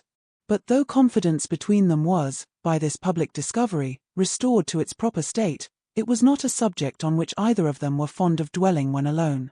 Elinor avoided it upon principle, as tending to fix still more upon her thoughts, by the too warm, too positive assurances of Marianne, that belief of Edward's continued affection for herself which she rather wished to do away, and Marianne's courage soon failed her, in trying to converse upon a topic which always left her more dissatisfied with herself than ever, by the comparison it necessarily produced between Elinor's conduct and her own.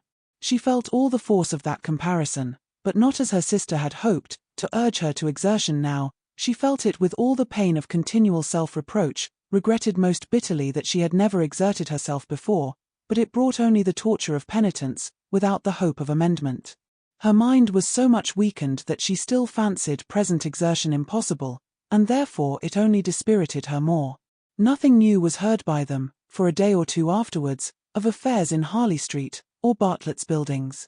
But though so much of the matter was known to them already, that Mrs. Jennings might have had enough to do in spreading that knowledge farther, without seeking after more, she had resolved from the first to pay a visit of comfort and inquiry to her cousins as soon as she could, and nothing but the hindrance of more visitors than usual had prevented her going to them within that time.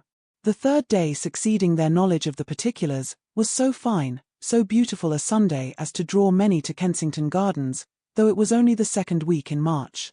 Mrs. Jennings and Elinor were of the number, but Marianne, who knew that the Willoughbys were again in town, and had a constant dread of meeting them, chose rather to stay at home than venture into so public a place.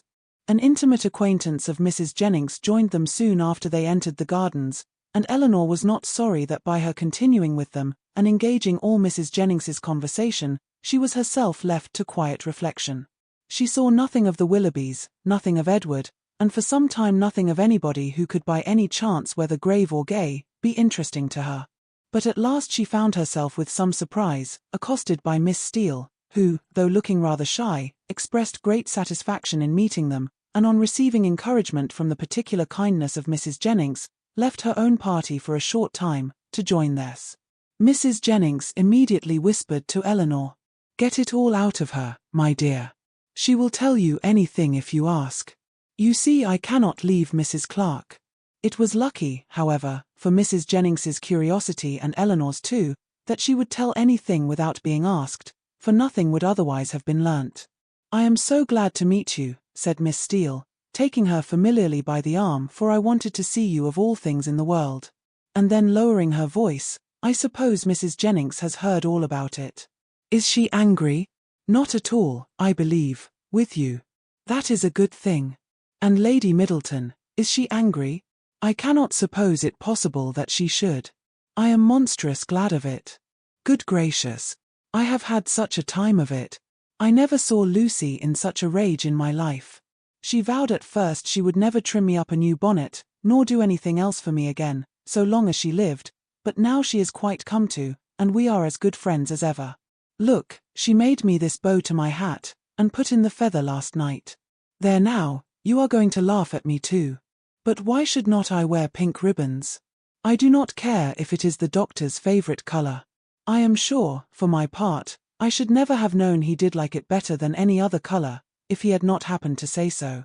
My cousins have been so plaguing me, I declare sometimes I do not know which way to look before them." She had wandered away to a subject on which Elinor had nothing to say, and therefore soon judged it expedient to find her way back again to the first. "Well, but Miss Dashwood," speaking triumphantly, "people may say what they choose about Mr. Ferrars's declaring he would not have Lucy, for it is no such thing I can tell you, and it is quite a shame for such ill-natured reports to be spread abroad. Whatever Lucy might think about it herself, you know, it was no business of other people to set it down for certain." "I never heard anything of the kind hinted at before, I assure you," said Elinor. "Oh, did not you? But it was said, I know, very well, and by more than one, for Miss Godby told Miss Sparks, that nobody in their senses could expect Mr. Ferrars to give up a woman like Miss Morton, with £30,000 to her fortune, for Lucy Steele that had nothing at all, and I had it from Miss Sparks myself. And besides that, my cousin Richard said himself, that when it came to the point he was afraid Mr. Ferrars would be off, and when Edward did not come near us for 3 days, I could not tell what to think myself, and I believe in my heart Lucy gave it up all for lost, for we came away from your brother's Wednesday, and we saw nothing of him not all Thursday, Friday, and Saturday, and did not know what was become of him. Once Lucy thought to write to him, but then her spirits rose against that. However, this morning he came just as we came home from church, and then it all came out, how he had been sent for Wednesday to Harley Street, and been talked to by his mother and all of them, and how he had declared before them all that he loved nobody but Lucy, and nobody but Lucy would he have. And how he had been so worried by what passed, that as soon as he had went away from his mother's house, he had got upon his horse, and rid into the country, somewhere or other, and how he had stayed about at an inn all Thursday and Friday, on purpose to get the better of it. And after thinking it all over and over again, he said, it seemed to him as if, now he had no fortune, and no nothing at all, it would be quite unkind to keep her on to the engagement, because it must be for her loss, for he had nothing but £2,000, and no hope of anything else, and if he was to go into orders, as he had some thoughts, he could get nothing but a curacy, and how was they to live upon that? He could not bear to think of her doing no better, and so he begged, if she had the least mind for it, to put an end to the matter directly, and leave him shift for himself. I heard him say all this as plain as could possibly be, and it was entirely for her sake, and upon her account, that he said a word about being off, and not upon his own. I will take my oath he never dropped a syllable of being tired of her, or of wishing to marry Miss Morton, or anything like it. But, to be sure, Lucy would not give ear to such kind of talking, so she told him directly, with a great deal about sweet and love, you know, and all that. Oh, la, one can't repeat such kind of things, you know. She told him directly, she had not the least mind in the world to be off, for she could live with him upon a trifle, and how little soever he might have, she should be very glad to have it all, you know, or something of the kind. So then he was monstrous happy, and talked on some time about what they should do, and they agreed he should take orders directly, and they must wait to be married till he got a living. And just then I could not hear any more, for my cousin called from below to tell me Mrs. Richardson was come in her coach, and would take one of us to Kensington Gardens, so I was forced to go into the room and interrupt them, to ask Lucy if she would like to go, but she did not care to leave Edward, so I just run upstairs and put on a pair of silk stockings and came off with the Richardsons. I do not understand what you mean by interrupting them, said Elinor. You were all in the same room together, were not you? No, indeed, not us. La. Miss Dashwood, do you think people make love when anybody else is by?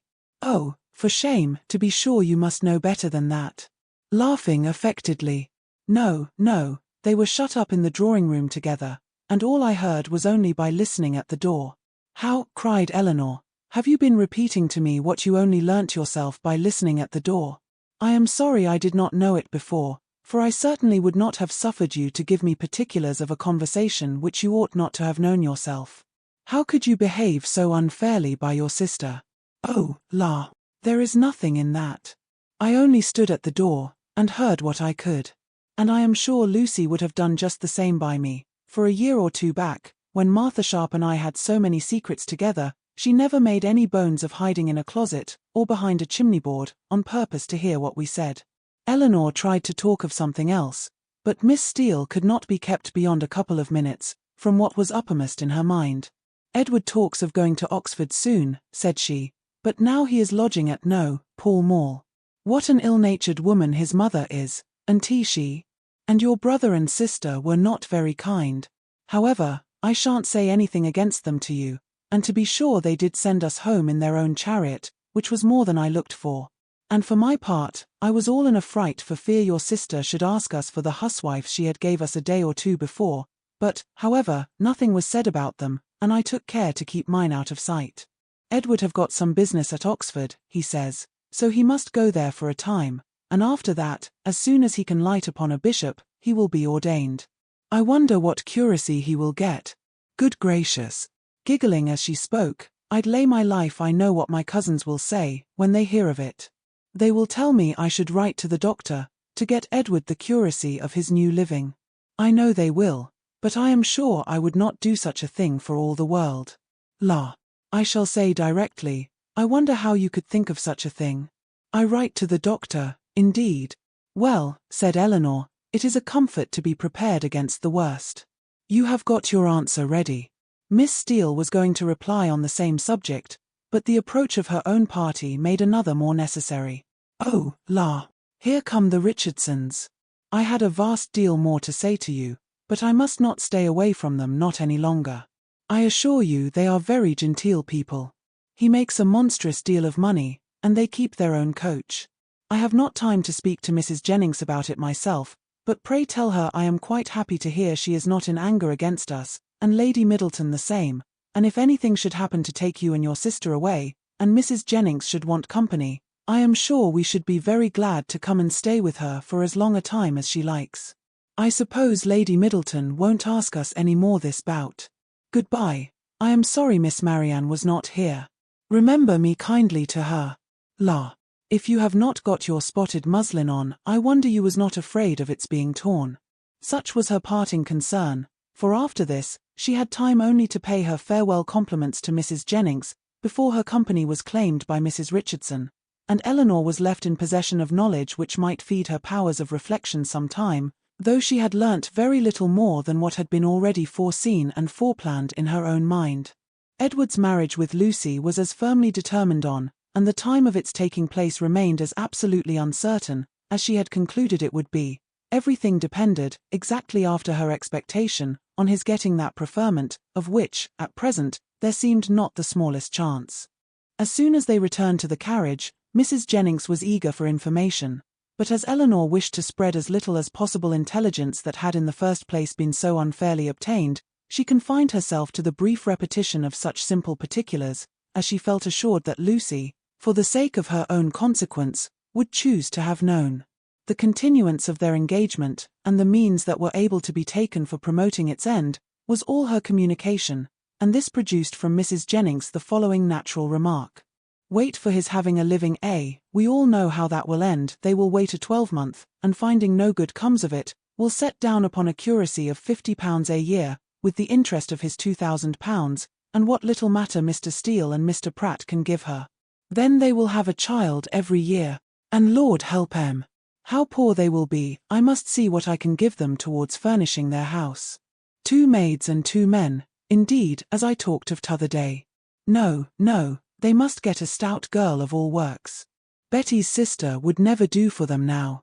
The next morning brought Elinor a letter by the 2-penny post from Lucy herself. It was as follows. Bartlett's Building, March.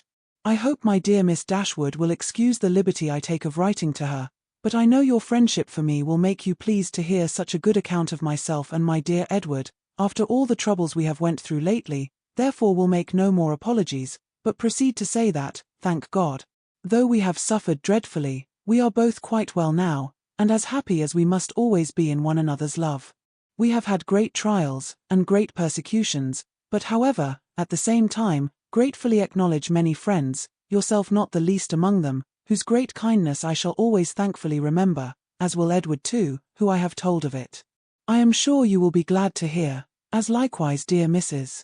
Jennings. I spent 2 happy hours with him yesterday afternoon. He would not hear of our parting, though earnestly did I, as I thought my duty required, urge him to it for prudence sake, and would have parted for ever on the spot, would he consent to it, but he said it should never be. He did not regard his mother's anger, while he could have my affections. Our prospects are not very bright, to be sure, but we must wait, and hope for the best. He will be ordained shortly, and, should it ever be in your power to recommend him to anybody that has a living to bestow, am very sure you will not forget us, and dear Mrs. Jennings too. Trust she will speak a good word for us to Sir John, or Mr. Palmer, or any friend that may be able to assist us.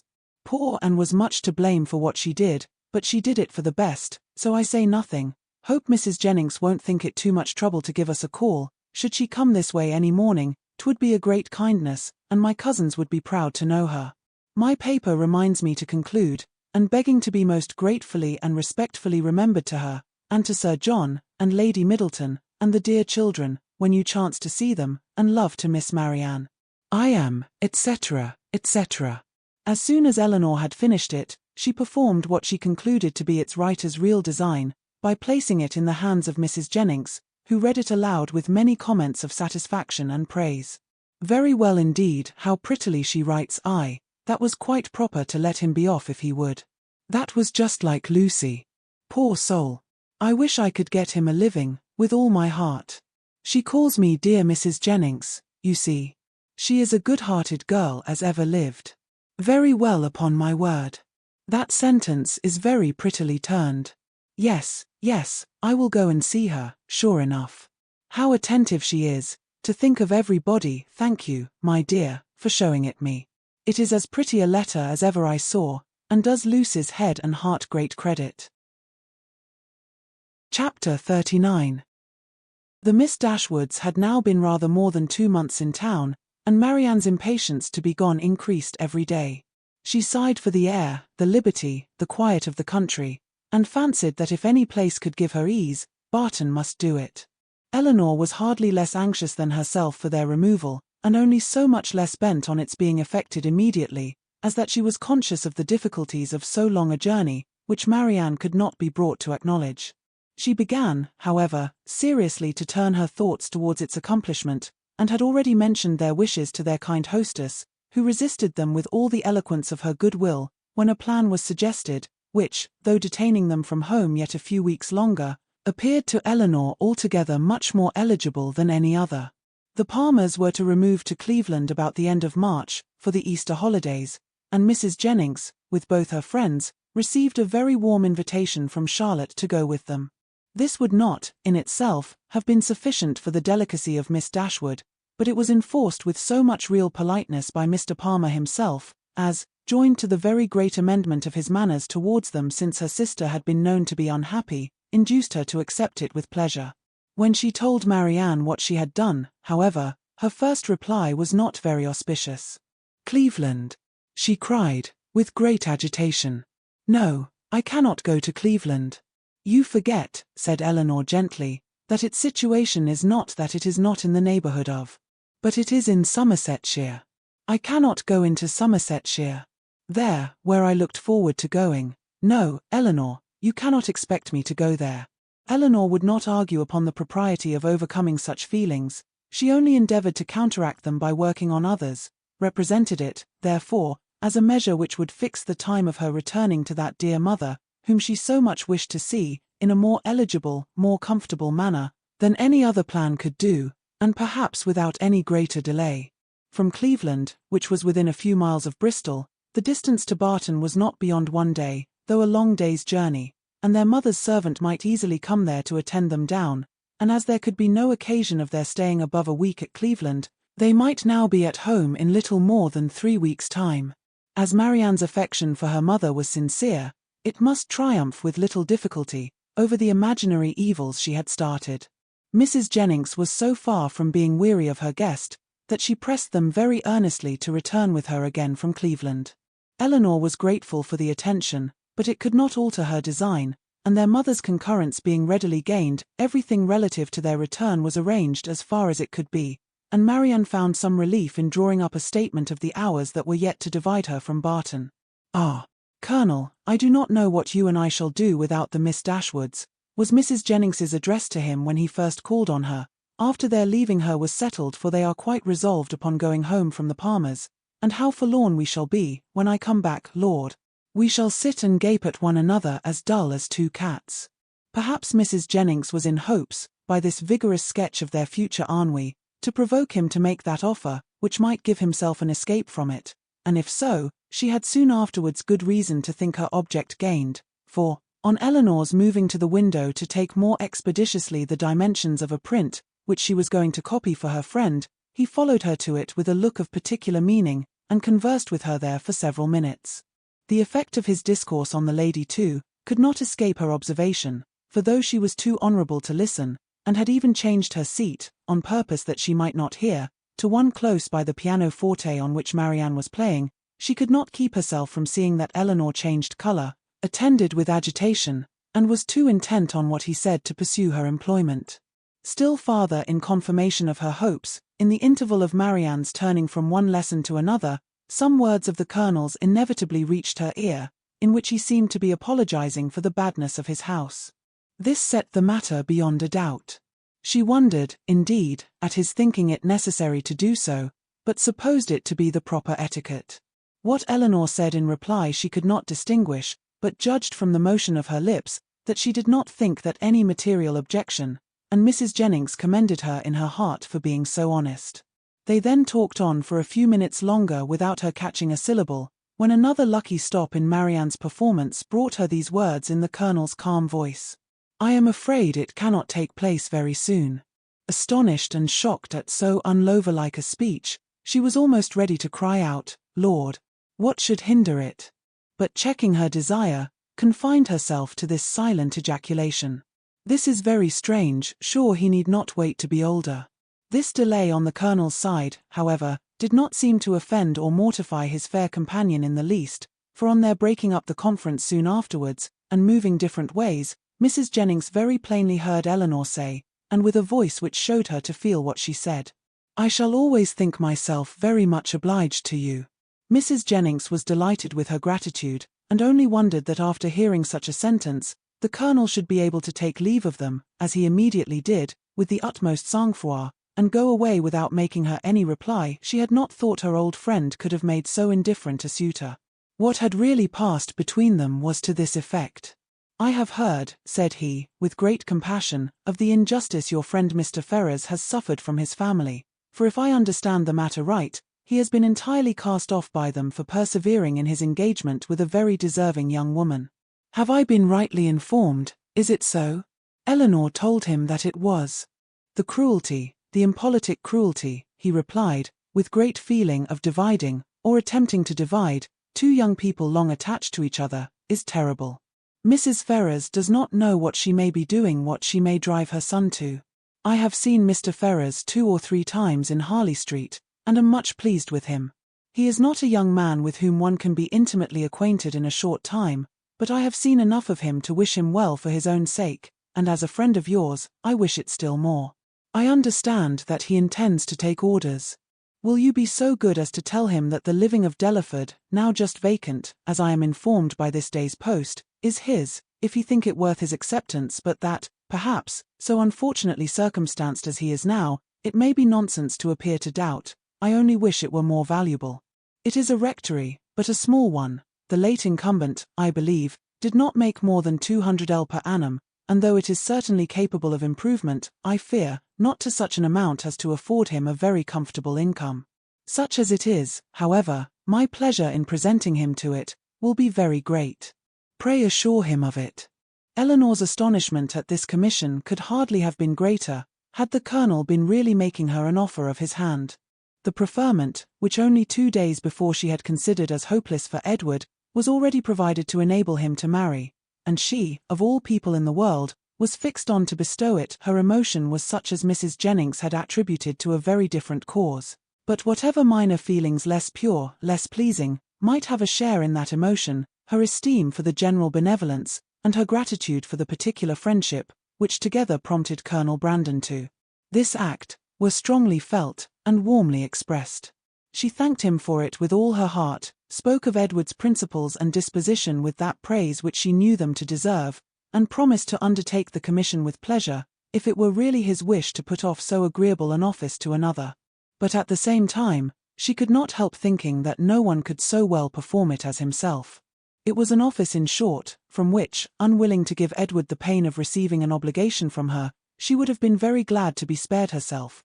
But Colonel Brandon, on motives of equal delicacy, declining it likewise, still seemed so desirous of its being given through her means, that she would not on any account make farther opposition.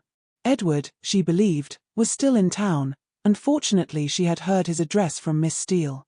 She could undertake, therefore, to inform him of it, in the course of the day. After this had been settled, Colonel Brandon began to talk of his own advantage in securing so respectable and agreeable a neighbour, and then it was that he mentioned with regret that the house was small and indifferent, an evil which Elinor, as Mrs. Jennings had supposed her to do, made very light of, at least as far as regarded its size. "The smallness of the house," said she, "I cannot imagine any inconvenience to them, for it will be in proportion to their family and income." By which the Colonel was surprised to find that she was considering Mr. Ferrars's marriage as the certain consequence of the presentation, for he did not suppose it possible that Delaford living could supply such an income as anybody in his style of life would venture to settle on, and he said so. "This little rectory can do no more than make Mr. Ferrars comfortable as a bachelor. It cannot enable him to marry. I am sorry to say that my patronage ends with this, and my interest is hardly more extensive.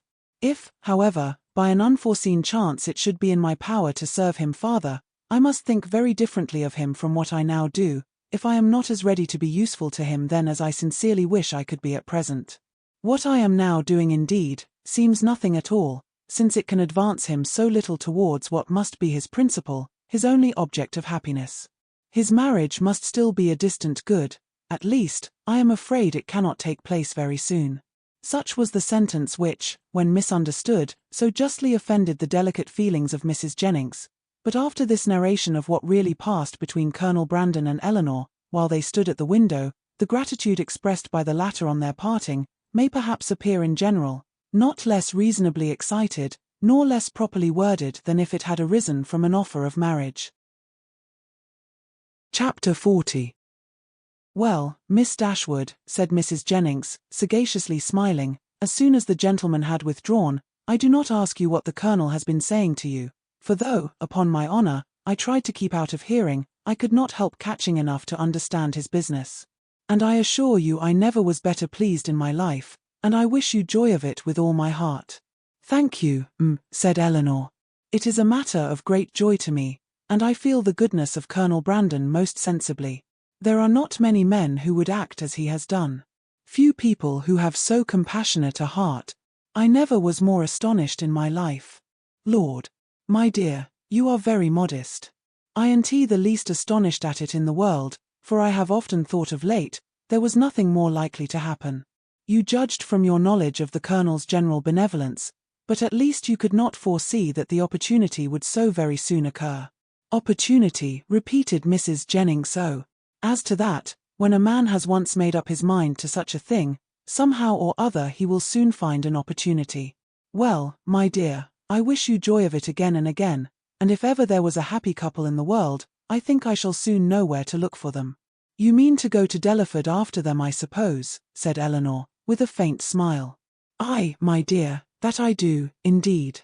And as to the house being a bad one, I do not know what the Colonel would be at, for it is as good a one as ever I saw. He spoke of its being out of repair. Well, and whose fault is that? Why don't he repair it? Who should do it but himself?" They were interrupted by the servants coming in to announce the carriage being at the door, and Mrs. Jennings, immediately preparing to go, said, "Well, my dear, I must be gone before I have had half my talk out. But, however, we may have it all over in the evening, for we shall be quite alone. I do not ask you to go with me, for I dare say your mind is too full of the matter to care for company, and besides, you must long to tell your sister all about it." Marianne had left the room before the conversation began. "Certainly, I shall tell Marianne of it, but I shall not mention it at present to anybody else." "Oh, very well," said Mrs. Jennings, rather disappointed. "Then you would not have me tell it to Lucy, for I think of going as far as Holborn today." "No, not even Lucy, if you please. One day's delay will not be very material. Until I have written to Mr. Ferrars, I think it ought not to be mentioned to anybody else." "I shall do that directly. It is of importance that no time should be lost with him, for he will of course have much to do relative to his ordination." This speech at first puzzled Mrs. Jennings exceedingly. Why Mr. Ferrars was to have been written to about it in such a hurry, she could not immediately comprehend. A few moments' reflection, however, produced a very happy idea, and she exclaimed, "Oh, ho! I understand you. Mr. Ferrars is to be the man. Well, so much the better for him. To be sure, he must be ordained in readiness, and I am very glad to find things are so forward between you. But, my dear, is not this rather out of character? Should not the Colonel write himself? Sure, he is the proper person." Elinor did not quite understand the beginning of Mrs. Jennings's speech, neither did she think it worth inquiring into, and therefore only replied to its conclusion. "Colonel Brandon is so delicate a man, that he rather wished anyone to announce his intentions to Mr. Ferrars than himself. And so you are forced to do it. Well, that is an odd kind of delicacy. However, I will not disturb you, seeing her preparing to write. You know your own concerns best. So goodbye, my dear. I have not heard of anything to please me so well since Charlotte was brought to bed." And away she went, but returning again in a moment. "I have just been thinking of Betty's sister, my dear. I should be very glad to get her so good a mistress. But whether she would do for a lady's maid, I am sure I can't tell. She is an excellent housemaid, and works very well at her needle. However, you will think of all that at your leisure." "Certainly," replied Elinor, not hearing much of what she said, and more anxious to be alone than to be mistress of the subject. How she should begin, how she should express herself in her note to Edward, was now all her concern. The particular circumstances between them made a difficulty of that which to any other person would have been the easiest thing in the world, but she equally feared to say too much or too little, and sat deliberating over her paper, with the pen in her hand, till broken in on by the entrance of Edward himself. He had met Mrs. Jennings at the door in her way to the carriage, as he came to leave his farewell card, and she, after apologizing for not returning herself, had obliged him to enter, by saying that Miss Dashwood was above, and wanted to speak with him on very particular business. Elinor had just been congratulating herself, in the midst of her perplexity, that however difficult it might be to express herself properly by letter, it was at least preferable to giving the information by word of mouth, when her visitor entered, to force her upon this greatest exertion of all. Her astonishment and confusion were very great on his so sudden appearance. She had not seen him before since his engagement became public, and therefore not since his knowing her to be acquainted with it, which, with the consciousness of what she had been thinking of, and what she had to tell him, made her feel particularly uncomfortable for some minutes.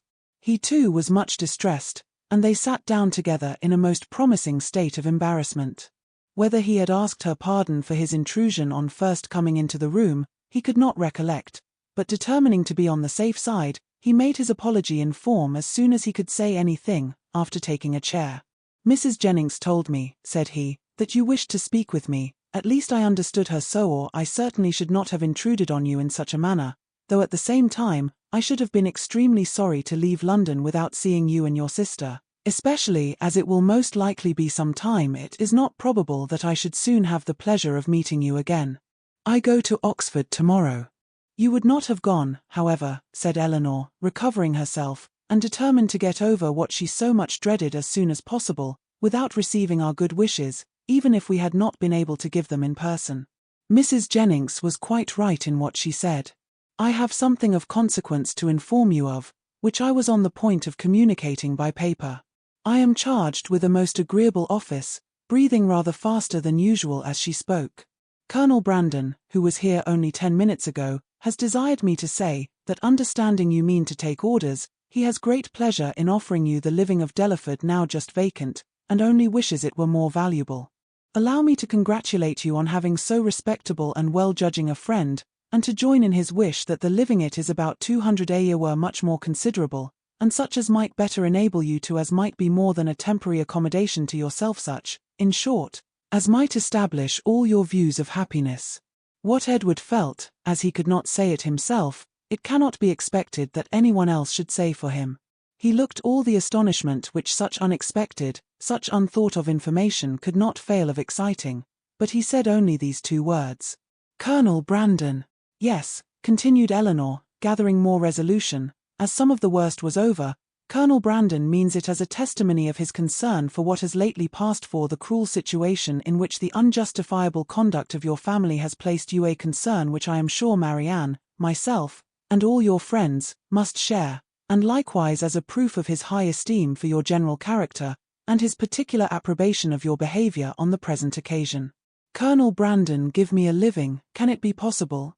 The unkindness of your own relations has made you astonished to find friendship anywhere." "No," replied B, with sudden consciousness, "not to find it in you, for I cannot be ignorant that to you, to your goodness, I owe it all. I feel it, I would express it if I could, but, as you well know, I am no orator." "You are very much mistaken. I do assure you that you owe it entirely, at least almost entirely, to your own merit, and Colonel Brandon's discernment of it. I have had no hand in it. I did not even know, till I understood his design, that the living was vacant, nor had it ever occurred to me that he might have had such a living in his gift.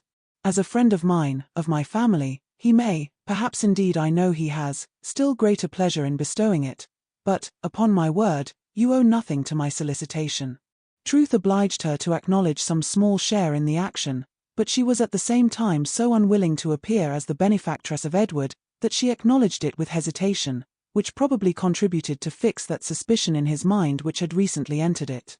For a short time he sat deep in thought, after Elinor had ceased to speak. At last, and as if it were rather an effort, he said, "Colonel Brandon seems a man of great worth and respectability. I have always heard him spoken of as such, and your brother I know esteems him highly.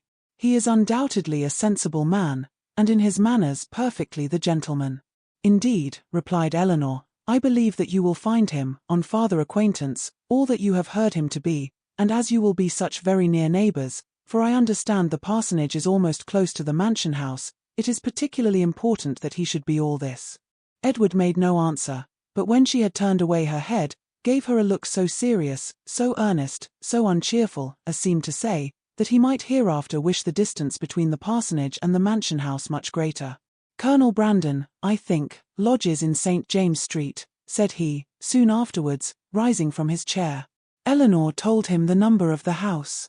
"I must hurry away then, to give him those thanks which you will not allow me to give you, to assure him that he has made me a very and exceedingly happy man." Elinor did not offer to detain him, and they parted, with a very earnest assurance on her side of her unceasing good wishes for his happiness in every change of situation that might befall him, on his, with rather an attempt to return the same goodwill, than the power of expressing it. "When I see him again," said Elinor to herself, as the door shut him out, "I shall see him the husband of Lucy." And with this pleasing anticipation, she sat down to reconsider the past, recall the words and endeavour to comprehend all the feelings of Edward, and, of course, to reflect on her own with discontent.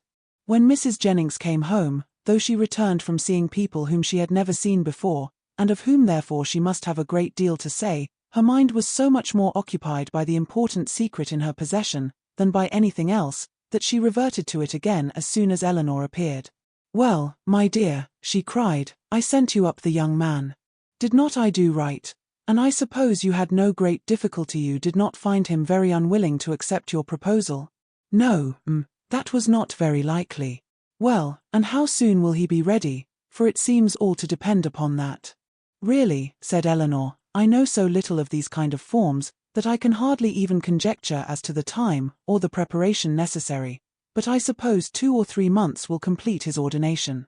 2 or 3 months, cried Mrs. Jennings. Lord, my dear, how calmly you talk of it, and can the Colonel wait 2 or 3 months? Lord bless me, I am sure it would put me quite out of patience, and though one would be very glad to do a kindness by poor Mr. Ferrars, I do think it is not worth while to wait 2 or 3 months for him. Sure somebody else might be found that would do as well, somebody that is in orders already. My dear, said Elinor, what can you be thinking of? Why, Colonel Brandon's only object is to be of use to Mr. Ferrars. Lord bless you, my dear. Sure you do not mean to persuade me that the Colonel only marries you for the sake of giving 10 guineas to Mr. Ferrars.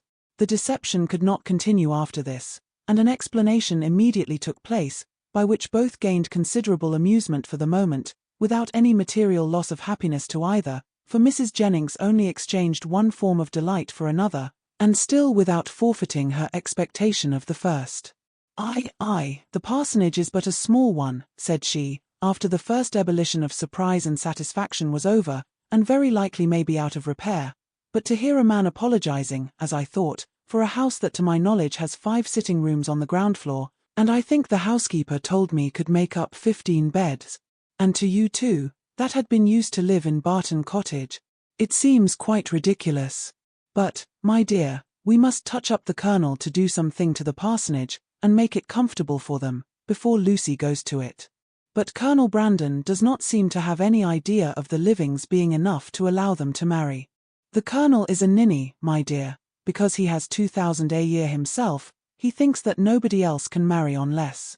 Take my word for it, that, if I am alive, I shall be paying a visit at Delaford Parsonage before Michaelmas, and I am sure I shan't go if Lucy and he there. Elinor was quite of her opinion, as to the probability of their not waiting for anything more. Chapter 41.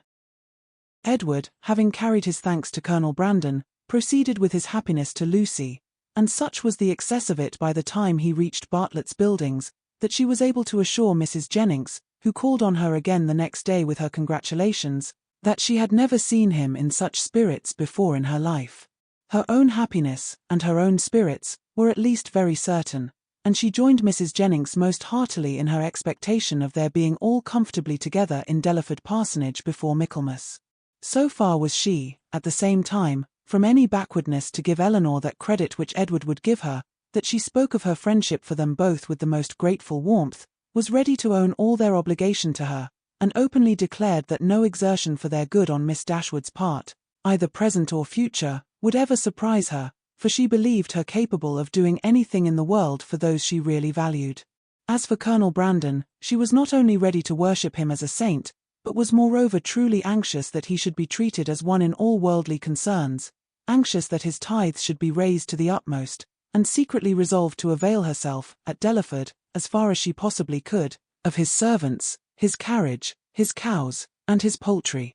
It was now above a week since John Dashwood had called in Berkeley Street, and as since that time no notice had been taken by them of his wife's indisposition, beyond one verbal inquiry, Elinor began to feel it necessary to pay her a visit. This was an obligation, however, which not only opposed her own inclination, but which had not the assistance of any encouragement from her companions. Marianne, not contented with absolutely refusing to go herself, was very urgent to prevent her sister's going at all, and Mrs. Jennings, though her carriage was always at Elinor's service, so very much disliked Mrs. John Dashwood, that not even her curiosity to see how she looked after the late discovery, nor her strong desire to affront her by taking Edward's part, could overcome her unwillingness to be in her company again. The consequence was, that Elinor set out by herself to pay a visit, for which no one could really have less inclination, and to run the risk of a chit-chat with a woman, whom neither of the others had so much reason to dislike. Mrs. Dashwood was denied, but before the carriage could turn from the house, her husband accidentally came out. He expressed great pleasure in meeting Elinor, told her that he had been just going to call in Berkeley Street, and, assuring her that Fanny would be very glad to see her, invited her to come in.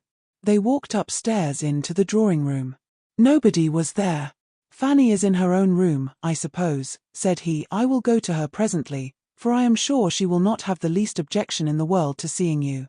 Very far from it, indeed. Now especially there cannot be, but however, you and Marianne were always great favourites. Why would not Marianne come? Elinor made what excuse she could for her.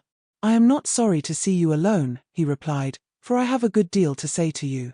This living of Colonel Brandon's, can it be true? Has he really given it to Edward? I heard it yesterday by chance, and was coming to you on purpose to inquire farther about it." "It is perfectly true. Colonel Brandon has given the living of Delaford to Edward." "Really? Well, this is very astonishing. No relationship, no connection between them, and now that livings fetch such a price, what was the value of this?" "About 200 a year." "Very well, and for the next presentation to a living of that value, supposing the late incumbent to have been old and sickly, and likely to vacate it soon, he might have got, I dare say, £1,400. And how came he not to have settled that matter before this person's death? Now indeed it would be too late to sell it, but a man of Colonel Brandon's sense, I wonder he should be so improvident in a point of such common, such natural, concern. Well, I am convinced that there is a vast deal of inconsistency in almost every human character. I suppose, however, on recollection, that the case may probably be this. Edward is only to hold the living till the person to whom the Colonel has really sold the presentation is old enough to take it." Aye, that is the fact, depend upon it." Elinor contradicted it, however, very positively, and by relating that she had herself been employed in conveying the offer from Colonel Brandon to Edward, and, therefore, must understand the terms on which it was given, obliged him to submit to her authority. "It is truly astonishing," he cried, after hearing what she said. "What could be the Colonel's motive?" "A very simple one, to be of use to Mr. Ferrars." Well, whatever Colonel Brandon may be, Edward is a very lucky man. You will not mention the matter to Fanny, however, for though I have broke it to her, and she bears it vastly well, she will not like to hear it much talked of." Elinor had some difficulty here to refrain from observing that she thought Fanny might have borne with composure an acquisition of wealth to her brother, by which neither she nor her child could be possibly impoverished. "Mrs. Ferrars," added he, lowering his voice to the tone becoming so important a subject, "knows nothing about it at present, and I believe it will be best to keep it entirely concealed from her as long as may be. When the marriage takes place, I fear she must hear of it all." "But why should such precaution be used? Though it is not to be supposed that Mrs. Ferrars can have the smallest satisfaction in knowing that her son has money enough to live upon, for that must be quite out of the question, yet why, upon her late behaviour, is she supposed to feel at all? She has done with her son, she cast him off for ever, and has made all those over whom she had any influence cast him off likewise. Surely, after doing so, she cannot be imagined liable to any impression of sorrow or of joy on his account. She cannot be interested in anything that befalls him. She would not be so weak as to throw away the comfort of a child, and yet retain the anxiety of a parent." "Ah, Elinor," said John, "your reasoning is very good, but it is founded on ignorance of human nature. When Edward's unhappy match takes place, depend upon it his mother will feel as much as if she had never discarded him, and, therefore, every circumstance that may accelerate that dreadful event must be concealed from her as much as possible. Mrs. Ferrars can never forget that Edward is her son." "You surprise me. I should think it must nearly have escaped her memory by this time." "You wrong her exceedingly. Mrs. Ferrars is one of the most affectionate mothers in the world." Elinor was silent. "We think now," said Mr. Dashwood, after a short pause, "of Robert's marrying Miss Morton." Elinor, smiling at the grave and decisive importance of her brother's tone, calmly replied, "The lady, I suppose, has no choice in the affair." "Choice, how do you mean?" "I only mean that I suppose, from your manner of speaking, it must be the same to Miss Morton whether she marry Edward or Robert." "Certainly, there can be no difference, for Robert will now to all intents and purposes be considered as the eldest son, and as to anything else, they are both very agreeable young men. I do not know that one is superior to the other." Elinor said no more, and John was also for a short time silent. His reflections ended thus. "Of one thing, my dear sister," kindly taking her hand, and speaking in an awful whisper, "I may assure you, and I will do it, because I know it must gratify you. I have good reason to think, indeed I have it from the best authority, or I should not repeat it, for otherwise it would be very wrong to say anything about it, but I have it from the very best authority, not that I ever precisely heard Mrs. Ferrars say it herself, but her daughter did, and I have it from her, that in short, whatever objections there might be against a certain connection, you understand me, it would have been far preferable to her, it would not have given her half the vexation that this does. I was exceedingly pleased to hear that Mrs. Ferrars considered it in that light, a very gratifying circumstance, you know, to us all.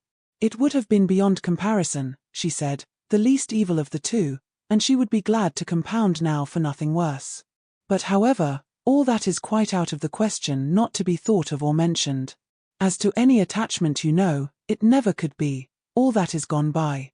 But I thought I would just tell you of this, because I knew how much it must please you. Not that you have any reason to regret, my dear Elinor. There is no doubt of your doing exceedingly well, quite as well, or better, perhaps, all things considered. Has Colonel Brandon been with you lately? Elinor had heard enough, if not to gratify her vanity and raise her self-importance, to agitate her nerves and fill her mind, and she was therefore glad to be spared from the necessity of saying much in reply herself, and from the danger of hearing anything more from her brother, by the entrance of Mr. Robert Ferrars. After a few moments' chat, John Dashwood, recollecting that Fanny was yet uninformed of her sister's being there, quitted the room in quest of her, and Elinor was left to improve her acquaintance with Robert, who, by the gay unconcern, the happy self-complacency of his manner while enjoying so unfair a division of his mother's love and liberality, to the prejudice of his banished brother, earned only by his own dissipated course of life, and that brother's integrity, was confirming her most unfavourable opinion of his head and heart. They had scarcely been 2 minutes by themselves, before he began to speak of Edward, for he, too, had heard of the living, and was very inquisitive on the subject. Elinor repeated the particulars of it, as she had given them to John, and their effect on Robert, though very different, was not less striking than it had been on him. He laughed most immoderately. The idea of Edward's being a clergyman, and living in a small parsonage house, diverted him beyond measure, and when to that was added the fanciful imagery of Edward reading prayers in a white surplice, and publishing the banns of marriage between John Smith and Mary Brown, he could conceive nothing more ridiculous. Elinor, while she waited in silence and immovable gravity, the conclusion of such folly, could not restrain her eyes from being fixed on him with a look that spoke all the contempt it excited. It was a look, however, very well bestowed, for it relieved her own feelings, and gave no intelligence to him. He was recalled from wit to wisdom, not by any reproof of hers, but by his own sensibility. "We may treat it as a joke," said he, at last, recovering from the affected laugh which had considerably lengthened out the genuine gaiety of the moment, "but, upon my soul, it is a most serious business. Poor Edward! He is ruined for ever. I am extremely sorry for it, for I know him to be a very good-hearted creature, as well-meaning a fellow perhaps, as any in the world. You must not judge of him, Miss Dashwood, from your slight acquaintance. Poor Edward! His manners are certainly not the happiest in nature.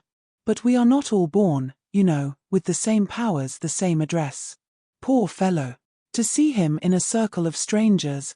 To be sure it was pitiable enough, but upon my soul, I believe he has as good a heart as any in the kingdom, and I declare and protest to you I never was so shocked in my life, as when it all burst forth. I could not believe it. My mother was the first person who told me of it, and I, feeling myself called on to act with resolution, immediately said to her, my dear madam, I do not know what you may intend to do on the occasion, but as for myself, I must say, that if Edward does marry this young woman, I never will see him again. That was what I said immediately. I was most uncommonly shocked, indeed. Poor Edward! He has done for himself completely, shut himself out for ever from all decent society, but, as I directly said to my mother, I am not in the least surprised at it. From his style of education, it was always to be expected. My poor mother was half frantic. Have you ever seen the lady? Yes, once, while she was staying in this house, I happened to drop in for 10 minutes, and I saw quite enough of her. The merest awkward country girl, without style or elegance, and almost without beauty. I remember her perfectly. Just the kind of girl I should suppose likely to captivate poor Edward. I offered immediately, as soon as my mother related the affair to me, to talk to him myself, and dissuade him from the match. But it was too late then, I found, to do anything, for unluckily, I was not in the way at first, and knew nothing of it till after the breach had taken place, when it was not for me, you know, to interfere.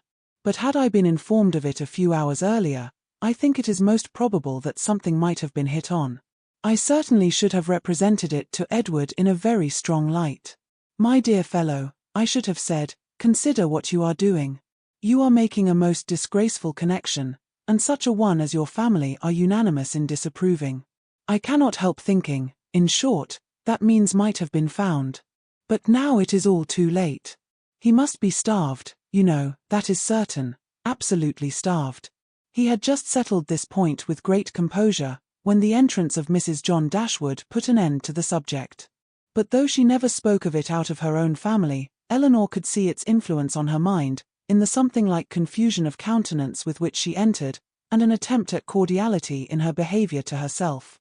She even proceeded so far as to be concerned to find that Elinor and her sister were so soon to leave town, as she had hoped to see more of them, an exertion in which her husband, who attended her into the room and hung enamoured over her accents, seemed to distinguish everything that was most affectionate and graceful. Chapter 42. One other short call in Harley Street, in which Elinor received her brother's congratulations on their travelling so far towards Barton without any expense, and on Colonel Brandon's being to follow them to Cleveland in a day or two, completed the intercourse of the brother and sisters in town, and a faint invitation from Fanny, to come to Norland whenever it should happen to be in their way, which of all things was the most unlikely to occur, with a more warm, though less public, assurance from John to Elinor, of the promptitude with which he should come to see her at Delaford, was all that foretold any meeting in the country. It amused her to observe that all her friends seemed determined to send her to Delaford, a place, in which, of all others, she would now least choose to visit, or wish to reside, for not only was it considered as her future home by her brother and Mrs. Jennings, but even Lucy, when they parted, gave her a pressing invitation to visit her there. Very early in April, and tolerably early in the day, the two parties from Hanover Square and Berkeley Street set out from their respective homes, to meet, by appointment, on the road. For the convenience of Charlotte and her child, they were to be more than 2 days on their journey, and Mr. Palmer, travelling more expeditiously with Colonel Brandon, was to join them at Cleveland soon after their arrival. Marianne, few as had been her hours of comfort in London, and eager as she had long been to quit it, could not, when it came to the point, bid adieu to the house in which she had for the last time enjoyed those hopes, and that confidence, in Willoughby, which were now extinguished for ever, without great pain. Nor could she leave the place in which Willoughby remained, busy in new engagements, and new schemes, in which she could have no share, without shedding many tears. Elinor's satisfaction, at the moment of removal, was more positive.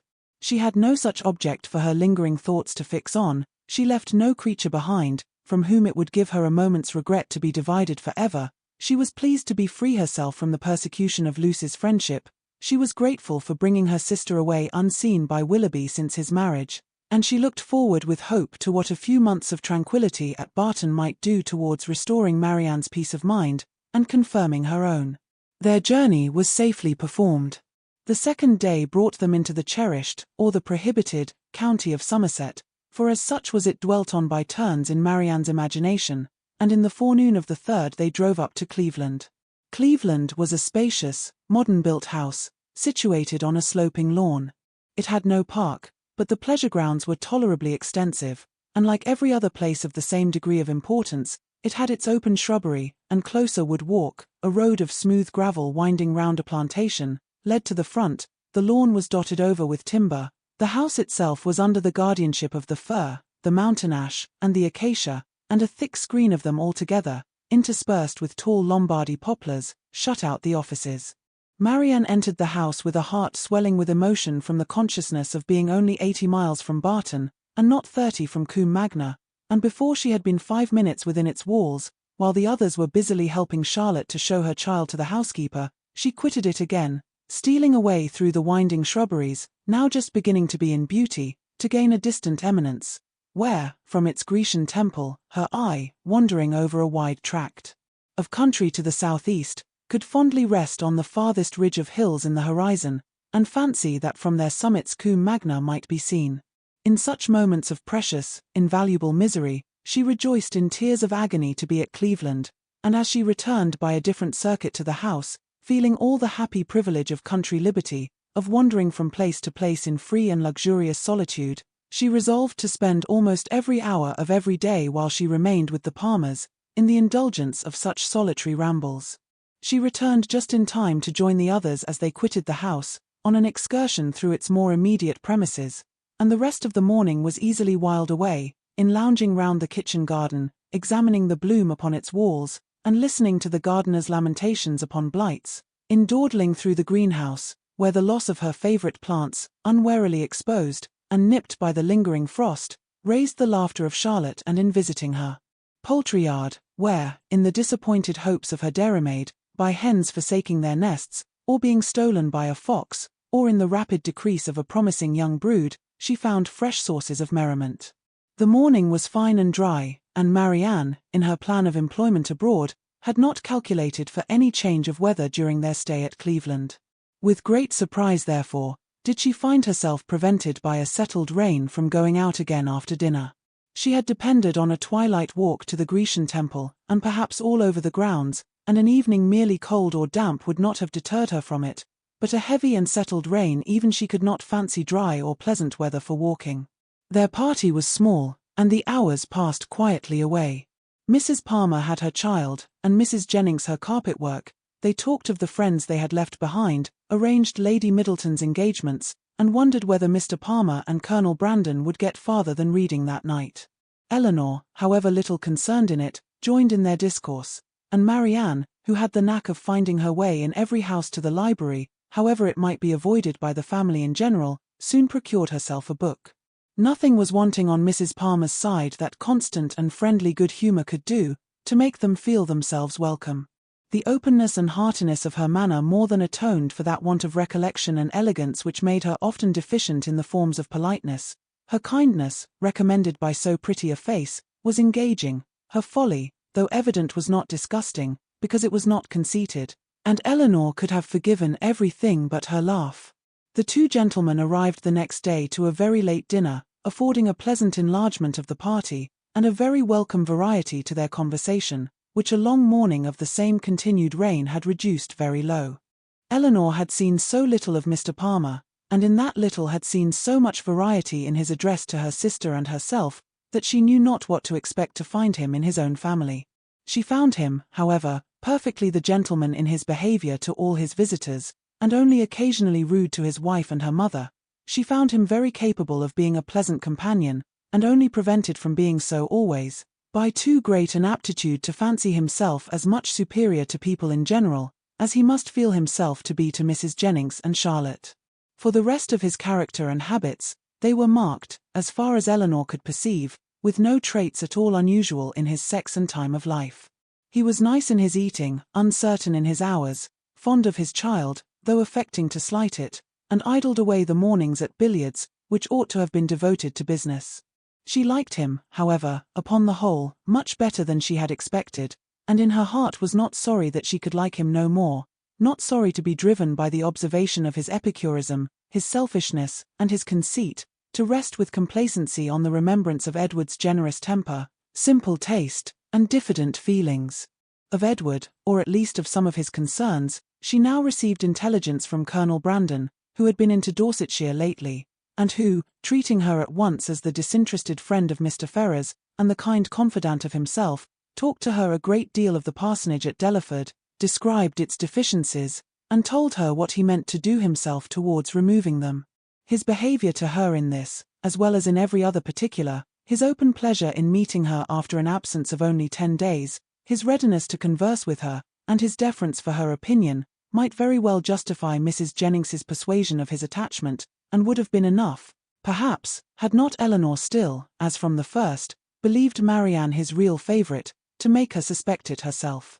But as it was, such a notion had scarcely ever entered her head, except by Mrs. Jennings's suggestion, and she could not help believing herself the nicest observer of the two. She watched his eyes, while Mrs. Jennings thought only of his behaviour, and while his looks of anxious solicitude on Marianne's feeling, in her head and throat, the beginning of a heavy cold, because unexpressed by words, entirely escaped the latter lady's observation, she could discover in them the quick feelings, and needless alarm of a lover.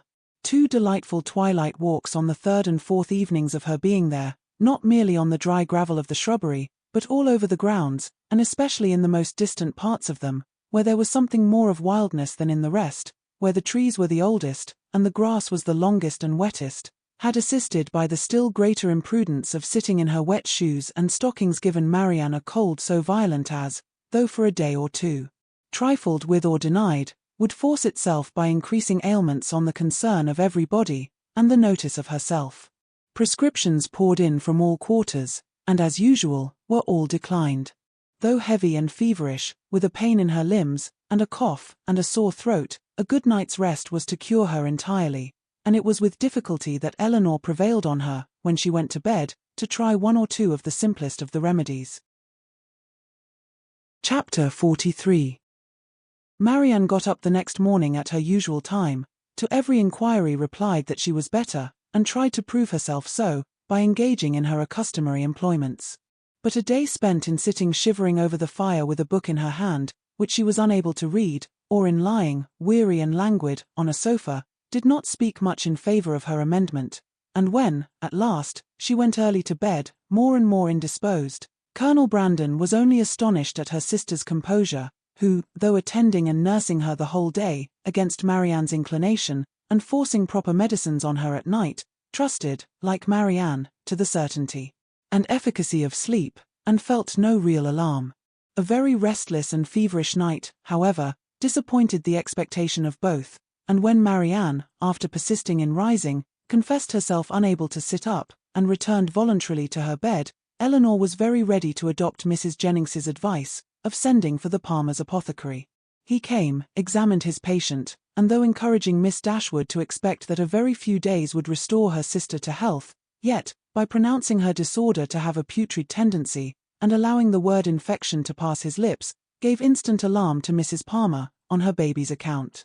Mrs. Jennings, who had been inclined from the first to think Marianne's complaint more serious than Elinor, now looked very grave on Mr. Harris's report, and confirming Charlotte's fears and caution, urged the necessity of her immediate removal with her infant, and Mr. Palmer, though treating their apprehensions as idle, found the anxiety and importunity of his wife too great to be withstood.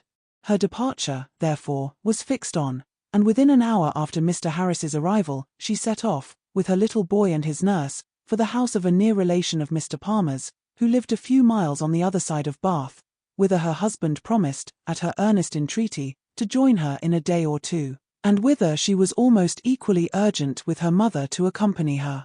Mrs. Jennings, however, with a kindness of heart which made Elinor really love her, declared her resolution of not stirring from Cleveland as long as Marianne remained ill, and of endeavouring, by her own attentive care, to supply to her the place of the mother she had taken her from, and Elinor found her on every occasion a most willing and active helpmate, desirous to share in all her fatigues, and often by her better experience in nursing, of material use. Poor Marianne, languid and low from the nature of her malady, and feeling herself universally ill, could no longer hope that tomorrow would find her recovered, and the idea of what tomorrow would have produced, but for this unlucky illness, made every ailment severe, for on that day they were to have begun their journey home, and, attended the whole way by a servant of Mrs. Jennings, were to have taken their mother by surprise on the following forenoon. The little she said was all in lamentation of this inevitable delay, though Elinor tried to raise her spirits, and make her believe, as she then really believed herself, that it would be a very short one. The next day produced little or no alteration in the state of the patient. She certainly was not better, and, except that there was no amendment, did not appear worse.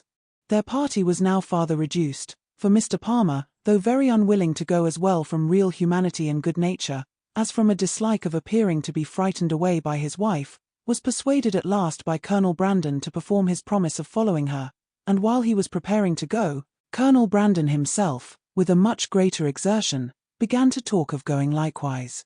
Here, however, the kindness of Mrs. Jennings interposed most acceptably, for to send the Colonel away while his love was in so much uneasiness on her sister's account, would be to deprive them both, she thought, of every comfort, and therefore telling him at once that his stay at Cleveland was necessary to herself, that she should want him to play at piquet of an evening, while Miss Dashwood was above with her sister, and she urged him so strongly to remain, that he, who was gratifying the first wish of his own heart by a compliance, could not long even affect to demur, especially as Mrs. Jennings's entreaty was warmly seconded by Mr. Palmer, who seemed to feel a relief to himself, in leaving behind him a person so well able to assist or advise Miss Dashwood in any emergence.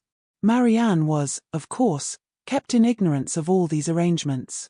She knew not that she had been the means of sending the owners of Cleveland away, in about 7 days from the time of their arrival. It gave her no surprise that she saw nothing of Mrs. Palmer, and as it gave her likewise no concern, she never mentioned her name. 2 days passed away from the time of Mr. Palmer's departure, and her situation continued, with little variation, the same.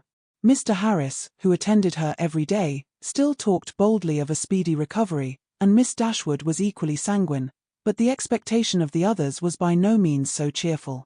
Mrs. Jennings had determined very early in the seizure that Marianne would never get over it, and Colonel Brandon, who was chiefly of use in listening to Mrs. Jennings's forebodings, was not in a state of mind to resist their influence. He tried to reason himself out of fears, which the different judgment of the apothecary seemed to render absurd, but the many hours of each day in which he was left entirely alone were but too favourable for the admission of every melancholy idea, and he could not expel from his mind the persuasion that he should see Marianne no more. On the morning of the 3rd day, however, the gloomy anticipations of both were almost done away, for when Mr. Harris arrived, he declared his patient materially better. Her pulse was much stronger, and every symptom more favourable than on the preceding visit.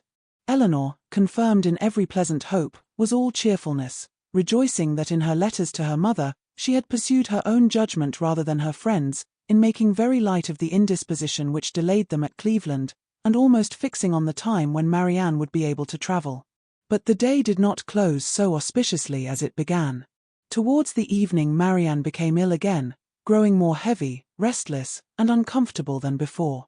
Her sister, however, still sanguine, was willing to attribute the change to nothing more than the fatigue of having sat up to have her bed made, and carefully administering the cordials prescribed, saw her, with satisfaction, sink at last into a slumber, from which she expected the most beneficial effects.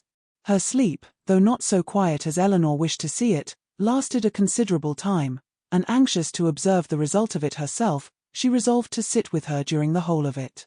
Mrs. Jennings, knowing nothing of any change in the patient, went unusually early to bed. Her maid, who was one of the principal nurses, was recreating herself in the housekeeper's room, and Elinor remained alone with Marianne.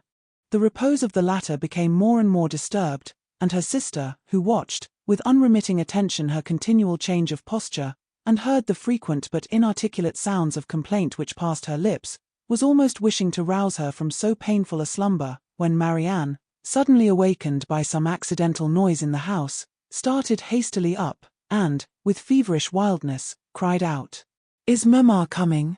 "Not yet," cried the other, concealing her terror, and assisting Marianne to lie down again, "but she will be here, I hope, before it is long. It is a great way, you know, from hence to Barton." "But she must not go round by London," cried Marianne, in the same hurried manner. "I shall never see her, if she goes by London." Elinor perceived with alarm that she was not quite herself, and, while attempting to soothe her, eagerly felt her pulse.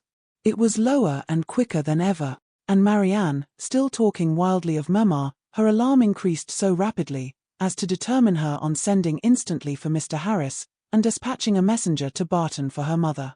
To consult with Colonel Brandon on the best means of effecting the latter, was a thought which immediately followed the resolution of its performance, and as soon she had rung up the maid to take her place by her sister, she hastened down to the drawing-room, where she knew he was generally to be found at a much later hour than the present.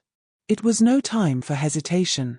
Her fears and her difficulties were immediately before him.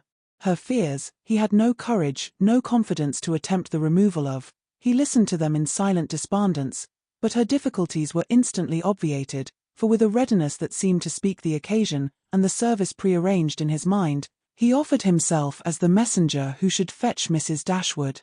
Elinor made no resistance that was not easily overcome. She thanked him with brief, though fervent gratitude, and while he went to hurry off his servant with a message to Mr. Harris, and an order for post-horses directly, she wrote a few lines to her mother. The comfort of such a friend at that moment as Colonel Brandon, or such a companion for her mother, how gratefully was it felt, a companion whose judgment would guide, whose attendance must relieve, and whose friendship might soothe her as far as the shock of such a summons could be lessened to her. His presence, his manners, his assistance, would lessen it. He, meanwhile, whatever he might feel, acted with all the firmness of a collected mind, made every necessary arrangement with the utmost despatch, and calculated with exactness the time in which she might look for his return. Not a moment was lost in delay of any kind.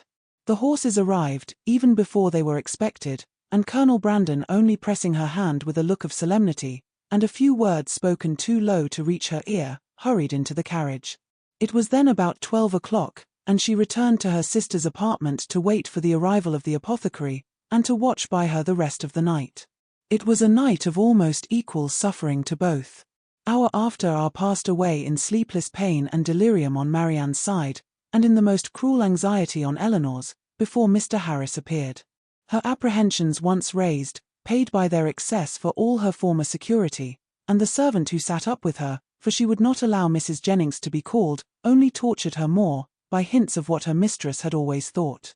Marianne's ideas were still, at intervals, fixed incoherently on her mother, and whenever she mentioned her name, it gave a pang to the heart of poor Elinor, who, reproaching herself for having trifled with so many days of illness, and wretched for some immediate relief, fancied that all relief might soon be in vain, that everything had been delayed too long, and pictured to herself her suffering mother arriving too late to see this darling child, or to see her rational.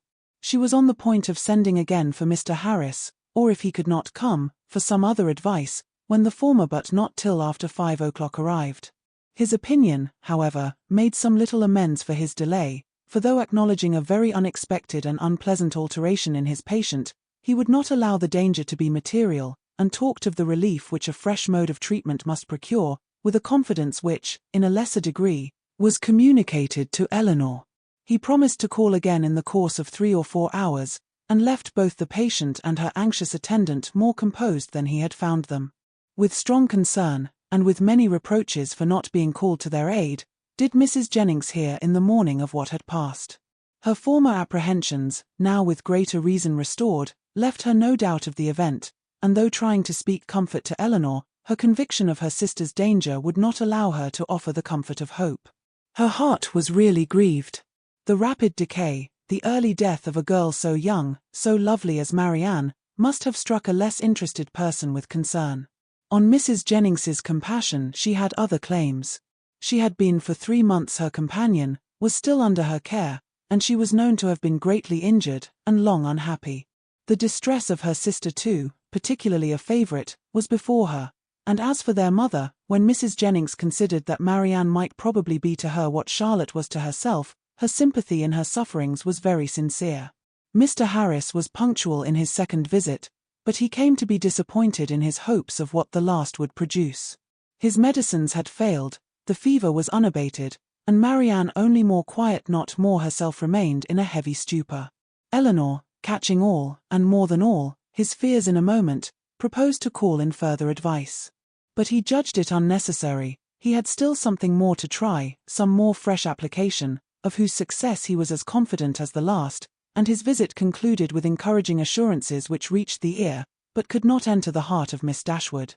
She was calm, except when she thought of her mother, but she was almost hopeless, and in this state she continued till noon, scarcely stirring from her sister's bed, her thoughts wandering from one image of grief, one suffering friend to another, and her spirits oppressed to the utmost by the conversation of Mrs. Jennings, who scrupled not to attribute the severity and danger of this attack to the many weeks of previous indisposition which Marianne's disappointment had brought on.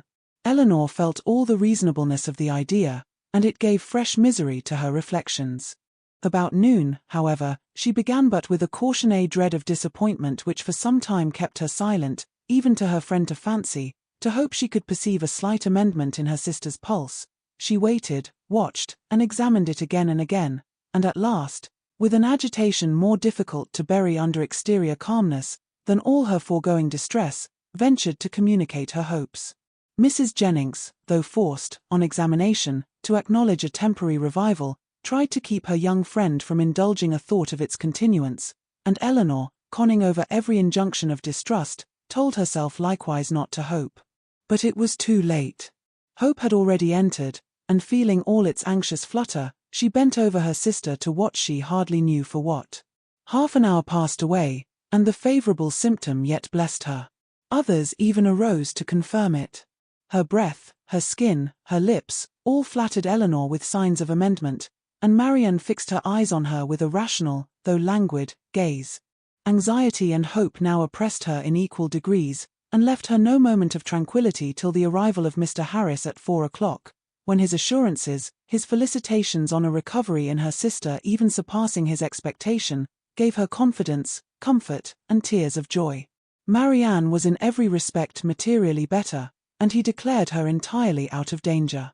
Mrs. Jennings, perhaps satisfied with the partial justification of her forebodings which had been found in their late alarm, allowed herself to trust in his judgment, and admitted, with unfeigned joy, and soon with unequivocal cheerfulness, the probability of an entire recovery. Elinor could not be cheerful. Her joy was of a different kind, and led to anything rather than to gaiety. Marianne restored to life, health, friends, and to her doting mother, was an idea to fill her heart with sensations of exquisite comfort, and expand it in fervent gratitude, but it led to no outward demonstrations of joy, no words, no smiles.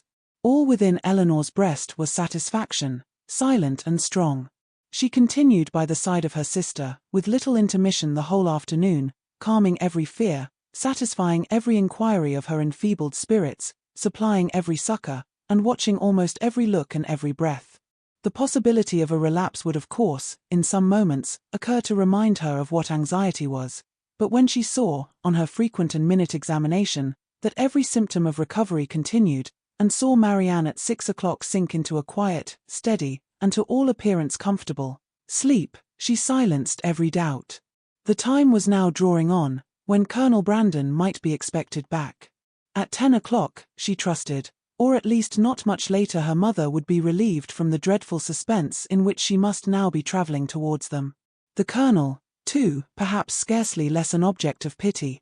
Oh, how slow was the progress of time which yet kept them in ignorance! At 7 o'clock, leaving Marianne still sweetly asleep, she joined Mrs. Jennings in the drawing-room to tea. Of breakfast she had been kept by her fears, and of dinner by their sudden reverse, from eating much, and the present refreshment, therefore, with such feelings of content as she brought to it, was particularly welcome. Mrs. Jennings would have persuaded her, at its conclusion, to take some rest before her mother's arrival, and allow her to take her place by Marianne, but Elinor had no sense of fatigue, no capability of sleep at that moment about her, and she was not to be kept away from her sister an unnecessary instant. Mrs. Jennings therefore attending her upstairs into the sick chamber, to satisfy herself that all continued right, left her there again to her charge and her thoughts, and retired to her own room to write letters and sleep. The night was cold and stormy. The wind roared round the house, and the rain beat against the windows, but Elinor, all happiness within, regarded it not. Marianne slept through every blast, and the travellers, they had a rich reward in store, for every present inconvenience. The clock struck 8. Had it been 10, Elinor would have been convinced that at that moment she heard a carriage driving up to the house, and so strong was the persuasion that she did, in spite of the almost impossibility of their being already come, that she moved into the adjoining dressing-closet and opened a window-shutter, to be satisfied of the truth. She instantly saw that her ears had not deceived her. The flaring lamps of a carriage were immediately in view. By their uncertain light she thought she could discern it to be drawn by 4 horses, and this, while it told the excess of her poor mother's alarm, gave some explanation to such unexpected rapidity. Never in her life had Elinor found it so difficult to be calm, as at that moment. The knowledge of what her mother must be feeling as the carriage stopped the door, of her doubt, her dread, perhaps her despair, and of what she had to tell. With such knowledge it was impossible to be calm. All that remained to be done was to be speedy, and, therefore staying only till she could leave Mrs. Jennings's maid with her sister, she hurried downstairs. The bustle in the vestibule, as she passed along an inner lobby, assured her that they were already in the house. She rushed to the drawing-room, she entered it, and saw only Willoughby. Chapter 44. Elinor, starting back with a look of horror at the sight of him, obeyed the first impulse of her heart in turning instantly to quit the room, and her hand was already on the lock, when its action was suspended by his hastily advancing, and saying, in a voice rather of command than supplication, "Miss Dashwood, for half an hour, for 10 minutes I entreat you to stay." "No, sir," she replied with firmness, "I shall not stay. Your business cannot be with me. The servants, I suppose, forgot to tell you that Mr. Palmer was not in the house." Had they told me, he cried with vehemence, that Mr. Palmer and all his relations were at the devil, it would not have turned me from the door. My business is with you, and only you. With me. In the utmost amazement. Well, sir, be quick, and if you can less violent. Sit down, and I will be both. She hesitated. She knew not what to do.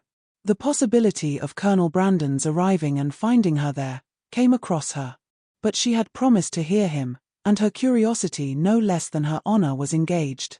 After a moment's recollection, therefore, concluding that prudence required dispatch, and that her acquiescence would best promote it, she walked silently towards the table, and sat down. He took the opposite chair, and for half a minute not a word was said by either. Pray be quick, sir, said Elinor, impatiently. I have no time to spare. He was sitting in an attitude of deep meditation, and seemed not to hear her.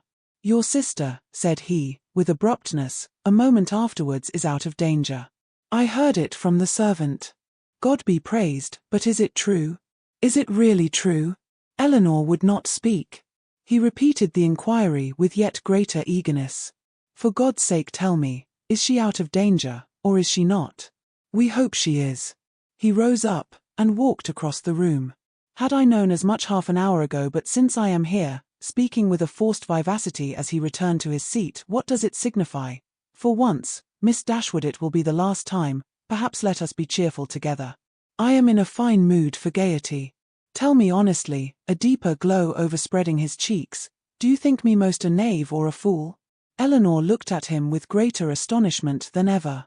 She began to think that he must be in liquor. The strangeness of such a visit, and of such manners, seemed no otherwise intelligible, and with this impression she immediately rose, saying, Mr. Willoughby, I advise you at present to return to Combe. I am not at leisure to remain with you longer.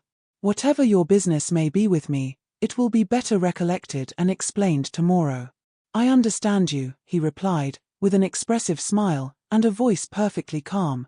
Yes, I am very drunk. A pint of porter with my cold beef at Marlborough was enough to overset me. At Marlborough, cried Elinor, more and more at a loss to understand what he would be at. Yes, I left London this morning at 8 o'clock, and the only 10 minutes I have spent out of my chaise since that time procured me a nuncheon at Marlborough. The steadiness of his manner, and the intelligence of his eye as he spoke, convincing Elinor that whatever other unpardonable folly might bring him to Cleveland, he was not brought there by intoxication, she said, after a moment's recollection. Mr. Willoughby, you ought to feel, and I certainly do, that after what has passed your coming here in this manner, and forcing yourself upon my notice, requires a very particular excuse. What is it that you mean by it? I mean, said he, with serious energy, if I can, to make you hate me 1 degree less than you do now. I mean to offer some kind of explanation, some kind of apology, for the past, to open my whole heart to you, and by convincing you, that though I have been always a blockhead, I have not been always a rascal, to obtain something like forgiveness from your sister. Is this the real reason of your coming? Upon my soul it is, was his answer, with a warmth which brought all the former Willoughby to her remembrance, and in spite of herself made her think him sincere. If that is all, you may be satisfied already, for Marianne does, she has long forgiven you. Has she? He cried, in the same eager tone. Then she has forgiven me before she ought to have done it. But she shall forgive me again, and on more reasonable grounds. Now will you listen to me? Elinor bowed her assent. I do not know, said he, after a pause of expectation on her side, and thoughtfulness on his own, how you may have accounted for my behaviour to your sister, or what diabolical motive you may have imputed to me. Perhaps you will hardly think the better of me. It is worth the trial, however, and you shall hear everything. When I first became intimate in your family, I had no other intention, no other view in the acquaintance than to pass my time pleasantly while I was obliged to remain in Devonshire, more pleasantly than I had ever done before. Your sister's lovely person and interesting manners could not but please me, and her behaviour to me almost from the first, was of a kind it is astonishing, when I reflect on what it was, and what she was, that my heart should have been so insensible.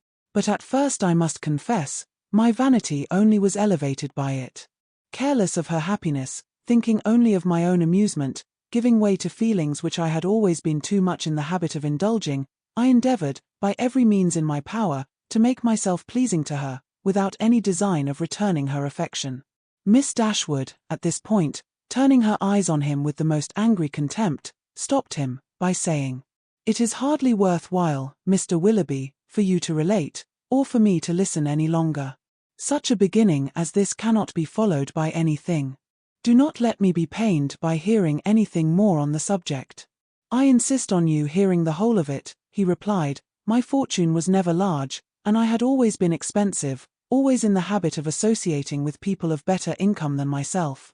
Every year since my coming of age, or even before, I believe, had added to my debts, and though the death of my old cousin, Mrs. Smith, was to set me free, yet that event being uncertain, and possibly far distant, it had been for some time my intention to re-establish my circumstances by marrying a woman of fortune. To attach myself to your sister, therefore, was not a thing to be thought of, and with a meanness, selfishness, cruelty, which no indignant, no contemptuous look, even of yours, Miss Dashwood, can ever reprobate too much, I was acting in this manner, trying to engage her regard, without a thought of returning it. But one thing may be said for me, even in that horrid state of selfish vanity, I did not know the extent of the injury I meditated, because I did not then know what it was to love. But have I ever known it? Well may it be doubted, for, had I really loved, could I have sacrificed my feelings to vanity, to avarice? Or, what is more, could I have sacrificed hers? But I have done it. To avoid a comparative poverty, which her affection and her society would have deprived of all its horrors, I have, by raising myself to affluence, lost everything that could make it a blessing." "You did then," said Elinor, a little softened, "believe yourself at one time attached to her? To have resisted such attractions, to have withstood such tenderness, is there a man on earth who could have done it? Yes, I found myself, by insensible degrees, sincerely fond of her, and the happiest hours of my life were what I spent with her when I felt my intentions were strictly honourable, and my feelings blameless. Even then, however, when fully determined on paying my addresses to her, I allowed myself most improperly to put off, from day to day, the moment of doing it, from an unwillingness to enter into an engagement while my circumstances were so greatly embarrassed. I will not reason here, nor will I stop for you to expatiate on the absurdity, and the worse than absurdity, of scrupling to engage my faith where my honour was already bound. The event has proved that I was a cunning fool, providing with great circumspection for a possible opportunity of making myself contemptible and wretched for ever. At last, however, my resolution was taken, and I had determined, as soon as I could engage her alone, to justify the attentions I had so invariably paid her, and openly assure her of an affection which I had already taken such pains to display. But in the interim of the very few hours that were to pass, before I could have an opportunity of speaking with her in private, a circumstance occurred, an unlucky circumstance, to ruin all my resolution, and with it all my comfort. A discovery took place." Here he hesitated and looked down. "Mrs. Smith had somehow or other been informed, I imagine by some distant relation, whose interest it was to deprive me of her favour, of an affair, a connection, but I need not explain myself farther," he added, looking at her with an heightened colour and an inquiring eye. "Your particular intimacy, you have probably heard the whole story long ago." "I have," returned Elinor, colouring likewise, and hardening her heart anew against any compassion for him. "I have heard it all. And how you will explain away any part of your guilt in that dreadful business, I confess is beyond my comprehension." "Remember," cried Willoughby, "from whom you received the account. Could it be an impartial one? I acknowledge that her situation and her character ought to have been respected by me. I do not mean to justify myself, but at the same time cannot leave you to suppose that I have nothing to urge that because she was injured she was irreproachable, and because I was a libertine, she must be a saint. If the violence of her passions, the weakness of her understanding, I do not mean, however, to defend myself. Her affection for me deserved better treatment, and I often, with great self-reproach, recall the tenderness which, for a very short time, had the power of creating any return. I heartily wish it had never been.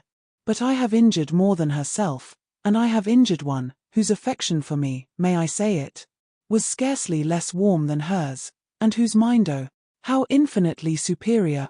Your indifference, however, towards that unfortunate girl, I must say it, unpleasant to me as the discussion of such a subject may well be, your indifference is no apology for your cruel neglect of her. Do not think yourself excused by any weakness, any natural defect of understanding on her side, in the wanton cruelty so evident on yours. You must have known that while you were enjoying yourself in Devonshire pursuing fresh schemes, always gay, always happy, she was reduced to the extremest indigence. But, upon my soul, I did not know it, he warmly replied. I did not recollect that I had omitted to give her my direction, and common sense might have told her how to find it out. Well, sir, and what said Mrs. Smith? She taxed me with the offence at once, and my confusion may be guessed. The purity of her life, the formality of her notions, her ignorance of the world, everything was against me. The matter itself I could not deny, and vain was every endeavour to soften it. She was previously disposed, I believe, to doubt the morality of my conduct in general, and was moreover discontented with the very little attention, the very little portion of my time that I had bestowed on her, in my present visit. In short, it ended in a total breach. By one measure I might have saved myself. In the height of her morality, good woman, she offered to forgive the past, if I would marry Eliza. That could not be, and I was formally dismissed from her favour and her house. The night following this affair I was to go the next morning was spent by me in deliberating on what my future conduct should be. The struggle was great, but it ended too soon. My affection for Marianne, my thorough conviction of her attachment to me, it was all insufficient to outweigh that dread of poverty, or get the better of those false ideas of the necessity of riches, which I was naturally inclined to feel. An expensive society had increased. I had reason to believe myself secure of my present wife, if I chose to address her, and I persuaded myself to think that nothing else in common prudence remained for me to do.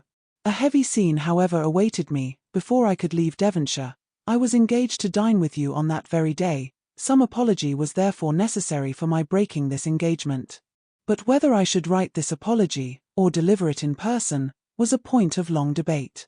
To see Marianne, I felt, would be dreadful, and I even doubted whether I could see her again, and keep to my resolution. In that point, however, I undervalued my own magnanimity, as the event declared, for I went, I saw her miserable, and left her miserable, and left her hoping never to see her again. Why did you call, Mr. Willoughby? Said Elinor, reproachfully. A note would have answered every purpose. Why was it necessary to call? It was necessary to my own pride. I could not bear to leave the country in a manner that might lead you, or the rest of the neighbourhood, to suspect any part of what had really passed between Mrs. Smith and myself, and I resolved therefore on calling at the cottage, in my way to Honiton. The sight of your dear sister, however, was really dreadful, and, to heighten the matter, I found her alone. You were all gone I do not know where. I had left her only the evening before, so fully, so firmly resolved within myself on doing right. A few hours were to have engaged her to me for ever, and I remember how happy, how gay were my spirits, as I walked from the cottage to Allenham, satisfied with myself, delighted with everybody. But in this, our last interview of friendship, I approached her with a sense of guilt that almost took from me the power of dissembling. Her sorrow, her disappointment, her deep regret, when I told her that I was obliged to leave Devonshire so immediately, I never shall forget it, united too with such reliance, such confidence in me. Oh, God! What a hard-hearted rascal I was. They were both silent for a few moments. Elinor first spoke. Did you tell her that you should soon return? I do not know what I told her, he replied, impatiently. Less than was due to the past, beyond a doubt, and in all likelihood much more than was justified by the future. I cannot think of it. It won't do. Then came your dear mother to torture me farther, with all her kindness and confidence. Thank heaven! It did torture me. I was miserable. Miss Dashwood, you cannot have an idea of the comfort it gives me to look back on my own misery. I owe such a grudge to myself for the stupid, rascally folly of my own heart, that all my past sufferings under it are only triumph and exultation to me now. Well, I went, left all that I loved, and went to those to whom, at best, I was only indifferent. My journey to town travelling with my own horses, and therefore so tedious no creature to speak to my own reflections, so cheerful when I looked forward, everything so inviting, when I looked back at Barton, the picture so soothing, oh, it was a blessed journey. He stopped. Well, sir, said Elinor, who, though pitying him, grew impatient for his departure, and this is all? No, have you forgot what passed in town? That infamous letter. Did she show it you? Yes, I saw every note that passed. When the first of hers reached me, as it immediately did, for I was in town the whole time, what I felt is, in the common phrase, not to be expressed, in a more simple one perhaps too simple to raise any emotion, my feelings were very, very painful. Every line, every word was in the hackneyed metaphor which their dear writer, were she here, would forbid a dagger to my heart. To know that Marianne was in town was, in the same language, a thunderbolt. Thunderbolts and daggers. What a reproof would she have given me! Her taste, her opinions, I believe they are better known to me than my own, and I am sure they are dearer. Elinor's heart, which had undergone many changes in the course of this extraordinary conversation, was now softened again, yet she felt it her duty to check such ideas in her companion as the last. This is not right, Mr. Willoughby. Remember that you are married. Relate only what in your conscience you think necessary for me to hear. Marianne's note, by assuring me that I was still as dear to her as in former days, that in spite of the many, many weeks we had been separated, she was as constant in her own feelings, and as full of faith in the constancy of mine as ever, awakened all my remorse. I say awakened, because time and London, business and dissipation, had in some measure quieted it, and I had been growing a fine hardened villain, fancying myself indifferent to her, and choosing to fancy that she too must have become indifferent to me, talking to myself of our past attachment as a mere idle, trifling business, shrugging up my shoulders in proof of its being so, and silencing every reproach, overcoming every scruple, by secretly saying now and then, I shall be heartily glad to. Here she is well married. But this note made me know myself better. I felt that she was infinitely dearer to me than any other woman in the world, and that I was using her infamously. But everything was then just settled between Miss Grey and me. To retreat was impossible. All that I had to do was to avoid you both. I sent no answer to Marianne, intending by that to preserve myself from her farther notice, and for some time I was even determined not to call in Berkeley Street, but at last, judging it wiser to affect the air of a cool, common acquaintance than anything else, I watched you all safely out of the house one morning, and left my name. Watched us out of the house. Even so. You would be surprised to hear how often I watched you, how often I was on the point of falling in with you. I have entered many a shop to avoid your sight, as the carriage drove by. Lodging as I did in Bond Street, there was hardly a day in which I did not catch a glimpse of one or other of you, and nothing but the most constant watchfulness on my side, a most invariably prevailing desire to keep out of your sight, could have separated us so long. I avoided the Middletons as much as possible, as well as everybody else who was likely to prove an acquaintance in common. Not aware of their being in town, however, I blundered on Sir John, I believe, the first day of his coming, and the day after I had called at Mrs. Jennings's. He asked me to a party, a dance at his house in the evening. Had he not told me as an inducement that you and your sister were to be there, I should have felt it too certain a thing, to trust myself near him. The next morning brought another short note from Marianne, still affectionate, open, artless, confiding everything that could make my conduct most hateful. I could not answer it. I tried but could not frame a sentence. But I thought of her, I believe, every moment of the day. If you can pity me, Miss Dashwood, pity my situation as it was then. With my head and heart full of your sister, I was forced to play the happy lover to another woman. Those 3 or 4 weeks were worse than all. Well, at last, as I need not tell you, you were forced on me, and what a sweet figure I cut. What an evening of agony it was. Marianne, beautiful as an angel on one side, calling me Willoughby in such a tone, oh, God, holding out her hand to me, asking me for an explanation, with those bewitching eyes fixed in such speaking solicitude on my face, and Sophia, jealous as the devil on the other hand, looking all that was well, it does not signify, it is over now. Such an evening. I ran away from you all as soon as I could, but not before I had seen Marianne's sweet face as white as death. That was the last look I ever had of her, the last manner in which she appeared to me. It was a horrid sight. Yet when I thought of her today as really dying, it was a kind of comfort to me to imagine that I knew exactly how she would appear to those who saw her last in this world. She was before me, constantly before me, as I travelled, in the same look and hue. A short pause of mutual thoughtfulness succeeded. Willoughby, first rousing himself, broke it thus. Well, let me make haste and be gone. Your sister is certainly better, certainly out of danger. We are assured of it. Your poor mother, too, doting on Marianne. But the letter, Mr. Willoughby, your own letter, have you anything to say about that?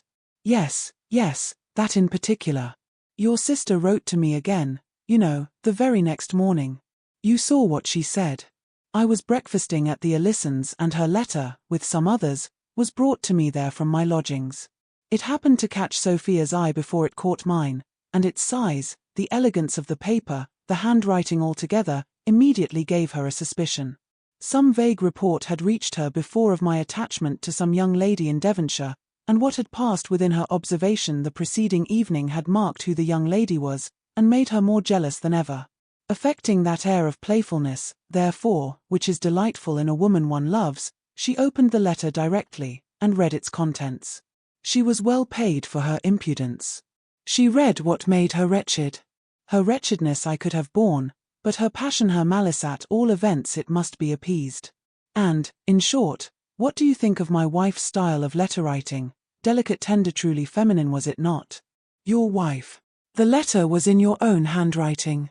Yes, but I had only the credit of servilely copying such sentences as I was ashamed to put my name to.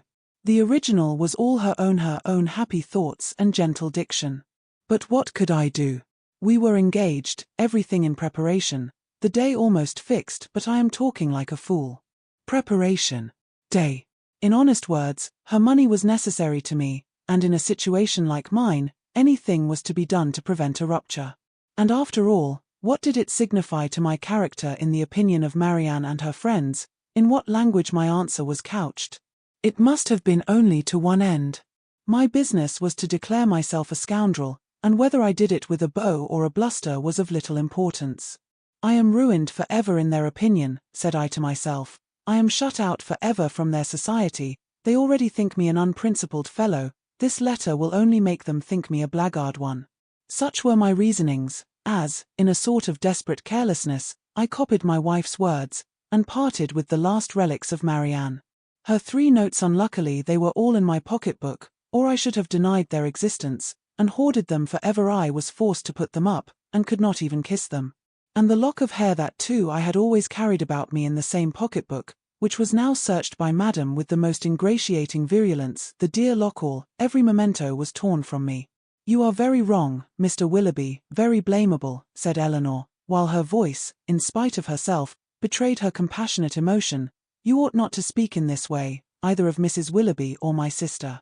You had made your own choice. It was not forced on you. Your wife has a claim to your politeness, to your respect, at least. She must be attached to you, or she would not have married you. To treat her with unkindness, to speak of her slightingly is no atonement to Marianne, nor can I suppose it a relief to your own conscience. Do not talk to me of my wife, said he with a heavy sigh. She does not deserve your compassion. She knew I had no regard for her when we married.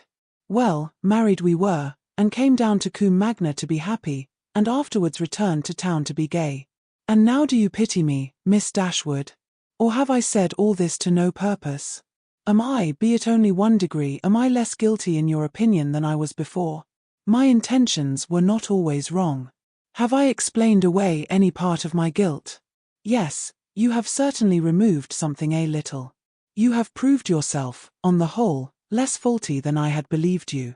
You have proved your heart less wicked, much less wicked. But I hardly know the misery that you have inflicted. I hardly know what could have made it worse. Will you repeat to your sister when she is recovered, what I have been telling you?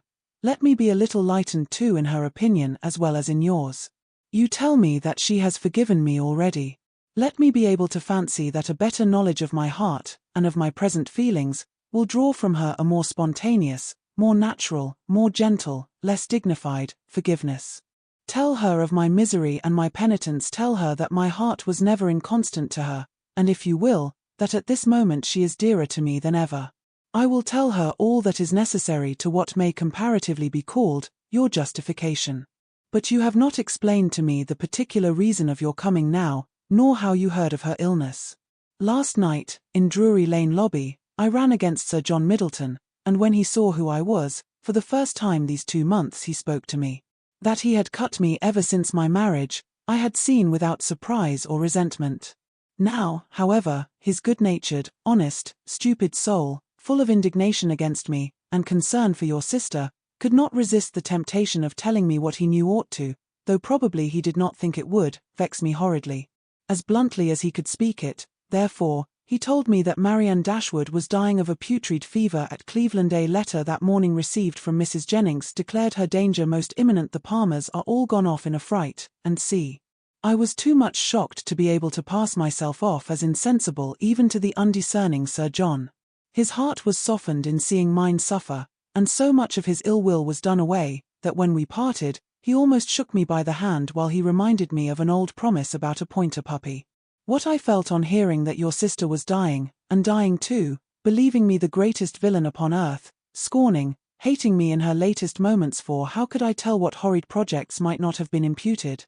One person I was sure would represent me as capable of anything. What I felt was dreadful. My resolution was soon made, and at 8 o'clock this morning I was in my carriage. Now you know all. Elinor made no answer.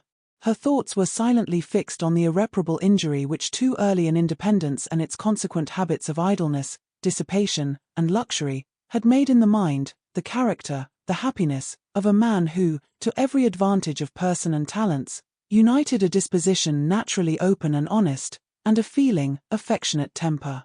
The world had made him extravagant and vain. Extravagance and vanity had made him cold-hearted and selfish. Vanity, while seeking its own guilty triumph at the expense of another, had involved him in a real attachment, which extravagance, or at least its offspring, necessity, had required to be sacrificed. Each faulty propensity in leading him to evil, had led him likewise to punishment.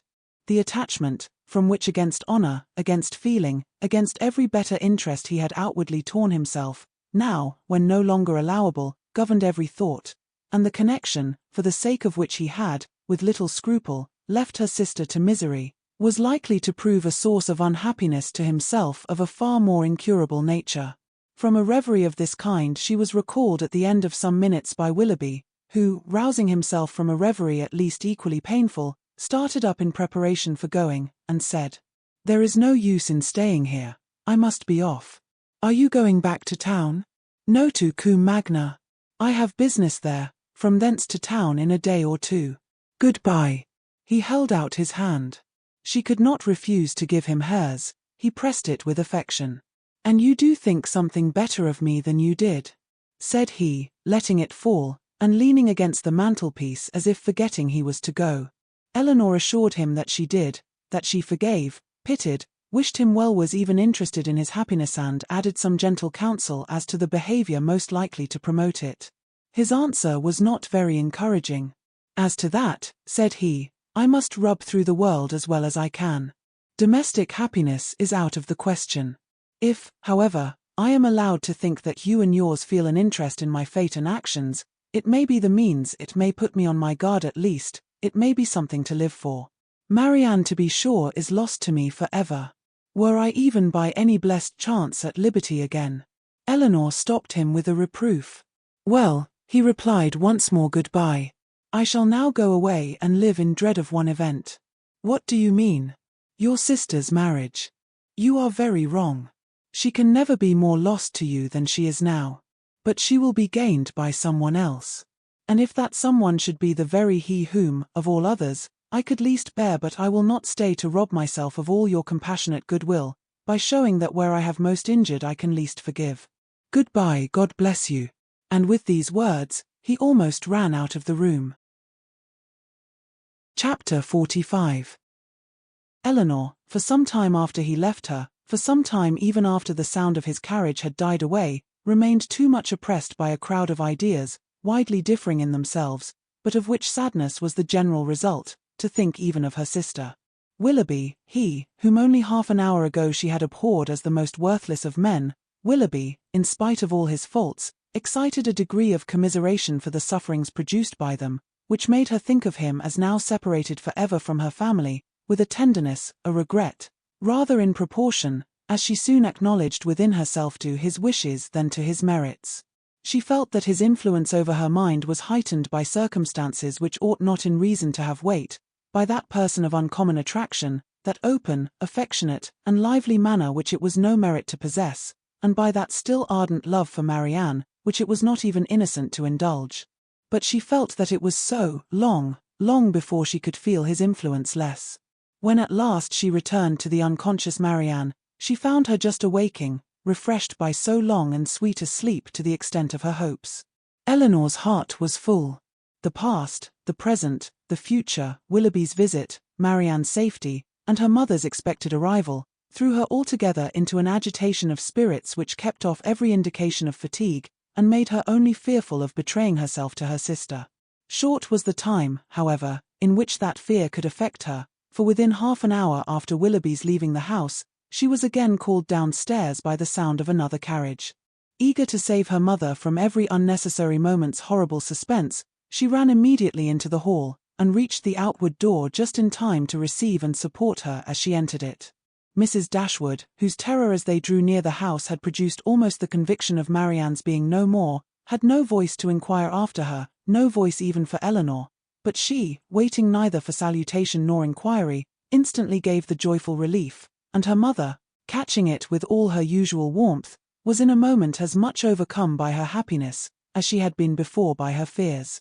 She was supported into the drawing-room between her daughter and her friend, and there, shedding tears of joy, though still unable to speak, embraced Elinor again and again, turning from her at intervals to press Colonel Brandon's hand, with a look which spoke at once her gratitude, and her conviction of his sharing with herself in the bliss of the moment.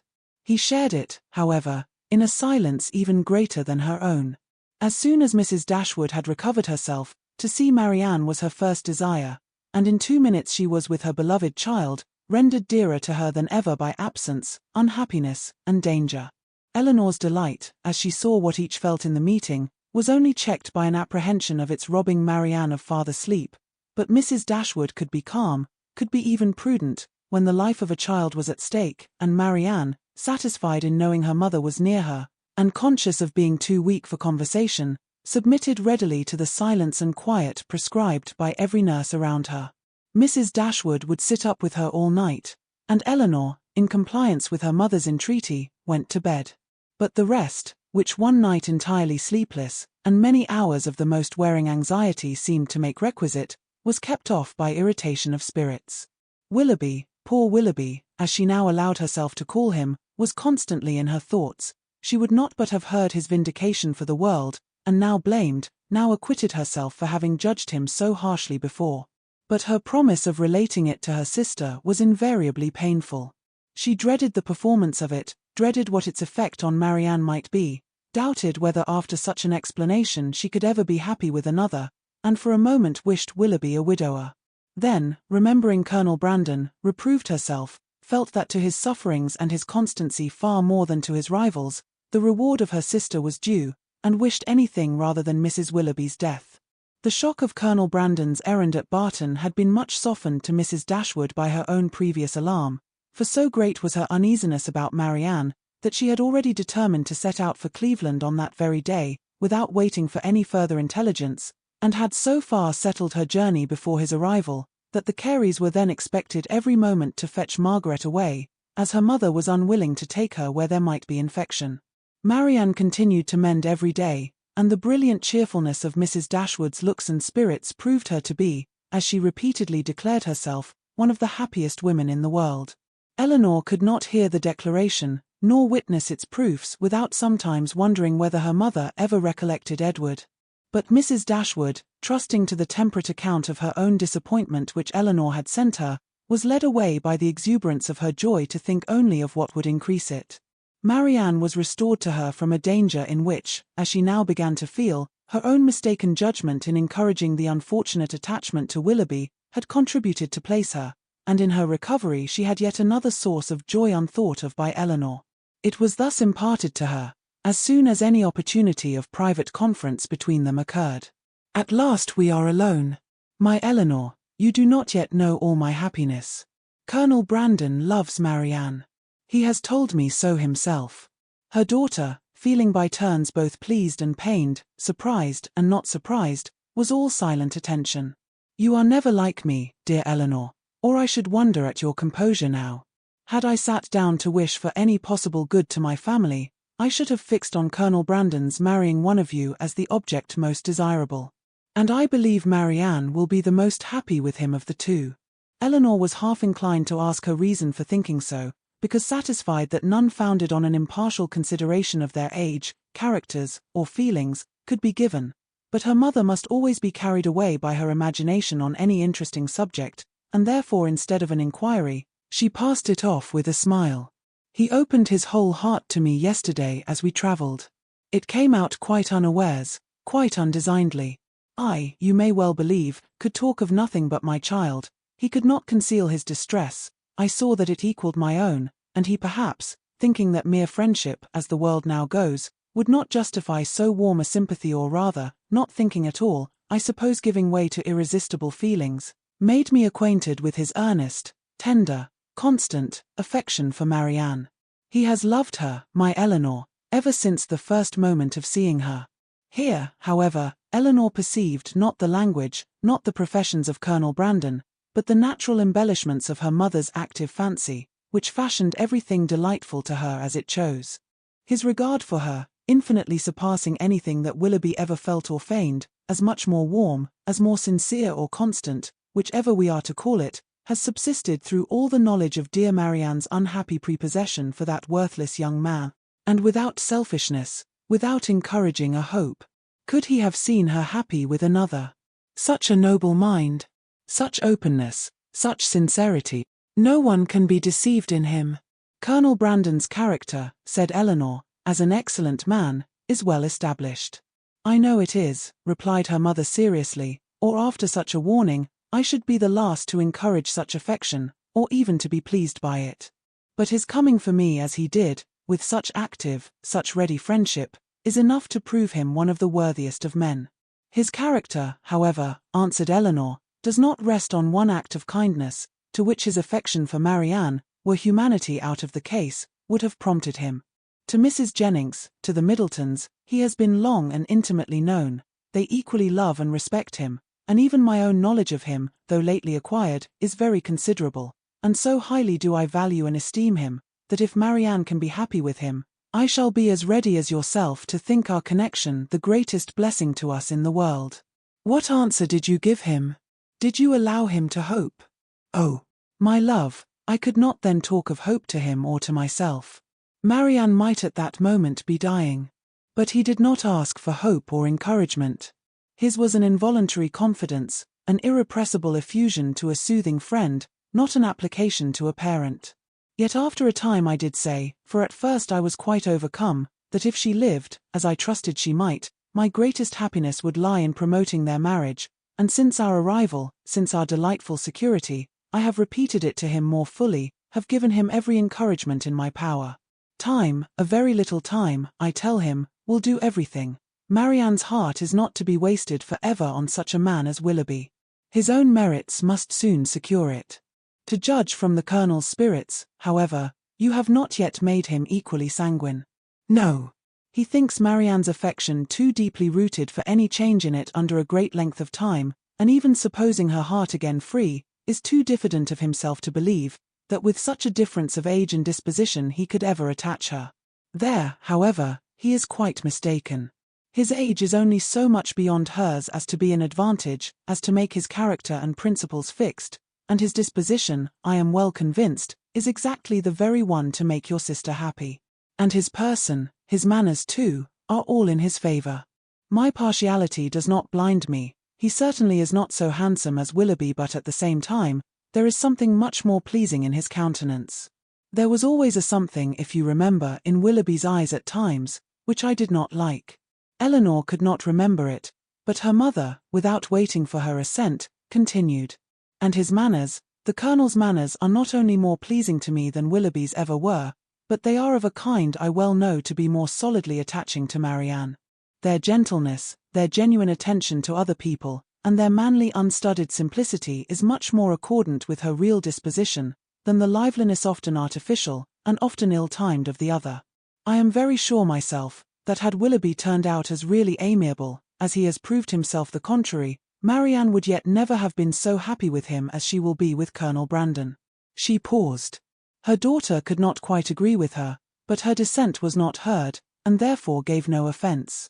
At Delaford, she will be within an easy distance of me, added Mrs. Dashwood, even if I remain at Barton, and in all probability, for I hear it is a large village, indeed there certainly must be some small house or cottage close by, that would suit us quite as well as our present situation. Poor Elinor, here was a new scheme for getting her to Delaford, but her spirit was stubborn. His fortune too, for at my time of life, you know, everybody cares about that, and though I neither know nor desire to know what it really is, I am sure it must be a good one. Here they were interrupted by the entrance of a third person, and Elinor withdrew to think it all over in private, to wish success to her friend, and yet in wishing it, to feel a pang for Willoughby. Chapter 46. Marianne's illness, though weakening in its kind, had not been long enough to make her recovery slow, and with youth, natural strength, and her mother's presence in aid, it proceeded so smoothly as to enable her to remove, within 4 days after the arrival of the latter, into Mrs. Palmer's dressing-room. When there, at her own particular request, for she was impatient to pour forth her thanks to him for fetching her mother, Colonel Brandon was invited to visit her. His emotion on entering the room, in seeing her altered looks, and in receiving the pale hand which she immediately held out to him, was such, as, in Elinor's conjecture, must arise from something more than his affection for Marianne, or the consciousness of its being known to others, and she soon discovered in his melancholy eye and varying complexion as he looked at her sister, the probable recurrence of many past scenes of misery to his mind, brought back by that resemblance between Marianne and Eliza already acknowledged, and now strengthened by the hollow eye, the sickly skin, the posture of reclining weakness, and the warm acknowledgment of peculiar obligation. Mrs. Dashwood, not less watchful of what passed than her daughter, but with a mind very differently influenced, and therefore watching to very different effect, saw nothing in the Colonel's behaviour but what arose from the most simple and self-evident sensations, while in the actions and words of Marianne she persuaded herself to think that something more than gratitude already dawned. At the end of another day or two, Marianne growing visibly stronger every 12 hours, Mrs. Dashwood, urged equally by her own and her daughter's wishes, began to talk of removing to Barton. On her measures depended those of her 2 friends. Mrs. Jennings could not quit Cleveland during the Dashwood stay, and Colonel Brandon was soon brought, by their united request, to consider his own abode there as equally determinate, if not equally indispensable. At his and Mrs. Jennings's united request in return, Mrs. Dashwood was prevailed on to accept the use of his carriage on her journey back, for the better accommodation of her sick child, and the Colonel, at the joint invitation of Mrs. Dashwood and Mrs. Jennings, whose active good nature made her friendly and hospitable for other people as well as herself, engaged with pleasure to redeem it by a visit at the cottage, in the course of a few weeks. The day of separation and departure arrived, and Marianne, after taking so particular and lengthened a leave of Mrs. Jennings, one so earnestly grateful, so full of respect and kind wishes as seemed due to her own heart from a secret acknowledgment of past inattention, and bidding Colonel Brandon farewell with the cordiality of a friend, was carefully assisted by him into the carriage, of which he seemed anxious that she should engross at least half. Mrs. Dashwood and Elinor then followed, and the others were left by themselves, to talk of the travellers, and feel their own dullness, till Mrs. Jennings was summoned to her chaise to take comfort in the gossip of her maid for the loss of her 2 young companions, and Colonel Brandon immediately afterwards took his solitary way to Delaford. The Dashwoods were 2 days on the road, and Marianne bore her journey on both, without essential fatigue. Everything that the most zealous affection, the most solicitous care could do to render her comfortable, was the office of each watchful companion, and each found their reward in her bodily ease, and her calmness of spirits. To Elinor, the observation of the latter was particularly grateful. She, who had seen her week after week so constantly suffering, oppressed by anguish of heart which she had neither courage to speak of, nor fortitude to conceal, now saw with a joy, which no other could equally share, an apparent composure of mind, which, in being the result as she trusted of serious reflection, must eventually lead her to contentment and cheerfulness. As they approached Barton, indeed, and entered on scenes of which every field and every tree brought some peculiar, some painful recollection, she grew silent and thoughtful, and turning away her face from their notice, sat earnestly gazing through the window. But here, Elinor could neither wonder nor blame, and when she saw, as she assisted Marianne from the carriage, that she had been crying, she saw only an emotion too natural in itself to raise anything less tender than pity, and in its unobtrusiveness entitled to praise. In the whole of her subsequent manner, she traced the direction of a mind awakened to reasonable exertion, for no sooner had they entered their common sitting-room, than Marianne turned her eyes around it with a look of resolute firmness, as if determined at once to accustom herself to the sight of every object with which the remembrance of Willoughby could be connected. She said little, but every sentence aimed at cheerfulness, and though a sigh sometimes escaped her, it never passed away without the atonement of a smile. After dinner she would try her pianoforte. She went to it, but the music on which her eye first rested was an opera, procured for her by Willoughby, containing some of their favourite duets, and bearing on its outward leaf her own name in his handwriting. That would not do. She shook her head, put the music aside, and after running over the keys for a minute, complained of feebleness in her fingers, and closed the instrument again, declaring however with firmness as she did so, that she should in future practice much. The next morning produced no abatement in these happy symptoms. On the contrary, with a mind and body alike strengthened by rest, she looked and spoke with more genuine spirit, anticipating the pleasure of Margaret's return, and talking of the dear family party which would then be restored, of their mutual pursuits and cheerful society, as the only happiness worth a wish. "When the weather is settled, and I have recovered my strength," said she, "we will take long walks together every day.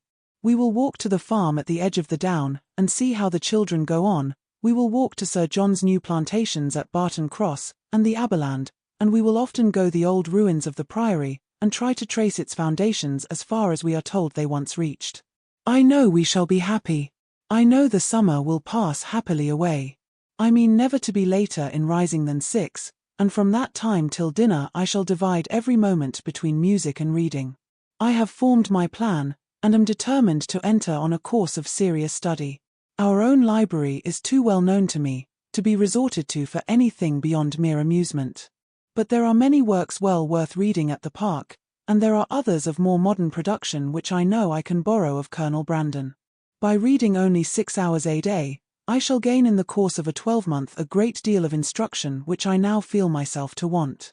Elinor honoured her for a plan which originated so nobly as this, though smiling to see the same eager fancy which had been leading her to the extreme of languid indolence and selfish repining, now at work in introducing excess into a scheme of such rational employment and virtuous self-control.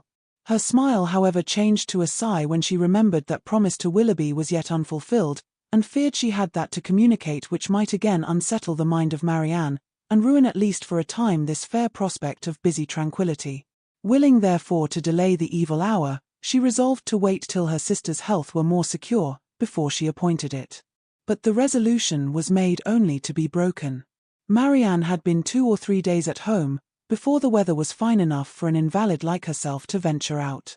But at last a soft, genial morning appeared, such as might tempt the daughter's wishes and the mother's confidence, and Marianne, leaning on Elinor's arm, was authorized to walk as long as she could without fatigue, in the lane before the house. The sisters set out at a pace, slow as the feebleness of Marianne in an exercise hitherto untried since her illness required, and they had advanced only so far beyond the house as to admit a full view of the hill, the important hill behind, when pausing with her eyes turned towards it, Marianne calmly said, "There, exactly there, pointing with one hand, on that projecting mound, there I fell, and there I first saw Willoughby." Her voice sunk with the word, but presently reviving she added, "I am thankful to find that I can look with so little pain on the spot. Shall we ever talk on that subject, Elinor?" Hesitatingly it was said. "Or will it be wrong? I can talk of it now, I hope, as I ought to do." Elinor tenderly invited her to be open. "As for regret," said Marianne, "I have done with that, as far as he is concerned. I do not mean to talk to you of what my feelings have been for him, but what they are now. At present, if I could be satisfied on one point, if I could be allowed to think that he was not always acting a part, not always deceiving me, but above all, if I could be assured that he never was so very wicked as my fears have sometimes fancied him, since the story of that unfortunate girl." She stopped. Elinor joyfully treasured her words as she answered, "If you could be assured of that, you think you should be easy." "Yes. My peace of mind is doubly involved in it, for not only is it horrible to suspect a person, who has been what he has been to me, of such designs, But what must it make me appear to myself? What in a situation like mine, but a most shamefully unguarded affection could expose me to? How then, asked her sister, would you account for his behavior? I would suppose him, oh, how gladly would I suppose him, only fickle, very, very fickle. Elinor said no more. She was debating within herself on the eligibility of beginning her story directly, or postponing it till Marianne were in stronger health, and they crept on for a few minutes in silence. I am not wishing him too much good, said Marianne at last with a sigh, when I wish his secret reflections may be no more unpleasant than my own. He will suffer enough in them. Do you compare your conduct with his? No. I compare it with what it ought to have been. I compare it with yours. Our situations have borne little resemblance. They have borne more than our conduct. Do not, my dearest Elinor, let your kindness defend what I know your judgment must censure. My illness has made me think. It has given me leisure and calmness for serious recollection. Long before I was enough recovered to talk, I was perfectly able to reflect. I considered the past. I saw in my own behavior, since the beginning of our acquaintance with him last autumn, nothing but a series of imprudence towards myself, and want of kindness to others. I saw that my own feelings had prepared my sufferings, and that my want of fortitude under them had almost led me to the grave. My illness, I well knew, had been entirely brought on by myself by such negligence of my own health, as I had felt even at the time to be wrong. Had I died, it would have been self-destruction. I did not know my danger till the danger was removed, but with such feelings as these reflections gave me, I wonder at my recovery, wonder that the very eagerness of my desire to live, to have time for atonement to my God, and to you all, did not kill me at once. Had I died, in what peculiar misery should I have left you, my nurse, my friend, my sister, you, who had seen all the fretful selfishness of my latter days, who had known all the murmurings of my heart? How should I have lived in your remembrance? My mother too. How could you have consoled her? I cannot express my own abhorrence of myself. Whenever I looked towards the past, I saw some duty neglected, or some failing indulged. Everybody seemed injured by me. The kindness, the unceasing kindness of Mrs. Jennings, I had repaid with ungrateful contempt. To the Middletons, to the Palmers, the Steeles, to every common acquaintance even, I had been insolent and unjust, with a heart hardened against their merits, and a temper irritated by their very attention. To John, to Fanny, yes, even to them, little as they deserve, I had given less than their due. But you above all, above my mother, had been wronged by me. I, and only I, knew your heart and its sorrows, yet to what did it influence me? Not to any compassion that could benefit you or myself. Your example was before me, but to what avail? Was I more considerate of you and your comfort? Did I imitate your forbearance, or lessen your restraints, by taking any part in those offices of general complaisance or particular gratitude which you had hitherto been left to discharge alone? No, not less when I knew you to be unhappy, than when I had believed you at ease, did I turn away from every exertion of duty or friendship, scarcely allowing sorrow to exist but with me, regretting only that heart which had deserted and wronged me, and leaving you, for whom I professed an unbounded affection, to be miserable for my sake.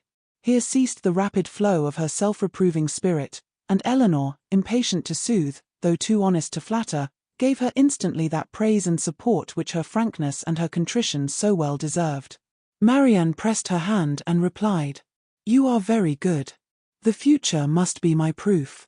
I have laid down my plan, and if I am capable of adhering to it my feelings shall be governed and my temper improved. They shall no longer worry others, nor torture myself. I shall now live solely for my family.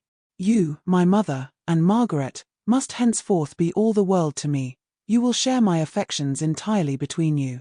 From you, from my home, I shall never again have the smallest incitement to move, and if I do mix in other society, it will be only to show that my spirit is humbled, my heart amended, and that I can practice the civilities, the lesser duties of life, with gentleness and forbearance. As for Willoughby, to say that I shall soon or that I shall ever forget him, would be idle. His remembrance can be overcome by no change of circumstances or opinions. But it shall be regulated, it shall be checked by religion, by reason, by constant employment." She paused and added in a low voice, "If I could but know his heart, everything would become easy."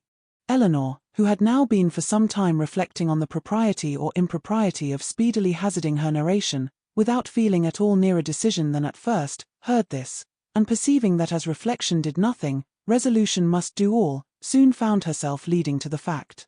She managed the recital, as she hoped, with address, prepared her anxious listener with caution, related simply and honestly the chief points on which Willoughby grounded his apology, did justice to his repentance, and softened only his protestations of present regard. Marianne said not a word. She trembled, her eyes were fixed on the ground, and her lips became whiter than even sickness had left them. 1,000 inquiries sprung up from her heart, but she dared not urge one. She caught every syllable with panting eagerness. Her hand, unknowingly to herself, closely pressed her sister's, and tears covered her cheeks. Elinor, dreading her being tired, led her towards home, until they reached the door of the cottage, easily conjecturing what her curiosity must be though no question was suffered to speak it, talked of nothing but Willoughby, and their conversation together, and was carefully minute in every particular of speech and look, where minuteness could be safely indulged. As soon as they entered the house, Marianne, with a kiss of gratitude and these 2 words just articulate through her tears, "Tell Mamma," withdrew from her sister and walked slowly upstairs. Elinor would not attempt to disturb a solitude so reasonable as what she now sought, and with a mind anxiously prearranging its result, and a resolution of reviving the subject again, should Marianne fail to do it, she turned into the parlour to fulfil her parting injunction.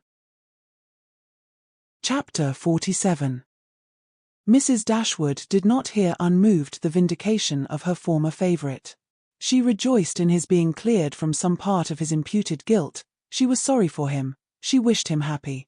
But the feelings of the past could not be recalled. Nothing could restore him with a faith unbroken, a character unblemished, to Marianne. Nothing could do away the knowledge of what the latter had suffered through his means, nor remove the guilt of his conduct towards Eliza.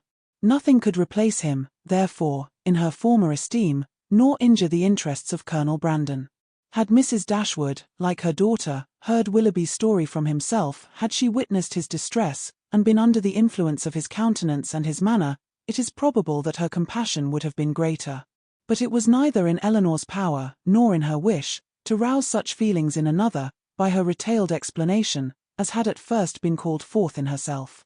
Reflection had given calmness to her judgment, and sobered her own opinion of Willoughby's deserts. She wished, therefore, to declare only the simple truth, and lay open such facts as were really due to his character, without any embellishment of tenderness to lead the fancy astray. In the evening, when they were all 3 together, Marianne began voluntarily to speak of him again, but that it was not without an effort. The restless, unquiet thoughtfulness in which she had been for some time previously sitting, her rising colour, as she spoke, and her unsteady voice, plainly showed. "I wish to assure you both," said she, "that I see everything as you can desire me to do." Mrs. Dashwood would have interrupted her instantly with soothing tenderness, had not Elinor, who really wished to hear her sister's unbiased opinion, by an eager sign, engaged her silence. Marianne slowly continued. "It is a great relief to me what Elinor told me this morning. I have now heard exactly what I wished to hear." For some moments her voice was lost, but recovering herself, she added, and with greater calmness than before, "I am now perfectly satisfied, I wish for no change. I never could have been happy with him, after knowing, as sooner or later I must have known, all this. I should have had no confidence, no esteem. Nothing could have done it away to my feelings." I know it," cried her mother. "Happy with a man of libertine practices, with one who so injured the peace of the dearest of our friends, and the best of men. No, my Marianne has not a heart to be made happy with such a man. Her conscience, her sensitive conscience, would have felt all that the conscience of her husband ought to have felt." Marianne sighed, and repeated, "I wish for no change." "You consider the matter," said Elinor, "exactly as a good mind and a sound understanding must consider it, and I dare say you perceive, as well as myself, not only in this, but in many other circumstances, reason enough to be convinced that your marriage must have involved you in many certain troubles and disappointments, in which you would have been poorly supported by an affection, on his side, much less certain. Had you married, you must have been always poor. His expensiveness is acknowledged even by himself, and his whole conduct declares that self-denial is a word hardly understood by him. His demands and your inexperience together, on a small, very small income, must have brought on distresses which would not be the less grievous to you, from having been entirely unknown and unthought of before. Your sense of honor and honesty would have led you, I know, when aware of your situation, to attempt all the economy that would appear to you possible. And, perhaps, as long as your frugality retrenched only on your own comfort, you might have been suffered to practice it. But beyond that, and how little could the utmost of your single management do to stop the ruin which had begun before your marriage? Beyond that, had you endeavored, however reasonably, to abridge his enjoyments, is it not to be feared, that instead of prevailing on feelings so selfish to consent to it, you would have lessened your own influence on his heart, and made him regret the connection which had involved him in such difficulties? Marianne's lips quivered, and she repeated the word selfish, in a tone that implied, "Do you really think him selfish?" "The whole of his behavior," replied Elinor, "from the beginning to the end of the affair, has been grounded on selfishness. It was selfishness which first made him sport with your affections, which afterwards, when his own were engaged, made him delay the confession of it, and which finally carried him from Barton. His own enjoyment, or his own ease, was, in every particular, his ruling principle." "It is very true. My happiness never was his object. At present," continued Elinor, "he regrets what he has done. And why does he regret it? Because he finds it has not answered towards himself. It has not made him happy. His circumstances are now unembarrassed, he suffers from no evil of that kind, and he thinks only that he has married a woman of a less amiable temper than yourself. But does it follow that had he married you, he would have been happy? The inconveniences would have been different. He would then have suffered under the pecuniary distresses which, because they are removed, he now reckons as nothing. He would have had a wife of whose temper he could make no complaint, but he would have been always necessitous, always poor, and probably would soon have learned to rank the innumerable comforts of a clear estate and good income as of far more importance, even to domestic happiness, than the mere temper of a wife." "I have not a doubt of it," said Marianne, "and I have nothing to regret, nothing but my own folly." "Rather say your mother's imprudence, my child," said Mrs. Dashwood. "She must be answerable." Marianne would not let her proceed, and Elinor, satisfied that each felt their own error, wished to avoid any survey of the past that might weaken her sister's spirits. She, therefore, pursuing the first subject, immediately continued. "One observation may, I think, be fairly drawn from the whole of the story, that all Willoughby's difficulties have arisen from the first offence against virtue, in his behaviour to Eliza Williams. That crime has been the origin of every lesser one, and of all his present discontents."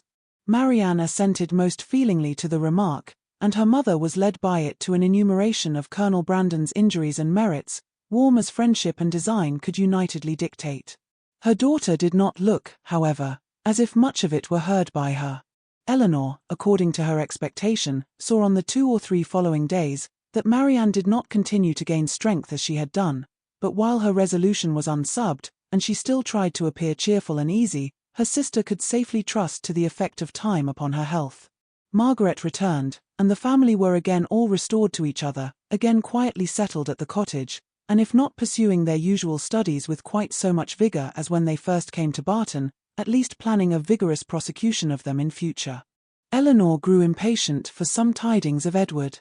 She had heard nothing of him since her leaving London, nothing new of his plans, nothing certain even of his present abode. Some letters had passed between her and her brother, in consequence of Marianne's illness, and in the first of John's, there had been this sentence: "We know nothing of our unfortunate Edward, and can make no inquiries on so prohibited a subject, but conclude him to be still at Oxford," which was all the intelligence of Edward afforded her by the correspondence, for his name was not even mentioned in any of the succeeding letters. She was not doomed, however, to be long in ignorance of his measures. Their manservant had been sent one morning to Exeter on business, and when, as he waited at table, he had satisfied the inquiries of his mistress as to the event of his errand, this was his voluntary communication: "I suppose you know, that Mr. Ferrars is married." Marianne gave a violent start, fixed her eyes upon Elinor, saw her turning pale, and fell back in her chair in hysterics. Mrs. Dashwood, whose eyes, as she answered the servant's inquiry, had intuitively taken the same direction, was shocked to perceive by Elinor's countenance how much she really suffered, and a moment afterwards, alike distressed by Marianne's situation, knew not on which child to bestow her principal attention. The servant, who saw only that Miss Marianne was taken ill, had sense enough to call one of the maids, who, with Mrs. Dashwood's assistance, supported her into the other room. By that time, Marianne was rather better, and her mother, leaving her to the care of Margaret and the maid, returned to Elinor, who, though still much disordered, had so far recovered the use of her reason and voice as to be just beginning an inquiry of Thomas as to the source of his intelligence. Mrs. Dashwood immediately took all that trouble on herself, and Elinor had the benefit of the information without the exertion of seeking it. "Who told you that Mr. Ferrars was married, Thomas?" "I see Mr. Ferrars myself, this morning in Exeter, and his lady too, Miss Steele as was. They were stopping in a chaise at the door of the New London Inn, as I went there with a message from Sally at the Park to her brother, who is one of the postboys. I happened to look up as I went by the chaise, and so I see directly it was the youngest Miss Steele. So I took off my hat, and she knew me and called to me, and inquired after you, and the young ladies, especially Miss Marianne, and bid me I should give her compliments and Mr. Ferrars's, their best compliments and service, and how sorry they was they had not time to come on and see you, but they was in a great hurry to go forwards, for they was going further down for a little while, but, however, when they come back, they'd make sure to come and see you." "But did she tell you she was married, Thomas?"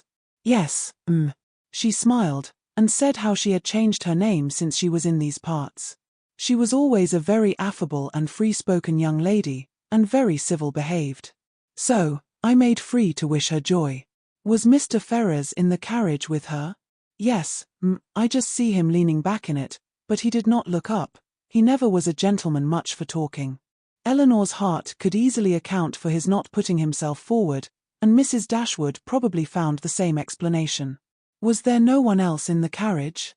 "No, only they two." "Do you know where they came from?" "They come straight from town, as Miss Lucy Mrs. Ferrars told me."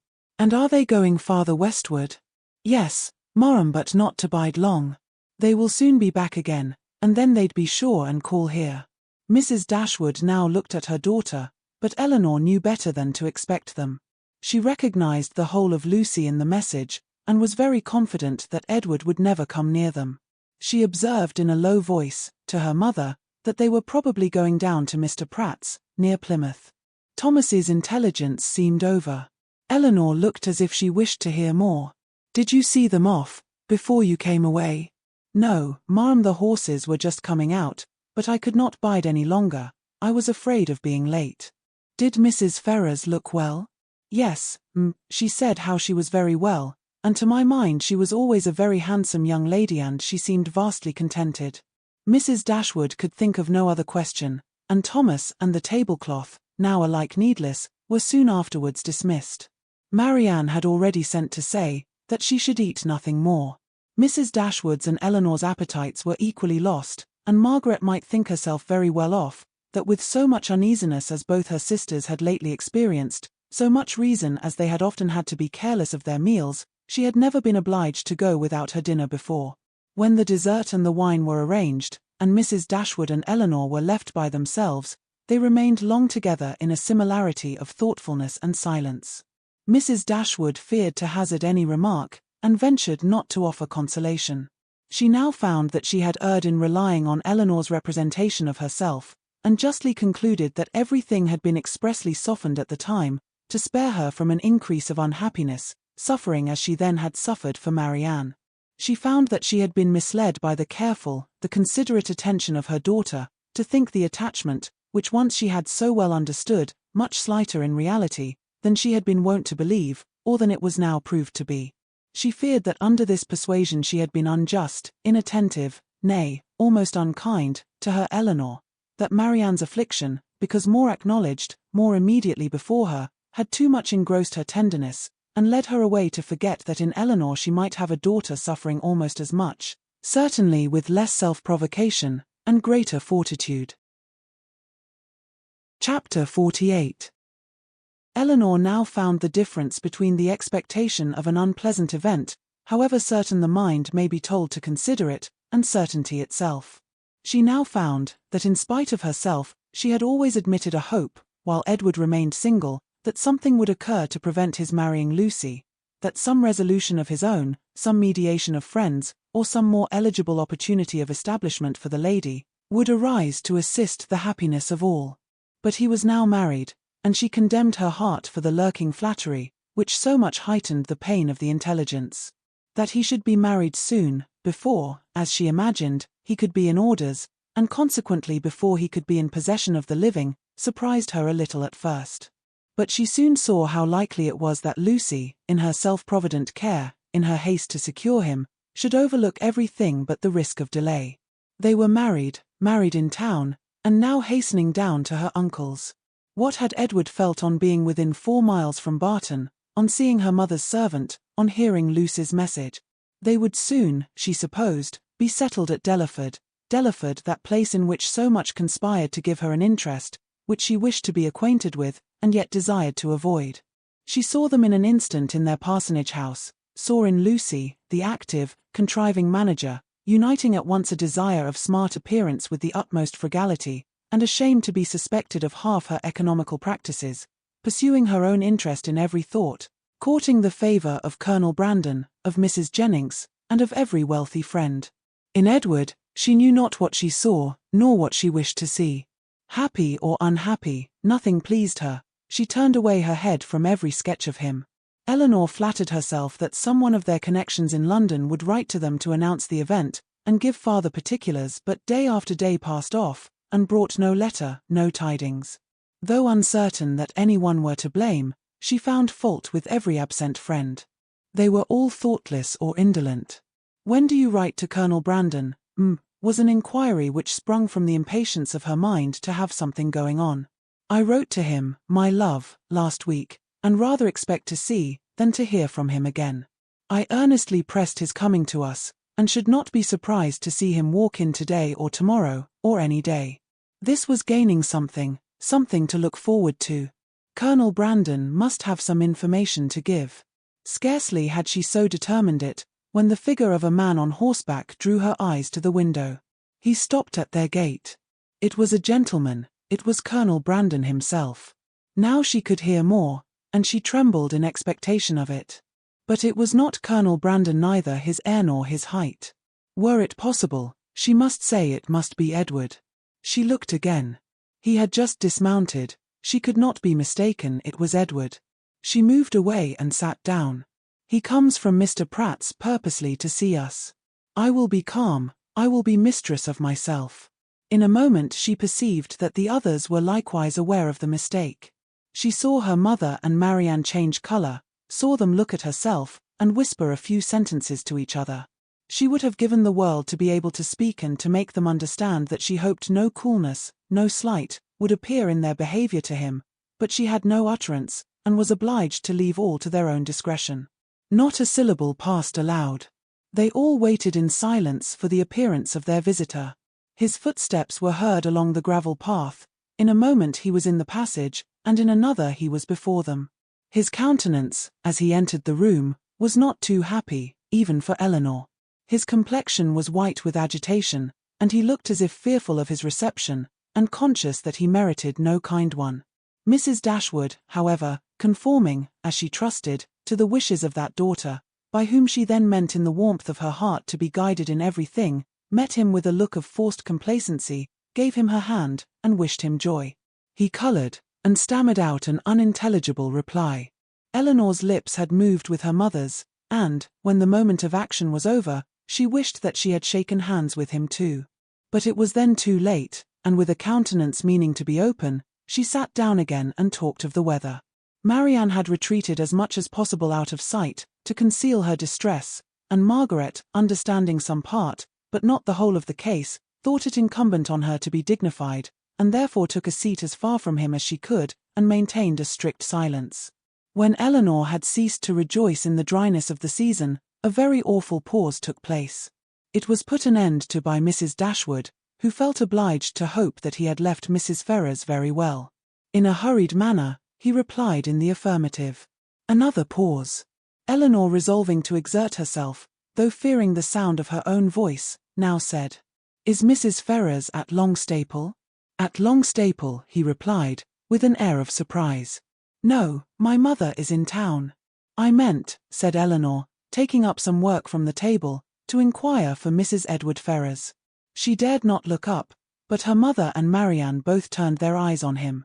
He coloured, seemed perplexed, looked doubtingly, and, after some hesitation, said, "Perhaps you mean my brother, you mean Mrs. Robert Ferrars." "Mrs. Robert Ferrars," was repeated by Marianne and her mother in an accent of the utmost amazement, and though Elinor could not speak, even her eyes were fixed on him with the same impatient wonder. He rose from his seat and walked to the window, apparently from not knowing what to do, took up a pair of scissors that lay there, and while spoiling both them and their sheath by cutting the latter to pieces as he spoke, said, in a hurried voice, "Perhaps you do not know, you may not have heard, that my brother is lately married to the youngest, to Miss Lucy Steele."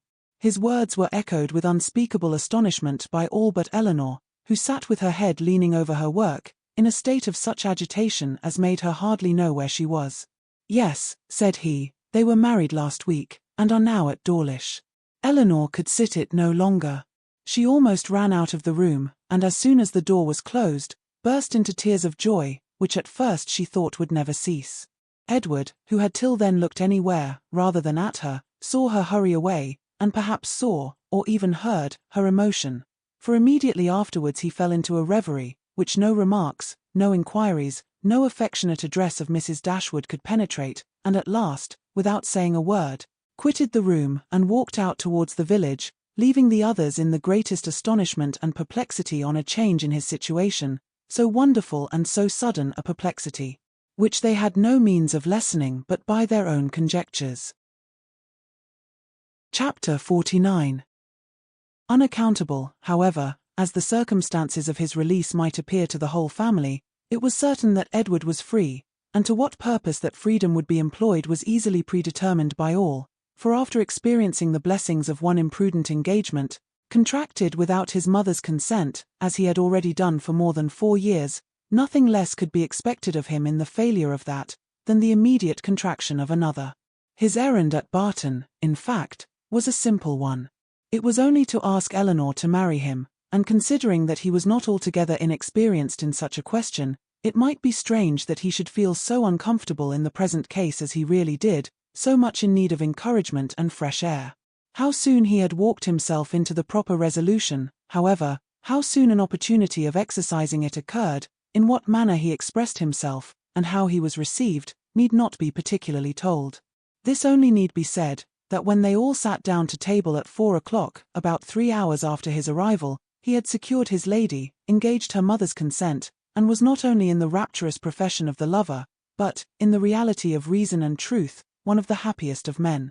His situation indeed was more than commonly joyful. He had more than the ordinary triumph of accepted love to swell his heart, and raise his spirits. He was released without any reproach to himself, from an entanglement which had long formed his misery, from a woman whom he had long ceased to love, and elevated at once to that security with another, which he must have thought of almost with despair, as soon as he had learnt to consider it with desire. He was brought, not from doubt or suspense, but from misery to happiness, and the change was openly spoken in such a genuine, flowing, grateful cheerfulness, as his friends had never witnessed in him before. His heart was now open to Elinor, all its weaknesses, all its errors confessed, and his first boyish attachment to Lucy treated with all the philosophic dignity of 24. "It was a foolish, idle inclination on my side," said he, "the consequence of ignorance of the world and want of employment.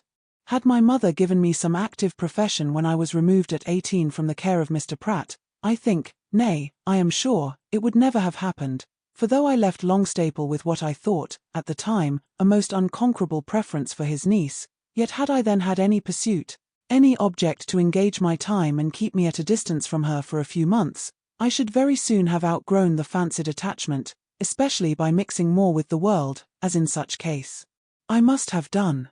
But instead of having anything to do, instead of having any profession chosen for me, or being allowed to choose any myself, I returned home to be completely idle, and for the first 12 months afterwards I had not even the nominal employment, which belonging to the university would have given me, for I was not entered at Oxford till I was 19.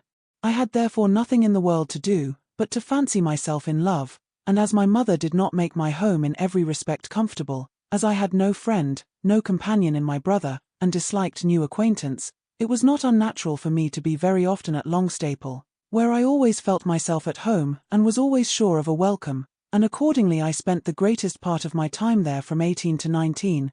Lucy appeared everything that was amiable and obliging. She was pretty too, at least I thought so then, and I had seen so little of other women that I could make no comparisons, and see no defects. Considering everything, therefore, I hope, foolish as our engagement was, foolish as it has since in every way been proved, it was not at the time an unnatural or an inexcusable piece of folly. The change which a few hours had wrought in the minds and the happiness of the Dashwoods was so great as promised them all the satisfaction of a sleepless night. Mrs. Dashwood, too happy to be comfortable, knew not how to love Edward, nor praise Elinor enough, how to be enough thankful for his release without wounding his delicacy, nor how at once to give them leisure for unrestrained conversation together, and yet enjoy, as she wished, the sight and society of both. Marianne could speak her happiness only by tears. Comparisons would occur, regrets would arise, and her joy, though sincere as her love for her sister, was of a kind to give her neither spirits nor language. But Elinor, how are her feelings to be described? From the moment of learning that Lucy was married to another, that Edward was free, to the moment of his justifying the hopes which had so instantly followed, she was everything by turns but tranquil.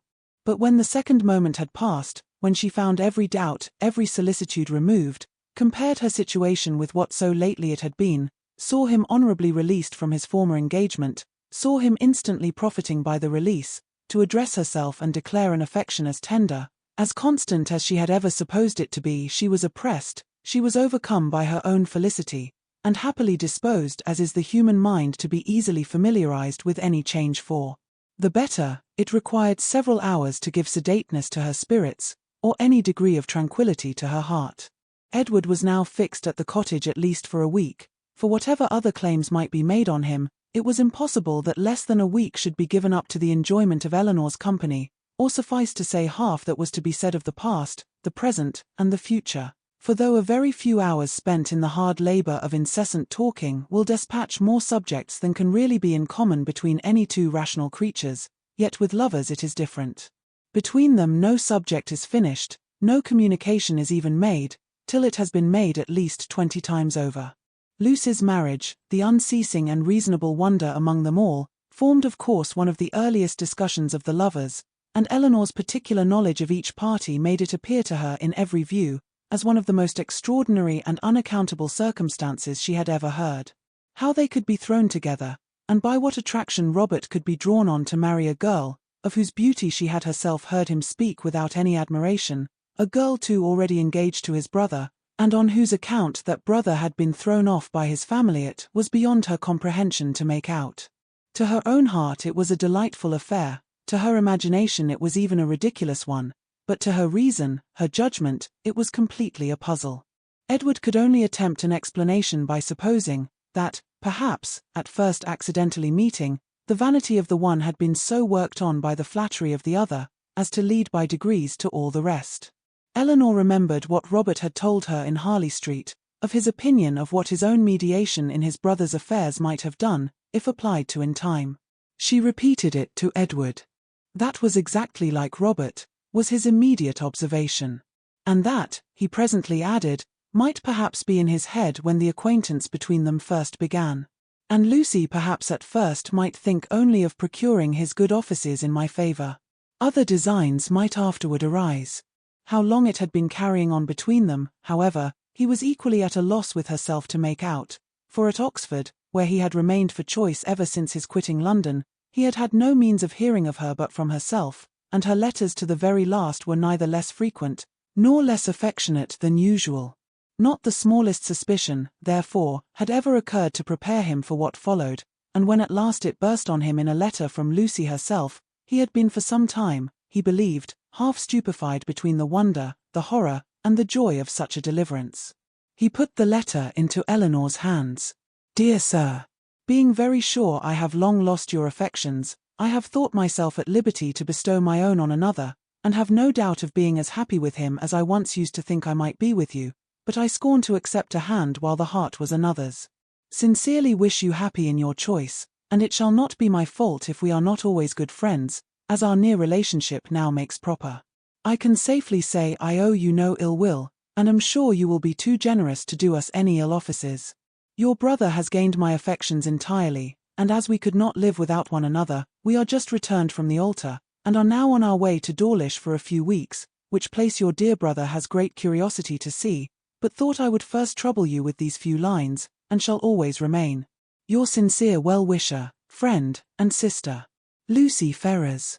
I have burnt all your letters, and will return your picture the first opportunity. Please to destroy my scrawls, but the ring with my hair you are very welcome to keep. Elinor read and returned it without any comment. I will not ask your opinion of it as a composition, said Edward. For worlds would not I have had a letter of hers seen by you in former days. In a sister it is bad enough, but in a wife, how I have blushed over the pages of her writing. And I believe I may say that since the first half-year of our foolish business this is the only letter I ever received from her, of which the substance made me any amends for the defect of the style. However it may have come about, said Elinor, after a pause, they are certainly married. And your mother has brought on herself a most appropriate punishment. The independence she settled on Robert, through resentment against you, has put it in his power to make his own choice, and she has actually been bribing one son with 1,000 a year, to do the very deed which she disinherited the other for intending to do. She will hardly be less hurt, I suppose, by Robert's marrying Lucy, than she would have been by your marrying her. She will be more hurt by it, for Robert always was her favourite. She will be more hurt by it, and on the same principle will forgive him much sooner. In what state the affair stood at present between them, Edward knew not, for no communication with any of his family had yet been attempted by him. He had quitted Oxford within 24 hours after Lucy's letter arrived, and with only one object before him, the nearest road to Barton, had had no leisure to form any scheme of conduct, with which that road did not hold the most intimate connection. He could do nothing till he were assured of his fate with Miss Dashwood, and by his rapidity in seeking that fate, it is to be supposed, in spite of the jealousy with which he had once thought of Colonel Brandon, in spite of the modesty with which he rated his own deserts, and the politeness with which he talked of his doubts, he did not, upon the whole, expect a very cruel reception. It was his business, however, to say that he did, and he said it very prettily. What he might say on the subject a 12-month after, must be referred to the imagination of husbands and wives. That Lucy had certainly meant to deceive, to go off with a flourish of malice against him in her message by Thomas, was perfectly clear to Elinor, and Edward himself, now thoroughly enlightened on her character, had no scruple in believing her capable of the utmost meanness of wanton ill nature. Though his eyes had been long opened, even before his acquaintance with Elinor began, to her ignorance and a want of liberality in some of her opinions, they had been equally imputed, by him, to her want of education. Until her last letter reached him, he had always believed her to be a well-disposed, good-hearted girl, and thoroughly attached to himself. Nothing but such a persuasion could have prevented his putting an end to an engagement, which, long before the discovery of it laid him open to his mother's anger, had been a continual source of disquiet and regret to him. I thought it my duty, said he, independent of my feelings, to give her the option of continuing the engagement or not, when I was renounced by my mother, and stood to all appearance without a friend in the world to assist me. In such a situation as that, where there seemed nothing to tempt the avarice or the vanity of any living creature, how could I suppose, when she so earnestly, so warmly insisted on sharing my fate, whatever it might be, that anything but the most disinterested affection was her inducement? And even now, I cannot comprehend on what motive she acted, or what fancied advantage it could be to her, to be fettered to a man for whom she had not the smallest regard, and who had only £2,000 in the world. She could not foresee that Colonel Brandon would give me a living. No, but she might suppose that something would occur in your favour, that your own family might in time relent. And at any rate, she lost nothing by continuing the engagement, for she has proved that it fettered neither her inclination nor her actions. The connection was certainly a respectable one, and probably gained her consideration among her friends, and, if nothing more advantageous occurred, it would be better for her to marry you than be single. Edward was, of course, immediately convinced that nothing could have been more natural than Lucy's conduct, nor more self-evident than the motive of it. Elinor scolded him, harshly as ladies always scold the imprudence which compliments themselves, for having spent so much time with them at Norland, when he must have felt his own inconstancy. Your behaviour was certainly very wrong, said she, because to say nothing of my own conviction, Our relations were all led away by it to fancy and expect what, as you were then situated, could never be. He could only plead an ignorance of his own heart, and a mistaken confidence in the force of his engagement. I was simple enough to think that because my faith was plighted to another, there could be no danger in my being with you, and that the consciousness of my engagement was to keep my heart as safe and sacred as my honor. I felt that I admired you, but I told myself it was only friendship. Until I began to make comparisons between yourself and Lucy, I did not know how far I was got. After that, I suppose, I was wrong in remaining so much in Sussex, and the arguments with which I reconciled myself to the expediency of it were no better than these: the danger is my own, I am doing no injury to anybody but myself. Elinor smiled, and shook her head. Edward heard with pleasure of Colonel Brandon's being expected at the cottage, as he really wished not only to be better acquainted with him, but to have an opportunity of convincing him that he no longer resented his giving him the living of Delaford, which, at present, said he, after thanks so ungraciously delivered as mine were on the occasion, he must think I have never forgiven him for offering. Now he felt astonished himself that he had never yet been to the place. But so little interest had he taken in the matter, that he owed all his knowledge of the house, garden, and glebe, extent of the parish, condition of the land, and rate of the tithes, to Elinor herself, who had heard so much of it from Colonel Brandon, and heard it with so much attention, as to be entirely mistress of the subject. One question after this only remained undecided. Between them, one difficulty only was to be overcome. They were brought together by mutual affection, with the warmest approbation of their real friends. Their intimate knowledge of each other seemed to make their happiness certain, and they only wanted something to live upon. Edward had £2,000, and Elinor one, which, with Delaford living, was all that they could call their own, for it was impossible that Mrs. Dashwood should advance anything, and they were neither of them quite enough in love to think that £350 a year would supply them with the comforts of life. Edward was not entirely without hopes of some favourable change in his mother towards him, and on that he rested for the residue of their income. But Elinor had no such dependence, for since Edward would still be unable to marry Miss Morton, and his choosing herself had been spoken of in Mrs. Ferrars's flattering language as only a lesser evil than his choosing Lucy Steele, she feared that Robert's offence would serve no other purpose than to enrich Fanny. About 4 days after Edward's arrival Colonel Brandon appeared, to complete Mrs. Dashwood's satisfaction, and to give her the dignity of having, for the first time since her living at Barton, more company with her than her house would hold. Edward was allowed to retain the privilege of first comer, and Colonel Brandon therefore walked every night to his old quarters at the park, from whence he usually returned in the morning, early enough to interrupt the lovers' first chit-chit before breakfast.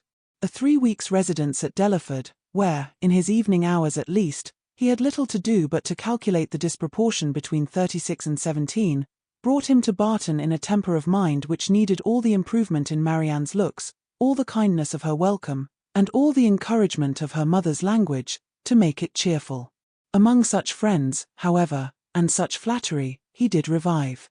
No rumour of Lucy's marriage had yet reached him, he knew nothing of what had passed, and the first hours of his visit were consequently spent in hearing and in wondering. Everything was explained to him by Mrs. Dashwood, and he found fresh reason to rejoice in what he had done for Mr. Ferrars, since eventually it promoted the interest of Elinor. It would be needless to say that the gentlemen advanced in the good opinion of each other, as they advanced in each other's acquaintance, for it could not be otherwise. Their resemblance in good principles and good sense, in disposition and manner of thinking, would probably have been sufficient to unite them in friendship, without any other attraction, but their being in love with 2 sisters, and 2 sisters fond of each other, made that mutual regard inevitable and immediate, which might otherwise have waited the effect of time and judgment. The letters from town, which a few days before would have made every nerve in Elinor's body thrill with transport, now arrived to be read with less emotion than mirth. Mrs. Jennings wrote to tell the wonderful tale, to vent her honest indignation against the jilting girl, and pour forth her compassion towards poor Mr. Edward, who, she was sure, had quite doted upon the worthless hussy, and was now, by all accounts, almost broken-hearted, at Oxford. I do think, she continued, nothing was ever carried on so sly, for it was but 2 days before Lucy called and sat a couple of hours with me. Not a soul suspected anything of the matter, not even Nancy, who, poor soul, came crying to me the day after, in a great fright for fear of Mrs. Ferrars, as well as not knowing how to get to Plymouth, For Lucy it seems borrowed all her money before she went off to be married, on purpose we suppose to make a show with, and poor Nancy had not 7 shillings in the world, so I was very glad to give her 5 guineas to take her down to Exeter, where she thinks of staying 3 or 4 weeks with Mrs. Burgess, in hopes, as I tell her, to fall in with the doctor again. And I must say that Lucy's crossness not to take them along with them in the chaise is worse than all. Poor Mr. Edward! I cannot get him out of my head, but you must send for him to Barton, and Miss Marianne must try to comfort him. Mr. Dashwood's strains were more solemn. Mrs. Ferrars was the most unfortunate of women. Poor Fanny had suffered agonies of sensibility, and he considered the existence of each, under such a blow, with grateful wonder. Robert's offence was unpardonable, but Lucy's was infinitely worse. Neither of them were ever again to be mentioned to Mrs. Ferrars, and even, if she might hereafter be induced to forgive her son, his wife should never be acknowledged as her daughter, nor be permitted to appear in her presence. The secrecy with which everything had been carried on between them was rationally treated as enormously heightening the crime, because, had any suspicion of it occurred to the others, proper measures would have been taken to prevent the marriage, and he called on Elinor to join with him in regretting that Lucy's engagement with Edward had not rather been fulfilled, than that she should thus be the means of spreading misery farther in the family. He thus continued. Mrs. Ferrars has never yet mentioned Edward's name, which does not surprise us, but, to our great astonishment, not a line has been received from him on the occasion. Perhaps, however, he is kept silent by his fear of offending, and I shall, therefore, give him a hint, by a line to Oxford, that his sister and I both think a letter of proper submission from him, addressed perhaps to Fanny, and by her shown to her mother, might not be taken amiss, for we all know the tenderness of Mrs. Ferrars's heart, and that she wishes for nothing so much as to be on good terms with her children. This paragraph was of some importance to the prospects and conduct of Edward. It determined him to attempt a reconciliation, though not exactly in the manner pointed out by their brother and sister. A letter of proper submission, repeated he. Would they have me beg my mother's pardon for Robert's ingratitude to her, and breach of honour to me? I can make no submission. I am grown neither humble nor penitent by what has passed. I am grown very happy, but that would not interest. I know of no submission that is proper for me to make. You may certainly ask to be forgiven, said Elinor, because you have offended, and I should think you might now venture so far as to profess some concern for having ever formed the engagement which drew on you your mother's anger. He agreed that he might. And when she has forgiven you, perhaps a little humility may be convenient while acknowledging a second engagement, almost as imprudent in her eyes as the first. He had nothing to urge against it, but still resisted the idea of a letter of proper submission, and therefore, to make it easier to him, as he declared a much greater willingness to make mean concessions by word of mouth than on paper, it was resolved that, instead of writing to Fanny, he should go to London, and personally entreat her good offices in his favour. And if they really do interest themselves, said Marianne, in her new character of candour, in bringing about a reconciliation, I shall think that even John and Fanny are not entirely without merit. After a visit on Colonel Brandon's side of only 3 or 4 days, the 2 gentlemen quitted Barton together. They were to go immediately to Delaford, that Edward might have some personal knowledge of his future home, and assist his patron and friend in deciding on what improvements were needed to it, and from thence, after staying there a couple of nights, he was to proceed on his journey to town. Chapter 50. After a proper resistance on the part of Mrs. Ferrars, just so violent and so steady as to preserve her from that reproach which she always seemed fearful of incurring, the reproach of being too amiable, Edward was admitted to her presence, and pronounced to be again her son. Her family had of late been exceedingly fluctuating. For many years of her life she had had 2 sons, but the crime and annihilation of Edward a few weeks ago had robbed her of one. The similar annihilation of Robert had left her for a fortnight without any, and now, by the resuscitation of Edward, she had one again. In spite of his being allowed once more to live, however, he did not feel the continuance of his existence secure, till he had revealed his present engagement, for the publication of that circumstance, he feared, might give a sudden turn to his constitution, and carry him off as rapidly as before. With apprehensive caution therefore it was revealed, and he was listened to with unexpected calmness. Mrs. Ferrars at first reasonably endeavoured to dissuade him from marrying Miss Dashwood, by every argument in her power, told him, that in Miss Morton he would have a woman of higher rank and larger fortune, and enforced the assertion, By observing that Miss Morton was the daughter of a nobleman with £30,000, while Miss Dashwood was only the daughter of a private gentleman with no more than 3, but when she found that, though perfectly admitting the truth of her representation, he was by no means inclined to be guided by it, she judged it wisest, from the experience of the past, to submit. And therefore, after such an ungracious delay as she owed to her own dignity, and as served to prevent every suspicion of goodwill, she issued her decree of consent to the marriage of Edward and Elinor.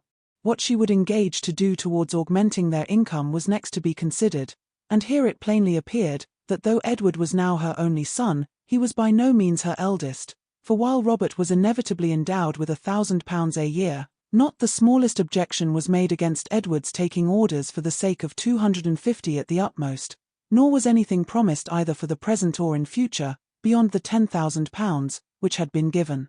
With Fanny, it was as much, however, as was desired, and more than was expected, by Edward and Elinor, and Mrs. Ferrars herself, by her shuffling excuses, seemed the only person surprised at her not giving more.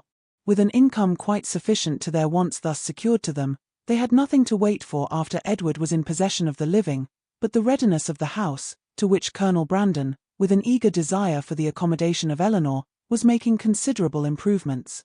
And after waiting some time for their completion, after experiencing, as usual, 1,000 disappointments and delays from the unaccountable dilatoriness of the workmen, Elinor, as usual, broke through the first positive resolution of not marrying till everything was ready, and the ceremony took place in Barton Church early in the autumn.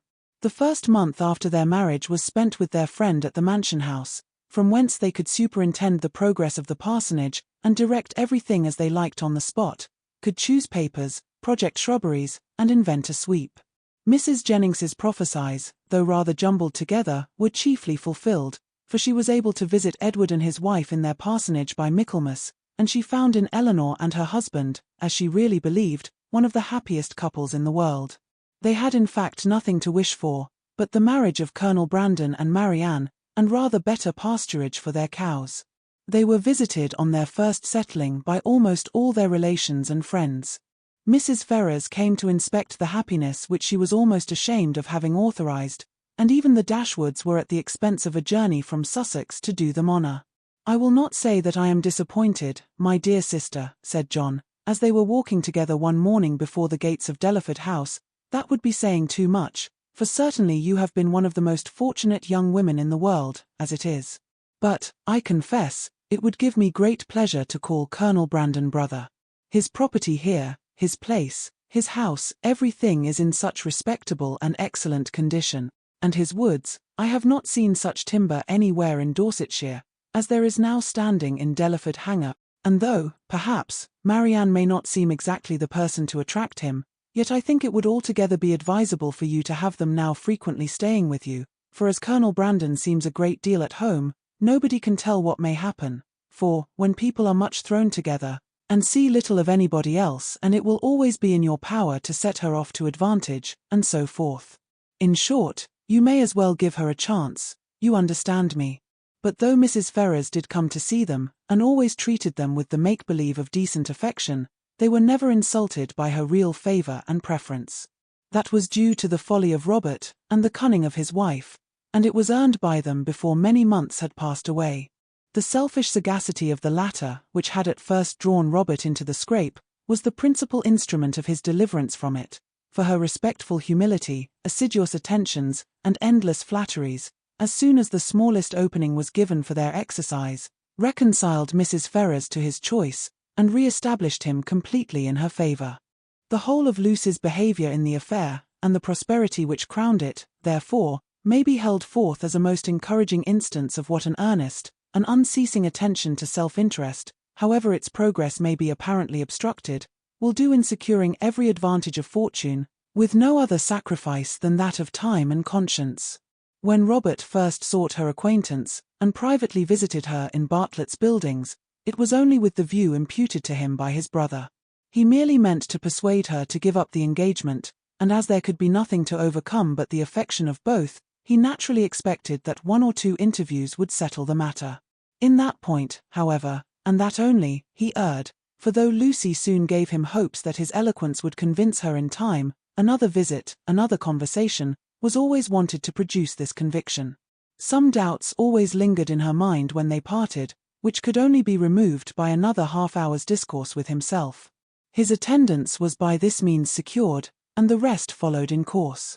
Instead of talking of Edward, they came gradually to talk only of Robert, a subject on which he had always more to say than on any other, and in which she soon betrayed an interest even equal to his own, and in short, it became speedily evident to both that he had entirely supplanted his brother. He was proud of his conquest, proud of tricking Edward, and very proud of marrying privately without his mother's consent. What immediately followed is known. They passed some months in great happiness at Dawlish, for she had many relations and old acquaintances to cut, and he drew several plans for magnificent cottages, and from thence returning to town, procured the forgiveness of Mrs. Ferrars, by the simple expedient of asking it, which, at Lucy's instigation, was adopted. The forgiveness, at first, indeed, as was reasonable, comprehended only Robert, and Lucy, who had owed his mother no duty and therefore could have transgressed none, still remained some weeks longer unpardoned. But perseverance in humility of conduct and messages, in self-condemnation for Robert's offence, and gratitude for the unkindness she was treated with, procured her in time the haughty notice which overcame her by its graciousness, and led soon afterwards, by rapid degrees, to the highest state of affection and influence. Lucy became as necessary to Mrs. Ferrars as either Robert or Fanny, and while Edward was never cordially forgiven for having once intended to marry her, and Elinor, though superior to her in fortune and birth, was spoken of as an intruder, she was in everything considered, and always openly acknowledged, to be a favourite child. They settled in town, received very liberal assistance from Mrs. Ferrars, were on the best terms imaginable with the Dashwoods, and setting aside the jealousies and ill will continually subsisting between Fanny and Lucy, in which their husbands of course took a part, as well as the frequent domestic disagreements between Robert and Lucy themselves, nothing could exceed the harmony in which they all lived together. What Edward had done to forfeit the right of eldest son might have puzzled many people to find out, and what Robert had done to succeed to it might have puzzled them still more. It was an arrangement, however, justified in its effects, if not in its cause, for nothing ever appeared in Robert's style of living or of talking to give a suspicion of his regretting the extent of his income, as either leaving his brother too little or bringing himself too much. And if Edward might be judged from the ready discharge of his duties in every particular, from an increasing attachment to his wife and his home, and from the regular cheerfulness of his spirits, he might be supposed no less contented with his lot, no less free from every wish of an exchange. Elinor's marriage divided her as little from her family as could well be contrived, without rendering the cottage at Barton entirely useless, for her mother and sisters spent much more than half their time with her. Mrs. Dashwood was acting on motives of policy as well as pleasure in the frequency of her visits at Delaford, for her wish of bringing Marianne and Colonel Brandon together was hardly less earnest, though rather more liberal than what John had expressed. It was now her darling object. Precious as was the company of her daughter to her, she desired nothing so much as to give up its constant enjoyment to her valued friend, and to see Marianne settled at the mansion house was equally the wish of Edward and Elinor. They each felt his sorrows, and their own obligations, and Marianne, by general consent, was to be the reward of all. With such a confederacy against her, with a knowledge so intimate of his goodness, with a conviction of his fond attachment to herself, which at last, though long after it was observable to everybody else, burst on her, what could she do? Marianne Dashwood was born to an extraordinary fate. She was born to discover the falsehood of her own opinions, and to counteract, by her conduct, her most favourite maxims. She was born to overcome an affection formed so late in life as at 17, and with no sentiment superior to strong esteem and lively friendship, voluntarily to give her hand to another, and that other, a man who had suffered no less than herself under the event of a former attachment, whom, 2 years before, she had considered too old to be married, and who still sought the constitutional safeguard of a flannel waistcoat. But so it was. Instead of falling a sacrifice to an irresistible passion, as once she had fondly flattered herself with expecting, instead of remaining even for ever with her mother, and finding her only pleasures in retirement and study, as afterwards in her more calm and sober judgment she had determined on, she found herself at 19, submitting to new attachments, entering on new duties, placed in a new home, a wife, the mistress of a family, and the patroness of a village. Colonel Brandon was now as happy, as all those who best loved him believed he deserved to be. In Marianne he was consoled for every past affliction. Her regard and her society restored his mind to animation, and his spirits to cheerfulness, and that Marianne found her own happiness in forming his, was equally the persuasion and delight of each observing friend. Marianne could never love by halves, and her whole heart became, in time, as much devoted to her husband as it had once been to Willoughby. Willoughby could not hear of her marriage without a pang, and his punishment was soon afterwards complete in the voluntary forgiveness of Mrs. Smith, who, by stating his marriage with a woman of character as the source of her clemency, gave him reason for believing that had he behaved with honour towards Marianne, he might at once have been happy and rich. That his repentance of misconduct, which thus brought its own punishment, was sincere, need not be doubted, nor that he long thought of Colonel Brandon with envy, and of Marianne with regret. But that he was for ever inconsolable, that he fled from society, or contracted an habitual gloom of temper, or died of a broken heart, must not be depended on, for he did neither. He lived to exert, and frequently to enjoy himself. His wife was not always out of humour, nor his home always uncomfortable, and in his breed of horses and dogs, and in sporting of every kind, he found no inconsiderable degree of domestic felicity. For Marianne, however, in spite of his incivility in surviving her loss, he always retained that decided regard which interested him in everything that befell her, and made her his secret standard of perfection in woman, and many a rising beauty would be slighted by him in after days as bearing no comparison with Mrs. Brandon. Mrs. Dashwood was prudent enough to remain at the cottage, without attempting a removal to Delaford, and fortunately for Sir John and Mrs. Jennings, when Marianne was taken from them, Margaret had reached an age highly suitable for dancing, and not very ineligible for being supposed to have a lover. Between Barton and Delaford, there was that constant communication which strong family affection would naturally dictate, and among the merits and the happiness of Elinor and Marianne, let it not be ranked as the least considerable, that though sisters, and living almost within sight of each other, they could live without disagreement between themselves, or producing coolness between their husbands. Thank you for listening. For more classic audiobooks, please visit at the Old Book Nook on youtube.com.